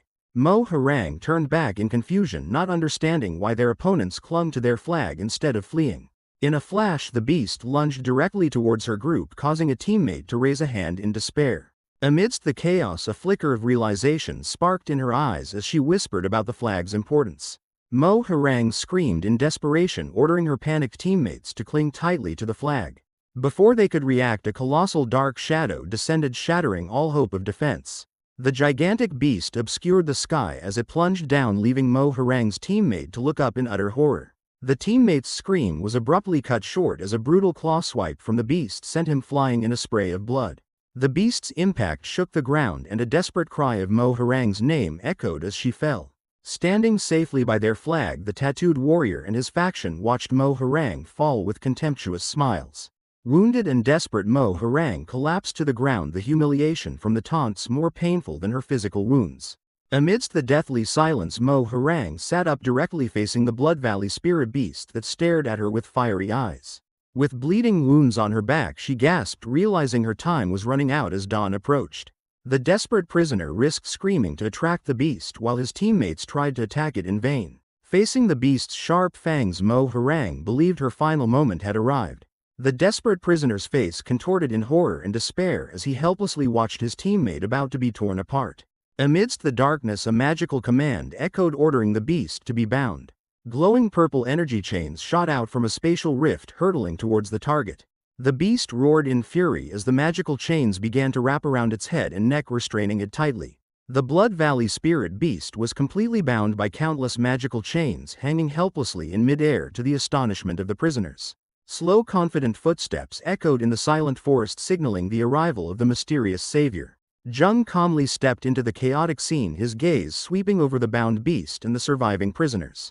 The tattooed warrior's eyes narrowed in disbelief and recognition as he identified the one who had just displayed incredible power. With a stunned expression, the desperate prisoner faced Jung, unable to comprehend this sudden and powerful intervention. Breathing heavily, Jung stared at the energy chains, silently analyzing the technique he had just performed. Jung smirked as the purple magical chains enveloped him and Gyu Soha, signaling the success of his plan. The Blood Valley spirit beast shrieked in extreme pain, its body contorted by the tightening purple magical chains. Jung stood calmly observing the monster suspended in mid-air by his magic before the horrified eyes of the survivors. The desperate prisoner screamed in utter confusion, not understanding why the monster had suddenly stopped attacking. Mo Harang looked up at the beast writhing in chains with astonishment, while other prisoners yelled, urging it to kill her. Confusion flickered across the desperate prisoner's face before he realized he had to set aside his questions for immediate action. The desperate prisoner rushed to Mo Harang's side, helping her to her feet while the monster with glowing red eyes still hovered menacingly behind them. Mo Harang, delirious from her wounds, mumbled about the chains and an invisible girl, making the desperate prisoner think she was hallucinating. Their footsteps faltered on the ground, a trail of fresh red blood from Mo Harang's wound dripping onto the forest floor. Gyu Soha tilted her head, observing with curiosity, her golden eyes following the struggling pair as they tried to escape. Gyu Soha quietly reported to Jung that Mo Harang seemed able to perceive her presence, an unusual ability. A subtle and knowing smile appeared on Jung's lips, indicating he was not surprised by this discovery. Amidst the survivors' astonishment, the Blood Valley spirit beast roared in pain as it was tightly bound by Jung's magical chains. The monster's glowing red eyes flared with desperate rage as the chains tightened further. Sensing an opportunity, the tattooed warrior ordered his group to attack with a smug smile. Jung sprang into action, transforming into a blur of dark energy and attacking the bound beast. The confidence of the tattooed warrior and his comrades shattered into utter horror at Jung's unexpected action. The beast was now completely subdued under Jung's power, while its attackers were flung far away. Without hesitation, Jung stomped forcefully on the beast's head, an act asserting absolute dominance. A cruel smile appeared on Jung's face as his eyes glowed red, savoring his dominance. He began a brutal execution, repeatedly delivering fatal blows to the helpless beast's head. Enveloped in a dark aura, Jung delivered the finishing blow, extinguishing the monster's life. Unconcealed horror was evident on the tattooed warrior's face as he realized the true nature of the one he intended to confront. The light in the Blood Valley spirit beast's glowing red eye faded in a pool of blood, marking its end. With eyes glowing with malevolence, Jung delivered a brutal finishing blow to the Blood Valley spirit beast. The Manhwa clan warrior and the bun-haired warrior were frozen in utter horror at the sight. The Blood Valley spirit beast exploded in a shower of blood and dark energy under Jung's power. The young man stood silently over the colossal monster's corpse, an image of absolute dominance. The tattooed warrior's expression changed, horror evident as he realized the true danger. Despite the survivors' panicked warning, Jung remained unusually calm, turning his back to the chaos. Despair welled up in the tattooed warrior's eyes as he stammered in fear. Facing Jung's cold blood-stained smile, the warrior realized the grim fate of all of them. In a desperate attempt, the tattooed warrior turned and fled, shouting to warn the others. A cruel command was uttered by the killer, his smile becoming more malicious than ever. Immediately, purple magical chains rose from the ground, hurtling towards the panicked prisoners. The survivors were bound tightly by dark magic, their brief freedom ending in shackles. Purple magical chains suddenly tightened around the prisoners, spreading terror and confusion. In the blood-stained forest, all the survivors were cruelly bound, helplessly watching the corpse of the recently defeated monster. Before Jung, the tattooed warrior and the others struggled in vain, unable to comprehend the power that held them captive.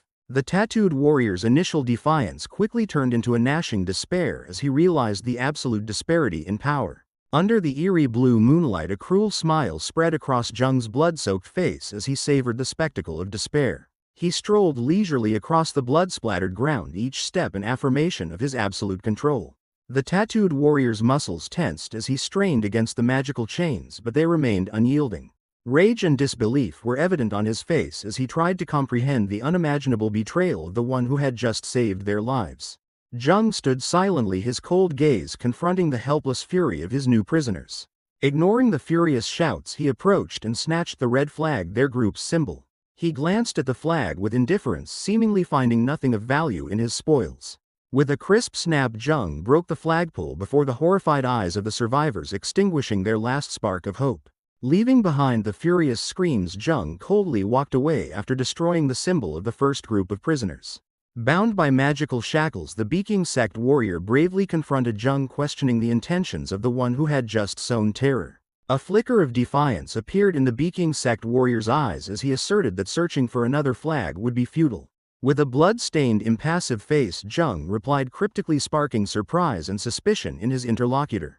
Sensing the disadvantageous situation, the bald warrior quickly changed tactics, offering a calculated alliance. The unexpected offer caused a wave of astonishment and protest among the other captive prisoners.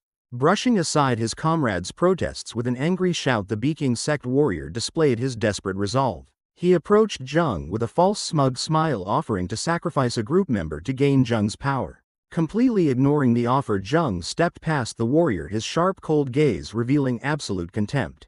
The warrior's confidence shattered, turning into helpless fury as he realized the fatal flaw in his calculations. Abandoning all pride, he hastily pleaded, promising to hand over what Jung sought in a final attempt to survive. The bald warrior's face went blank in extreme bewilderment, unable to comprehend Jung's cold reaction. Jung, his face smeared with blood, raised the wooden tag with a smug smile, asserting his ownership.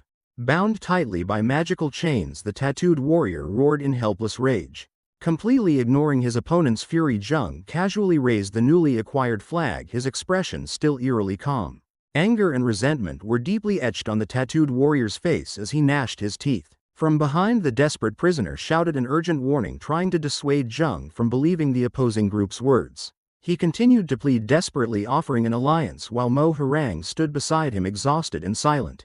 The tattooed warrior roared back, rejecting the other group's offer and accusing them of cowardice. Changing tactics, the tattooed warrior turned to Jung with a sinister smile, beginning a calculated negotiation. The space echoed with chaotic pleas and arguments as both factions desperately vied for Jung's attention. Amidst the chaos, Jung decisively clapped his hands, a surge of energy flashing, abruptly ending all arguments. All the prisoners were stunned, a sudden silence enveloping them as they watched his actions in awe. He looked down at the captive individuals with ironic amusement, relishing the despair he had created. Jung looked down at the captive prisoners with a cruel smile on his blood-soaked face, feigning sympathy for their plight. He raised his blood-stained hand, signaling that his decision would be mercilessly impartial. Suddenly, the magical chains binding the prisoners vanished, leaving them stunned as they felt the abrupt freedom. Jung stood between the two factions, issuing a cold command: they must slaughter each other to the death. Extreme bewilderment was evident on the tattooed warrior's face as he tried to comprehend the horrifying command that had just been given. Jung's eyes glowed crimson as he revealed his true intention to choose the last 7 survivors as his comrades. A wave of horror and despair swept through the prisoners as they realized they had to kill their own allies to survive. A blood-stained fist clenched, signaling the inevitable beginning of the bloodshed. Without hesitation, a warrior lunged to attack the opposing faction, igniting the brutal melee. The deathmatch erupted in frenzied chaos as the prisoners attacked each other with vicious blows. The tattooed warrior displayed his ruthlessness, strangling an opponent with his bare hands in the bloody purge. Amidst the fallen bodies, the tattooed warrior stood panting, one of the survivors of the first round of slaughter. The tattooed warrior's exhausted face twitched in disbelief as he heard praise from his enemy. From behind, Jung silently observed the sole survivor standing amidst the blood-soaked battlefield he himself had created. A cruel and satisfied smile appeared on Jung's blood-stained face as he acknowledged the victor. The tattooed warrior raised his head, his eyes gleaming with undisguised defiance and hatred. The survivor's eyes glowed with a bloody glint, silent humiliation and rage burning within his mind. The warrior's fist trembled with anger, He glared at Jung and silently swore a deadly vengeance. The tattooed warrior's hardened face showed an iron resolve to destroy Mok Gyungun at all costs.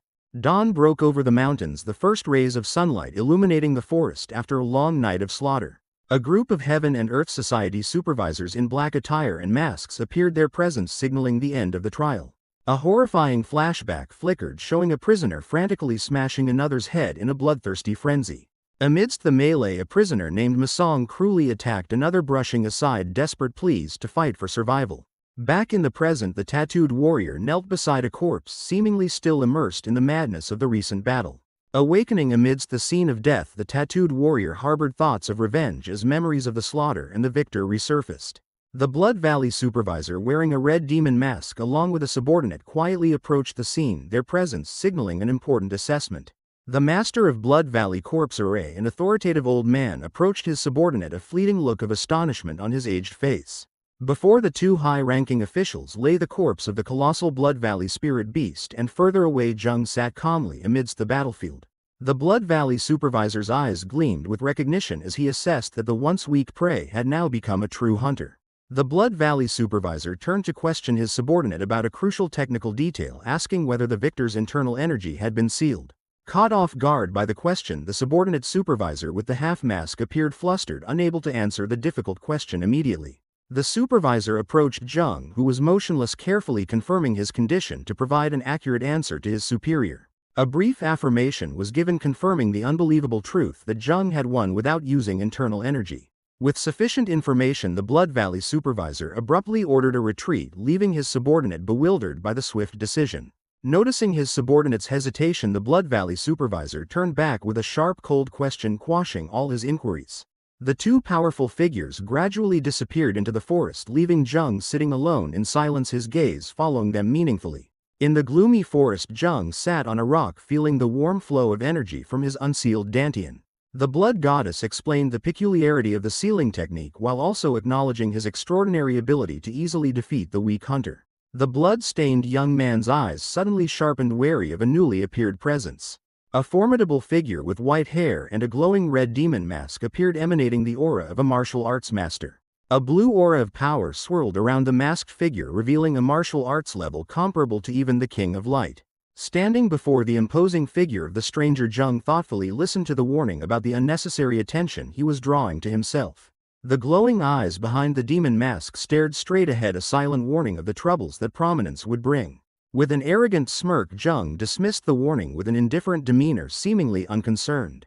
The scene shifts to a vast open ground where hundreds of survivors gathered before a stage as the trial was officially declared over. A culling began within the crowd, separating those who failed from those who passed the hidden martial arts test. Sighs of relief from survival mingled with disappointment as many realized they were only ranked among the lower echelons. The tattooed warrior clenched his fist, his eyes flashing with contempt for those complaining, for he understood they had severely underestimated the nature of the trial. The tattooed warrior knelt amidst the crowd, his eyes etched with hatred and a determination to ignore what had passed. His sharp gaze fixed directly on Jung, an unspoken challenge sent. The Blood Valley supervisor, wearing a red demon mask, turned his back to the kneeling crowd of prisoners preparing to deliver the final verdict. Raising a gleaming silver badge, the supervisor declared that the power to decide the trial's leader lay in his hands. A self-satisfied and calculating smile subtly formed on Jung's lips as he anticipated the upcoming events. The supervisor slowly paced back and forth, deliberating between choosing the one who had memorized the martial arts or the one with the most outstanding performance. A blood-stained hand suddenly rose from the crowd, breaking the silence and causing the supervisor to stop in surprise. From the supervisor's perspective, the tattooed warrior sprang to his feet, arm raised high in defiance. The tattooed warrior's face radiated absolute confidence as he made a bold assertion. His action caused a wave of astonishment to spread through the survivors, even Jung casting a glance. Eyes behind the mask gleamed with amusement. The supervisor accepted the challenge and demanded an explanation. A confident smirk appeared on the tattooed warrior's face as he prepared to prove himself. Amidst the crowd, the tattooed warrior confidently explained a type of swordsmanship, directing his attention towards the Blood Valley supervisor. The Blood Valley supervisor lightly touched his red demon mask, appearing pensive at the warrior's display. The masked supervisor turned back and acknowledged the tattooed warrior's understanding, causing him a fleeting moment of surprise. The tattooed warrior's face glowed with self-satisfaction, a triumphant smile on his lips as he believed he had succeeded. He glanced at the other survivors with a sneer, his eyes full of arrogance and defiance. The tattooed warrior's gaze fixed directly on Jung, confidently asserting his opponent's inferiority in pure martial arts. The image of a towering fortress wall appeared, symbolizing the talent gap the tattooed warrior believed separated him from Jung, who stood below.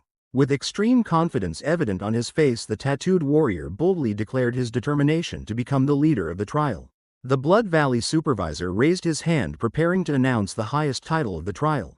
Jung calmly raised his hand, interrupting the supervisor and offering a deeper correction regarding the technique the other warrior had just described. A stunned silence enveloped the crowd as all eyes, including the supervisors, turned towards Jung. The tattooed warrior's confidence shattered, leaving only a stunned and disbelieving expression at what he had just heard. The tattooed warrior turned back in silent disbelief as the masked Blood Valley supervisor questioned his mistaken judgment. With a calm expression, Jung began to explain the fundamental principles of the formation, while astonishment was evident on the other warrior's face. The tattooed warrior's eyes widened in horror as he realized the depth of Jung's knowledge far surpassed ordinary levels.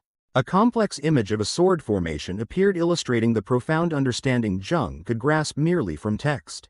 The glowing eyes behind the Blood Valley supervisor's red demon mask narrowed, pondering the true nature of this mysterious prisoner. Completely overwhelmed, the tattooed warrior recoiled in utter stupefaction at the truth that had just been revealed. In an iconic moment, Jung emerged as a colossal genius, seeing through everything and completely overshadowing his opponent. The supervisor decided to administer a test, posing a technical question to probe the limits of Jung's knowledge. Without hesitation, Jung gave a concise and precise answer with sharp, confident eyes. A flicker of astonishment flashed in the mosque's glowing eyes as the Blood Valley supervisor heard the immediate answer. Jung continued to articulate the variations of the formation, demonstrating comprehensive understanding before the astonished survivors. Completely convinced, the Blood Valley supervisor could only emit a choked sound, his silence a testament to his admiration. The Blood Valley supervisor's sinister laughter echoed his red demon mask, exuding triumph. Amidst the crowd, the tattooed warrior stood frozen, astonishment and indignation clearly visible on his face. Jung sighed softly as he looked at the card he had just received in his hand, a symbol of his new achievement. Eyes blazing behind the mask, the Blood Valley supervisor acknowledged Jung's feat with full authority. Jung looked up with a calm expression, his gaze unwavering at the declaration. A wave of astonishment and disbelief spread through the survivors as they turned to look at each other. Anger flared in the eyes of a bald warrior, his teeth clenched in helplessness. Before all the seated recruits, the Blood Valley supervisor's declaration resounded, confirming Jung's top position. Other faces in the crowd showed no less shock, unable to believe the outcome. Silence enveloped the recruits, their faces a mixture of fear and envy. With a self-satisfied smile, Jung raised the glowing card, officially accepting his victory. He whispered thanks to the blood-colored goddess, who was giggling in approval in his mind. The crowd of recruits, including the tattooed warrior, murmured with astonishment and fear in Jung's presence.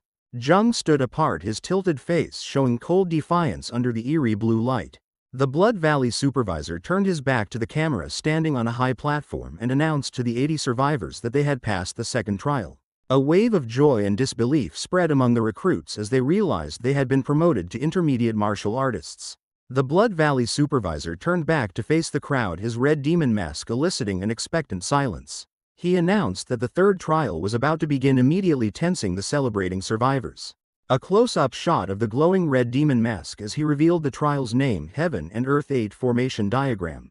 An illustrative image appeared showing 8 warriors performing a complex and glowing sword formation created by the former Heaven and Earth Society leader. Amidst the crowd, Jung watched intently, his brain already beginning to analyze the rules and potential loopholes of the new trial.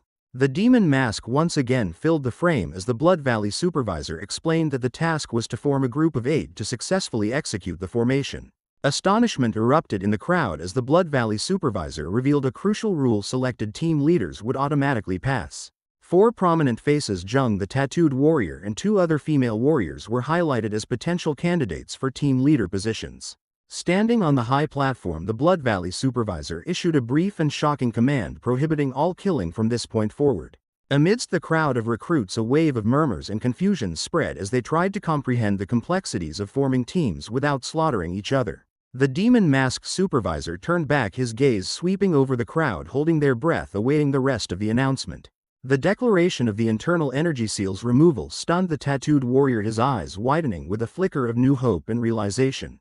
Joy erupted in the crowd as the warriors celebrated their newfound freedom, feeling energy flow through their bodies once more. A sinister and calculating smile slowly formed on the tattooed warrior's face, revealing a newly kindled intent for revenge. His hateful gaze fixed on Jung, convinced that with his restored power he could crush his opponent. Jung stood silently, his calm expression completely concealing his awareness of the threat subtly forming behind him. A nearly imperceptible smirk from Jung indicated he was not only aware but utterly dismissive of that nascent vengeful intent. A panoramic view of the vast outer region of the Heaven and Earth Society appeared, a bustling stronghold nestled amidst lush green mountains. The recruits were led across a stone bridge, heading towards a magnificent structure known as the Red Favor Pavilion. Inside, the space was brilliantly lit by hundreds of red lanterns, creating a bustling scene as members began to gather. Amidst the luxurious space of the Red Favor Pavilion, the melodious sound of the pipa blended with lively chatter. In a moment of angry recollection, a hand slammed down on a dressing table, causing a burst of energy to spark. The pink-purple-haired woman sighed in exasperation, her mind solely focused on the single goal of finding Mok Gyung-un. Despair was evident on her face as she questioned her ironic circumstances, haunted by the anxious image of a loved one. Memories took her back to yesterday when she stood helplessly watching the strictly guarded gates of the Heaven and Earth Society. A flashback showed her hand clutching a money bag, the only option she could think of to try and infiltrate. She put on a clumsy act of looking for her husband in front of the guard while internally screaming in humiliation. Her attempt was flatly rejected by the guard, who explained that it would cost him his life. However, the guard cleared his throat, signaling that he knew another way in. The name Red Favor Pavilion was uttered, momentarily stunning the purple-pink-haired woman. Her eyes widened in horror as the terrible truth about that path slowly became clear in her mind. Back in reality, she resignedly sat still as the other courtesans prepared her attire, accepting her fate in pursuit of her goal. The guard's advice echoed in the purple-pink-haired woman's mind as she recalled the only way into the Heaven and Earth Society. Sitting alone before a mirror, the girl quietly pondered as a mysterious red energy emanated from her chest. The crimson energy glided, carrying a distinct and silent vitality. Her expression hardened into a grim determination, gritting her teeth and accepting the point of no return. With hurried brushstrokes, she applied makeup, her eyes burning with the resolve to infiltrate the organization at all costs. The sudden appearance of another courtesan from behind startled the girl, interrupting her tense thoughts. The woman with mask-like makeup made unsettling remarks, her smile not concealing her intentions. The young girl's face paled in horror at the prospect of becoming a concubine for a high-ranking official. A repulsive illusion of being embraced by vulgar, powerful men appeared, leaving her numb with disgust. Looking down at the vast complex, she briefly considered the desperate option of a direct assault. Her gaze settled on the magnificent architecture of the Red Favor Pavilion, a symbol of her own sacrifice. The scene abruptly shifted to Jung, who had just finished his meal, his hands resting beside the empty bowl while his mind calculated his next move. Internal energy surged around the tattooed warrior's body as he channeled power into every muscle fiber. A powerful aura emanated from the warrior's bare tattooed back as he completed his energy circulation. Turning around with a smug smile, the warrior stretched, feeling the newly released power flooding his body. In his mind, he assessed Jung's internal energy as only that of a first-rate master after the seal was removed. Absolute confidence was evident on his face, believing himself to be on an entirely different and superior level. Flexing his biceps, he acknowledged his opponent's swordsmanship but believed his superior internal energy would be the decisive factor. With his back to the door, he calculated that this was the perfect moment to attack while his opponent was also resting. His hands decisively gripped the doorknob, seizing the opportunity to ambush. A sinister smile spread across his lips as he opened the door, thinking he could do anything except kill his opponent. His confidence vanished in an instant as he met Jung's calm gaze and knowing smile waiting for him. Jung's red eyes glowed eerily, his smile indicating he had completely anticipated the attacker's intentions. Before he could react, Jung's lightning-fast punch landed squarely on the warrior's face, brutally ending the ambush. The wooden door shattered into pieces by a tremendous force emanating from within. Jung, with unstoppable speed, launched an overwhelming attack on the stunned tattooed warrior. Jung's hand gripped his opponent's head and a cold blue energy began to pour out. The eerie energy swirled around his hand, draining his enemy's internal energy to his horror. The tattooed warrior realized in terror that his internal energy was being irresistibly drained. With a cold gaze, Jung saw through the despair and resentment in the defeated opponent's eyes. Without hesitation, he slammed the tattooed warrior's head onto the floor, splattering fresh blood. Another recruit stood frozen in horror, witnessing the brutal torture unfolding before his eyes. Continuous and merciless blows rained down, turning the attacker's face into a bloody, pulpy mess. Amidst the bloody scene, Jung's eyes glowed with an eerie red as he made an unbelievable offer to his dying enemy. The other recruits could only stand in silent awe, fear and shock evident on every face. The tattooed warrior's bloodied face showed absolute defeat, completely subdued both physically and mentally. Jung coldly dragged the unconscious body of the tattooed warrior down the stairs, his brutality exposed to everyone. Whispers of astonishment and fear spread throughout the room as the recruits recognized the one who led the trials. Jung's emotionless, blood-stained face reflected the curiosity and disgust in the eyes of the observers. He indifferently wiped a streak of blood from his lips, his disdain for the defeated opponent clear in his eyes. He looked down at the defeated opponent with disappointment, realizing his opponent's strength did not match his reputation. The blood goddess communicated telepathically, revealing that it wasn't that his opponent had weakened but that he had become extraordinarily stronger. Jung continued walking, dragging his prize, while the blood goddess pointed out the uniqueness and chaos in his cultivation path. Curiosity appeared in Jung's eyes as the blood goddess prepared to explain the hierarchy of power in the martial arts world. A series of images appeared in his mind illustrating the basic martial arts ranks from third-rate to first-rate. The lesson continued with the peak realm, where talented martial artists surpassed ordinary limits to reach initial entry, true and ultimate. The super peak realm was illustrated by the majestic image of Manor Lord Mok Inden, a master nearly at the pinnacle of this level. At the absolute peak of power, images of Light King Sun Yun and Blood Valley Master T Tran appeared, two entities at the ultimate super peak realm. Jung listened to the blood goddess explain the martial arts realms, his face showing focus and a thirst for knowledge. His eyes gleamed with intense interest as she confirmed there were even more powerful realms. A magnificent illusion of the transcendent realm appeared, illustrating a level of power capable of splitting mountains and filling seas. The young man pondered the new concept, his strategic brain immediately analyzing the information. While dragging the unconscious body of the tattooed warrior, he absorbed the lesson about the differences between peak-level masters. He silently accepted her warning not to be complacent even if the opponent seemed much weaker. With a mischievous smile, Jung suddenly changed the subject, directly asking about the blood goddess's own realm and past. The blood goddess froze at the unexpected question, hesitation evident on her face as she tried to evade. Noticing her evasion, Jung casually remarked that she was still hiding her past as he approached the door. He indifferently dropped the tattooed warrior's leg to the floor, abruptly ending the conversation.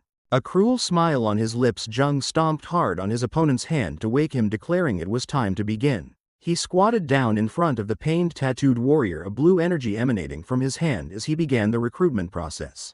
The tattooed warrior's bruised face twitched as he slowly regained consciousness in pain.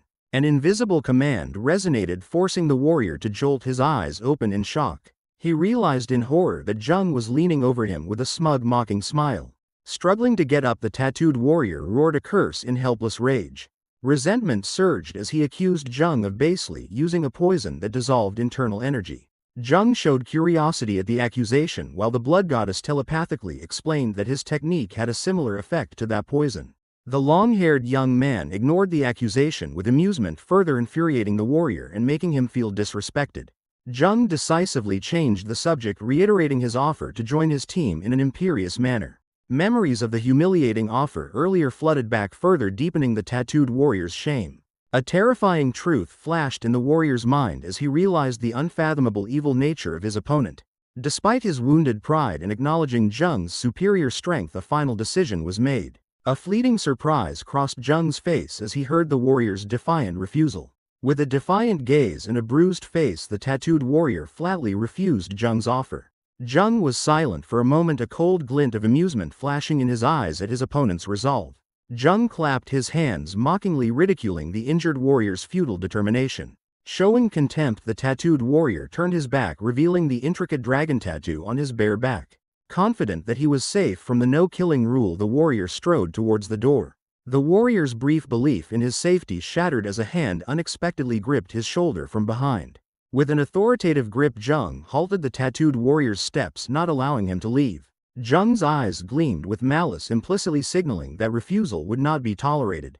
Cold sweat broke out on his forehead. The tattooed warrior froze in horror as he realized his fatal mistake. In a panic, the warrior tried to remind him of the rules, but Jung had already begun chanting a mysterious spell. A surge of purple energy erupted, engulfing the tattooed warrior and causing him to convulse in extreme pain. Feeling a strange power invade his body, the warrior desperately tried to resist the external control. Jung coldly blocked the tattooed warrior's final attempt at resistance with a decisive blow. With a cruel smile, he seized his opponent's helpless body, who could only utter weak curses. Within his mind, magical chains tightened around the tattooed warrior as a ghostly entity claimed ownership of his body. Extreme agony and resentment erupted on the warrior's face as his will was crushed. Jung's crimson eyes gleamed with morbid pleasure, savoring his victim's despair. Suddenly his complacency vanished, replaced by wide eyes filled with astonishment at an unexpected event. Interrupted, Jung stood still while the demon monk, his spiritual subordinate, materialized with a menacing presence. The demonic spirit advanced towards the door like a loyal guardian ready to confront the intruder. Annoyance evident, Jung spoke, inquiring about the identity of the uninvited guest. From beyond the closed door a voice echoed, identifying itself as Mo Harang of the Manhwa house. The memory of the female warrior he had slain flashed through Jung's mind, momentarily stunning him. The phantom of the demon monk hovered beside Jung as he silently pondered this inexplicable appearance. Dark purple energy swirled around the tattooed warrior's body as he writhed in helpless subjugation. The warrior's face contorted in pain as he hopelessly tried to resist the mental invasion. His body arched backward as the last fragments of energy embedded themselves into his flesh, marking the completion of his enslavement. Jung turned indifferently as his newly subjugated comrade stood motionless behind him, his gaze fixed on the opening door. A woman with auburn hair decisively stepped into the room, her presence immediately altering the atmosphere. The girl's eyes widened in astonishment and a bead of cold sweat trickled down her temple as she recognized the situation before her. Her gaze fixed on Jung and the controlled warrior, while Jung merely nonchalantly acknowledged her recognition. The girl flatly rejected Jung's sarcastic explanation, creating a direct confrontation between the two. A smug smile flickered across Jung's lips as he noticed the discrepancy in her words, indicating he had grasped a crucial point. With an angry expression, the woman issued a sharp accusation, challenging Jung's identity or knowledge. The air in the room grew taut as the three stood in confrontation, signaling an impending conflict. Jung glanced to the side, the bloody image of the true Mo Harang briefly appearing in his mind like a ghostly memory of past misdeeds. Gyu Soha horrifyingly realized an alarming truth, her golden eyes widening as she communicated telepathically with her master. A smug and sinister smile appeared on Jung's lips as he confirmed Gyu Soha's discovery.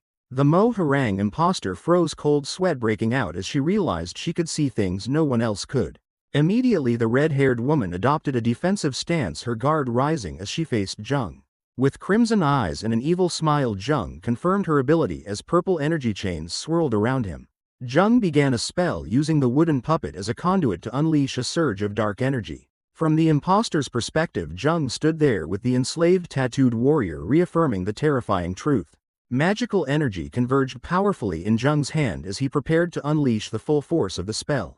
The imposter's eyes widened in horror as she sensed the terrifying magical power being unleashed. A massive blade of dark energy descended, forcing the red-haired woman to struggle to fend off the sudden attack. Purple magical chains materialized from thin air, signaling the presence of a bound entity. Jung smiled triumphantly as the chained Gyu Soha materialized directly behind him, a silent but deadly warning to the imposter. The Mo Harang imposter braced herself against Jung's devastating magical attack. Standing behind her master, Gyu Soha revealed her aggressive nature as she yearned to possess the enemy's body. The blood goddess telepathically mocked Gyu Soha's contradiction, leaving the young spirit bewildered by Jung's smug smile. Bound by magical chains, the red-haired woman frantically begged for her life while Jung coldly turned away. Her eyes gleamed with desperate resolve as she confessed her purpose was to verify the existence of the spirit world. A smug smile appeared on Jung's lips as he mocked the price of her curiosity. Despite the threat, a determined smile formed on the woman's lips as she accepted her fate. In a shocking act of surrender, she allowed the controlled tattooed warrior to hold a knife to her back and declared her readiness to pay the price. Her gaze shifted from defiance to supplication as she unexpectedly pleaded with Jung to grant her his power. Surprise flickered across Jung's usually composed face at the unbelievable offer. In the silent room, the red-haired woman reaffirmed her offer, her eyes fixed on the one who held her fate. She decisively presented her final condition, willing to trade her body for the power of the unseen entity she had just witnessed. Jung realized the Mo Harang imposter could see spirits, a discovery confirmed telepathically by the blood goddess as a result of her near-death experience. The young man pondered thoughtfully, noting that his opponent's ability differed from his own omnipotent demonic eyes. A blurry image appeared emphasizing that a sorcerer's most valuable quality was their eyes.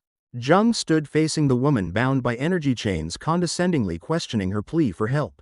The Mo Harang imposter's expression shifted from hope to utter astonishment at his cold question. A cruel smile spread across Jung's lips as he flatly rejected the plea, threatening instead to seize her body. The silence was broken as the red-haired woman summoned a dagger glowing with blue light. Her pleading demeanor completely vanished.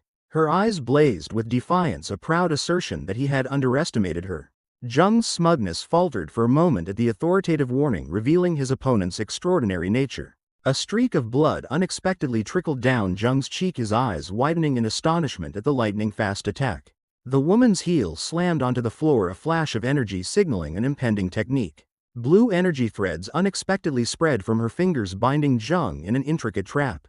Bound tightly in blue energy threads, Jung faced a deadly threat from the Mo Harang imposter. Jung's expression remained calm as he recognized his opponent's trump card, while the blood goddess began to sense true danger. Jung coldly exposed the technique's origin, linking it to a legendary name, the King of Killers, to the blood goddess's astonishment. The Mo Harang imposter's confidence shattered. She stared blankly at Jung and demanded to know his true identity. Horror was evident on the girl's face as she questioned Jung about his inexplicable knowledge of the King of Killers. Through telepathic exchange, the blood goddess confirmed the technique's undeniable link to the King of Killers, while a smug smile flickered across Jung's lips. The Mo Harang imposter's eyes widened, reflecting extreme bewilderment as the truth was revealed. A blurry image of the King of Killers, the clan's founder, appeared in her mind, confirming that this ultimate technique was a closely guarded secret. A harsh realization dawned on the girl as she understood that her advantage had completely vanished and the situation had reversed. In a desperate attempt to regain control, the imposter Mo Harang stepped forward, threatening torture to force Jung to reveal his secrets. Jung unleashed an explosive burst of power, shattering the energy threads and lunging straight forward in a lightning-fast counterattack. Thrown backward by the unstoppable force, the imposter Mo Harang could only utter a curse in utter horror. Jung lunged forward with a powerful punch, closing the distance with the imposter Mo Harang. Caught off guard, she retaliated by unleashing sharp streams of energy from her fingertips. With superhuman speed, Jung effortlessly dodged the attack, leaving a blurry afterimage behind. A ghostly hand suddenly materialized directly in front of the imposter, freezing her in terror. Jung smirked smugly, his hand extended as if remotely controlling the spectral entity. With an agile acrobatic move, the red-haired girl kicked off the partition to narrowly evade the attack. However, the demonic hand seized her by the throat, cruelly lifting her off the ground. Jung's eyes flashed with a fiery red glow as a cruel and mocking smile appeared on his face. A stream of blue energy was fired at close range, aimed directly at the head of the subdued opponent. Suddenly, Jung appeared directly in front of her with a mysterious smiling mask, leaving the imposter completely stunned. A lightning-fast strike landed on her throat, eliciting a cry of pain from the imposter. Completely subdued, the red-haired girl was seized by the neck by Jung and pinned against the partition. The battle concluded. Jung smirked, holding a blood-stained dagger between his teeth in a display of quiet predatory confidence. A single dagger trailing streaks of blue energy was expertly thrown and embedded itself into the wooden floor. With a somewhat condescending look of appreciation, Jung questioned the subdued woman about the technique he had just effortlessly replicated. The imposter Mo Harang struggled in vain as Jung used her own energy threads to constrict her neck.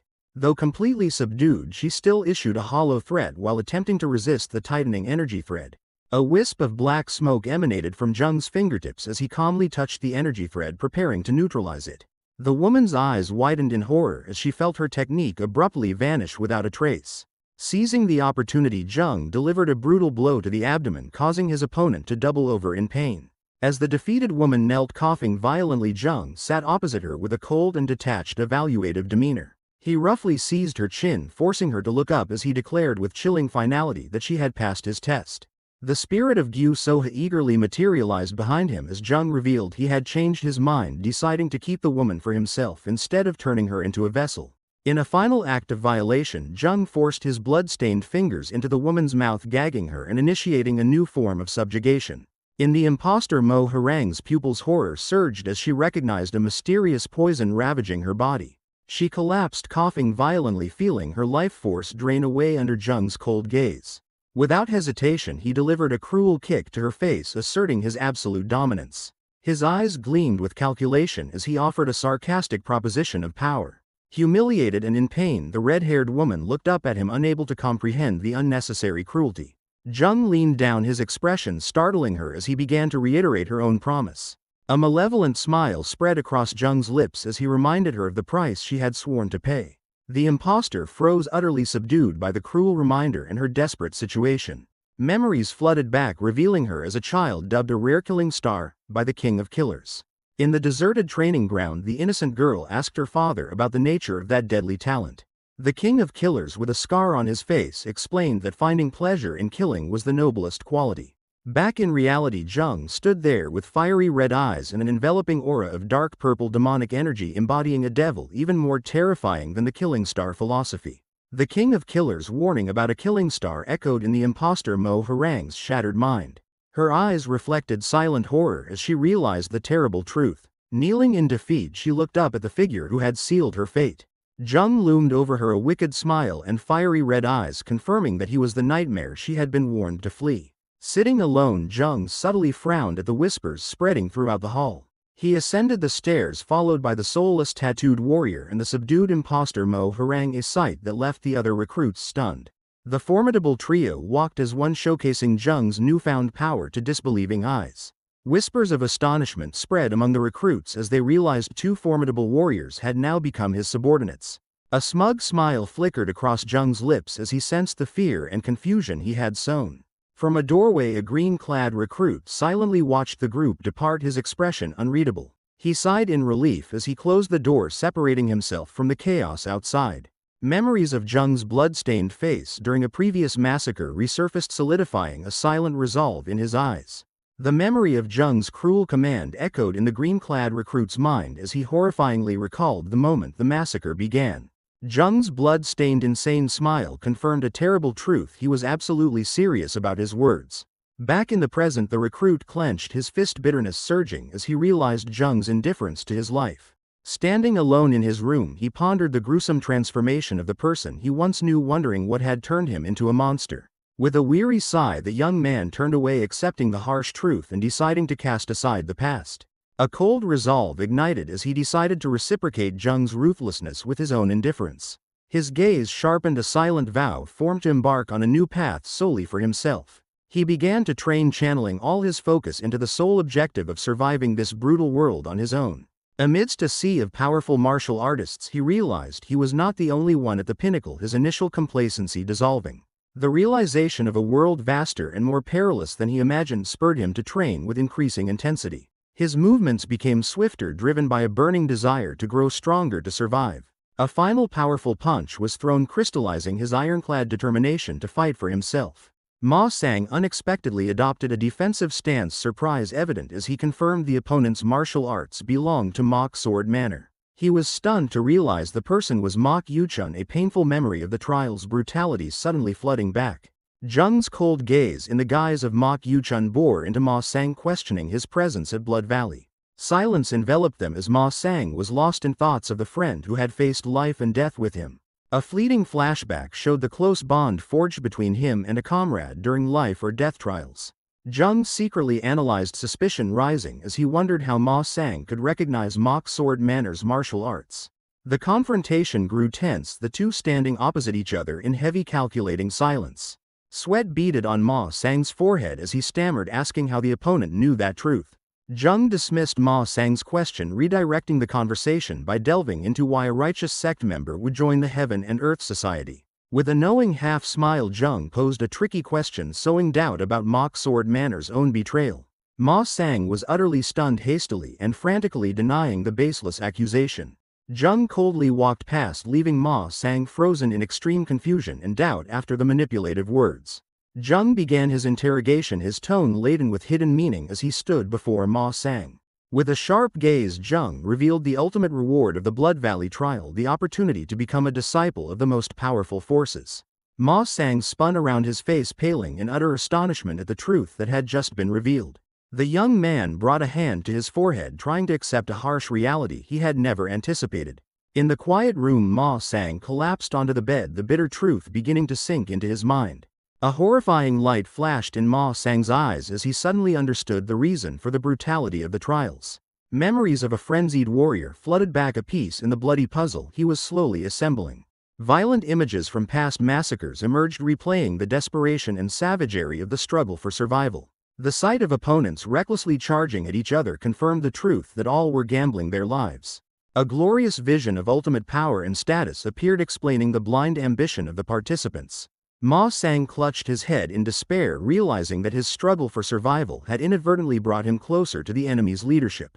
Jung looked down at his defeated opponent while Ma Sang confessed in defeat that he had been taken hostage and was completely unaware. Ma Sang rubbed his forehead in confusion, not understanding why a hostage would be sent here. Jung's gaze turned sharp as he seemed to grasp the situation. Still skeptical, Ma Sang began to question further but was cut off. Jung gestured for silence with a stern expression, startling Ma Sang. The impostor turned his back, beginning an unexpected confession of his distrust. With a resolute expression, Jung revealed his fabricated identity as a spy from the Orthodox Alliance. Ma Sang's face drained of color, utterly stunned by the shocking revelation. A majestic architectural structure appeared, symbolizing the Orthodox Alliance, one of the three great powers of the martial world. The image of a mysterious assassin wielding a glowing sword illustrated the hidden force, a secret assassination organization. Ma Sang sat motionless, trying to absorb the truth that the legendary organization truly existed. The young man looked up, skeptical as to why Jung would reveal such a crucial secret. Jung decisively sat down opposite him, preparing to explain an urgent infiltration mission into the Blood Valley corpse array. With a somber expression, Jung began the conversation by reiterating the number of people who had died in the trials. Ma Sang looked at Jung with an imploring gaze, expressing hope that he would help them. As Ma Sang probed about the cause of the chaos, Jung skillfully admitted a partial truth to guide the narrative. A sharp insinuation from Jung startled Ma Sang, cold sweat breaking out on his forehead. Jung's eyes narrowed in a carefully orchestrated moment of realization, as if he had just pieced together a horrifying truth. His face contorted into an expression of intense hatred as he confirmed Ma Sang's fears about the true mastermind. A fiery illusion appeared, depicting Mok Gyungwoon as a deranged killer who had massacred his own comrades. Completely devastated by the distorted truth, Ma Sang buried his face in his hands in agony. Jung continued his charade, solidifying the false bond by pointing out Mok Gyungwoon's betrayal of his own clan.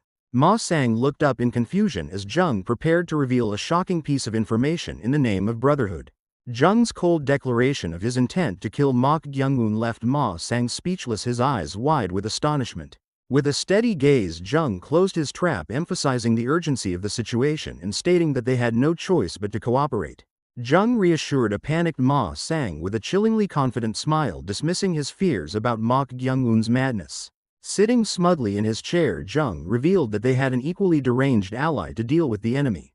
A captivating woman with pinkish-purple hair entered the room in a splendid outfit, drawing admiring glances from the maids.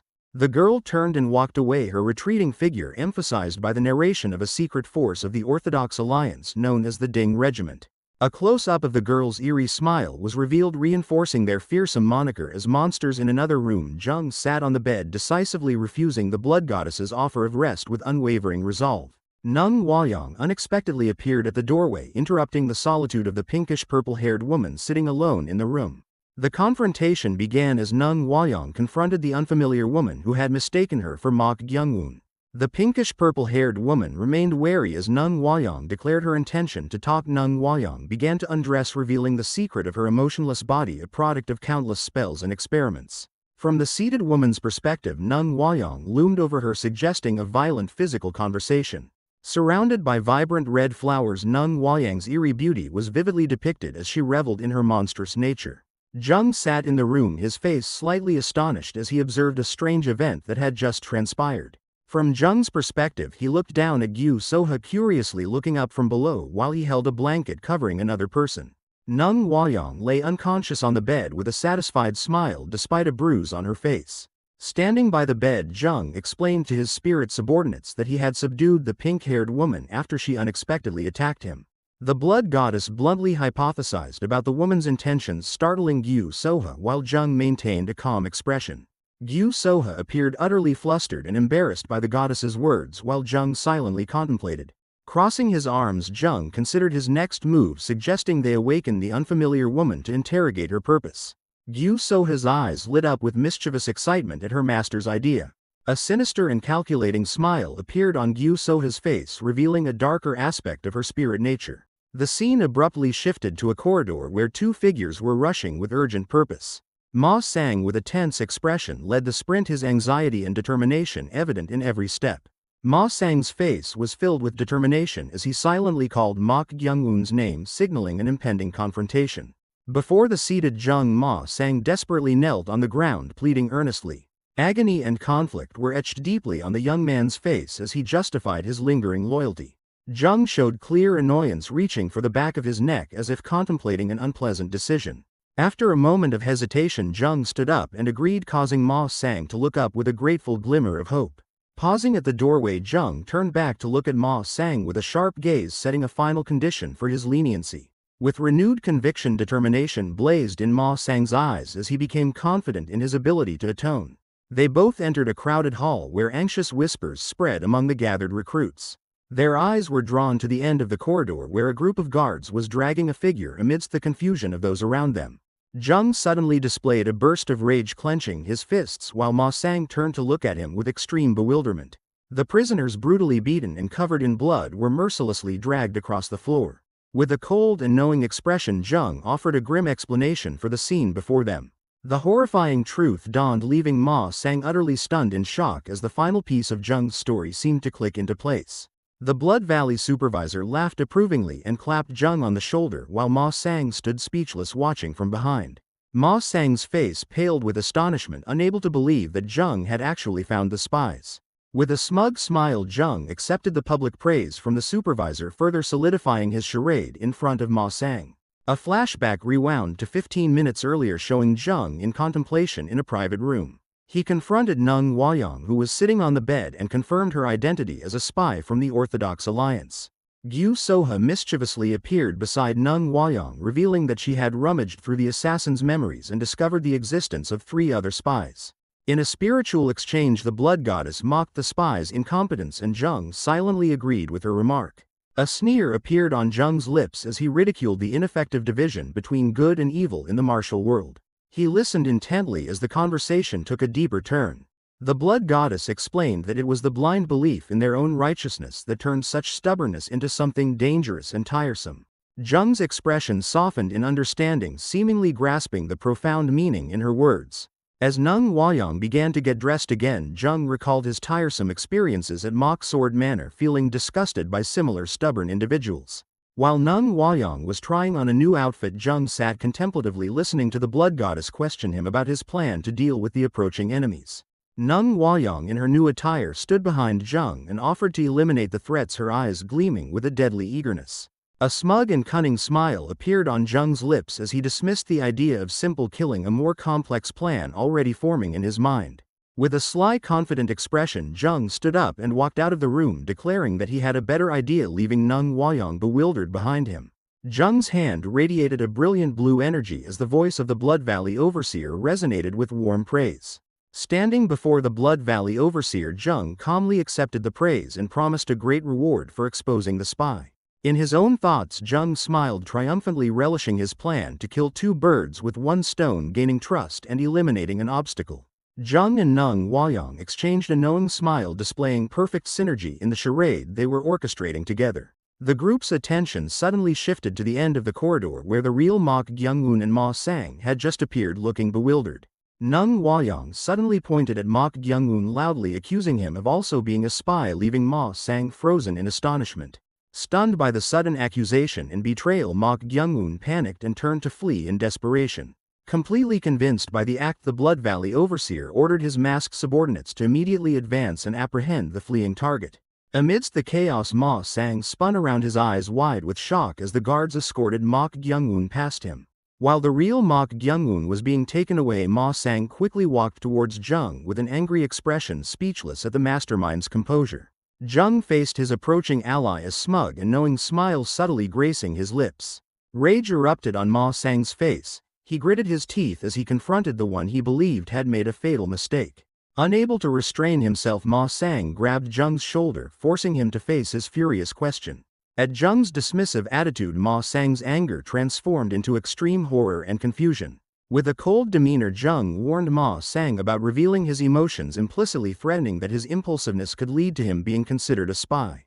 Ma Sang cried out in disbelief, unable to fathom Jung's recklessness and terrifying composure. Jung's eyes sharpened as he began to reveal a crucial truth to completely shatter Ma Sang's argument. The terrifying image of a high-ranking official wearing a red mask suddenly appeared in Ma Sang's mind.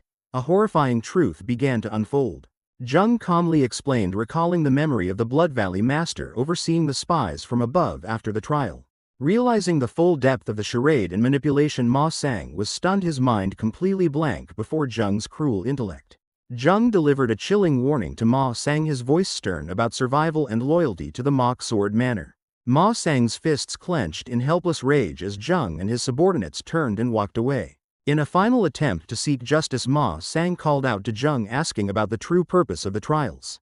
The unexpected question made Jung pause, his footsteps abruptly stopping on the floor. He glanced back over his shoulder with a sneer, showing complete indifference to Ma Sang's question.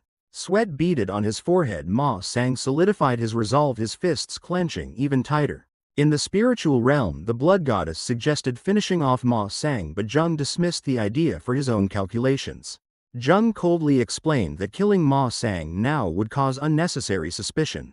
Left alone, Ma Sang collapsed in despair, covering his face as he confronted the harsh truth. As Jung was leaving with his entourage, a masked messenger from the Heaven and Earth Society suddenly called his name. Jung's smugness vanished, instantly replaced by extreme surprise upon hearing that the Blood Valley Master wanted to see him. A magnificent structure appeared, the residence of the powerful figure Jung was about to face. Jung waited silently in an unfamiliar room, his gaze resting on the portrait of the scarred killer prominently displayed on the table. A purple-haired assassin announced Jung's arrival to the Blood Valley Master, breaking the silence of the compound. Hidden behind a red demon mask, the Blood Valley Master ordered Jung to be allowed in. The door slowly opened. Jung stepped in and faced the mysterious master, who was setting down a teacup. Jung stood before the majestic presence of the Blood Valley Master and was ordered to sit down. The master's fiery red eyes gleamed behind the mask, signaling that an intense conversation was about to begin. Facing the pressure, Jung maintained a calm and inscrutable expression, ready for the interrogation. The two sat opposite each other in the spacious room, creating a scene of powerful confrontation.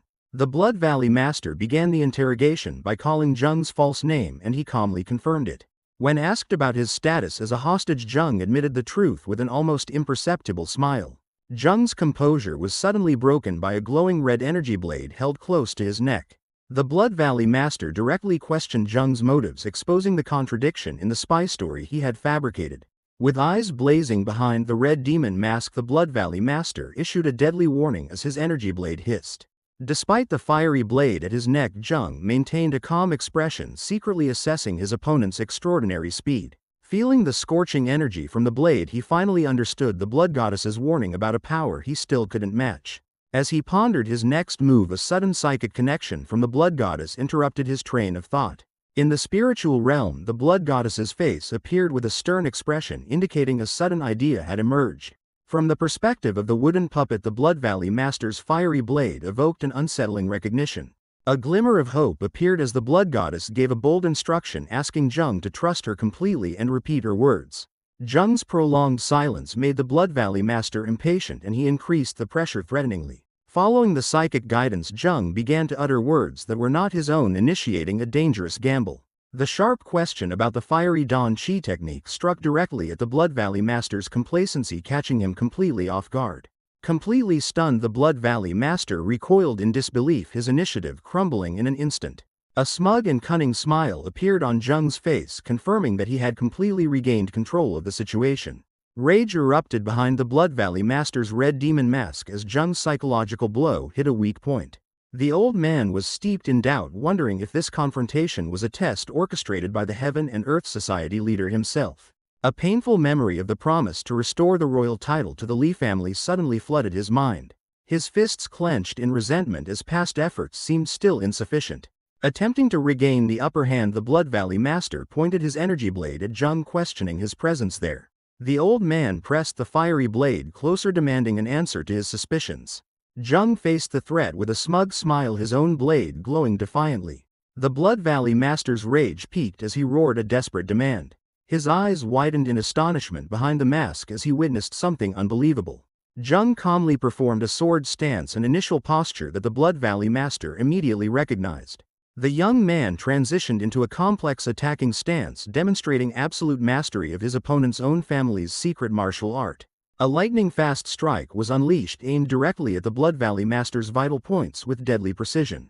Jung executed a perfect move, radiating a powerful mixed blue and pink energy. The Blood Valley Master staggered, clutching his chest as an incredible pressure from Jung's attack struck him. Jung lunged in a lightning-fast attack, forcing the masked master to hastily raise his hands to block the blow in astonishment. Amidst a swirl of blood-red energy, Jung stood firm in an ancient martial stance, stirring a buried memory in his opponent's mind. A smug smile appeared on Jung's lips as he bluntly confirmed his opponent's recognition and mocked his lineage. Behind the demon mask, the master's eyes widened in extreme shock as his grandfather's name was uttered. Memories flooded back, replaying the image of his aged grandfather Li Wamun with a poignant excuse about a wronged lord.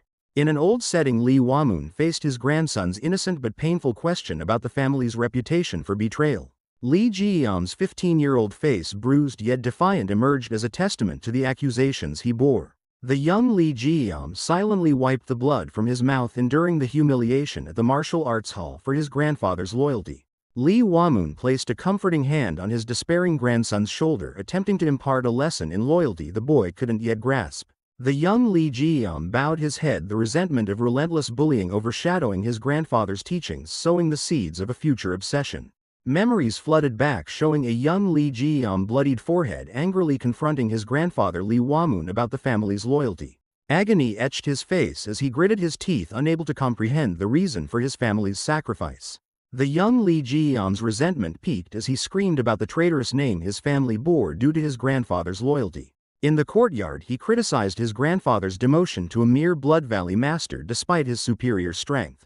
Overwhelmed by confusion and anger, the young Li Jiam turned and fled from his grandfather, who helplessly called his name in vain. His sprinting figure blurred into a stream of thought where resentment grew as he paid the price for others' sins.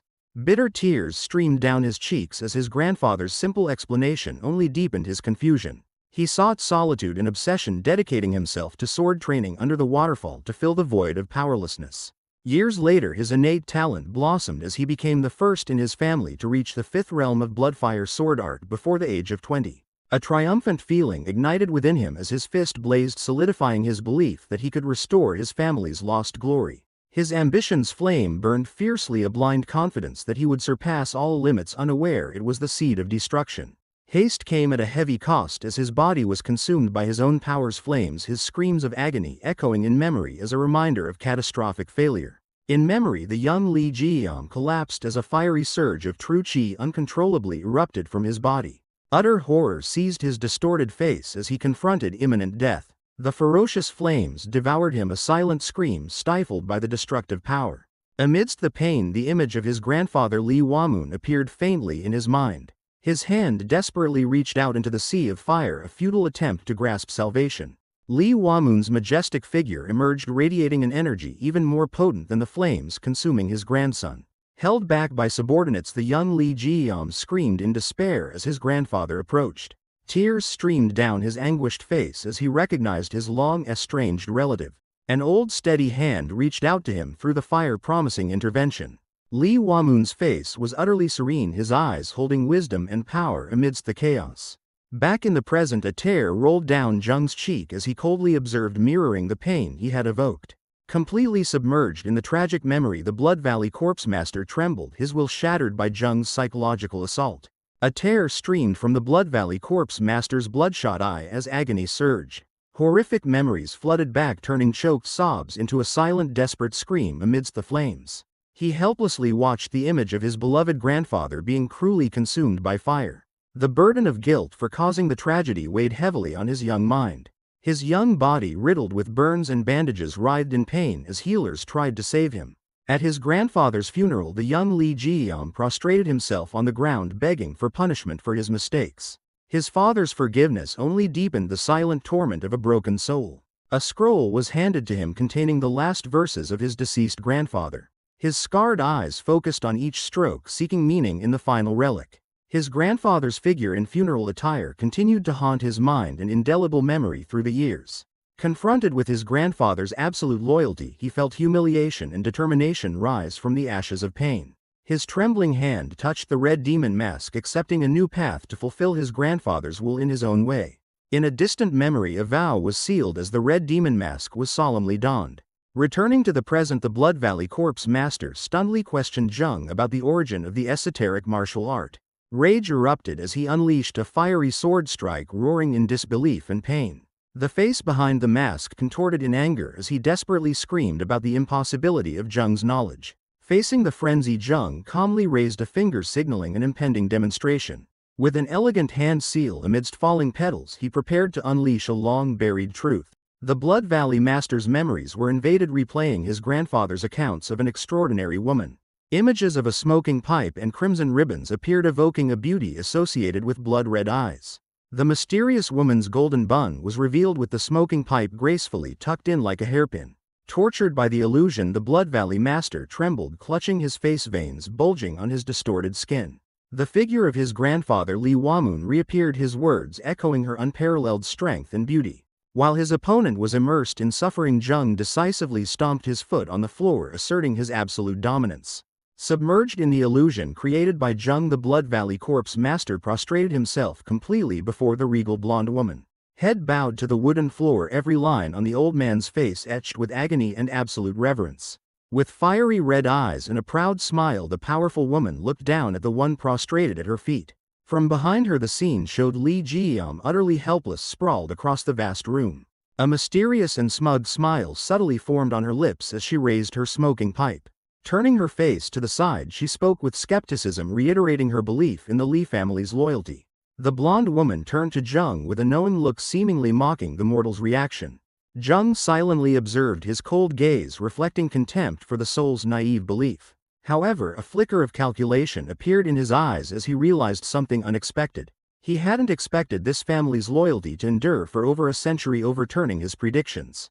A smug smile appeared on Jung's face as he clenched his fist, realizing this unexpected situation was to his advantage. While the woman's illusion commanded Li Jiyam to raise his head, Jung's hand tightened on the wooden puppet, revealing he was the true puppet master. With regal authority, the illusion of the Moon Vein Master began to chant a spell, unaware of the trap about to spring. Suddenly, a pink magical energy enveloped the astonished illusion as a sealing spell was activated. Jung unleashed the magical attack, using the demon monk's puppet as a conduit to cast the sealing spell, leaving Li Jiyam utterly stunned. In helpless rage, the illusion of the powerful woman screamed as her soul was forcibly sealed into the wooden puppet. The illusion dissipated, Li Jiyam collapsing in despair before the mask that fell to the floor, while Jung calmly observed from behind. Donning the red demon mask again, Li Jiyam desperately confronted Jung, demanding to see his master again. Both Li Jiyam and his master's illusion were speechless in disbelief at Jung's bold declaration. With a smug smile, Jung casually poured tea and declared himself the new vessel for the entity Li Jiyam revered. Completely stunned by the revelation, Li Jiyam stood motionless while Jung leisurely enjoyed his tea, asserting his dominance. In his thoughts, Jung revealed his skepticism, deciding that complete control over Li Jiyam was necessary before he could be trusted. A wicked smile appeared on his lips as Jung decided to claim the Li family's multi-generational loyalty for himself. Jung extended a folded document, perhaps a pact or his first command, to his new subordinate. Li Jiyam, trembling, stared at the paper in his hand, unable to believe it was the perfected secret technique. A fleeting flashback showed him and his master had failed to complete this martial art in the past. The masked hand tightened around the family's aspiration, a heavy silence enveloping him. The eyes behind the red demon mask glowed, a cry of astonishment escaping his lips. Overwhelmed, Li Jiyam sprang to his feet, praising Jung for effortlessly achieving the impossible. From the spiritual realm, the blood goddess scoffed at the thought, revealing that only after death could she truly comprehend the secrets of the martial arts. She resentfully realized that she had inadvertently given Jung the key to completely manipulate Li Jiyam. Back in reality, Jung wore a self-satisfied smile, silently acknowledging that this was not yet the full extent of his plan. Jung unexpectedly showed caution, questioning Li Jiyam's haste and subtly planting a seed of doubt. He skillfully reminded the elder of his past recklessness, positioning himself as a wise and trustworthy advisor. Moved by the feigned concern, Li Jiyam's hardened heart seemed to melt beneath his mask. Completely subdued, the powerful master bowed in silence, his loyalty now fully belonging to the manipulator. Jung sat with a calm yet watchful expression as a powerful surge of energy abruptly halted right before him. To Jung's surprise, the master of the Blood Valley corpse array suddenly prostrated himself on the floor, his head bowed low in a gesture of absolute submission. The old master's loyalty was demonstrated by a powerful kowtow seemingly cracking the floor as he swore his allegiance once more. Jung silently observed from his seat, his gaze revealing no emotion as he watched the powerful man prostrate at his feet. In the spiritual realm, Jung silently affirmed to the blood goddess that the Li family's loyalty had been proven using the puppet on his belt as evidence. The blood goddess skeptically exposed Jung's caution, pointing out that he had only given half of the secret technique but admitted his own trust in the old master. Jung crossed his arms, issuing an implicit warning to the goddess in his mind, declaring that he would not tolerate any schemes against the Li family. Still prostrate, Li Jiyam slightly raised his head to ask a question about a distant historical event, the Great Huaning War. The name Great Huaning War immediately captured Jung's attention, a sharp glint of interest flashing in his eyes. An image from the past appeared, revealing Li Jiyam in a red demon mask, recounting how he was framed and murdered because of that battle. Jung showed annoyance at the goddess's question, decisively refusing to provide information and demanding she find out for herself. With a self-satisfied smile, the blood goddess evaded, hinting that she could expose Jung's deception to Li Jiyam at any time. Lam Lin's eyes widened in astonishment, her skepticism echoing from within the spiritual prison. Jung sat opposite her calmly, his hands clasped, his gaze radiating absolute confidence. The wooden talisman on Jung's chest subtly vibrated, his counter-challenge leaving Lam Lin completely stunned. The master of the Blood Valley corpse array began his narration with hesitation while Jung patiently listened with a discreet smile. Trapped, Lam Lin threw her head back and let out a silent scream of anger and helplessness. A self-satisfied smile flickered across Jung's lips as he called her name, savoring her torment. Lam Lin's rage erupted in vain while Jung simply touched the wooden puppet with his finger, demonstrating complete control.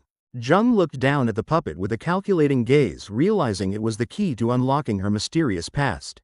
A chaotic series of Lam Lin's past images appeared, revealing her connection to the Moonvein and the Heaven and Earth Society. With his red demon mask, the master of the Blood Valley corpse array continued his story, his voice tinged with tragedy. Lam Lin's fury peaked as she poured her power into the wooden puppet, attempting to destroy it from within.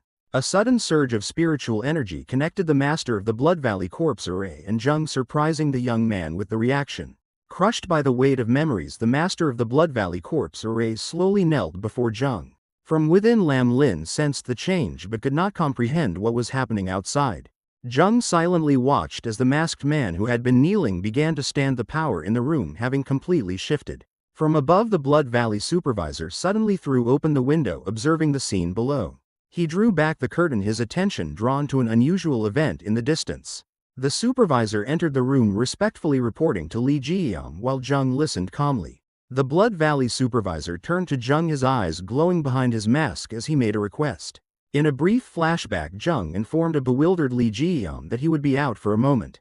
A streak of brilliant energy tore through the sky above the mountains, signaling the arrival of a powerful force. From their hiding place in Cook and Shaman Cho witnessed Gyu Soha enveloped in a chaotic energy vortex near a carriage and an unconscious man. Gyu Soha's face contorted in pain as purple energy chains tightened around her. In Cook stood tall over the subdued Gyu Soha, his staff planted in the ground as he confirmed his suspicions.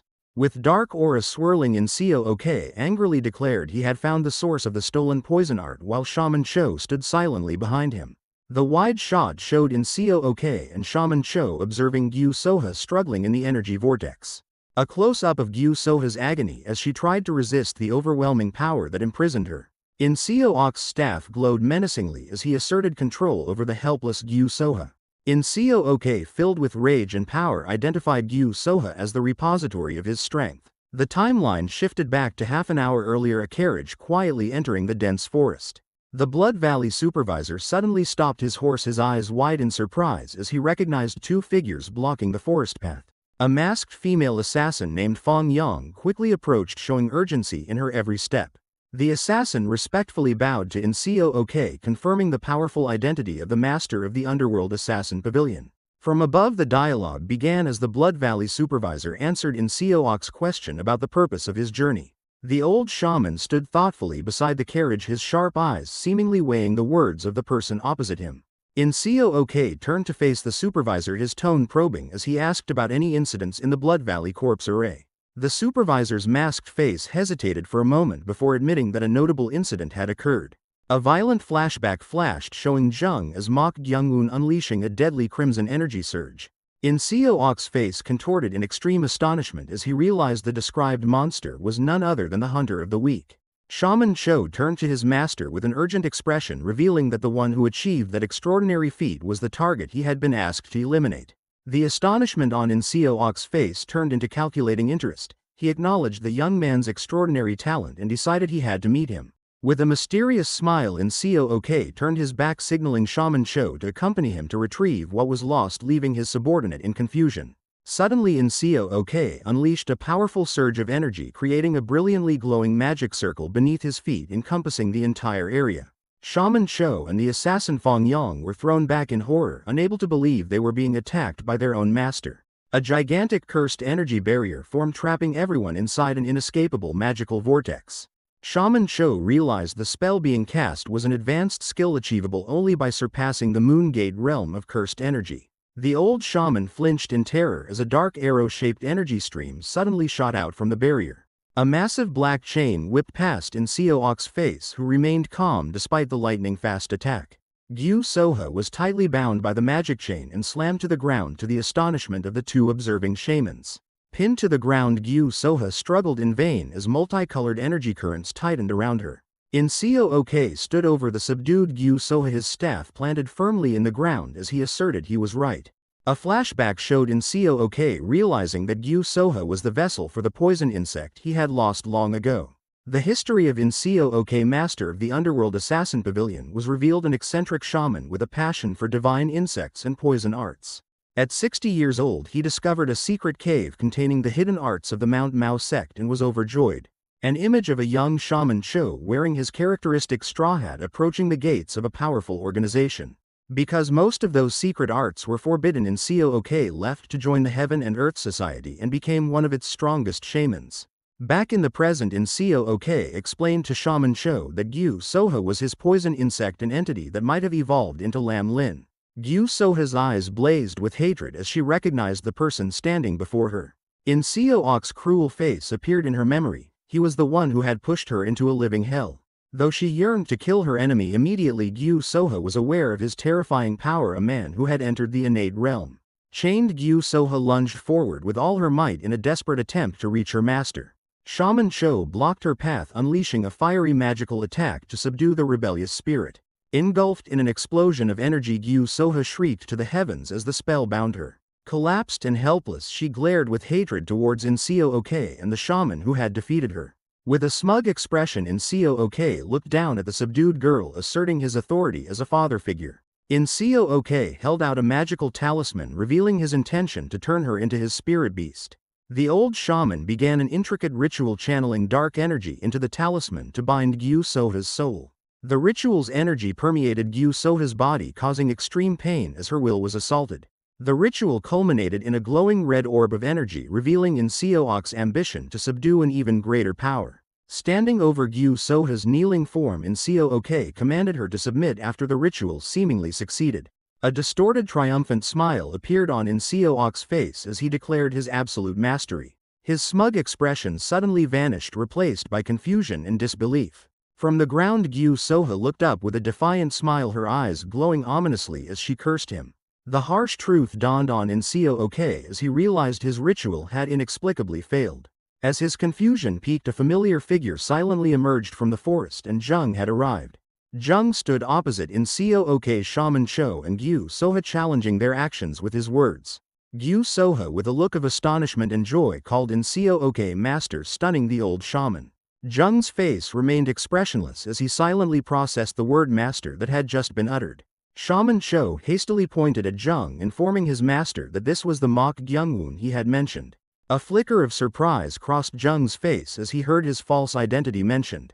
Shaman Cho solemnly introduced In-Seo-Ok to Jung, placing the two adversaries in a direct confrontation. In-Seo-Ok's sharp gaze swept over Jung, assessing the young man with an air of authority and suspicion. Jung was about to bow in greeting according to etiquette when In-Seo-Ok abruptly cut him off. A provocative smirk appeared on Jung's lips as he asked the old shaman to repeat his words. Rage flared on In-Seo-Ok's face as he growled, questioning Jung about his ownership of Gyu Soha. Shaman Cho turned to look at Jung with a stunned expression, seemingly realizing a terrible truth. Jung's eyes gleamed with cold calculation, completely unaffected by his opponent's anger. In-Seo-Ok unleashed a powerful surge of energy, engulfing the entire forest and demanding an immediate answer. Jung casually admitted to being a monster, his smile becoming even more mysterious and unsettling. To the astonishment of In-Seo-Ok and Shaman Cho, Jung suggested they try to command Gyu Soha to prove who the true master was. Impatience was evident on In-Seo-Ok's face as he ordered Shaman Cho to compel Gyu Soha to act. In the middle of the forest, Jung appeared and called Gyu Soha's name, who immediately responded with absolute obedience. Shaman Cho suddenly grabbed Gyu Soha as she moved towards her master, startling the girl with fright. Faced with Shaman Cho's angry questioning, Jung only responded with a smug smile and a defiant refusal. Angered by Jung's attitude, Shaman Cho decided to use force, summoning a blazing magic circle to subdue his opponent. The binding spell shot forth but was easily blocked as a similar magic circle unexpectedly formed around Jung's wrist. Astonishment was clearly visible on the faces of both shamans as In-Seo-Ok let out a surprised exclamation.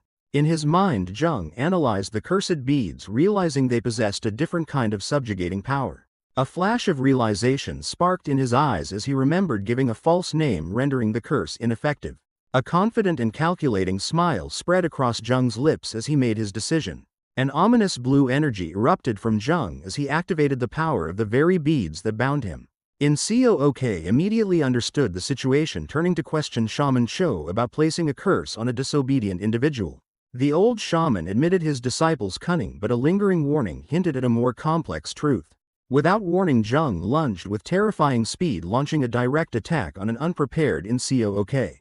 Amidst Shaman Cho's horror, In-Seo-Ok maintained a terrifying composure, ordering his disciple to check the magic's efficacy. In-Seo-Ok stood majestically, his staff pressing Jung firmly to the ground, while Shaman Cho believed the curse had succeeded. From the ground, a smug and cunning smile briefly appeared on Jung's face, signaling an impending reversal. In-Seo-Ok's expression tightened for a moment, a flicker of doubt creeping into his confidence. After ordering his subordinate, the old shaman withdrew his foot from Jung, still believing he was in control. Shaman Cho began his interrogation, trying to uncover the secret of how Jung had subdued Gyu Soha. Jung began his act by uttering a powerful name, sowing seeds of chaos in his opponent's mind. In-Seo-Ok's eyes widened in astonishment, the unexpected appearance of the name catching him completely off guard. Confusion quickly turned to rage as In-Seo-Ok demanded an explanation, falling completely into the psychological trap. With downcast eyes, Jung mumbled indistinct words, deliberately provoking and prolonging the tension.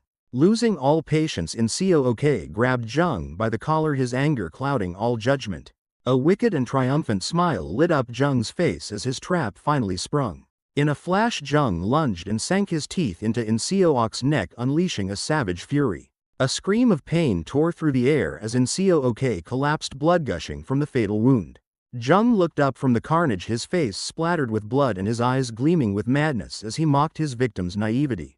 Amidst the bloody scene, Jung stood tall over the two fallen bodies, asserting his deception and absolute victory. In-Seo-Ok, covered in blood and utterly horrified, realized his enemy was a true nightmare. Jung coldly seized the shaman's spell-casting hand, halting his escape attempt with a cry of pain. A cruel smile spread across Jung's blood-stained face as he tightened his grip, mocking the weakness of the human body.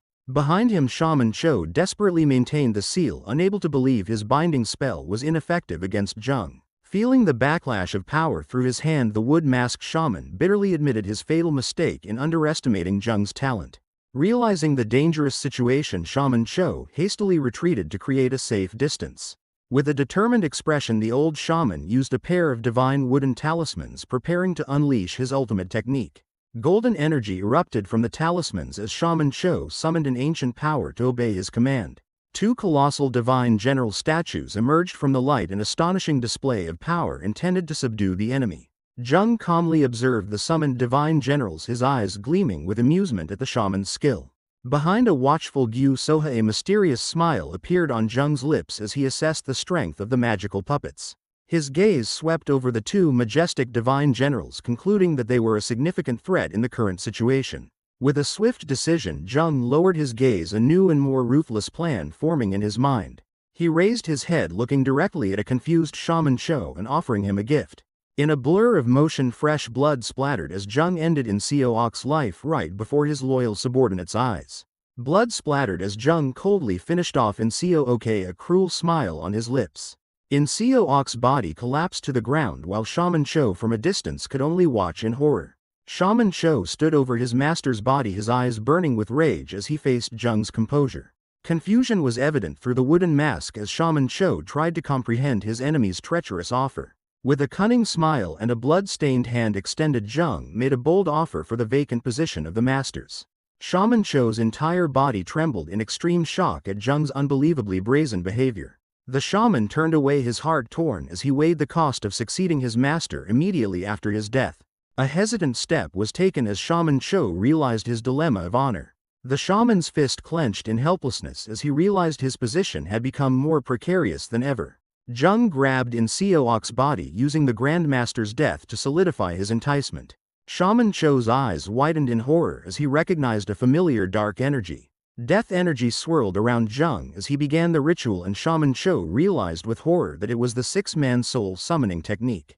A flashback explained the nature of the six-man soul summoning technique, a forbidden secret art due to its inhumane nature. An image of a field full of skulls illustrated the terrible requirement of death energy to perform the ritual.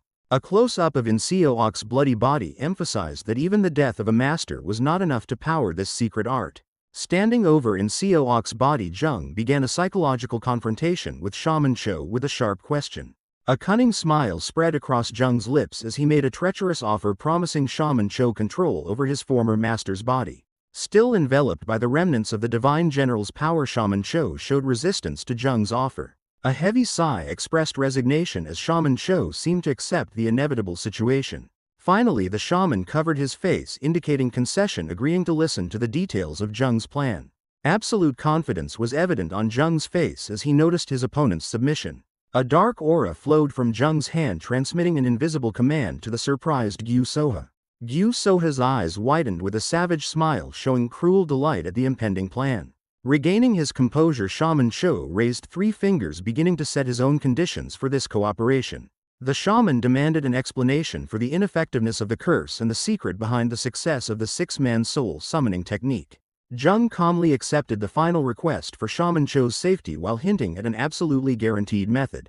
With a lightning-fast movement, Jung snatched the prayer beads from Shaman Cho's hand, leaving the old shaman completely stunned.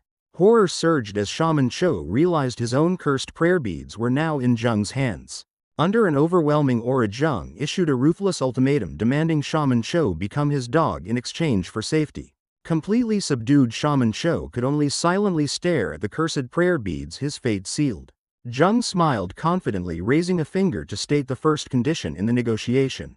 Shaman Cho stared through his wooden mask, his hand clutching the prayer beads in extreme tension. The young man's smile turned cold and mocking towards his bewildered opponent. With a chilling threat, Jung crushed the cursed prayer beads, releasing a burst of golden energy. The old shaman recoiled in shock, a red flash in his eyes as he sensed imminent danger. Jung's gaze shone with absolute self-satisfaction, completely in control of the situation. In a fit of rage, Shaman Cho summoned 2 giant guardian divine generals to attack his enemy. Enveloped in the energy of the shattered beads, Jung began to reveal why the curse had no effect.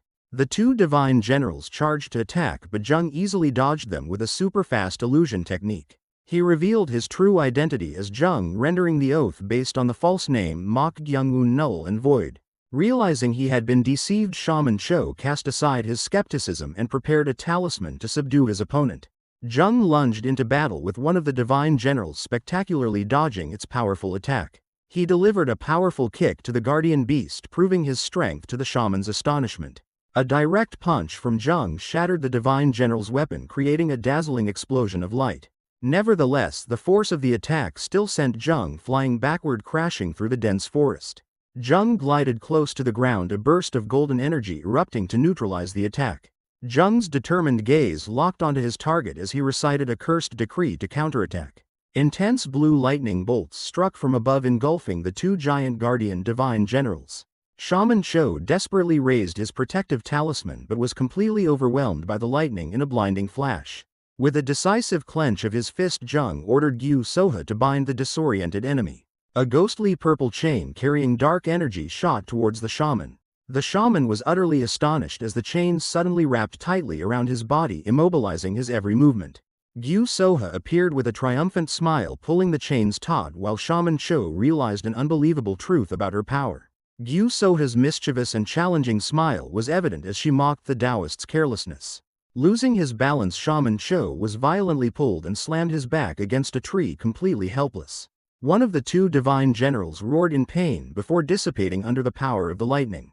Zheng began to explain the success of the dark secret art with absolute confidence. He stood firm amidst a terrifying energy explosion, completely destroying the remaining guardian divine general. A cold and bloodthirsty smile spread across Zheng's lips as he revealed the secret of his energy core. Shaman Cho knelt in despair, coughing violently as he realized the terrible truth behind Zheng's limitless power. Bound by magical chains, Shaman Cho realized with horror the truth about Zheng's false name and death energy core. Zheng held up the shaman's prayer beads, issuing an ultimatum, forcing him to swear an oath of subservience. Through the gap in his mask, Shaman Cho's eyes widened in horror and despair. A smug and cruel smile was evident on Zheng's face as he reveled in his absolute dominance. With trembling hands, Shaman Cho uttered his true name, Zhou Yuigung, as his will to resist completely collapsed. Zhou Yuigung performed a magical incantation, officially swearing an oath to act according to Zheng's will. From the shadows, Gyu Soha silently watched, completely speechless at the sight of her master subduing another shaman as a disciple. Looking up at Zheng, Zhou Yuigung faced the bitter truth that he had just accepted a demon as his master. The scene shifted to a peaceful mountain range and forest, signaling the beginning of a new journey. Zhou Yuigung now silently followed behind the Blood Valley Corpse Array Master on a forest path. The Blood Valley Corpse Array Master suddenly stopped a violent cough, causing fresh blood to spurt from his mouth. Zhou Yuigung stood silently watching his new companion collapse in silence.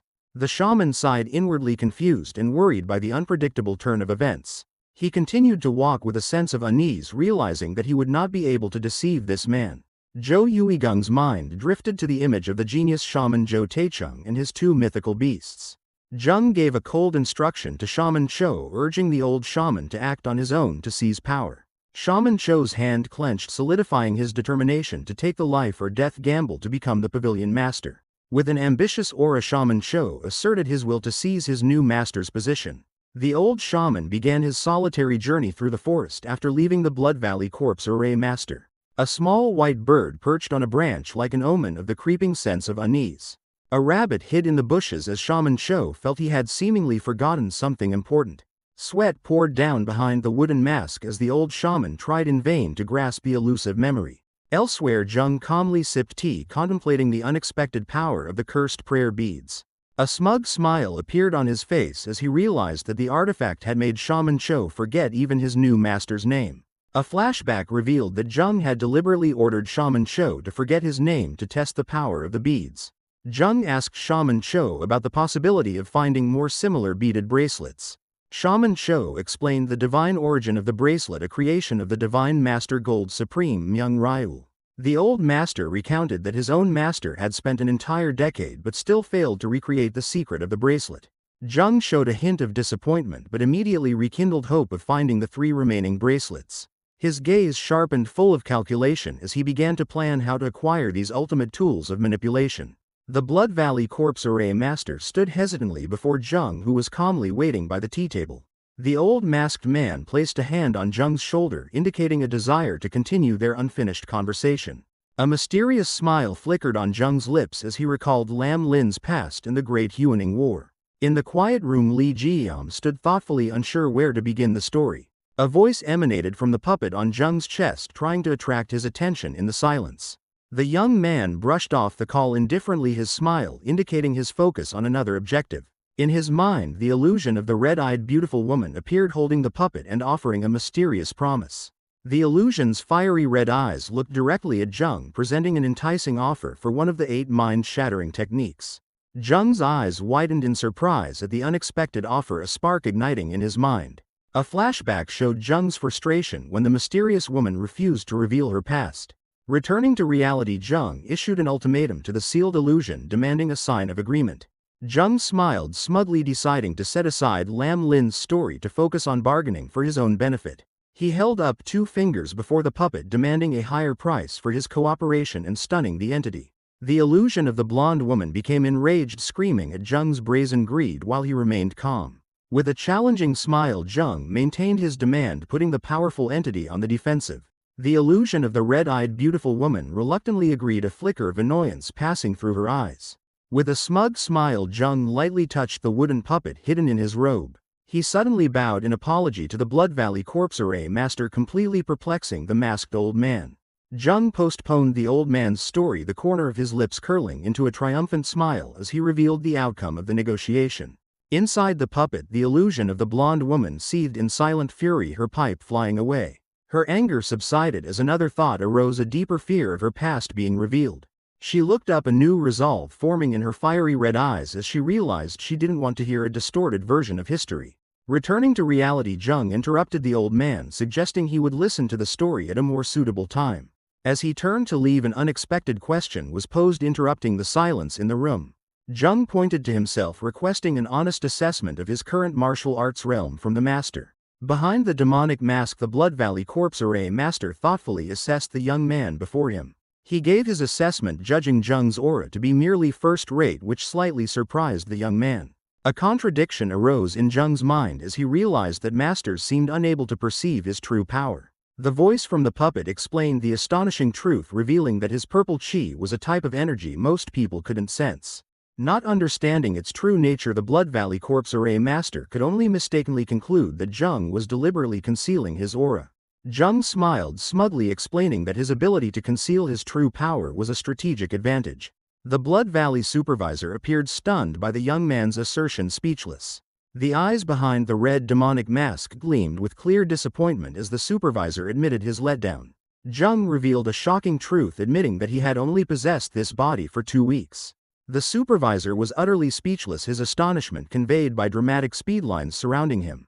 Still reeling, the Blood Valley supervisor stammered a question to confirm the incredible information he had just heard. With a calm expression, Jung affirmed that he was starting anew with his current body.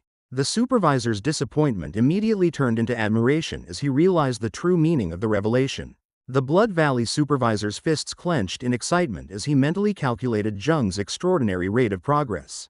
The supervisor hastily leaned forward, eagerly asking about the time it would take for Jung to regain his full former strength. Jung pondered thoughtfully, a finger on his chin, as he considered his past realm of power and the path ahead. He realized his answer would shape his revenge plan, a plan he was determined to execute for both himself and Lam Lin. A subtle smile appeared as he recalled the old adage about revenge taking time. His smile grew colder, showing absolute disdain as he dismissed the idea of waiting 10 years. The Blood Valley supervisor recoiled in extreme shock, stunned by the terrifying intensity of Jung's ambition. The Blood Valley supervisor expressed extreme skepticism at Jung's declaration. With a confident smile, Jung firmly asserted his plan. The illusion of the red-eyed beautiful woman looked at him with extreme astonishment, disbelieving his audacity. Jung's eyes blazed with mad ambition as he declared his ultimate goal. Golden text explained the Huazhong realm, a martial arts pinnacle reached only by the 6 heavens and 8 stars. The demonic masked supervisor was utterly speechless, his hands covering his face in absolute bewilderment. The red-eyed woman scoffed at his intention before making a reckless vow, betting her entire future. A cold smile spread across Jung's lips as he committed her promise to memory. A hand clutched an ornate pendant, an object bearing the weight of deception. Ma Sang stared at the pendant, determination etched onto his young face. A flashback appeared showing the moment Jung sowed the lie, pointing at Nung Huayang and deceiving Ma Sang. In the present, Ma Sang turned back with eyes blazing with indignation as he realized the bitter truth. Memories returned to Jung, handing over the pendant, whispering Mok Yuchun's name to solidify his charade. Ma Sang clutched the memento, his face contorted with rage as he confronted his manipulated identity. Zheng's words from the past echoed as Ma Sang looked at the pendant, a reminder of the betrayal. Ma Sang's hand tightened around the pendant, his face contorting in pain and realization. In a flash of energy he flung the pendant away, decisively rejecting Zheng's manipulation. Anguish was evident on Ma Sang's face as he struggled with the truth that his trust had been betrayed. Standing alone in the room, he recalled the tragic chain of events stemming from his own naivety. The question why echoed in the silence of the empty room, deepening his despair. A smug smile of Zheng appeared in his mind, the cold voice of his enemy echoing mockingly. Rage erupted. Ma Sang gnashed his teeth and roared the name Mok Gyungwoon. Blue energy exploded from his body as he turned, beginning a destructive rampage. Memories of a young blood-stained Zheng appeared, his cruel whispers about having to kill to survive echoing. Haunted by the memory, Ma Sang furiously attacked the surrounding space, screaming the name of his manipulator. His face contorted with extreme anger, each attack a silent scream against fate. His fist slammed into the wall, shattering it into fragments like his own shattered trust. Sweat poured, he gasped for breath, his eyes reflecting exhaustion after the emotional storm. Leaning against the shattered wall, Ma Sang gasped for breath, the chaos in the room mirroring the turmoil in his soul. A bitter truth emerged in his tired eyes as he admitted his own mistake. He slumped onto the bed, admitting his weakness and failure to face the cruel reality. Ma Sang's fists clenched, a cold and resolute determination forged from the ashes of innocence. With a sharp and calm gaze, he accepted the truth that only strength would see him through, not the hope of survival. With an iron will, Ma Sang began to cultivate his internal energy, yearning for absolute power to prepare for the final battle. The young man unleashed a blazing red energy, straining himself to practice the wood-heart sword art in desperate fury. Zheng confidently raised 2 fingers, issuing a bold challenge to Li Jiyam's astonishment. The illusion of the Moon Vein Master appeared with a contemptuous expression, mocking his unrealistic goal. The young man calmly ran a hand through his hair, accepting the arrogant wager from the illusion. A confident smile spread across Zheng's lips as he quoted his grandfather's teachings in response to the skepticism. The image of his kind grandfather appeared in his memory, a hand raised as if imparting a lesson. Immediately a searing pain pierced Zheng's mind, his eyes widening in horror as blue energy flashed. He stumbled back, clutching his head in extreme agony, causing Li Jiyam to rush forward in alarm to support him. Zheng tried to reassure his subordinate, dismissing the worry, while his inner self remained shaken and confused. He gritted his teeth, enduring the pain that felt like his head was tearing apart, realizing it only appeared when he tried to remember his grandfather. In his mind, a decaying wooden gate appeared amidst a dead forest, blocking the flow of memories. A talisman bearing the words Demon Seal was affixed to the gate, revealing that the memories had been intentionally sealed. A horrifying hypothesis flashed through Zheng's mind as he realized his own grandfather might have created the seal. Li Jiyam's worried voice pulled him out of his chaotic thoughts and back to reality. Zheng quickly dismissed his inner turmoil, redirecting the conversation to conceal his discovery. He decided to temporarily set aside the mystery of the sealed memories, focusing on the immediate goal by asking about the Sword Demon. Li Jiyam confirmed the Sword Demon's identity, revealing him to be part of the powerful 6 heavens and 8 stars. The vow of revenge for his deceased grandfather was reaffirmed through the contrasting images of Zheng's tragic past and cruel present. With a cunning smile, Zheng revealed his purpose for joining the Heaven and Earth Society was revenge. Li Jiyam confirmed the Sword Demon's notorious reputation, piquing Zheng's curiosity. The masked elder revealed the horrifying truth that no one had survived a duel with the Sword Demon. The story of the Sword Demon's mysterious appearance was recounted as the camera focused on the teacup on the table. A flicker of doubt sparked in Zheng's mind as he realized the Manor Master's scar might not have been caused by the Sword Demon. Li Jiyam unexpectedly revealed crucial information, interrupting Zheng's thoughts with news of a sole survivor. The image of King Baek Saw, one of the 5 kings, appeared powerfully as the only one who had ever confronted the Sword Demon and lived. Zheng quietly sipped his tea, his eyes concealing his shock as he envisioned the legendary battle between the 2 masters. The young man quickly processed the new information, discarding old hypotheses and focusing on the potential target, King Baek Saw.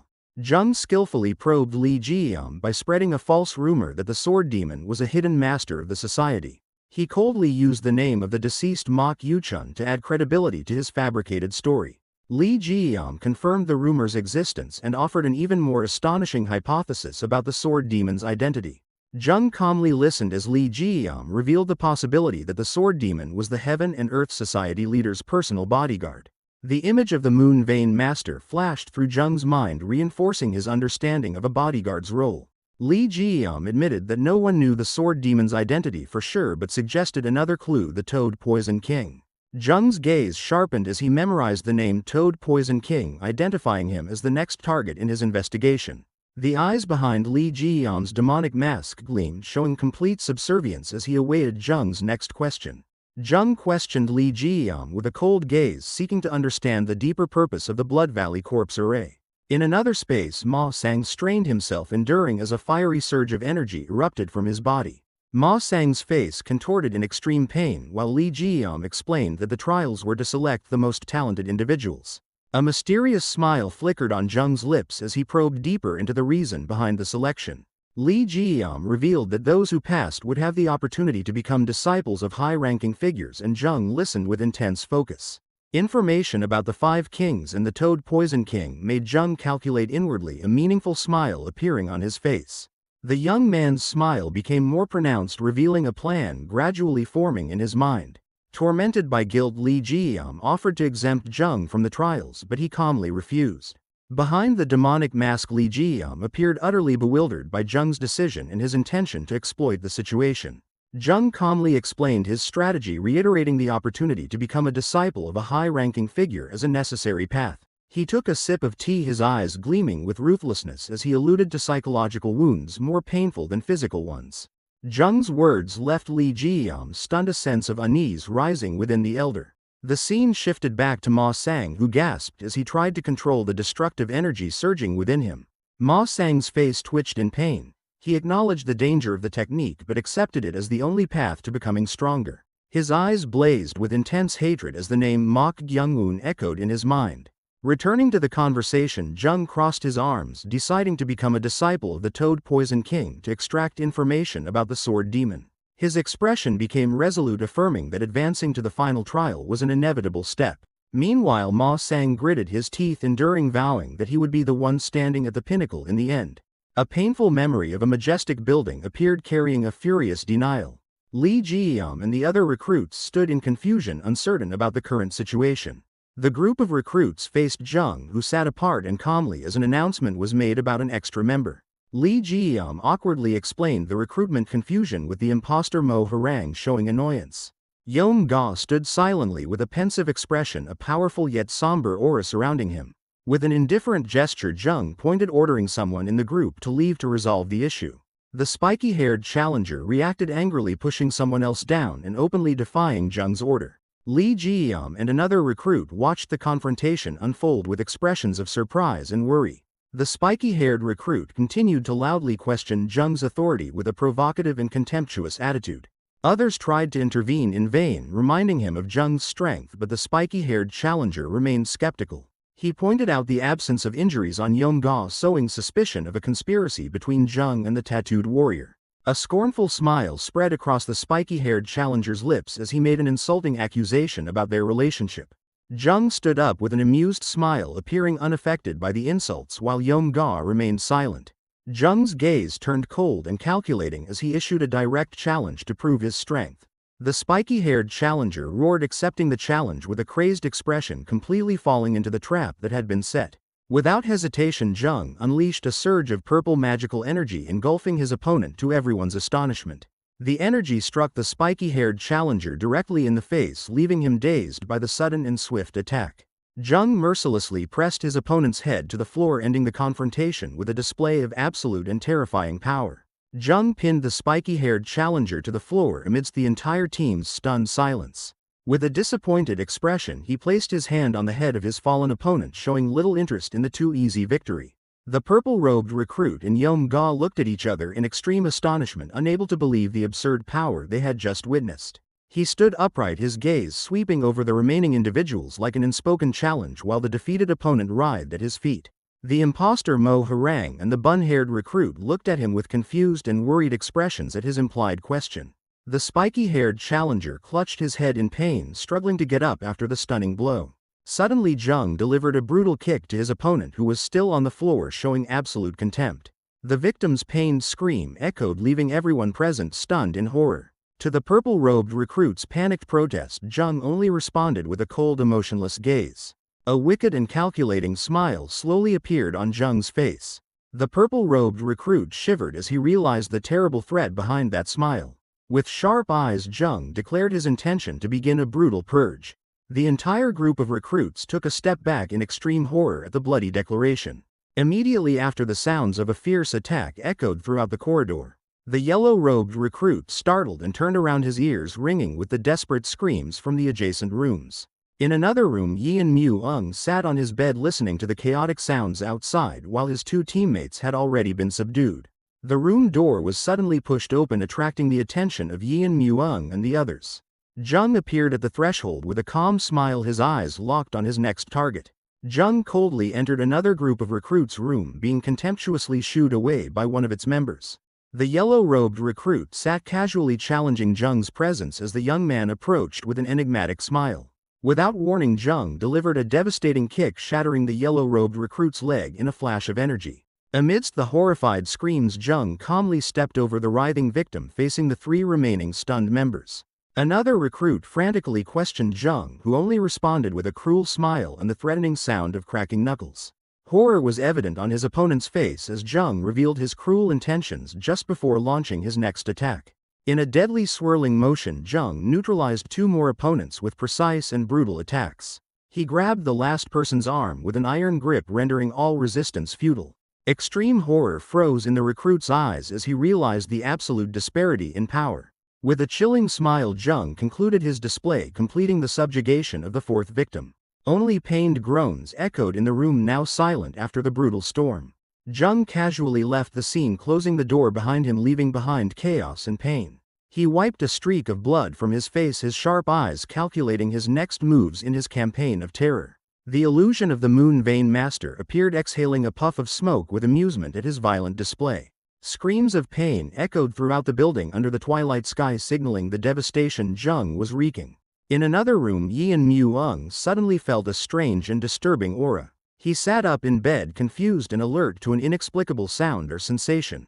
His gaze turned towards the door, sensing an approaching presence as he tensely asked who was there. Yin Mu-ung opened the room door and was startled to see an uninvited guest. Jung stood there with a casual smile, raising his hand in a friendly greeting. Jung's face lit up with self-satisfaction as he realized his opponent still remembered him. Yin Mu-ung expressed his gratitude, calling Jung his life-saving benefactor. A brief flashback showed Jung having once protected Yin Mu-ung during a perilous trial. Back in the present, Yin Mu-ung asked the reason for Jung's sudden visit. Jung fabricated a story about his teammates being attacked while images of him torturing victims flashed in his mind. He sowed doubt by saying the perpetrator was rumored to be the top performer, leaving Yin Mu-ung completely shocked. Yin Mu-ung's fists clenched in anger as he believed Mok Gyung-un was the threat. Jung calmly made an offer, seizing the opportunity from his opponent's confusion. With a cunning smile, Jung extended his hand and invited Yin Mu-ung to join his team. Jung continued to manipulate, claiming that Yin Mu-ung now needed a new alliance to fight the mysterious attacker. At Yin Mu-ung's hesitation, Jung reaffirmed his intention, saying he had wanted to recruit him before. Jung's hand remained extended, a pressing invitation awaiting a response. Sweat beaded on Yin Mu-ung's forehead as he considered his desperate situation. With determination etched on his face, Yin Mu-ung accepted the offer, believing it was the only way to fight the threat he didn't know was standing right in front of him. Their handshake sealed the deal, marking the success of Jung's manipulative plan. Yin Mu-ung staggered back, feeling a much stronger surge of energy from his opponent. A bitter smile flickered across Yin Mu-ung's sweaty face as he acknowledged Jung's superior strength. Jung responded with a smug smile, silently acknowledging the young man's not-so-ordinary strength. In their private room, Yin Mu-ung confusedly asked Jung about the plan to stop their common enemy. Yin Mu-ung's expression became cunning as he revealed he already had an idea to deal with the situation. 3 days later, a tense atmosphere enveloped the main building of the Heaven and Earth Society. The Blood Valley supervisor, wearing a demonic mask, stood majestically preparing to announce the results of the third trial round. Amidst the crowd of recruits, Mu Jangyik was named the winner, while Jung and Yin Mu-ung observed with confidence. Yin Mu-ung joyfully clenched his fist next to Jung, who only smiled meaningfully at the success of his plan. In a mental space, Jung summoned the alluring illusion of the Moon Vein Master along with the wooden puppet. From afar, Ma Sang silently watched Jung's group celebrate while an invisible voice mocked him for his betrayal. Ma Sang only curled his lip in a bitter smile, hiding the rising hurt in his heart. Jung stood behind Yi and Mu-ung with a smug expression, asserting his invisible control over his new ally. Jung's smile became more sinister, showing extreme delight as everything unfolded according to his script. The official recognition for Mu Jangyik solidified the newly formed alliance's position before all the recruits. Ma Sang still stood alone, his eyes heavy as he watched the trio's closeness, the feeling of being left behind becoming increasingly clear. The illusion of the Moon Vein Master appeared right beside Ma Sang, whispering tempting taunts about the pain of betrayal. Jung observed the drama he had orchestrated with a smug and delighted smile. The scene shifted to 3 days prior at a quiet mansion under the night sky. Jung emerged from the room, leaving behind neutralized bodies, his face both tired and satisfied. He stretched triumphantly while the illusion of the Moon Vein Master observed with a disdainful gaze. His tranquility was broken by the sudden appearance of Ma Sang and Mu Jangyik rushing in panic. Ma Sang and Mu Jangyik stopped in front of Jung, their faces showing clear anxiety as they reported a serious problem. Jung feigned surprise, his eyes inquiring about the cause of the chaos. A group of defeated and bound recruits, including Yi and Mu-ung, were brought out as evidence of the tragedy. Jung stood opposite the group of captives along with Ma Sang and Mu Jangyik, completely in control of the situation. He casually picked his ear, coldly commenting on his supposed teammates. He pretended to ponder, his sharp gaze directed at Ma Sang as he demanded an explanation. Yi and Mu-ung's team knelt in defeat, their desperate eyes looking up at their captors. Raising a hand to his forehead with feigned exasperation, Jung demanded an explanation for this predicament. From the captives' perspective, they looked up at Jung, Ma Sang and Mu Jangyik standing like judges. Facing Jung, Yi and Mu-ung's group could only bow their heads in silence, acknowledging their defeat. Ma Sang and Mu Jangyik explained that they had been ambushed, completely unaware that they were reporting to the very person who had attacked their comrades. Jung listened with a pensive expression, internally analyzing the situation and calculating the next step in his manipulative scheme. Ma Sang confronted Jung, his eyes burning with anger and accusation. Ma Sang's face contorted in rage as he bellowed his indignation at Jung's actions. With a self-satisfied smile, Jung casually admitted to eliminating his rivals. Ma Sang attempted to justify his group's actions, but Jung only responded with skepticism. A fleeting image showed warriors performing an intricate sword formation, revealing the nature of the challenge. Jung's smile turned sinister as he explained his ruthless logic of automatically passing the challenge by incapacitating everyone else. Ma Sang's anger reached its peak, leaving him speechless at his opponent's undeniable cruelty. Frustrated, Ma Sang turned away and revealed that his group had also prepared a separate plan. Jung's eyes sharpened, wary of an unexpected turn of events. Ma Sang called out Mu Jangyik's name, who stood with Yi and Mu-ung, as an affirmation of their new alliance. A third force unexpectedly intervened, stunning both Jung and the imposter Mo Harang. A red-haired female leader appeared holding a delicate needle and revealing a dangerous esoteric technique. She declared that she had inserted the needle into everyone, including her own comrades, causing Ma Sang's group to be enveloped in a blue glow, signaling their incapacitation. The red-haired female leader issued an ultimatum to the imposter Mo Harang, explaining that non-cooperation would lead to failure for both groups. The imposter Mo Harang quickly analyzed the situation, recognizing the cleverness of the opponent's plan and his group's predicament.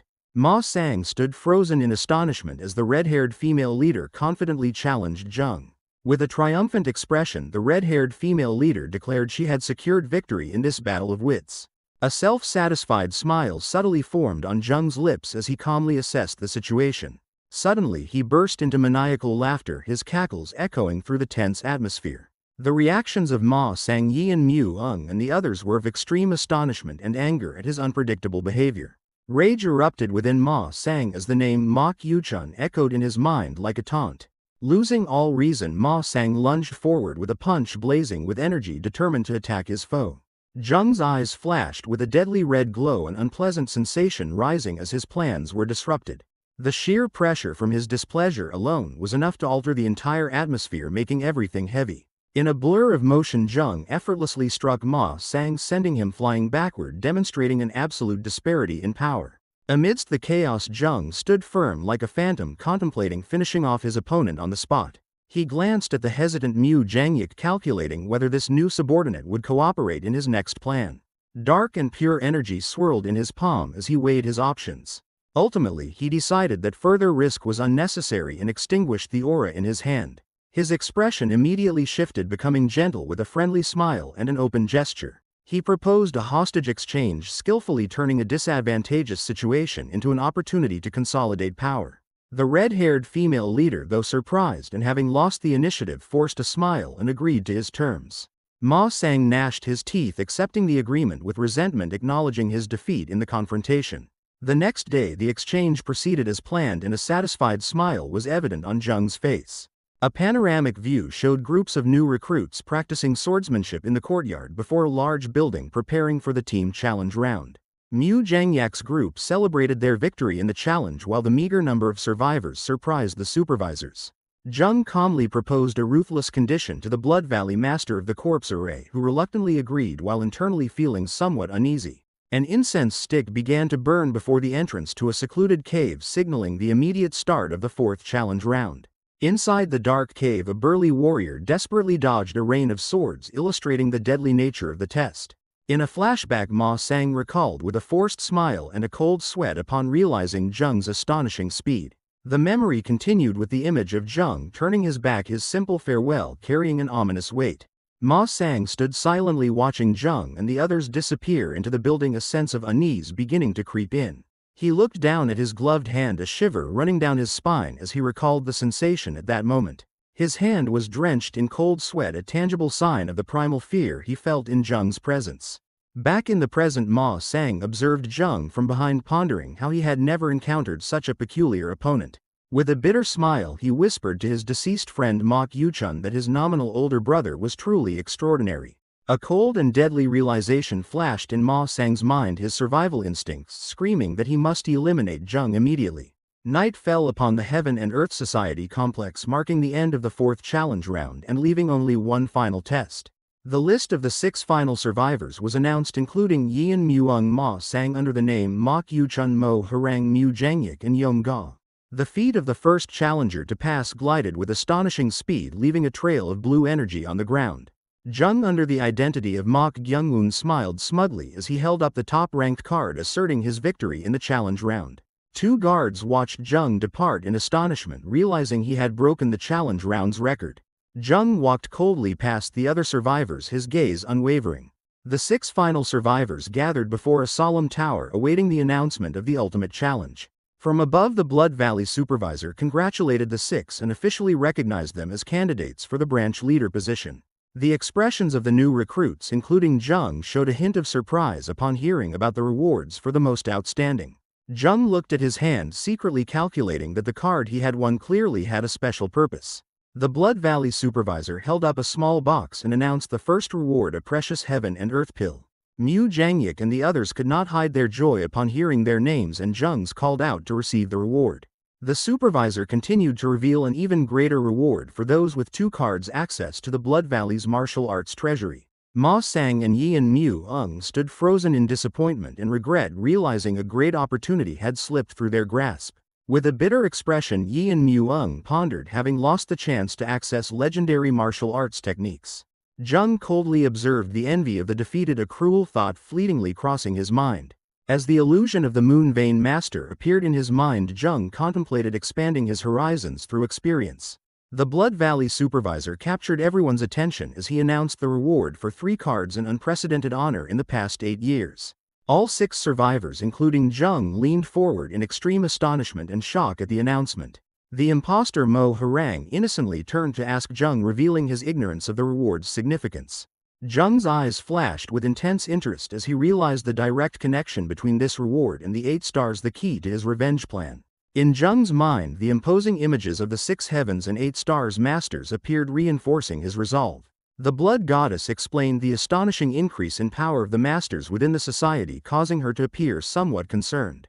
Zheng decisively raised his hand, stopping the Blood Valley supervisor to ask an important question before the final challenge round began. His question about the reward for 4 badges completely surprised the Blood Valley supervisor and the other survivors.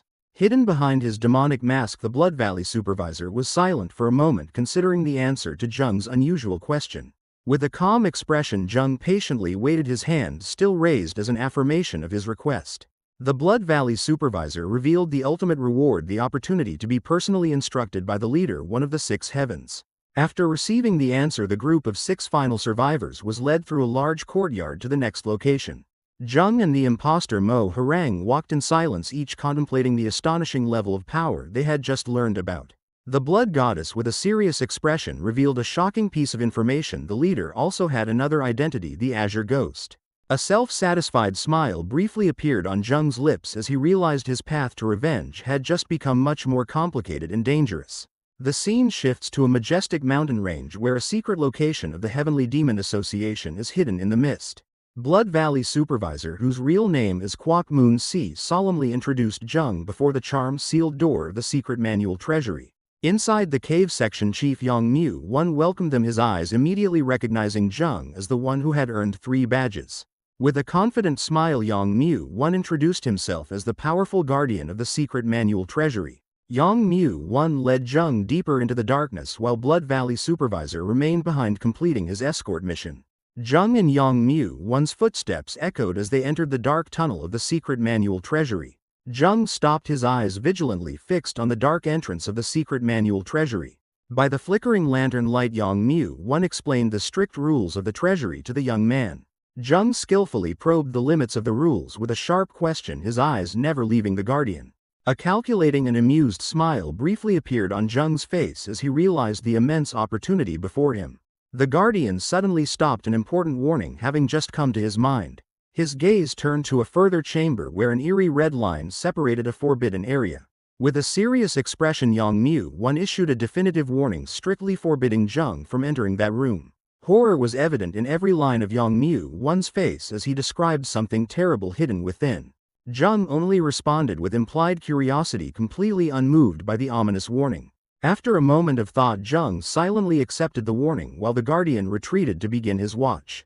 His hand decisively reached out, grasping the cold metal door ring of the treasury. The heavy door opened, revealing a vast and overwhelming space with countless towering bookshelves like a labyrinth. Holding the lantern, Jung cautiously stepped inside the light, illuminating the ancient and silent rows of bookshelves. He paused for a beat, his contemplative gaze sweeping over the endless rows of books, assessing the scale of the treasury of knowledge. Jung realized the immensity of the secret manual treasury, a sea of knowledge that he could hardly examine in the time allowed. As he was examining the ordinary books, the illusion of the Moon Vein Master appeared, agreeing with his assessment. Following the illusion's guidance, Jung began to ascend to the upper floors where the truly valuable secret manuals were stored. Jung entered the secret manual treasury, a vast space with countless tiers of bookshelves appearing before his eyes. From outside, Yang Mu One observed with skeptical curiosity, wondering about Jung's actions. As he ascended the stairs, Jung realized the structure of this treasury was a perfect replica, raising questions in his mind.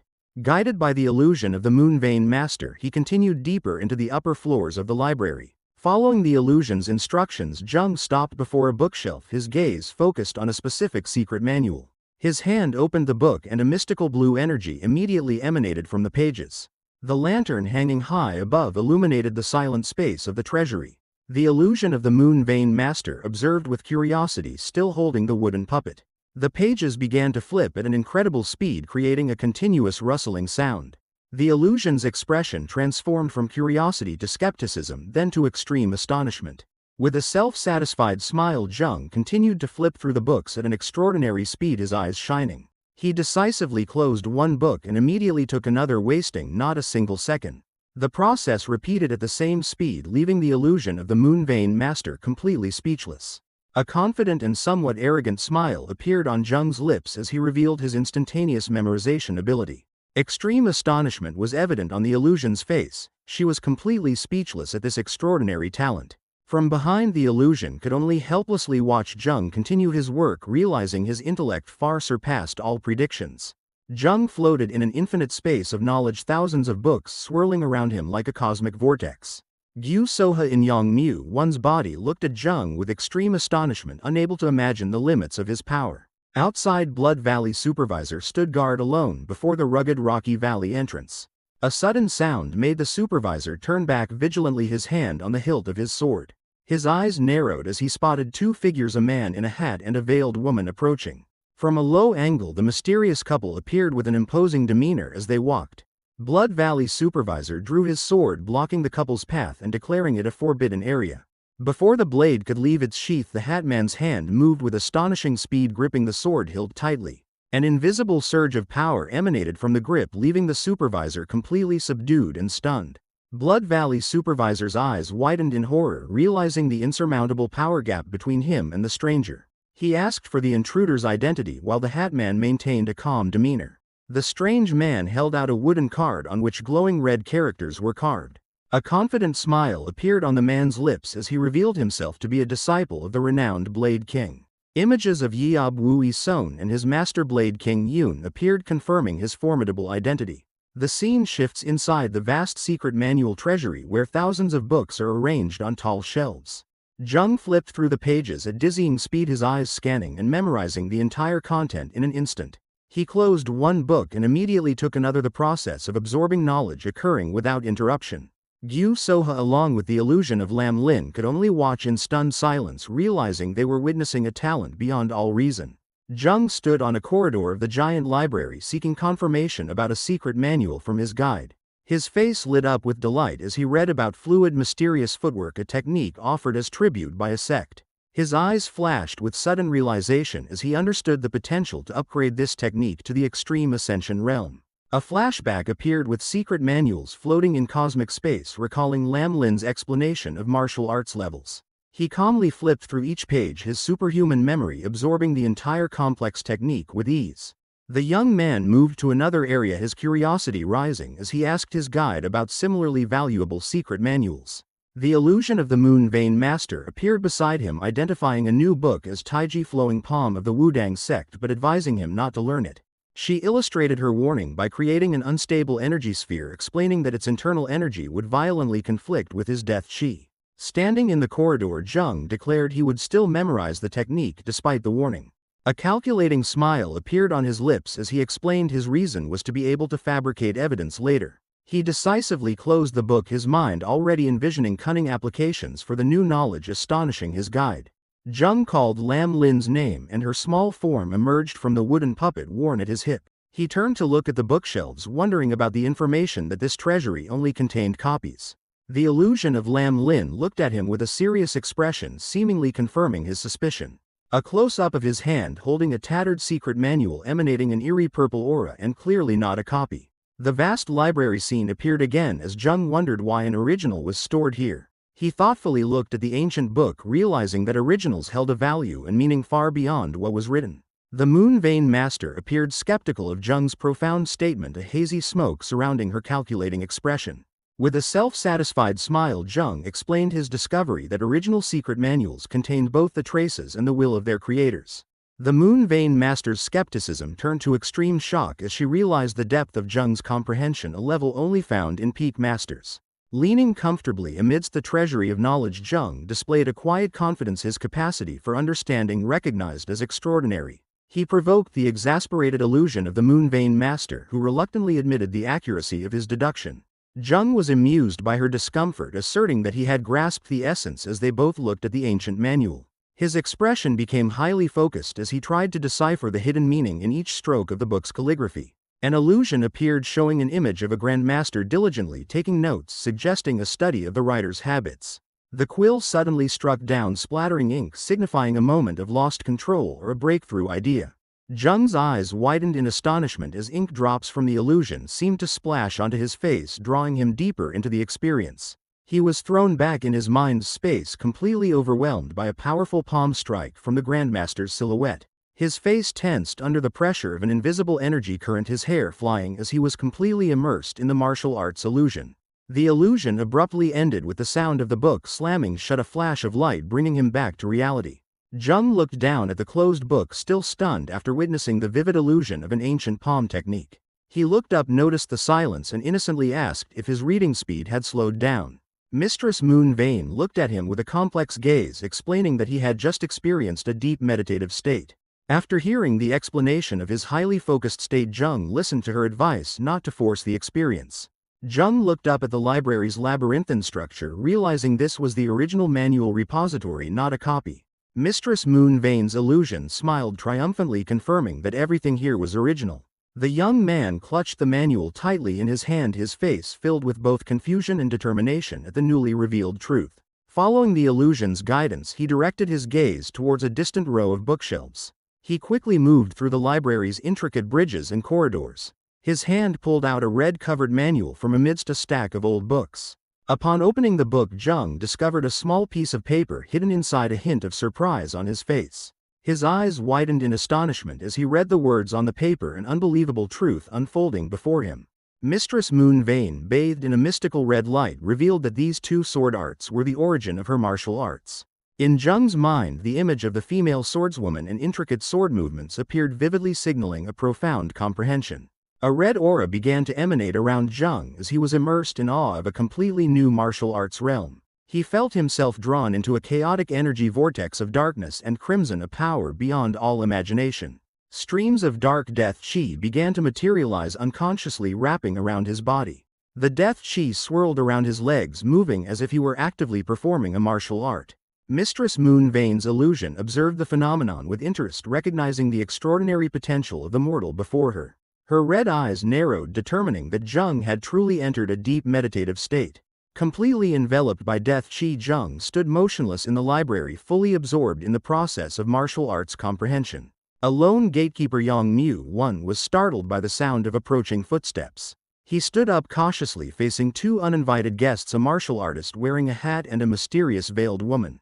Yang Mu-won's expression shifted from vigilance to extreme astonishment as the martial artist revealed his identity as a disciple of the Blade King. Martial artist Yeob Wui-son exuded a powerful aura, his confident gaze asserting the status of a young talent. Despite the gatekeeper's firm refusal, Yeob Wui-son calmly gestured towards his companion. The veiled woman silently held out a token, an action that made Yang Mu-won's words catch in his throat.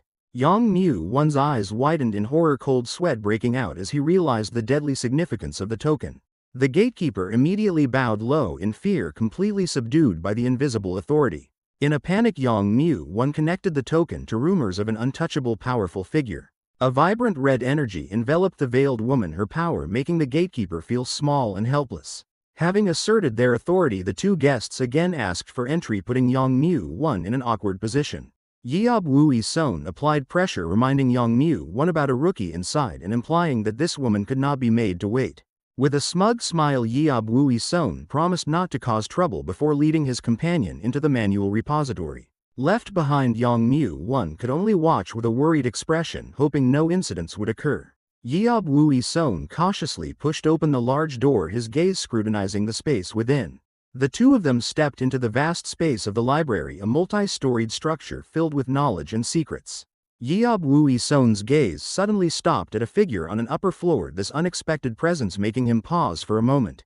Gyu Soha in Yang Mu-won's body recognized the two intruders from afar while reading. Yeob Wui-son expressed his impression of the top rookie's reputation while Wei So-yeon stood silently beside him. With a smug look, he speculated about the rookie's potential to become a disciple of one of the five kings. A decision flashed in Yeob Wui-son's eyes as he considered approaching Jung while also wondering about his companion's interest. Gyu Soha continued to observe from afar, a sudden realization dawning in her mind. A confident and somewhat cunning smile appeared on Yeob Wui-son's lips. He turned to Wei So-yeon, offering to bring Jung before her. Without waiting, Yeob Wui-son shot off with astonishing speed, leaving Wei So-yeon behind. From Gyu Soha's perspective, Yeob Wui-son's figure was rapidly approaching Jung. Yeob Wui-son's face lit up with triumph as he realized the reason for Jung's silence.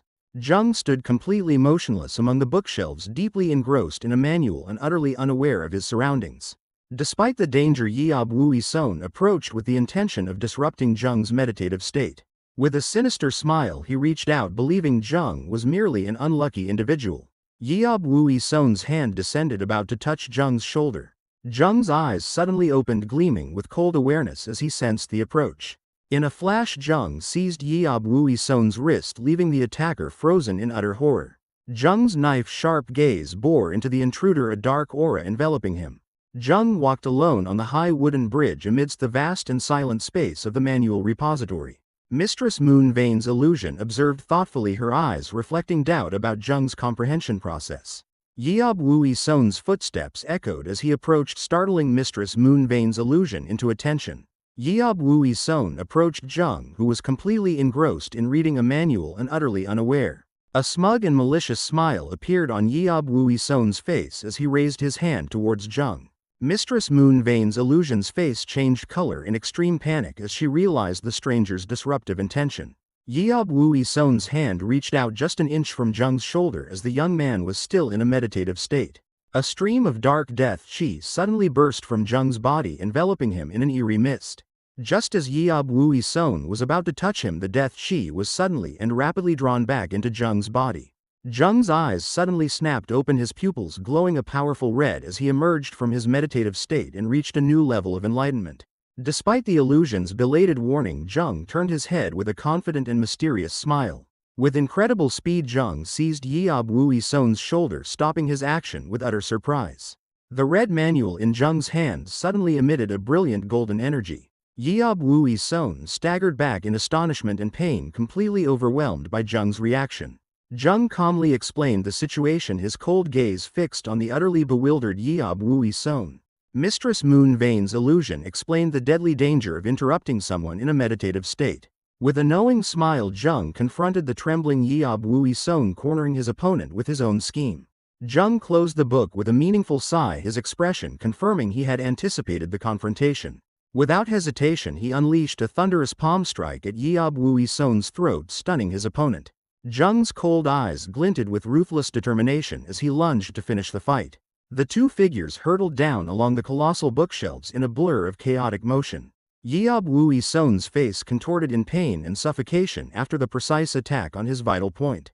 In desperation, Yeob Wui Son's hand tightened around his sword hilt, trying to find an opportunity to counterattack. Yeob Wui Son tried to create distance, but Jung remained close behind him like a phantom. With a lightning-fast move, Jung stomped his foot on his opponent's sword blade, neutralizing his weapon. Taking advantage of Yeob Wui Son's surprise, Jung sprang into the air to unleash his next attack. He executed a complex and agile footwork in mid-air, spinning extraordinarily to deliver a kick. From a distance, Wei Soyin witnessed the display with extreme astonishment clearly visible on her face. Jung's shadowless swift kick, enveloped in blue energy, struck Yeob Wui Son directly. Yeob Wui Son took the full force of the attack, blood spurting from his mouth as his body was sent flying. Jung landed lightly while Yeob Wui Son fell freely, his desperate hand reaching for the sword he had lost. In a panic, Yeob Wui Son unleashed a final sword technique, releasing a destructive surge of energy. The attack brought down the bookshelves, creating a chaotic explosion of books and debris that engulfed the area. Amidst the chaos, Jung calmly walked away, leaving a completely defeated and desperate Yeob Wui Son on the floor. Anger and humiliation were etched deeply on Yeob Wui Son's face as he blamed his opponent for his defeat. Amidst the flying pages, Jung stood with a smug smile, completely in control of the situation. Yeob Wui Son was stunned to perceive a flash of energy emanating from Jung, signaling an unforeseen power. In a desperate attempt, Yeob Wui Son summoned sword chi, his hand glowing blue as he gripped his sword hilt. The illusion of the Moon Vein Master was astonished to recognize the nature of the energy Yeob Wui Son was using. A sharp and powerful sword chi enveloped Yeob Wui Son, showcasing his highest technique. The Moon Vein Master understood that sword chi was the fruit of enlightenment, a realm she believed Jung had already reached. With a confident, almost arrogant smile, Yeob Wui Son believed his ultimate technique would guarantee victory. He charged forward with a furious roar, his glowing sword aimed directly at Jung, who was on the floor. A mystical purple death chi unexpectedly gathered in Jung's hand, ready for a counterattack. Yeob Wui Son's eyes widened in horror as his attack yielded no expected results. A bead of sweat trickled down the Moon Vein Master's temple as she witnessed an unimaginable display of power. Jung stood firm, his sword now glowing with an even more terrifying purple sword chi, demonstrating absolute superiority. With an admiring smile, the Moon Vein Master realized that Jung not only possessed internal energy but had truly reached the enlightened realm of the super peak. Jung's face was completely serene, his eyes reflecting the purple light of the fully tamed energy. Rage and disbelief erupted in Yeob Wui Son's roar as he accused Jung of concealing his true strength. Despite the harsh truth, he frantically concentrated his sword chi once more for a final desperate attack. Yeob Wui Son unleashed a fatal attack, a fierce blue sword chi vortex roaring towards Jung. Amidst the energy storm, Jung stood firm with an unusually calm expression, his gaze highly focused.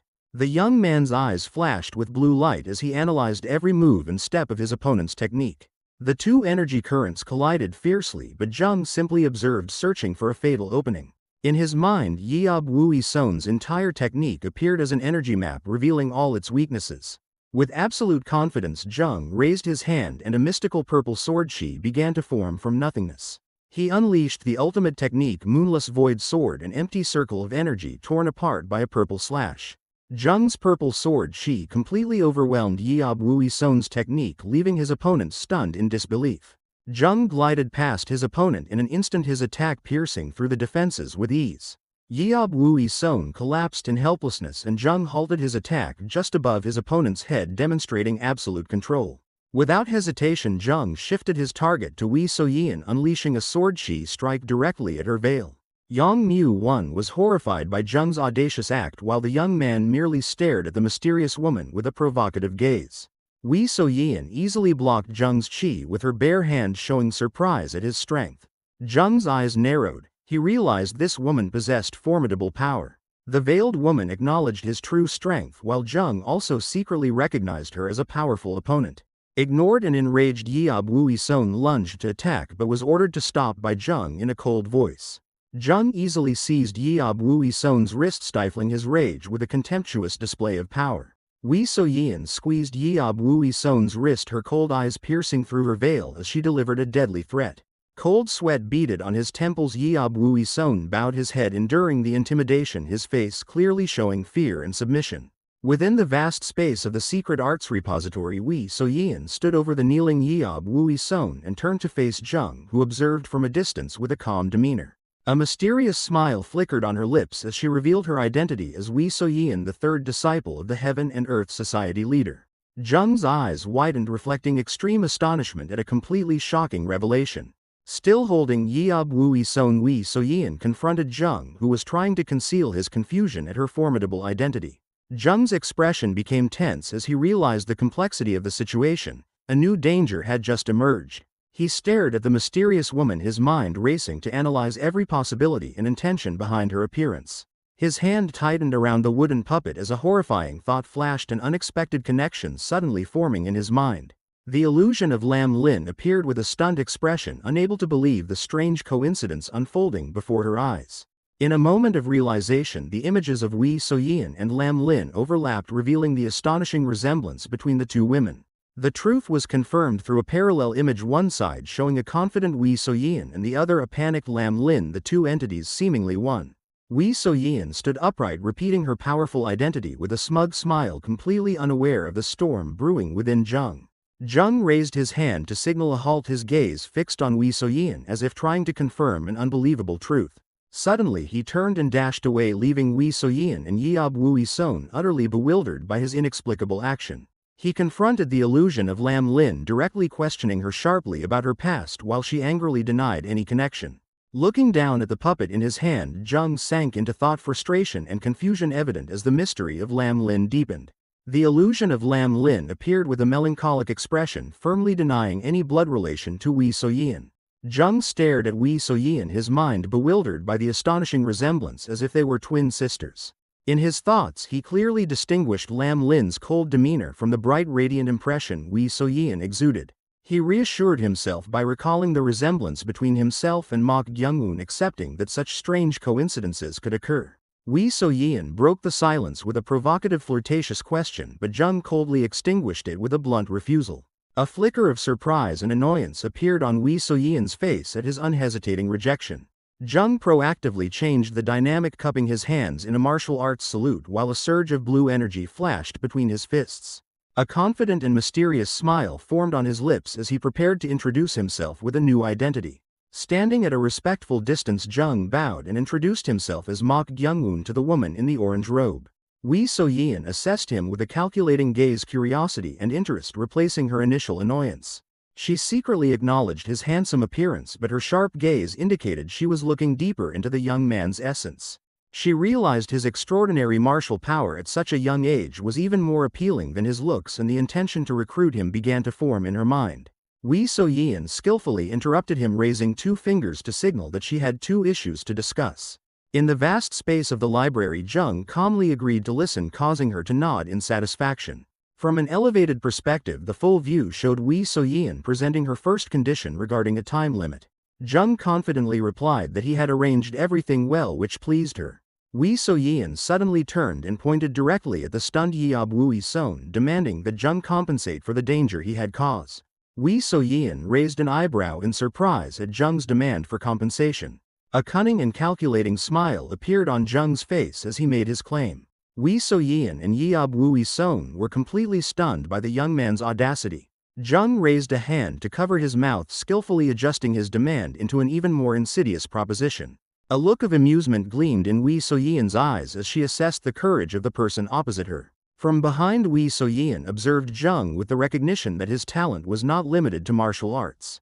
A mysterious and calculating smile bloomed on the powerful female disciple's lips. Jung was momentarily flustered by her unexpected agreement. With a cruel smile, Wee So-yeon ordered Jung to take Yeob Woo-son's life as a form of compensation. Both Jung and Yeob Woo-son were stunned by the deadly command that had just been issued. In the tense atmosphere, Jung calmly recounted the events and issued a subtle warning about the consequences. Jung's expression became cold and resolute as he declared he would not be responsible for what was about to happen. Wee So-yeon smiled meaningfully, preparing to reveal crucial information to change the situation. Yeob Woo-son looked extremely anxious as the terrifying illusion of his master, the Blade King, appeared behind him. Wee So-yeon stood between the two men, implicitly warning Jung about his opponent's extraordinary background. Wee So-yeon's eyes gleamed with challenge, provoking Jung to face a dangerous choice. Jung pondered deeply, cornered into a mental chess game by Wee So-yeon's provocative question. Jung bowed his head, seemingly accepting a difficult decision with a resigned expression. He strategically declared his retreat, citing fear of the Blade King, which made Yeob Woo-son appear smug while Wee So-yeon silently observed. Wee So-yeon turned away with a look of disappointment, unaware that Jung had sprung into action right behind her. From a low angle, Wee So-yeon's eyes widened in astonishment as she and Yeob Woo-son witnessed Jung's unexpected action. In a blur of motion, Jung delivered a powerful punch to Yong-mu-won, knocking the gatekeeper down and leaving the other two completely stunned. Yeob Woo-son angrily rushed forward to question Jung, but only received a cold and perplexing question in return from his opponent. Yeob Woo-son's expression transformed from anger to extreme bewilderment at Jung's strange question. A flash of horror flickered in Yeob Woo-son's eyes as he realized he had inadvertently violated a deadly command. A calculating and sinister smile appeared on Jung's face as his trap had perfectly sprung. Both Wee So-yeon and Yeob Woo-son were struck speechless with astonishment, realizing that they had been spectacularly outmaneuvered by Jung.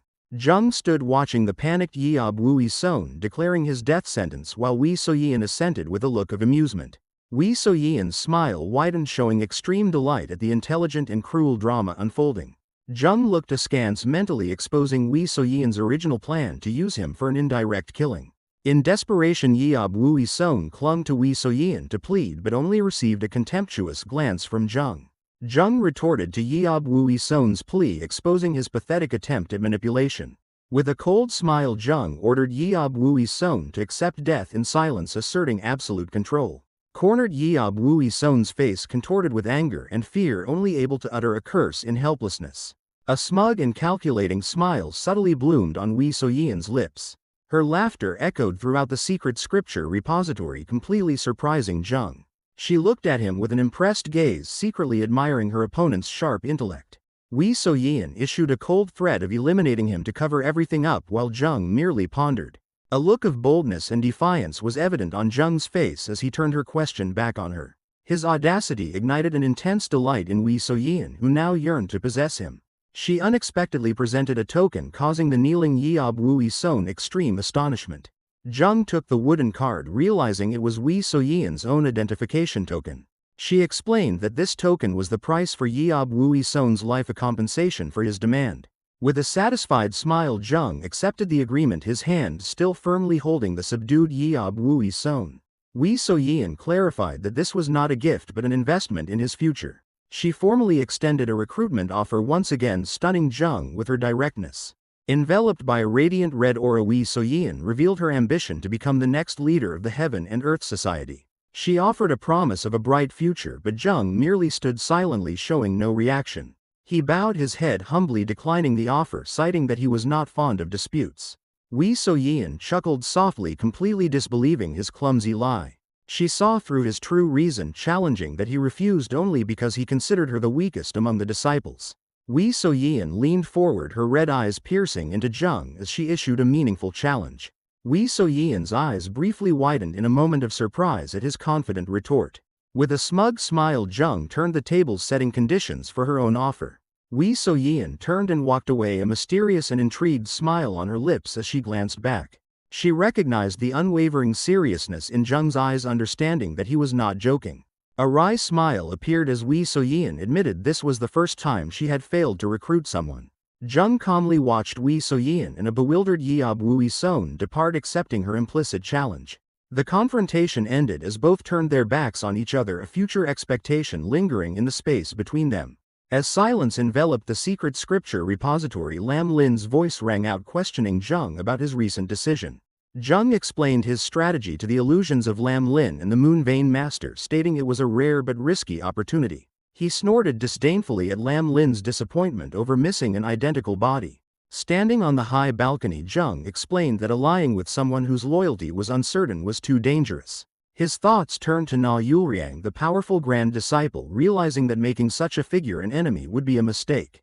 Dismissing his thoughts, Jung decisively ascended the wooden stairs to continue his search. He suddenly stopped midway up the stairs, sensing something unusual that even the Moon Vein Master's illusion recognized. His gaze focused on a large stone door sealed with ominous red symbols. Jung's expression became extremely serious as he sensed a familiar energy emanating from behind the sealed door. An ominous purple demonic energy poured out from a dark opening, signaling an evil presence. From above, Jung realized the demonic energy was spreading throughout the secret scripture repository from an unknown area below. Memories of Yang Mu, once stern warnings, suddenly flooded back, reminding him not to enter the room with the red-framed opening. Below, Gyu Soha stood frozen in astonishment as he witnessed the source of the chaotic energy. Demonic energy billowed out from an ancient, intricately carved wooden chest, confirming it as the epicenter of the disturbance. A flicker of doubt appeared on Jung's face as he coldly assessed the situation. Suddenly, a piercing scream echoed throughout the silent space, causing him to turn his head abruptly. Gyu Soha panicked amidst the damaged documents, completely oblivious to Jung's presence in the distance. He silently observed his subordinate's chaos, his expression unwavering. Ignoring all warnings, Jung resolutely stepped over the red line, entering the forbidden territory. In the darkness, a familiar voice suddenly called his name, making Jung halt in extreme confusion. The voice continued to emanate from the chest, a distressed whisper pleading for release from the suffocating space. An illusion of his deceased grandfather appeared from the purple smoke, reaching out to him in a desperate plea for help. Stunned surprise was evident in Jung's eyes as he faced the unexpected apparition of his relative. He turned to the empty space beside him, questioning his invisible companion about the illusion's presence. Upon receiving a skeptical scoff from the illusion of the Moon Vein Master, Jung breathed a sigh of relief, realizing it was merely a trap. His gaze sharpened, his annoyance at being manipulated with a sacred memory further solidifying his resolve. Jung confronted a fierce surge of dark energy erupting from the chest as the entity within roared furiously. While Lam Lin seethed with indignation at the insult, Jung silently observed the dark energy tendrils writhing around the ancient chest. An invisible voice commanded him to open the chest, its purple energy condensing directly above the lid. Jung's focused and calculating expression was evident as he listened to the entity's request. The self-proclaimed Lord of Death offered a promise to grant Jung a wish in exchange for freedom. A condescending smile appeared on Jung's lips as he dismissed the empty promise, while Lam Lin also expressed his skepticism. The entity recoiled in astonishment at their defiance, completely taken aback by their fearless attitude. The illusion of the Moon Vein Master calmly analyzed the situation, deducing that a crack in the ancient chest had allowed the sealed monster to communicate. When the entity questioned his nature, Jung calmly stepped forward and identified himself as a sorcerer. The entity associated him with a previous three-eyed visitor, causing Jung a fleeting moment of confusion. An illusion revealed the nature of this visitor, a mythical three-eyed creature born in human form. The harsh reality of these creatures was explained as omens of disaster and often killed at birth, a horrifying image flashing before Jung's eyes. The entity lamented its solitude since that visitor left its existence, having become undetectable by the outside world. The Moon Vein Master's knowledge surprised the entity, which expressed admiration that a lowly spirit could comprehend such profound principles. Jung calmly quelled Lam Lin's renewed rage at being insulted, his hand resting thoughtfully on the chest. A cunning and dangerous smile spread across Jung's face as a new wicked plan began to form in his mind. The Moon Vein Master recognized his intent, acknowledged his talent, and offered advice on the first step of his plan. Jung, with a confident smile, prepared to execute his plan before the sealed chest. The entity within attempted to threaten him with the title of Lord of Death, but the young man responded only with cold indifference. After failing to intimidate, it resorted to emotional appeals, but Jung merely tapped his foot impatiently. His calm expression revealed no emotion, completely concealing his true intentions. The sealed entity joyfully accepted Jung's deceptive offer of release. He placed his hand on the chest, a gesture signaling the trap about to be sprung. With a maniacal smile, Jung began a ritual of usurpation, drawing out the entity's death energy. The desperate pleas of the Lord of Death echoed in vain as Jung declared it was too late. He realized this energy source was far more abundant than his initial estimates. His face glowed with savage delight as he was enveloped in a massive surge of death energy. Despite the entity's weak resistance, Jung continued the absorption process mercilessly. His eyes narrowed as he sensed something unusual in the energy flowing into his body. The illusion of the Moon Vein Master appeared, advising him to subdue the weakened entity as a spirit beast. Although he agreed, a sense of unease crept into Jung's mind as he prepared to complete the ritual. The death energy was powerfully drawn towards him, converging from within the chest. A sudden burst of purple energy erupted from the chest, catching Jung completely off guard. He stared at his hands in extreme bewilderment as the chaotic energy slipped out of control. Intense purple ghostly energy erupted, cracking the ancient sealed chest. Jung's determined gaze met the smug smile of the Moon Vein Master's illusion in a tense psychological confrontation. Amidst a chaotic energy vortex, Jung alone faced the violently shaking chest. Sweat beaded on his temples as he strained to endure the terrifying increasing pressure. The wooden puppet in his hand trembled violently, reacting to the horrifying death energy pouring out. The chest shattered in a fiery explosion, releasing a dense surge of death energy that astonished the Lord of Death. A gruesome and smug smile of the Lord of Death emerged from the shadows, revealing its good fortune in the chaotic situation. Jung's eyes widened in belated realization. He understood he had fallen into a meticulously calculated trap. From within the shattered chest, an ancient scroll unexpectedly shot out, revealing that the entity had only been feigning weakness. The scroll suddenly unfurled directly before the astonished Jung, emitting an overwhelming surge of energy. An ink-wash painting of a majestic mountain landscape appeared, harboring a terrifying presence within. Streams of purple demonic energy reached out from the painting, coiling around and irresistibly pulling Jung's body inside. The face of the Lord of Death appeared within the painting, its eyes glowing with demonic power and intent to possess. A foot slowly stepped out of the painting's surface, transforming the sealed entity into a tangible threat. Bound by demonic energy, Jung looked up in despair, realizing he was facing a power far beyond mortal comprehension. Both Jung and the illusion of Lam Lin were drawn towards the center of the increasingly powerful demonic vortex. An ancient book titled Classic of Mountains and Seas appeared, hinting at the mythical origin and nature of the entity Jung was facing. An ancient page revealed the existence of Chime Morio in an immeasurable realm. The illusion of the Moon Vein Master's expression changed to astonishment at the truth of these ancient entities. The Lord of Death revealed its true form as a mighty Chime Morio of the sacred beast realm, exuding overwhelming aura. With a smug smile, the ancient entity saw through its opponent's trembling. Sweat beaded on his forehead, Jung faced the monster with an unwavering, resolute gaze. A hierarchy of power was revealed, placing sacred beasts below divine beasts and the supreme eternal beasts. In Jung's mind, the existence of these legendary creatures became a terrifying reality. Invisible pressure weighed heavily on Jung, causing even Lam Lin to remain motionless in silent observation. Despite the horrifying pressure, the young man's eyes still burned with fighting spirit as he confronted the ancient entity. The Lord of Death stood there like a living calamity, an entity from another dimension with immeasurable power. Jung concentrated energy into his fingertips, preparing to unleash a decisive counterattack. His face contorted with effort, pouring all his vital energy into the upcoming attack. A burst of energy from the Lord of Death easily sent Jung flying backward in a violent collision. The ancient entity showed surprise and disdain when its attack failed to immediately crush its opponent. Standing firm again amidst the chaotic energy, Jung defiantly commented on the enemy's power. Offended by Jung's audacity, the Lord of Death unleashed a punishing surge of power, pinning him to the ground. Even when overwhelmed, a calculating smirk appeared on Jung's lips as he realized this was only power in a weakened state. The Lord of Death looked at Jung with condescending amusement, commenting on his uniqueness. Bound by dark energy, Jung strained in pain as the ancient entity identified his nature. The wooden puppet containing the demonic monk began to crack under the monstrous pressure, emitting a silent scream of pain. In a furious flash, the illusion of the Moon Vein Master lunged to attack, unleashing a purple energy slash at the enemy. The Lord of Death merely observed the attack indifferently, a sneer flashing as he acknowledged her effort. Shadowy tentacles reached out towards the terrified Moon Vein Master as the Lord of Death declared his hunger. A painful scream echoed as the illusion of the blonde woman was enveloped and consumed by dark energy currents. With eyes blazing with power, the Lord of Death declared his identity and commanded Jung to offer his spiritual strength. Despite the situation, Jung launched a desperate counterattack, condensing death chi into a blade and lunging forward. The ancient entity simply raised a finger, an indifferent gesture sufficient to halt the fierce attack. Absolute determination was etched on Jung's face as he poured all his strength into his attack. From the Lord of Death's perspective, Jung's attack was merely a harmless streak of light flying towards him.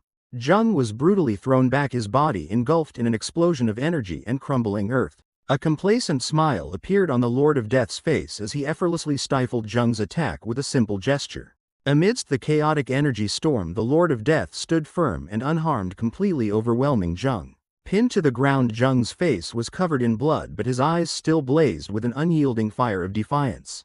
In a strange turn of events, Lam Lin's illusion was seized and controlled by the demonic monk's puppet itself, catching her completely off guard. Gyu Soha in her spiritual form unleashed magical chains to attack the Lord of Death in a desperate attempt to protect her master. The Lord of Death easily caught the chains with one hand, showing amusement at her futile resistance. With a cruel smile, the ancient entity channeled energy into its fist, preparing for a devastating punitive strike. Gyu Soha was knocked back by a powerful surge of energy, blood splattering as her chains shattered. Extreme pain was evident on Gyu Soha's face as she screamed in agony, bound by the remnants of her own magic. Severely wounded and covered in blood, Jung struggled to crawl on the ground, his will to fight almost extinguished. The desolate scene unfolded with Jung, Gyu Soha and the Moon Vein Master's illusion all fallen, while the Lord of Death stood towering amidst the chaos. Utter horror enveloped the Moon Vein Master's illusion as she helplessly witnessed the enemy's irresistible power. Jung, face down on the ground, bitterly admitted his fatal mistake of underestimating his opponent. The Lord of Death approached the motionless Jung, showing amusement at his defiance and a desire to see him tremble in fear. The demonic entity's attention was suddenly drawn by the unexpected appearance of Yang Mu One at the room's entrance. Yang Mu One stared at the scene before him with a look of utter shock and bewilderment. The keeper of the secret tome repository confronted the Lord of Death, recognizing the ancient entity's malevolent presence. A wicked smile spread across the Lord of Death's lips as he expressed his intention to devour the uninvited guest as well. The demonic entity extended its hand towards Yang Mu One, preparing to seize its new prey. The Lord of Death paused, looking at his dissipating hand with confusion as he encountered an invisible barrier. Yang Mu One noticed a mysterious red line on the floor, suspecting that a seal created by the three-eyed being had stopped the entity. Yang Mu One recoiled in horror upon discovering the chaos within the forbidden chamber, while the newly freed entity mocked Jung's attempt to flee. The demonic entity's foot stomped on a glowing red seal on the floor, asserting its complete freedom from its shackles. A fierce surge of energy erupted from the doorway, sending the astonished Yang Mu One flying backward. The keeper's face contorted in shock and pain as he was utterly overwhelmed by the Lord of Death's power. Amidst the perilous situation and with a blood-stained face, Jung's eyes flashed with cold determination as he quickly calculated his next move. Jung struggled up from the ground, shouting orders for the Blood Goddess and Gyu Soha to leave the dangerous area immediately. Exploding with energy, Jung launched himself into the air to execute a direct counterattack on the Lord of Death, to the astonishment of his two spirit subordinates. The Lord of Death roared in fury, his face contorted as he lunged to block Jung's audacious attack. Jung's attack struck its target, creating an explosion of blue energy and knocking the Lord of Death to the ground. The Blood Goddess showed disdain for the insignificant entity, while Gyu Soha screamed in despair, fearing for her master's life. The Lord of Death seized the struggling Jung, acknowledging his opponent as a formidable and quick-witted adversary.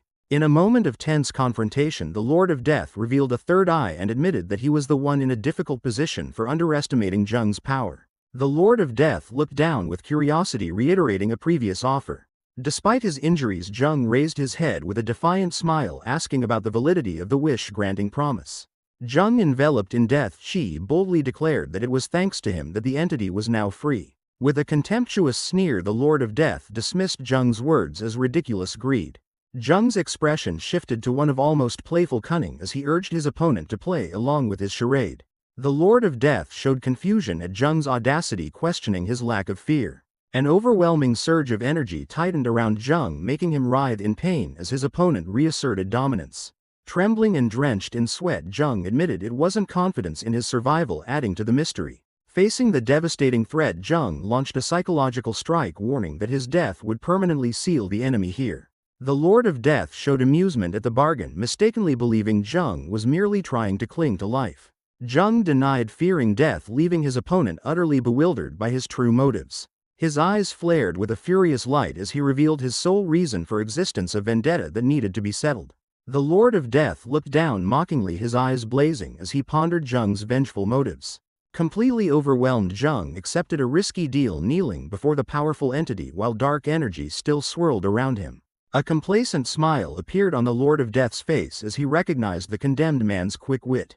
With a contemptuous flick of his finger, the cruel entity sent Jung flying backward, demonstrating his absolute dominance.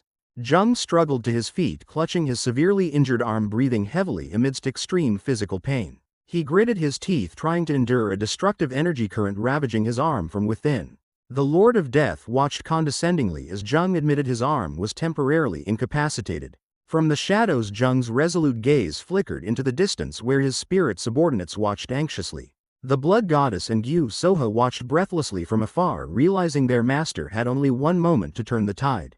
Suddenly, purple death chi energy chains erupted from Jung's body, signaling an unpredictable counterattack. Jung extended his magic-shrouded hand towards the astonished face of the Lord of Death, challenging his opponent's authority. In a spectacular reversal, he began to seize control of the entity's body, turning the Dominator into his puppet.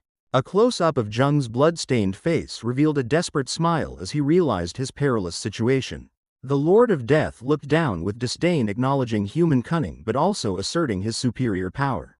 Deep down, Jung accepted sacrifice, abandoning his vow of revenge for his deceased grandfather in a moment of resignation.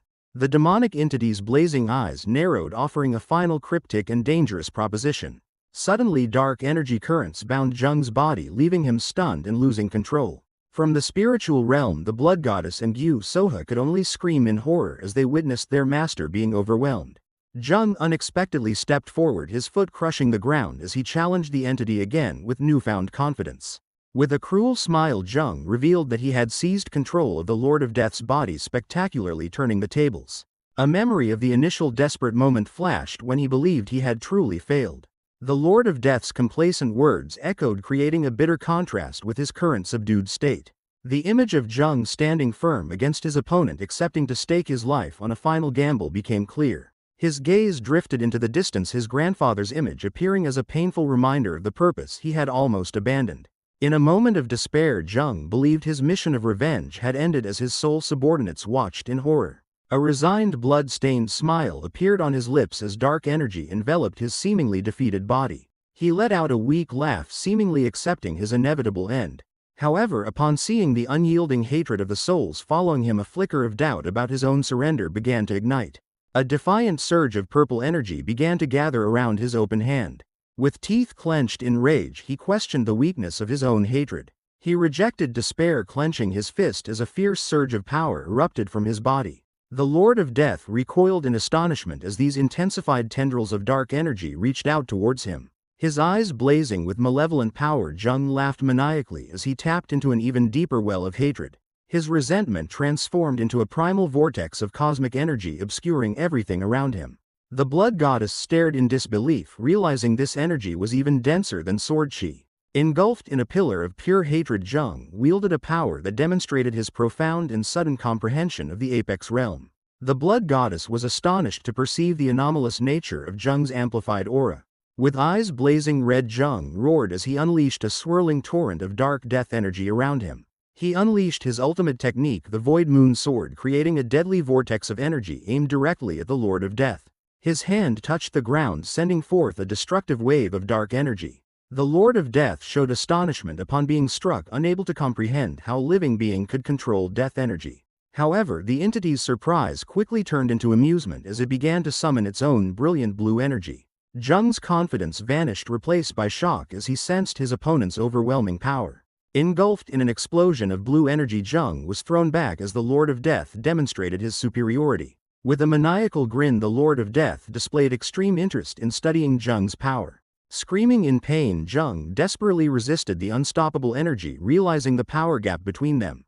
Pushed to his limit, his despair transformed into iron resolve as a surge of dark blood-red energy began to erupt from his body. Tendrils of blood-red energy lashed out, leaving the Lord of Death stunned in astonishment at this sudden power transformation. The Lord of Death roared in pain and fury as the blood-colored energies tore through his body. Caught in the chaotic energy storm, Jung stared with an expression of utter astonishment. Overwhelmed by the sudden power, the Lord of Death was stunned to realize the entity attacking him was a powerful blue spirit. The blood goddess gritted her teeth, her eyes burning with hatred as she confronted the mighty foe. Realizing the power disparity, her eyes widened in panic as she screamed a desperate warning. Jung's face went blank in utter bewilderment at her unexpected act of sacrifice.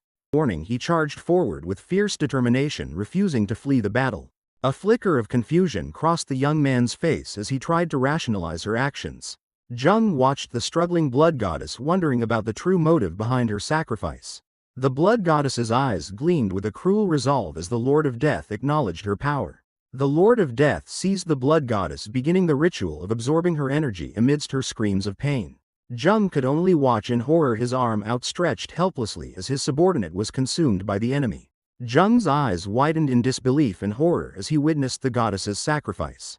The blood goddess writhed in agony as the Lord of Death's dark energy began to consume her. Choked by a spectral hand, she desperately gestured for Jung to flee the danger. Helplessness and horror were evident in the young man's eyes as he watched the tragedy unfold, frozen. Rage and despair erupted, transforming Jung's pain into a frenzied determination. He channeled power into his legs, preparing to charge forward in an act of utter defiance.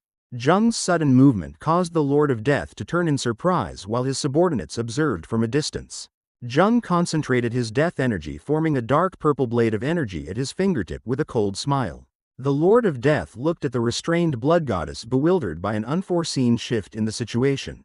The dark energy blade condensed in his hand, vibrating with a terrifying power. In a decisive act of self-destruction, Jung plunged the energy blade directly into his own chest.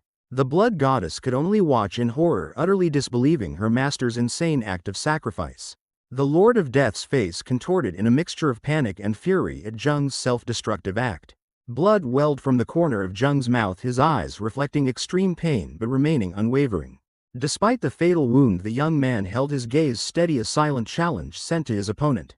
With a blood-soaked hand pressed firmly to his chest, Jung issued a final command, an act initiating his audacious plan. The Lord of Death lunged forward in desperation, realizing that Jung's life was the key to his own freedom. In a fleeting moment, Jung's hand shot out, seizing the ancient entity's cloak. A burst of purple death energy erupted as Jung grabbed the Lord of Death's collar, stunning his opponent with his insane recklessness.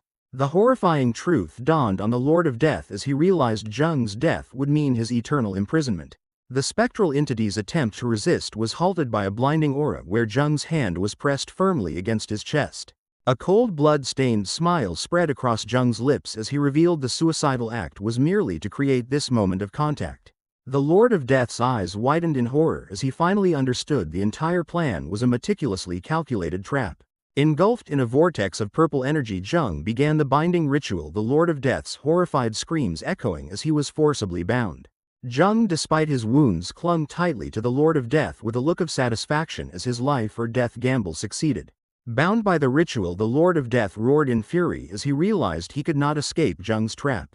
The mighty entity struggled, using sheer force to pin Jung's head to the ground in a desperate attempt. The Lord of Death's continuous punches rained down on Jung's body, cracking the ground but unable to break his grip. Pinned against the rubble, Jung's eyes were wide open, resiliently enduring his foe's wrath without letting go.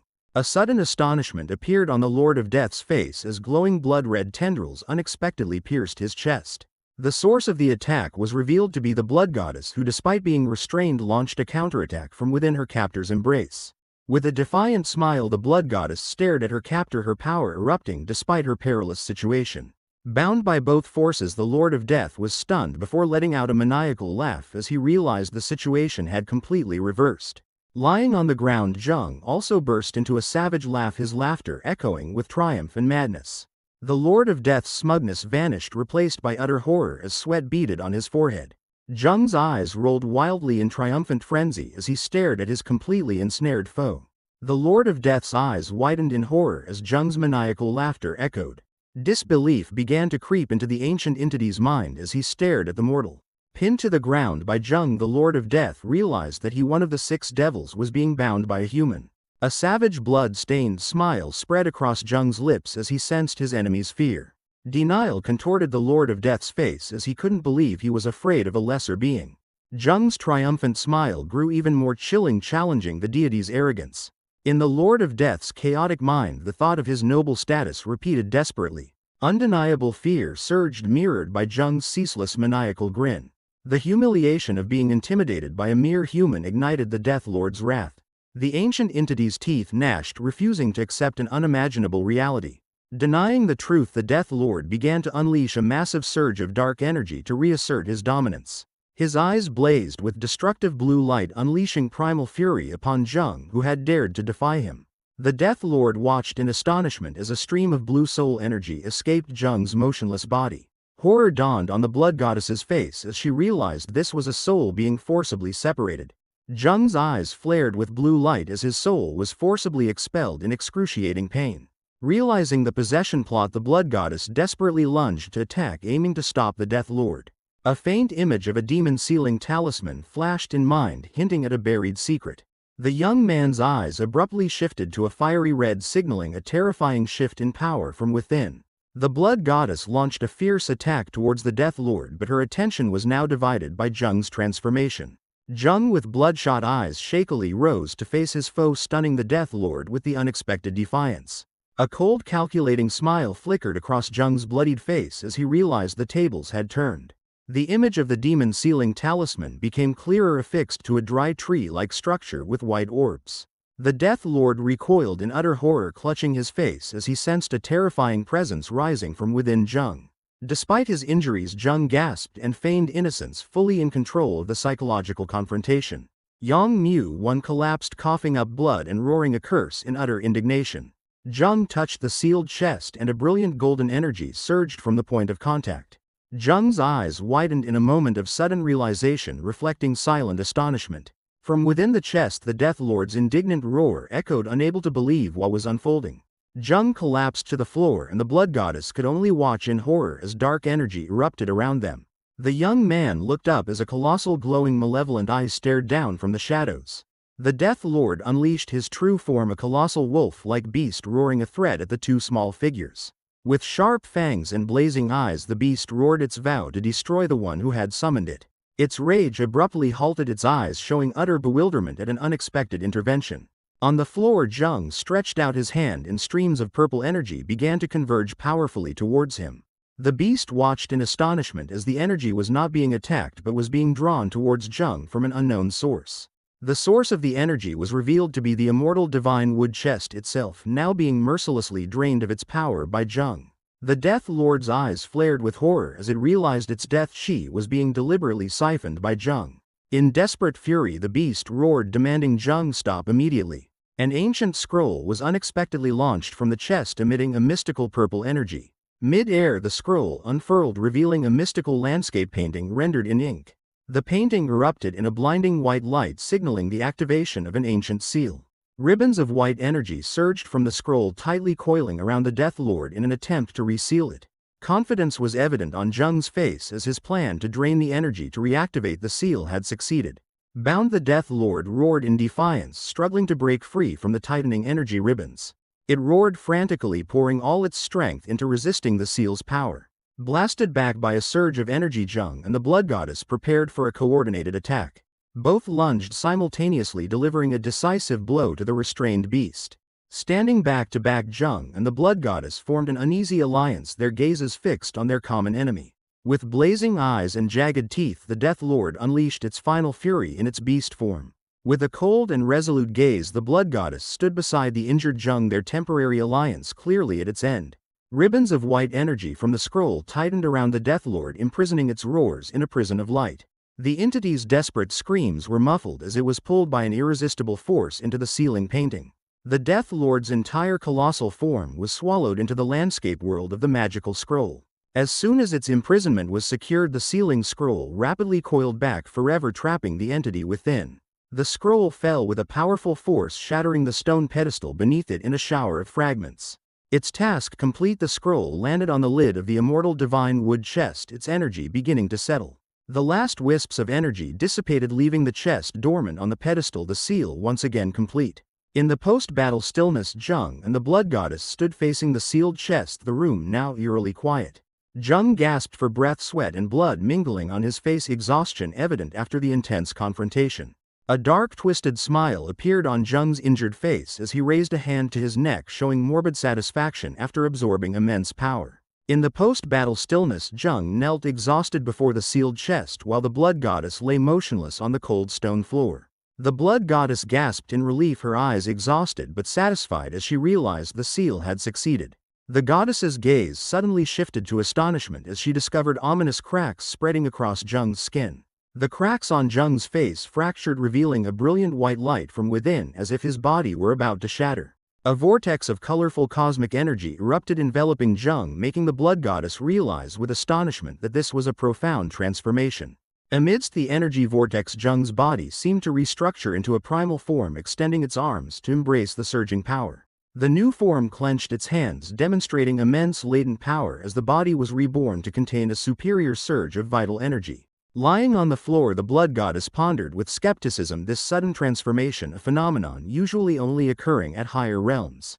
She realized Jung's body was evolving abnormally, not to break through realms but to absorb the immense energy of the recently sealed entity. A flash of enlightenment sparked in the blood goddess's red eyes as she began to comprehend the unique nature of the mortal before her. Jung's entire body exuded an overwhelming aura, and the goddess realized she was witnessing the birth of an entirely different kind of martial artist. A lock of his hair was automatically severed with a sharp cut, signaling the completion of the transformation and the keenness of a new power. Jung's eyes gleamed with a new energy as he processed the aftermath of the battle. He raised his hand, observing the strange multicolored aura emanating from his fingertips. A surge of power welled within him as he clenched his fist, feeling an unprecedented lightness that indicated he had reached the super peak realm. Kneeling amidst the rubble, Jung realized his wounds had vanished and a profound strength had replaced the pain. The word stronger echoed in his mind, his expression becoming contemplative as he grasped the scale of his transformation. In a moment of stillness, Shaman Cho began to speak, introducing the legendary concept of taming an eternal spirit beast. Jung listened intently as his new subordinate explained the seemingly impossible feat. The revelation that two individuals had actually succeeded in this brought a flicker of astonishment to Jung. An illusion of two god-like figures, mages who had attained divinity, flashed in the conversation, illustrating the pinnacle of power. Shaman Cho abruptly cut short his explanation with an enigmatic remark, hinting at a hidden truth about one of the divine beings. A confident smile flickered on Jung's lips as he looked at his hands, realizing his journey to true power had only just begun. The moment of contemplation was broken as the blood goddess called out from the floor, her voice pulling him back to their shared reality. Jung's gaze sharpened, reflecting a change unfolding before his very eyes. On the cold stone floor, the blood goddess's exhausted body began to show small cracks. The cracks rapidly spread across her face, revealing a dissolving purple energy from within. A flicker of surprise crossed Jung's face as he witnessed the unexpected disintegration. The goddess's body continued to fade into dust, raising questions about the true nature of a blue soul. Jung's words echoed in the room, and extreme panic was evident on the goddess's disintegrating face. His gaze sharpened, analyzing his own transformation through her collapse. Fragments of the host body fell, signaling the end of a mortal vessel. Her beauty shattered like porcelain, leaving a void where power once resided. His expression no longer held initial surprise but rather a calculated contemplation. Her form had almost completely dissolved into the air, leaving only the lingering echo of a divine existence. Jung stood upright, speaking of his own fascinating transformation, a stark contrast to the silence and disintegration of his ally at his feet.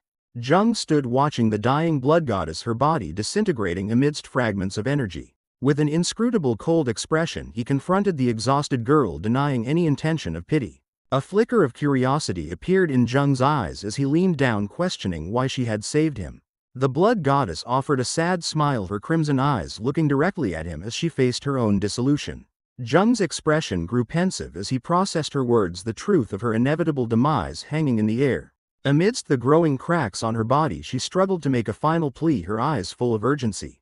A single unexpected tear rolled down his cheek, a moment of weakness cut short by his own decisive action. He suddenly grasped her disintegrating hand, causing the blood goddess to look up in utter astonishment.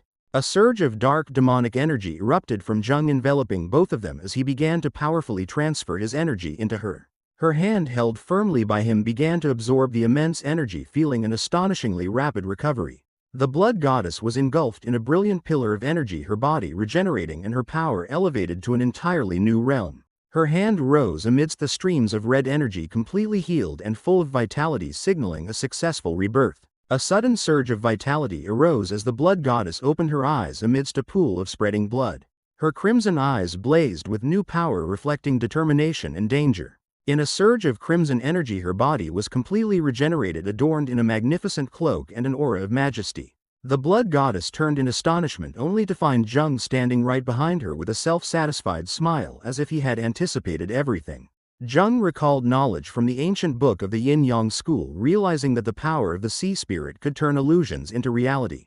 That power was compared to a legendary demonic beast, a creature with formidable destructive capabilities. The blood goddess looked at the energy swirling around her hand, a complex expression appearing as she accepted this new fated connection. Jung suddenly spoke, breaking her train of thought with a direct question that startled her. He leaned close to her, his low voice reiterating her purpose of revenge while also asserting his position in their relationship. As the blood goddess retreated in confusion, Gyu Soha quietly observed the tense exchange from a distance.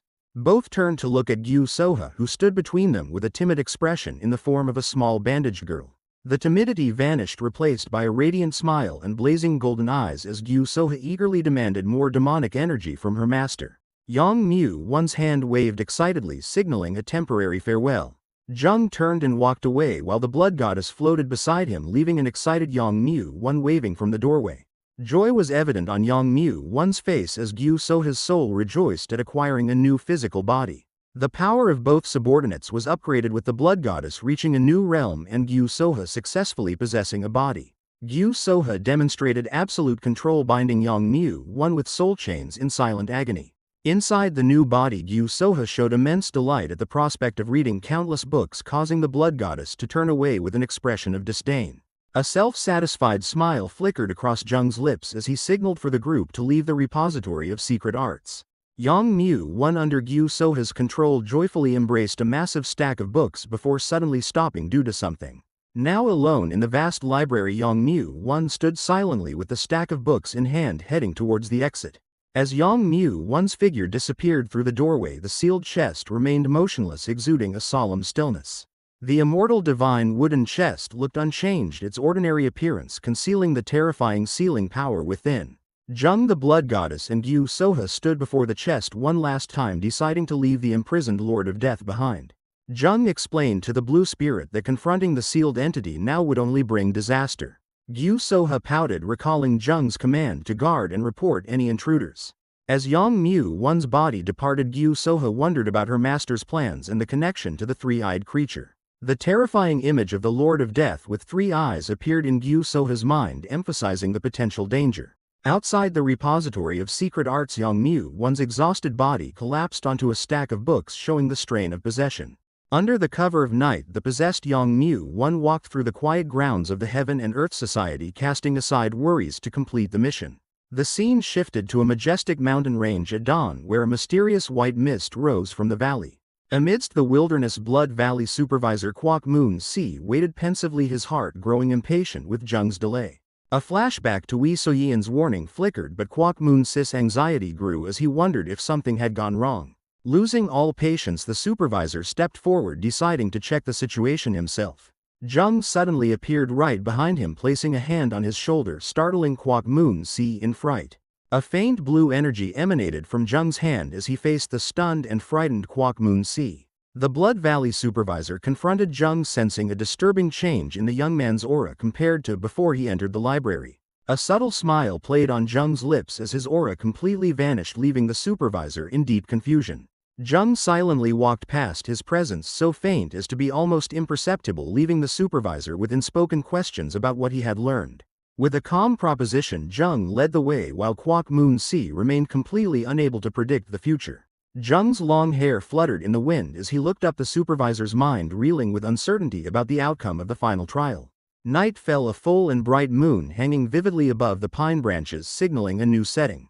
Under the moonlight, a vast manor appeared, its warm lanterns contrasting with its quiet and somewhat ominous atmosphere. Feet wearing straw sandals stopped on the damp ground, marking the arrival of a new character in the night forest.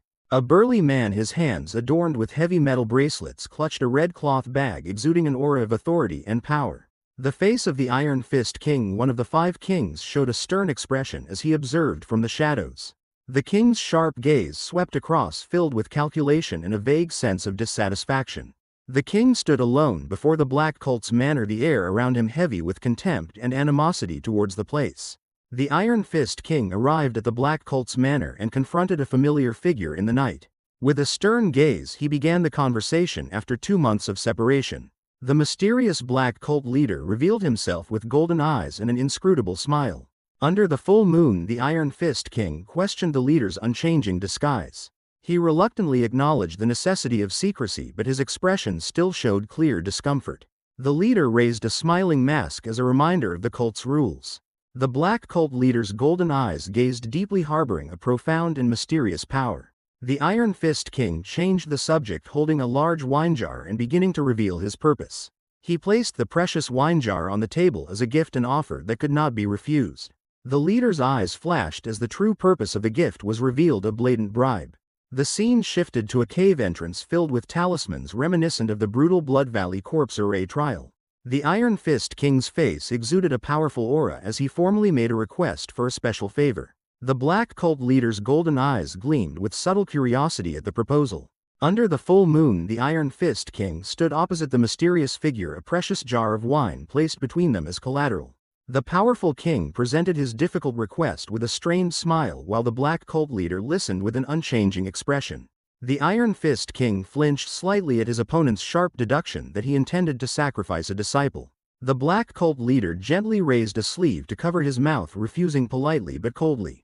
Silence enveloped them as the Iron Fist King narrowed his eyes, calculating his next move after the blunt refusal. A glint of determination flashed in the king's eyes as he prepared to make another argument. The Black Cult leader's demeanor shifted after acknowledging the gift's value, offering a cunning condition for his assistance. The Iron Fist King's expression tightened, knowing he had no choice but to reveal his target. He reluctantly named a person from the Beaking sect, explaining that their robust body was essential for his ultimate technique. A flashback appeared showing the king had crippled another disciple merely by attempting to impart the dangerous technique. A satisfied and somewhat malicious smile spread across the Black Cult leader's lips upon learning their targets did not overlap. The Black Cult leader chuckled contentedly, hands clasped, as he revealed his desire to recruit a female warrior. An image of the imposter Mo Harang appeared as the Iron Fist King confirmed the primary target was the girl from the Manhwa house. Under the moonlight, the Iron Fist King showed satisfaction after completing the agreement, leaving the Black Cult leader alone with the offering bowl. The Martial King pondered about the coincidental overlap in the Black Cult leader's target. A mysterious female figure identified as the Yin Valley Master appeared in his mind as another competitor. With a calculating gaze, the Iron Fist King recognized the impending troubles for the Black Cult leader before deciding to depart. Night fell upon a magnificent multi-storied tower where another encounter was about to unfold under the full moon. A hand lightly scratched an earlobe, a sign that its owner was the subject of a distant conversation. The imposter Mo Harang sat in the room with Jung. She turned to him and awkwardly admitted her ear was itching. Startled by Jung's question, the red-haired assassin hastily denied it while her eyes betrayed her anxiety. The girl's gaze drifted to the window where the moon shone as she cautiously asked why Jung wanted to meet her late at night. Her eyes gleamed with unease and speculation about his intentions, while Jung's nonchalant reply only heightened the tension. Jung sat casually with a self-satisfied smile, making an implicit offer to the imposter Mo Harang. The unexpected offer stunned the red-haired girl, her face flushing with confusion and misunderstanding. In her swirling eyes a bold inference formed as she believed he had intimate intentions. Jung clarified his intentions with an almost mocking smile, shattering her illusion. Thrown back to reality, the imposter Mo Harang sat on the floor, reconfirming the purpose of the meeting was merely for practice. A flicker of disappointment crossed her face as she realized she was merely a sparring partner in his eyes. Despite being surprised by the sudden request, she remained seated in the dimly lit room contemplating the challenge.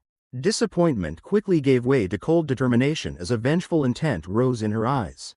She began to silently calculate a plan, believing this was an opportunity to turn the tables if she truly aimed for his life. Jung abruptly interrupted her thoughts, sensing her dangerous willingness. He stood up, his imposing presence enveloping her as he issued a deadly challenge. Jung raised the stakes with a promise of detoxification, turning the sparring match into a life-or-death gamble for her freedom. With a confident smile, Jung raised a finger, making an implicit promise. The imposter Mo Harang lunged in a flash attack, but Jung's finger stopped her with incredible speed. A gentle yet decisive touch to her neck made the assassin freeze in astonishment. Thrown to the floor, the red-haired girl could only look up in horror as Jung's blade rested against her throat. Shock was evident on the imposter Mo Harang's face as she realized the insurmountable power gap between them. Jung lightly touched his lips with a self-satisfied expression, completely disregarding his opponent's efforts. He subtly moved his hand, seemingly contemplating the simplicity of his recent victory. Under the full moon, Jung looked at his hand with satisfaction, acknowledging that the warm-up match wasn't too bad. The illusion of the Moon Vein Master appeared beside the puppet, offering a profound remark on the difference between power realms. Jung's gaze grew pensive as he listened, a more significant thought forming in his mind. A surge of dark energy enveloped his hand as he realized martial arts was no longer merely a tool for revenge. With glowing red eyes and a fervent smile, Jung yearned to delve deeper into the essence of martial arts. A newfound desire awakened. The imposter Mo Harang was utterly silent, her eyes wide with disbelief and terror. She realized the power gap between them had become insurmountable, a sense of awe beginning to creep into her mind. Enveloped in a surge of violent dark energy, Jung appeared as a true monster in the eyes of the defeated assassin. The next day, a vast arena was prepared, bustling with attendees for the final trial. The Blood Valley supervisor with the red demon mask stood observing, marking the beginning of the first day of the life-or-death trial. The supervisor's gaze suddenly stopped on a group of officials seated in the stands, noticing an unusual presence.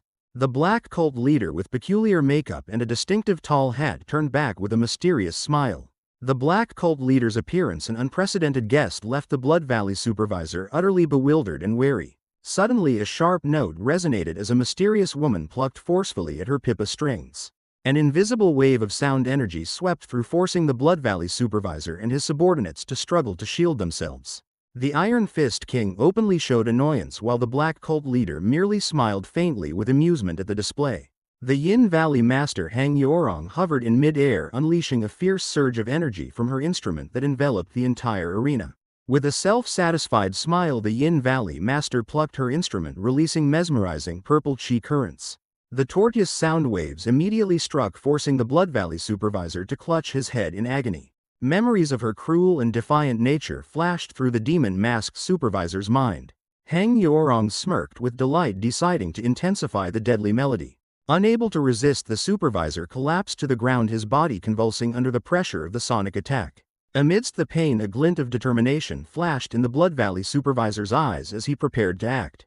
An authoritative voice resonated as a figure decisively stepped forward, intervening in the torture. The Iron Fist King revealed himself, his sharp gaze stunning Hang Yorong and making her pause for a moment. Quickly regaining her composure, she offered a cunning smile and acknowledged the powerful king's presence. Ignoring her provocation, Sun Yun ascended the steps, asserting his superior position. The warrior sat down decisively, ordering her to stop disrupting the trial. Subdued by his authority, Hang Yorong could only click her tongue in annoyance, her amusement gone. The Blood Valley supervisor pondered the past animosity between Sun Yun and the Yin Valley Master, realizing Sun Yun was her nemesis. From the stands, the black cult leader was secretly surprised by Sun Yun's unusual interest in this trial. The contestants below looked up in awe and overwhelmed at the presence of the most powerful figures. The full view showed high-ranking figures, including the 5 kings, the black cult leader, and the Yin Valley Master, all gathered to oversee the final round. The Blood Valley supervisor approached and bowed respectfully to Sun Yun, who was acknowledged by the powerful king. Sun Yun showed surprise and inquired about the supervisor's presence here. A flicker of annoyance crossed Sun Yun's face when he didn't receive the answer he desired. The powerful king's gaze shifted, sweeping across the ranks of the 6 final contestants waiting below. Astonishment flashed in Sun Yun's eyes as he recognized a face confirming an unbelievable truth. Jung stood there with calm confidence, his almost imperceptible smile seemingly defying all expectations. Shock turned into silent fury on Sun Yun's face, his eyes wide as he confronted the young man's impossible survival. Sun Yun's mind reeled at the thought that Jung had survived the Blood Valley corpse array, a place he was certain was his grave. Extreme disbelief and astonishment were evident on Sun Yun's face as he realized an incredible truth. In a fit of rage, Sun Yun slammed his fist onto the table, demanding an explanation from the imposter Mo Harang for her failure. Ignoring the assassin's weak excuses, the Light King growled, demanding to know the identity of the one who had defeated her. With an embarrassed and reluctant expression, the imposter Mo Harang uttered the name Mok Gyungwoon. The name immediately brought back to Sun Yun's mind the image of the young man he was certain was dead, leaving him stunned. His fist clenched as he regretted underestimating the young man's ability to survive the Blood Valley corpse array. Sun Yun continued to question the assassin about the circumstances leading to her confrontation with Jung. In a moment of cruel punishment, Sun Yun unleashed a fierce attack on his subordinate to silence her pleas. Sun Yun's gaze sharpened as he realized that the young man he had underestimated had not only survived but had also advanced to the final trial. From a distance, Jung observed with a smug smile, sensing the shift in attitude of the one watching him. Sun Yun's rage transformed into an ambitious calculation. He decided he would take Jung as a disciple if his potential exceeded expectations. Turning his back, Jung directed his gaze towards the arena where the judges awaited, ready for the upcoming trial. Jung stood in the middle of the arena, his hands clenched, his eyes reflecting surprise but also determination on the eve of the final trial. From above, Sun Yun silently observed, inwardly acknowledging his astonishment at seeing the young man survive and progress further than expected. Jung's gaze, now sharper and tougher, attracted the attention and silent admiration of the Light King. A satisfied and calculating smile subtly formed on Sun Yun's lips as he felt this journey was truly worthwhile. Excitement surged in the king's fiery eyes. He eagerly awaited the outcome of this fateful test. Across from them, the Blood Valley supervisor beneath his red demon mask began to speak, drawing everyone's attention. The supervisor's voice echoed throughout the arena, officially declaring the final trial would begin. Jung and another contestant simultaneously turned, confusion evident on their faces at an unexpected appearance. 2 masked guards advanced, carrying a large plaque engraved with the pairing diagram for the 6 participants. Jung's eyes widened, a cold bead of sweat trickling down as he realized the true nature of the final trial. The Blood Valley supervisor looked directly at the survivors, seemingly confirming what they had just realized. The final declaration was made, confirming the Blood Valley corpse array trial was a martial arts tournament, leaving the contestants completely stunned. Standing before the 6 survivors, the Blood Valley supervisor in his red demon mask solemnly announced the final trial and the opportunity to prove themselves before the observers. In the stands, Sun Yun sat among other kings and high-ranking leaders, his authoritative gaze fixed on the arena. Raising a hand, the supervisor emphasized the highest reward, the right to choose a member of the executive committee to serve. Among the crowd of recruits, Ma Sang and others whispered in awe at the prospect of becoming disciples of the 5 kings or even the leader himself. The supervisor concluded his speech with a wish of good luck, leaving the 6 warriors to face their destiny. A smug smile briefly appeared on Yom Ga's face as he contemplated the prestigious reward. Jung merely gave a subtle, meaningful smirk, viewing the entire situation as an interesting game of chess. The imposter Mo Harang and Mu Jangyik stood silently, their faces pensive as they considered what was about to unfold. Ma Sang's eyes burned with unconcealed hatred. His determination was not aimed at power but solely at stopping Jung. Jung quietly observed his calm expression, seemingly sensing the intense killing intent from his opponent.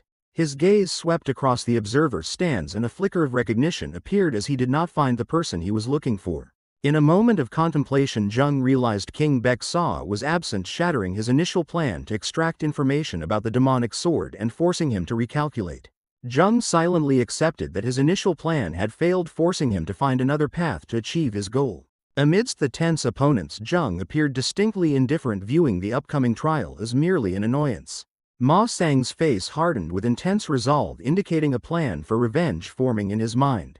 A cat-faced supervisor and the Blood Valley supervisor began the drawing process, calling Ma Sang and Yin Mu-ung first. Ma Sang and Yi and Mu Ung stepped forward to receive their lots under the gaze of the remaining survivors. As he looked at the lot in his hand, a flash of realization flickered in Ma Sang's eyes, seemingly confirming something he had suspected. Ma Sang stared at the competition diagram where his name was listed as the default winner in the first round. Yi and Mu Ung showed annoyance at his opponent's luck as the supervisors continued the drawing. With a stern expression, Yi and Mu Ung looked at lot number 4 that he had just drawn. Mu Jangyik maintained a calm demeanor as he gently revealed his lot bearing the number 2. The imposter Mo Harang silently looked at lot number 3, her expression pensive and unreadable. Finally, Jung stepped up leisurely to receive the last lot from the supervisor's hand. A careful hand placed the wooden name tag into the exquisitely inlaid mother-of-pearl drawing box. With a contemplative expression, Jung silently observed the drawing holding a smooth white stone. His gaze sharpened as he raised stone number 1, confirming his position in the tournament. Mu Jangyik gave a surprised and somewhat smug smile at his opponent's drawing result. The tournament bracket was announced, revealing the 6 names and confirming Yomga's lucky direct advancement to the next round. Jung and Mu Jangyik stood close together in the crowd, a tense silence enveloping the 2 upcoming opponents. Jung's and Mu Jangyik's name tags were placed side by side on the diagram. Fate had destined them to be the first match. From Mu Jangyik's perspective, he assessed the opponents and silently acknowledged Jung as the most difficult challenge. A flicker of determination flashed in Mu Jangyik's eyes as he confidently relied on his secret trump card. Jung exhaled a light puff of smoke into the cold air, his expression indifferent as the illusion of the Moon Vein Master commented on his attitude. Mu Jangyik unexpectedly approached Jung, breaking the silence with an acknowledgement of their upcoming confrontation. With a friendly smile, Mu Jangyik extended his hand, offering a fair and full-effort match. Jung calmly faced Mu Jangyik's remark, who appeared confused by his indifferent attitude. Inwardly, Jung disdained the upcoming match, knowing it would end instantly if he used his full power. Mu Jangyik clenched his fist with a smug smile, a provocative act that Jung merely silently noted. The Blood Valley supervisor ordered the first 2 opponents to step into the arena, officially beginning the final round. As both ascended the stone steps, Mu Jangyik began the mind game by calling his opponent's name. With a cunning smile, Mu Jangyik proposed a bet to challenge Jung's confidence. He arrogantly suggested that the loser would have to serve the winner as a junior, attempting to establish a hierarchy. Noticing Jung's apparent hesitation, Mu Jangyik continued to provoke, implying that his opponent lacked courage. Jung unexpectedly turned the tables by offering to raise the stakes, completely stunning Mu Jangyik. A wicked smile appeared on Jung's face as he declared the loser would become a dog, not a junior. Mu Jangyik was stunned, completely overwhelmed by the cruelty and humiliation in Jung's offer. Jung continued his psychological attack with a sarcastic question, causing his opponent to seethe with rage. Mu Jangyik froze, his mind completely shocked by his opponent's cruel offer. From behind, Mu Jangyik's astonished gaze was fixed on Jung, who calmly waited in the arena. In the stands, the Yin Valley Master showed immense amusement at the unexpected turn of events, a mocking smile on his lips. Sun Yun's face darkened with disappointment, deeming this an unfortunate and uninteresting match. Blood Valley supervisor explained Mu Jangyik's unclear background, which made Sun Yun start paying attention. Sun Yun looked at Jung with completely different eyes, realizing that he might have misjudged this young man. A powerful aura of blue and red erupted around Jung, revealing a martial arts realm that astonished Sun Yun. The Blood Valley supervisor raised his hand, signaling the 2 fighters to get into position. Jung calmly took his stance, ready for the impending confrontation.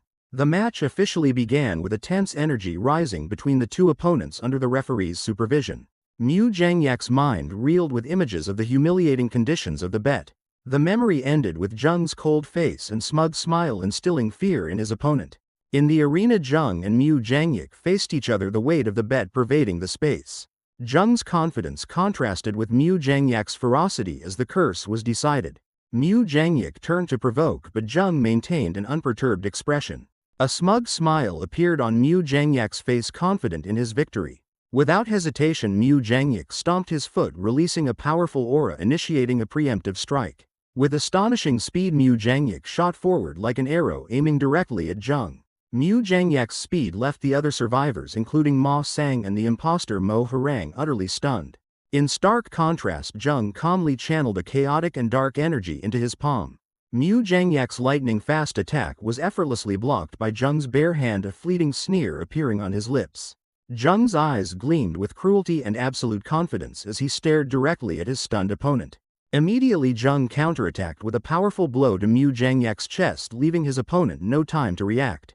In the stands, Sun Yun and the Iron Fist King were speechless, extreme astonishment evident on their faces at the incredible display of power. Extreme astonishment enveloped the remaining survivors as they watched the match from the stands. Jung held his ground with a calm expression, focusing energy into his fist to prepare for his counterattack. Two opposing energies collided violently as the two warriors unleashed their ultimate techniques in an explosive moment. The tremendous force from the collision sent both warriors flying backward, shaking the entire arena. The entire group of survivors, including Yom Ga, gaped in astonishment at the incredible power they had just witnessed. Mu Zhangyak adopted a strange stance, his right hand clenched into a fist while his left hand was open, signaling a rare ultimate technique. A confident and somewhat challenging smile appeared on Mu Zhangyak's lips as he looked directly at his opponent. Jung remained silent and still, his eyes highly focused on analyzing his opponent's stance. Two distinct energies, one fiery red and one azure blue, began to swirl around Mu Zhangyak as he revealed his trump card. From his vantage point, the King of Light Sun Yun immediately recognized the nature of that formidable ultimate technique. Sun Yun's expression became pensive as he realized the extreme difficulty and danger of the technique being executed. A conceptual image appeared illustrating the feat of simultaneously wielding two distinct energies, something even masters dared not attempt. Mu Zhangyak's right fist flared with a powerful fiery red aura. Meanwhile, his left palm gathered a mystical azure energy. This unique technique created the illusion that Jung was facing two masters simultaneously. From above, Sun Yun observed with a solemn expression, silently assessing Mu Zhangyak's disadvantageous situation. He acknowledged Mu Zhangyak as an outstanding talent but believed he had unfortunately encountered the strongest opponent. In the King of Light's eyes, the outcome of this match was already decided as Jung stood opposite his opponent.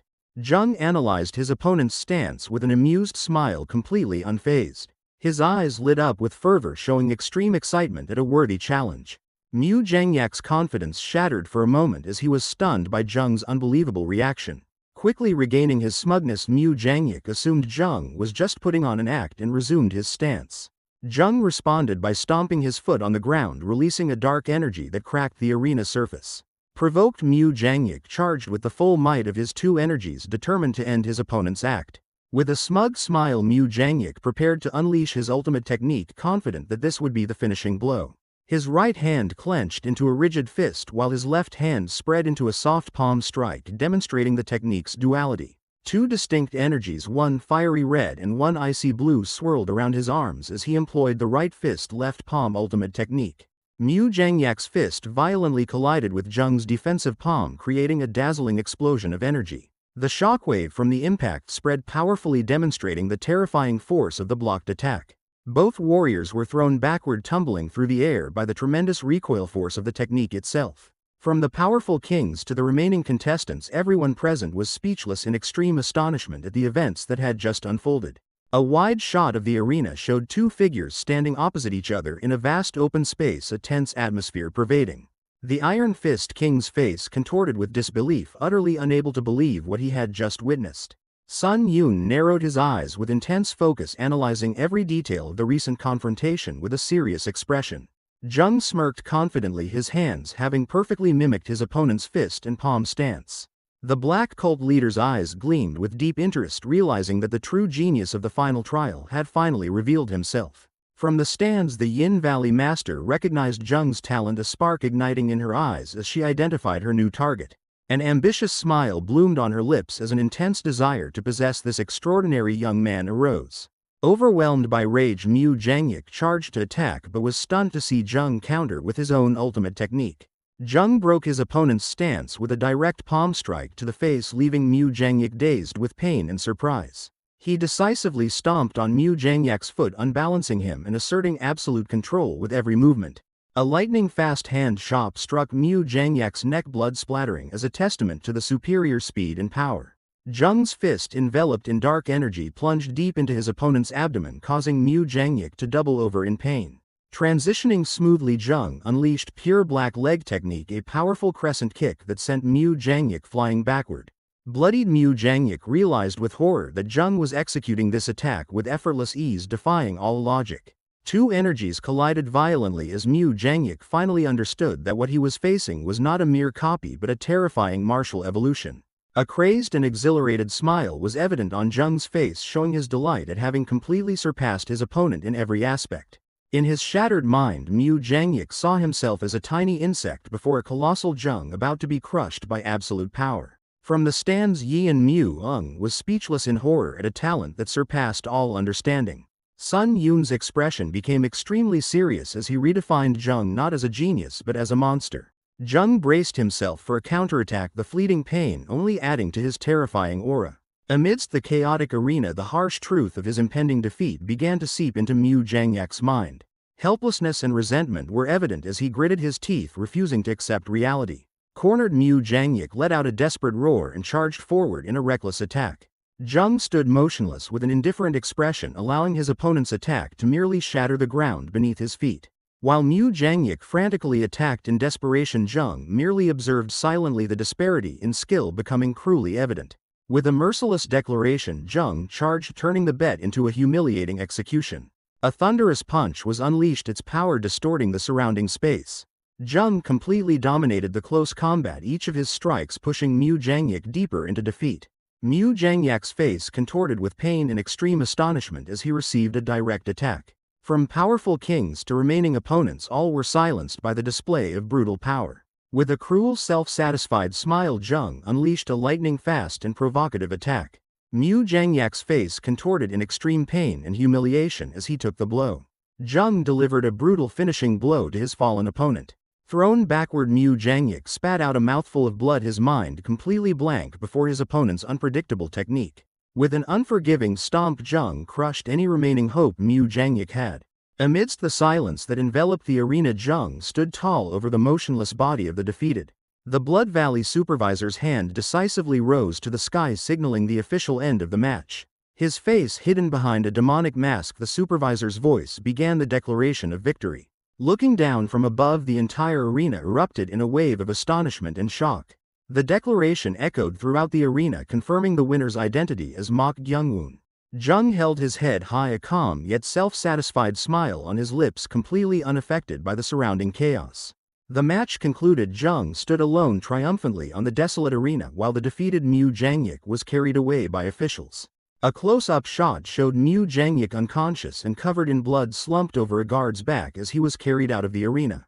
The Blood Valley supervisor loudly declared the winner's name while Jung coldly looked straight ahead with unshakable confidence.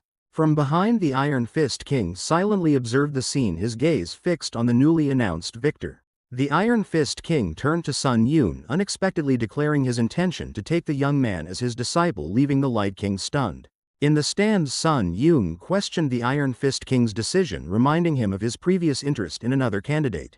The Iron Fist King firmly defended his choice, but Sun Yun dismissed it, accusing him of greed.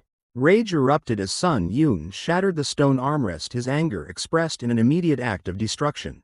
A powerful aura emanated from Sun Yun as he stood, his shadow looming over the seated Iron Fist King. Sun Yun's face contorted with fury, his eyes glowing with a menacing blue light as he snarled his accusation. Undaunted, the Iron Fist King responded with a defiant gaze, his own fiery aura beginning to flare. The dispute escalated into a clash of power as the blue and orange auras of the two kings violently collided, horrifying the surrounding observers. A figure in formal attire stepped forward, a voice echoing to interrupt the heated argument. The Black Sect leader unexpectedly appeared, leaving both Sun Yun and the Iron Fist King stunned by his authoritative intervention. Questioned about the reason for their dispute, the two powerful kings merely frowned in confusion and discomfort. With a self-satisfied and knowing smile, the Black Sect leader reminded them of an undeniable rule of the competition. The entire stands fell into tense silence as the logical reminder brought the power confrontation to a halt. Sun Yun gritted his teeth in frustration, bitterly admitting he had been too hasty, knowing that only the ultimate winner had the right to choose. The Iron Fist King cleared his throat awkwardly, a hint of embarrassment on his face as he realized he had caused a meaningless argument. Jung maintained a calm expression, his cold gaze observing the powerful figures, blinded by his own talent. As order was restored, the Yin Valley mistress spoke with amusement, suggesting that the matches still held surprises ahead. The noblewoman's gaze swept down to the arena where the remaining contestants waited in anxious silence. Jung sat apart on the steps, his composure contrasting with the complex gaze of fear and awe from the imposter Mo Harang. A mysterious and calculating smile played on the Yin Valley mistress's lips, her interest in the talented young man reaching its peak. The next match of the tournament between the imposter Mo Harang and Yin Mu-ung was about to begin under the clear blue sky. With a decisive gesture, the demonic masked Blood Valley supervisor officially signaled the start of the confrontation. The imposter Mo Harang and Yin Mu-ung lunged at each other in a series of lightning-fast and fierce exchanges. From an observation point, Jung silently watched the battle unfolding in the arena. Suddenly called by a voice, Jung's gaze subtly shifted, seemingly pulled from his thoughts. Ma Sang sat on the steps, looking up with a self-satisfied and provocative expression, revealing himself as the one who had spoken. Jung glanced down, his cold gaze unwavering at his opponent's taunt. Suddenly his eyes widened in extreme astonishment as a new and unexpected realization flashed in his mind. His gaze immediately swept towards the dignitaries' stands, ignoring both the match and the provocation. The Yin Valley mistress smiled knowingly, realizing that Jung's extraordinary talent had detected her presence. With a provocative gesture, she displayed an intense desire to possess him. A blue aura enveloped her as she acknowledged Jung's talent, establishing an invisible connection between the two. Jung sat silently as the Yin Valley mistress's voice unexpectedly echoed in his mind, mocking his surprise. The young man's eyes widened in astonishment at the mysterious woman's offer of tutelage. The woman sensually explained the technique, focusing on the subtle vibrations of the meridians beneath the tongue. Sitting on the stone steps, Jung thoughtfully processed the complex instructions that had just been conveyed. A confident smile subtly curved on his lips as he effortlessly replicated the technique instantly. The Yin Valley mistress's face lit up with satisfaction and astonishment at his extraordinary talent. Jung maintained his composure, speaking in his mind to ask for the name of the martial art he had just learned. She gracefully explained it was the sound transmission through penetration technique, a secret communication method. Meanwhile, his gaze remained indifferent as he observed the ongoing match between the imposter Mo Harang and Yin Mu-ung. Suddenly she made a formal offer, inviting him to become her disciple, leaving Jung completely stunned. She continued to persuade by pointing out the shortcomings of the Light King and the Iron Fist King as unworthy teachers. Finally, she offered a promise of a life of luxurious pleasure surrounded by countless beauties in Yin Valley. A close-up of the Yin Valley mistress's eyes, her gaze sharp and calculating as she delivered her final threat in the mental dialogue. Ma Sang stared in shock at his defeated friend Mu Jangyik in his arms, the Yin Valley mistress's taunt about his deceased younger brother echoing, twisting deeper into his pain. With a self-satisfied and domineering smile, the Yin Valley mistress declared her intention to make Jung her plaything, completely confident in her absolute power. The powerful woman's confidence shattered into extreme astonishment, her eyes wide in disbelief at what she had just heard. Jung responded with a challenging, self-satisfied smile, turning the tables and accepting to be her plaything as the price for learning her secret technique. The Yin Valley mistress was stunned, realizing the young man before her was not prey but a dangerous predator seriously playing a larger game. In the chaotic mental space, Jung arrogantly hovered above the Yin Valley mistress, completely overwhelming her will with his unpredictable madness. Cheers echoed throughout the arena as the second match between the imposter Mo Harang and Yin Mu-ung officially began, pulling reality back to the life or death struggle. Yin Mu-ung's face became tense and determined as he prepared to face his opponent in the upcoming battle. Despite the surrounding chaos, Yin Mu-ung rushed to his defeated friend's side, anxiety clearly visible on his face as he called Mu Jangyik's name. He knelt beside the unconscious Mu Jangyik, forming a tragic scene of camaraderie with Ma Sang amidst the brutal arena. Yin Mu-ung bowed his head in silence, his eyes heavy with thought as he faced the harsh reality of the tournament and Jung's terrifying power. Yin Mu-ung faced the bitter reality of defeat, a bead of sweat rolling down his temple. Ma Sang rushed forward in panic upon seeing his friend Mu Jangyik severely injured. A self-satisfied smile appeared on Jung's blood-stained face as he looked down at his defeated opponent. With decisive steps, Jung turned his back to the arena, leaving the just-concluded battle behind him. Jung's gaze was drawn to an unexpected development in the arena where the next match was underway. In a shocking moment, Yin Mu-ung suddenly knelt, not only admitting defeat but also offering submission. He prostrated himself on the ground in complete submission, loudly declaring he would serve the victor as his master. Ma Sang stood frozen, his entire body stiff with disbelief at his friend's humiliating act. Horror and confusion were etched on Ma Sang's face as he tried to comprehend the scene before him. The imposter Mo Harang stood panting beside the motionless Yin Muung as the supervisor declared her the victor. When his name was called for the next match against Yom Ga, Ma Sang's face contorted in silent fury. Ignoring the summons, Ma Sang lunged towards the imposter Mo Harang with a singular purpose in his blazing eyes. Ma Sang desperately warned the imposter Mo Harang about the danger of Zheng, who was turning everyone into his subordinates. The red-haired warrior coldly turned away, ignoring the warning and leaving Ma Sang in utter bewilderment. Mu Zhangyik returned and froze in shock, witnessing the imposter Mo Harang and Yin Muung now standing behind Zheng like subservient figures. Rage erupted as Mu Zhangyik stomped his foot, unable to believe the betrayal before his eyes. He roared, questioning Zheng, but received only a calm gaze and an indifferent reply. Ma Sang, unable to restrain himself, lunged forward and screamed the name of his fallen friend, his anger directed squarely at Zheng. Amidst the tension, the Blood Valley supervisor wearing a demon mask spoke, calling Ma Sang and Yom Ga to the arena for the next match. Ma Sang gritted his teeth, sweat pouring as he glimpsed Zheng's smug, knowing smile. The young man walked in a daze, realizing the world had completely changed from his peaceful training days. A painful memory flooded back. Ma Sang recalled his initial intention to save his friend from straying, but now saw only a sinister smile and a fading hope. He sank into thoughts of Zheng's absolute talent, a person desired and surrounded by everyone like a god. Ultimately, Ma Sang was left alone in the darkness, a feeling of utter insignificance and helplessness completely engulfing him before the invisible opponent. Ma Sang, fighting under the name Ma Kyuchun, faced the tattooed warrior Yom Ga in the arena for the third match of the tournament. Doubt invaded the young man's mind as his fists trembled, veins bulging with rage and fear. Haunted by Zheng's power, Ma Sang wondered if he could stop him, his face contorted in despair. A sudden piercing sound echoed through the arena, signaling a decisive and fierce blow. Yom Ga collapsed to his knees in defeat as the supervisor's voice began to announce the winner of the swift confrontation. The tattooed warrior lay motionless on the ground, his body bruised and consciousness lost after the final strike. Injured and bleeding but still standing, a dazed Ma Sang heard his false name Ma Kyuchun called out in victory. From the stands, the leaders of the Blood Squad and Fire Demon Squad observed the outcome with impressed and analytical expressions. Their commentary highlighted that Ma Sang's transcendent senses compensated for his lack of experience to overcome Yom Ga's seasoned tactics. The overhead view captured the lone figure of the victor in the center of the arena, his unexpected triumph regarded as a miracle by the crowd. Exhaustion finally set in as Ma Sang hunched over, gasping for breath, his bloody wounds testament to his hard-won victory. The mysterious leader of the Black Cult watched the developments with an unreadable gaze, their silent observation adding to the tense atmosphere of the tournament. The powerful figures of the Heaven and Earth Society observed the ongoing match with tense silence. Below the arena, Ma Sang gasped for breath while a chaotic and violent aura erupted around him. Sun Yun's expression shifted to astonishment as he felt Ma Sang's aura surge twofold in an instant. Anxiety was evident on the king's faces as they suspected Ma Sang might have practiced a dangerous dark art. From above, Sun Yun ordered his subordinates to be ready to neutralize Ma Sang, who was straining below. Beside the calmly observing Zheng, Lam Lin remarked that Ma Sang was on the verge of chi deviation and could die.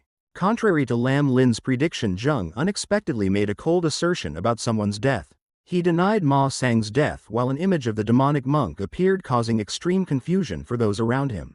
A flash of realization sparked in Lam Lin's eyes, her expression shifting from confusion to utter horror. The Blood Valley supervisor's voice resonated from behind the demon mask, calling Yom Ga's name.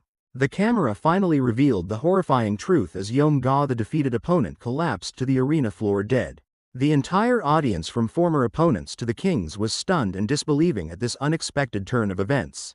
Ma Sang stood frozen in horror, covered in blood, as the terrible realization of his opponent's death began to sink in. The Blood Valley supervisor knelt, placing a hand on Yom Ga's body to examine the deceased's unusual condition. With the red demon mask, the supervisor concluded that this was no ordinary post-match death. A close-up showed Yom Ga's blood vessels had burst in a bizarre manner, revealing the horrific nature of the injury. From a distance, Zheng observed with a knowing smirk, recognizing this unexpected outcome as his opponent's blind luck. He silently explained that Ma Sang's fake energy accumulation technique had inadvertently caused this lethal effect. Zheng's eyes gleamed with deep understanding as he analyzed the mechanism of that energy accumulation technique. Ma Sang's face contorted in extreme bewilderment as Zheng's explanation reached his ears. His eyes widened in horror, finally accepting the terrible truth that Yom Ga was dead. The entire arena blurred before Ma Sang's eyes as he sank into shock and horror. The burden of guilt weighed on his mind as he realized he was the cause of his opponent's death. Excruciating pain erupted as the unstable accumulated energy within Ma Sang's body began to violently backfire. Ma Sang screamed in agony as a fierce red energy burst violently from his body, leaving the Blood Valley supervisor stunned in amazement. The young man's face contorted in a frenzied rage, blood vessels bulging as pure killing intent consumed his mind. In a moment of painful realization, his eyes widened as he understood the terrible side effect of the technique he had used. He clutched his head, recalling the initial sense of liberation when using the accumulation technique, an emotion now corrupted. A savage and wicked smile spread across his lips as he realized that emotion was primal killing intent. His insane laughter echoed through the arena as fresh blood spurted from his body, sowing terror among the observing crowd. Sun Yun shot up with a worried expression, recognizing the imminent danger and ordering the Blood Valley supervisor to neutralize Ma Sang immediately. Amidst the chaos, Ma Sang's hand trembled, reaching for the pendant on his chest, the red energy seemingly concentrating on it. With an angry roar, he ripped the pendant from his neck, throwing it away like a cursed object. The metal pendant lay on the ground, still emitting an eerie glow from the red energy enveloping it. Ma Sang's eyes now glowed a terrifying red, the madness seemingly controlled but replaced by a deadly focus. A chilling flashback revealed Jung giving the pendant to Ma Sang with a simple command, exposing his cruel manipulative plan. Ma Sang gritted his teeth, blood oozing from the corners of his mouth as extreme pain tormented him. The Blood Valley supervisor stomped his foot, releasing a powerful surge of energy to intervene. Beneath the red demon mask, the supervisor turned with a resolute expression, ready for action. Sun Yun and the Iron Fist King stared in extreme astonishment and worry at the chaotic situation. Enveloped in a chaotic black and red aura, Ma Sang writhed in pain, completely out of control. The Light King observed with a glimmer of hope, believing Ma Sang still retained a shred of sanity. Ma Sang's eyes were wide, crazed with the murderous desire screaming in his mind. A flashback appeared, showing Jung's chillingly calm face. In the memory, Jung explained his plan to Ma Sang, sowing manipulative words in his mind. Back in reality, Ma Sang roared in pain as the memory of Jung's betrayal further tormented him. The young warrior gasped, his body still trembling but seemingly trying to fight against the madness. Ma Sang panted, his eyes reflecting an intense determination to regain control of his body and mind. Sun Yun and the Iron Fist King watched in astonishment as Ma Sang, having extraordinarily regained control, confirmed to the Blood Valley supervisor that he could continue. While the image of the Yin Valley master whispered a prophecy of their final confrontation, Jung maintained a cold, expressionless face. Ma Sang turned with cold determination, his hands clenched behind his back as he walked into the arena. When the Blood Valley supervisor called out the next match, the imposter Mo Harang immediately raised her hand and declared her surrender without hesitation. Behind the emotionless red demon mask, the Blood Valley supervisor accepted the declaration of forfeit, his bright eyes revealing no thoughts. With the decision rendered, the imposter Mo Harang turned his back and stepped down from the arena, officially yielding the stage for the final match. Sun Yun's face darkened with disappointment as he realized the entertainment arranged by the leader had come to an unexpected end. The King of Light pondered the cruel plan designed to force the supposed allies of the Orthodox Alliance to slaughter each other. In the bloody arena of the Heaven and Earth Society, Ma Sang faced Jung, who stood like a king with his newly subjugated subordinates lined up behind him. The Blood Valley supervisor turned towards the two final combatants, his voice ringing out to declare the start of the final trial round. A bead of sweat trickled down Ma Sang's temple as he stared with steely determination. The name Mok Yuchun called for the decisive battle. Jung's cold and resolute eyes accepted the challenge as his identity Mok Gyungun was called out in preparation for the decisive battle.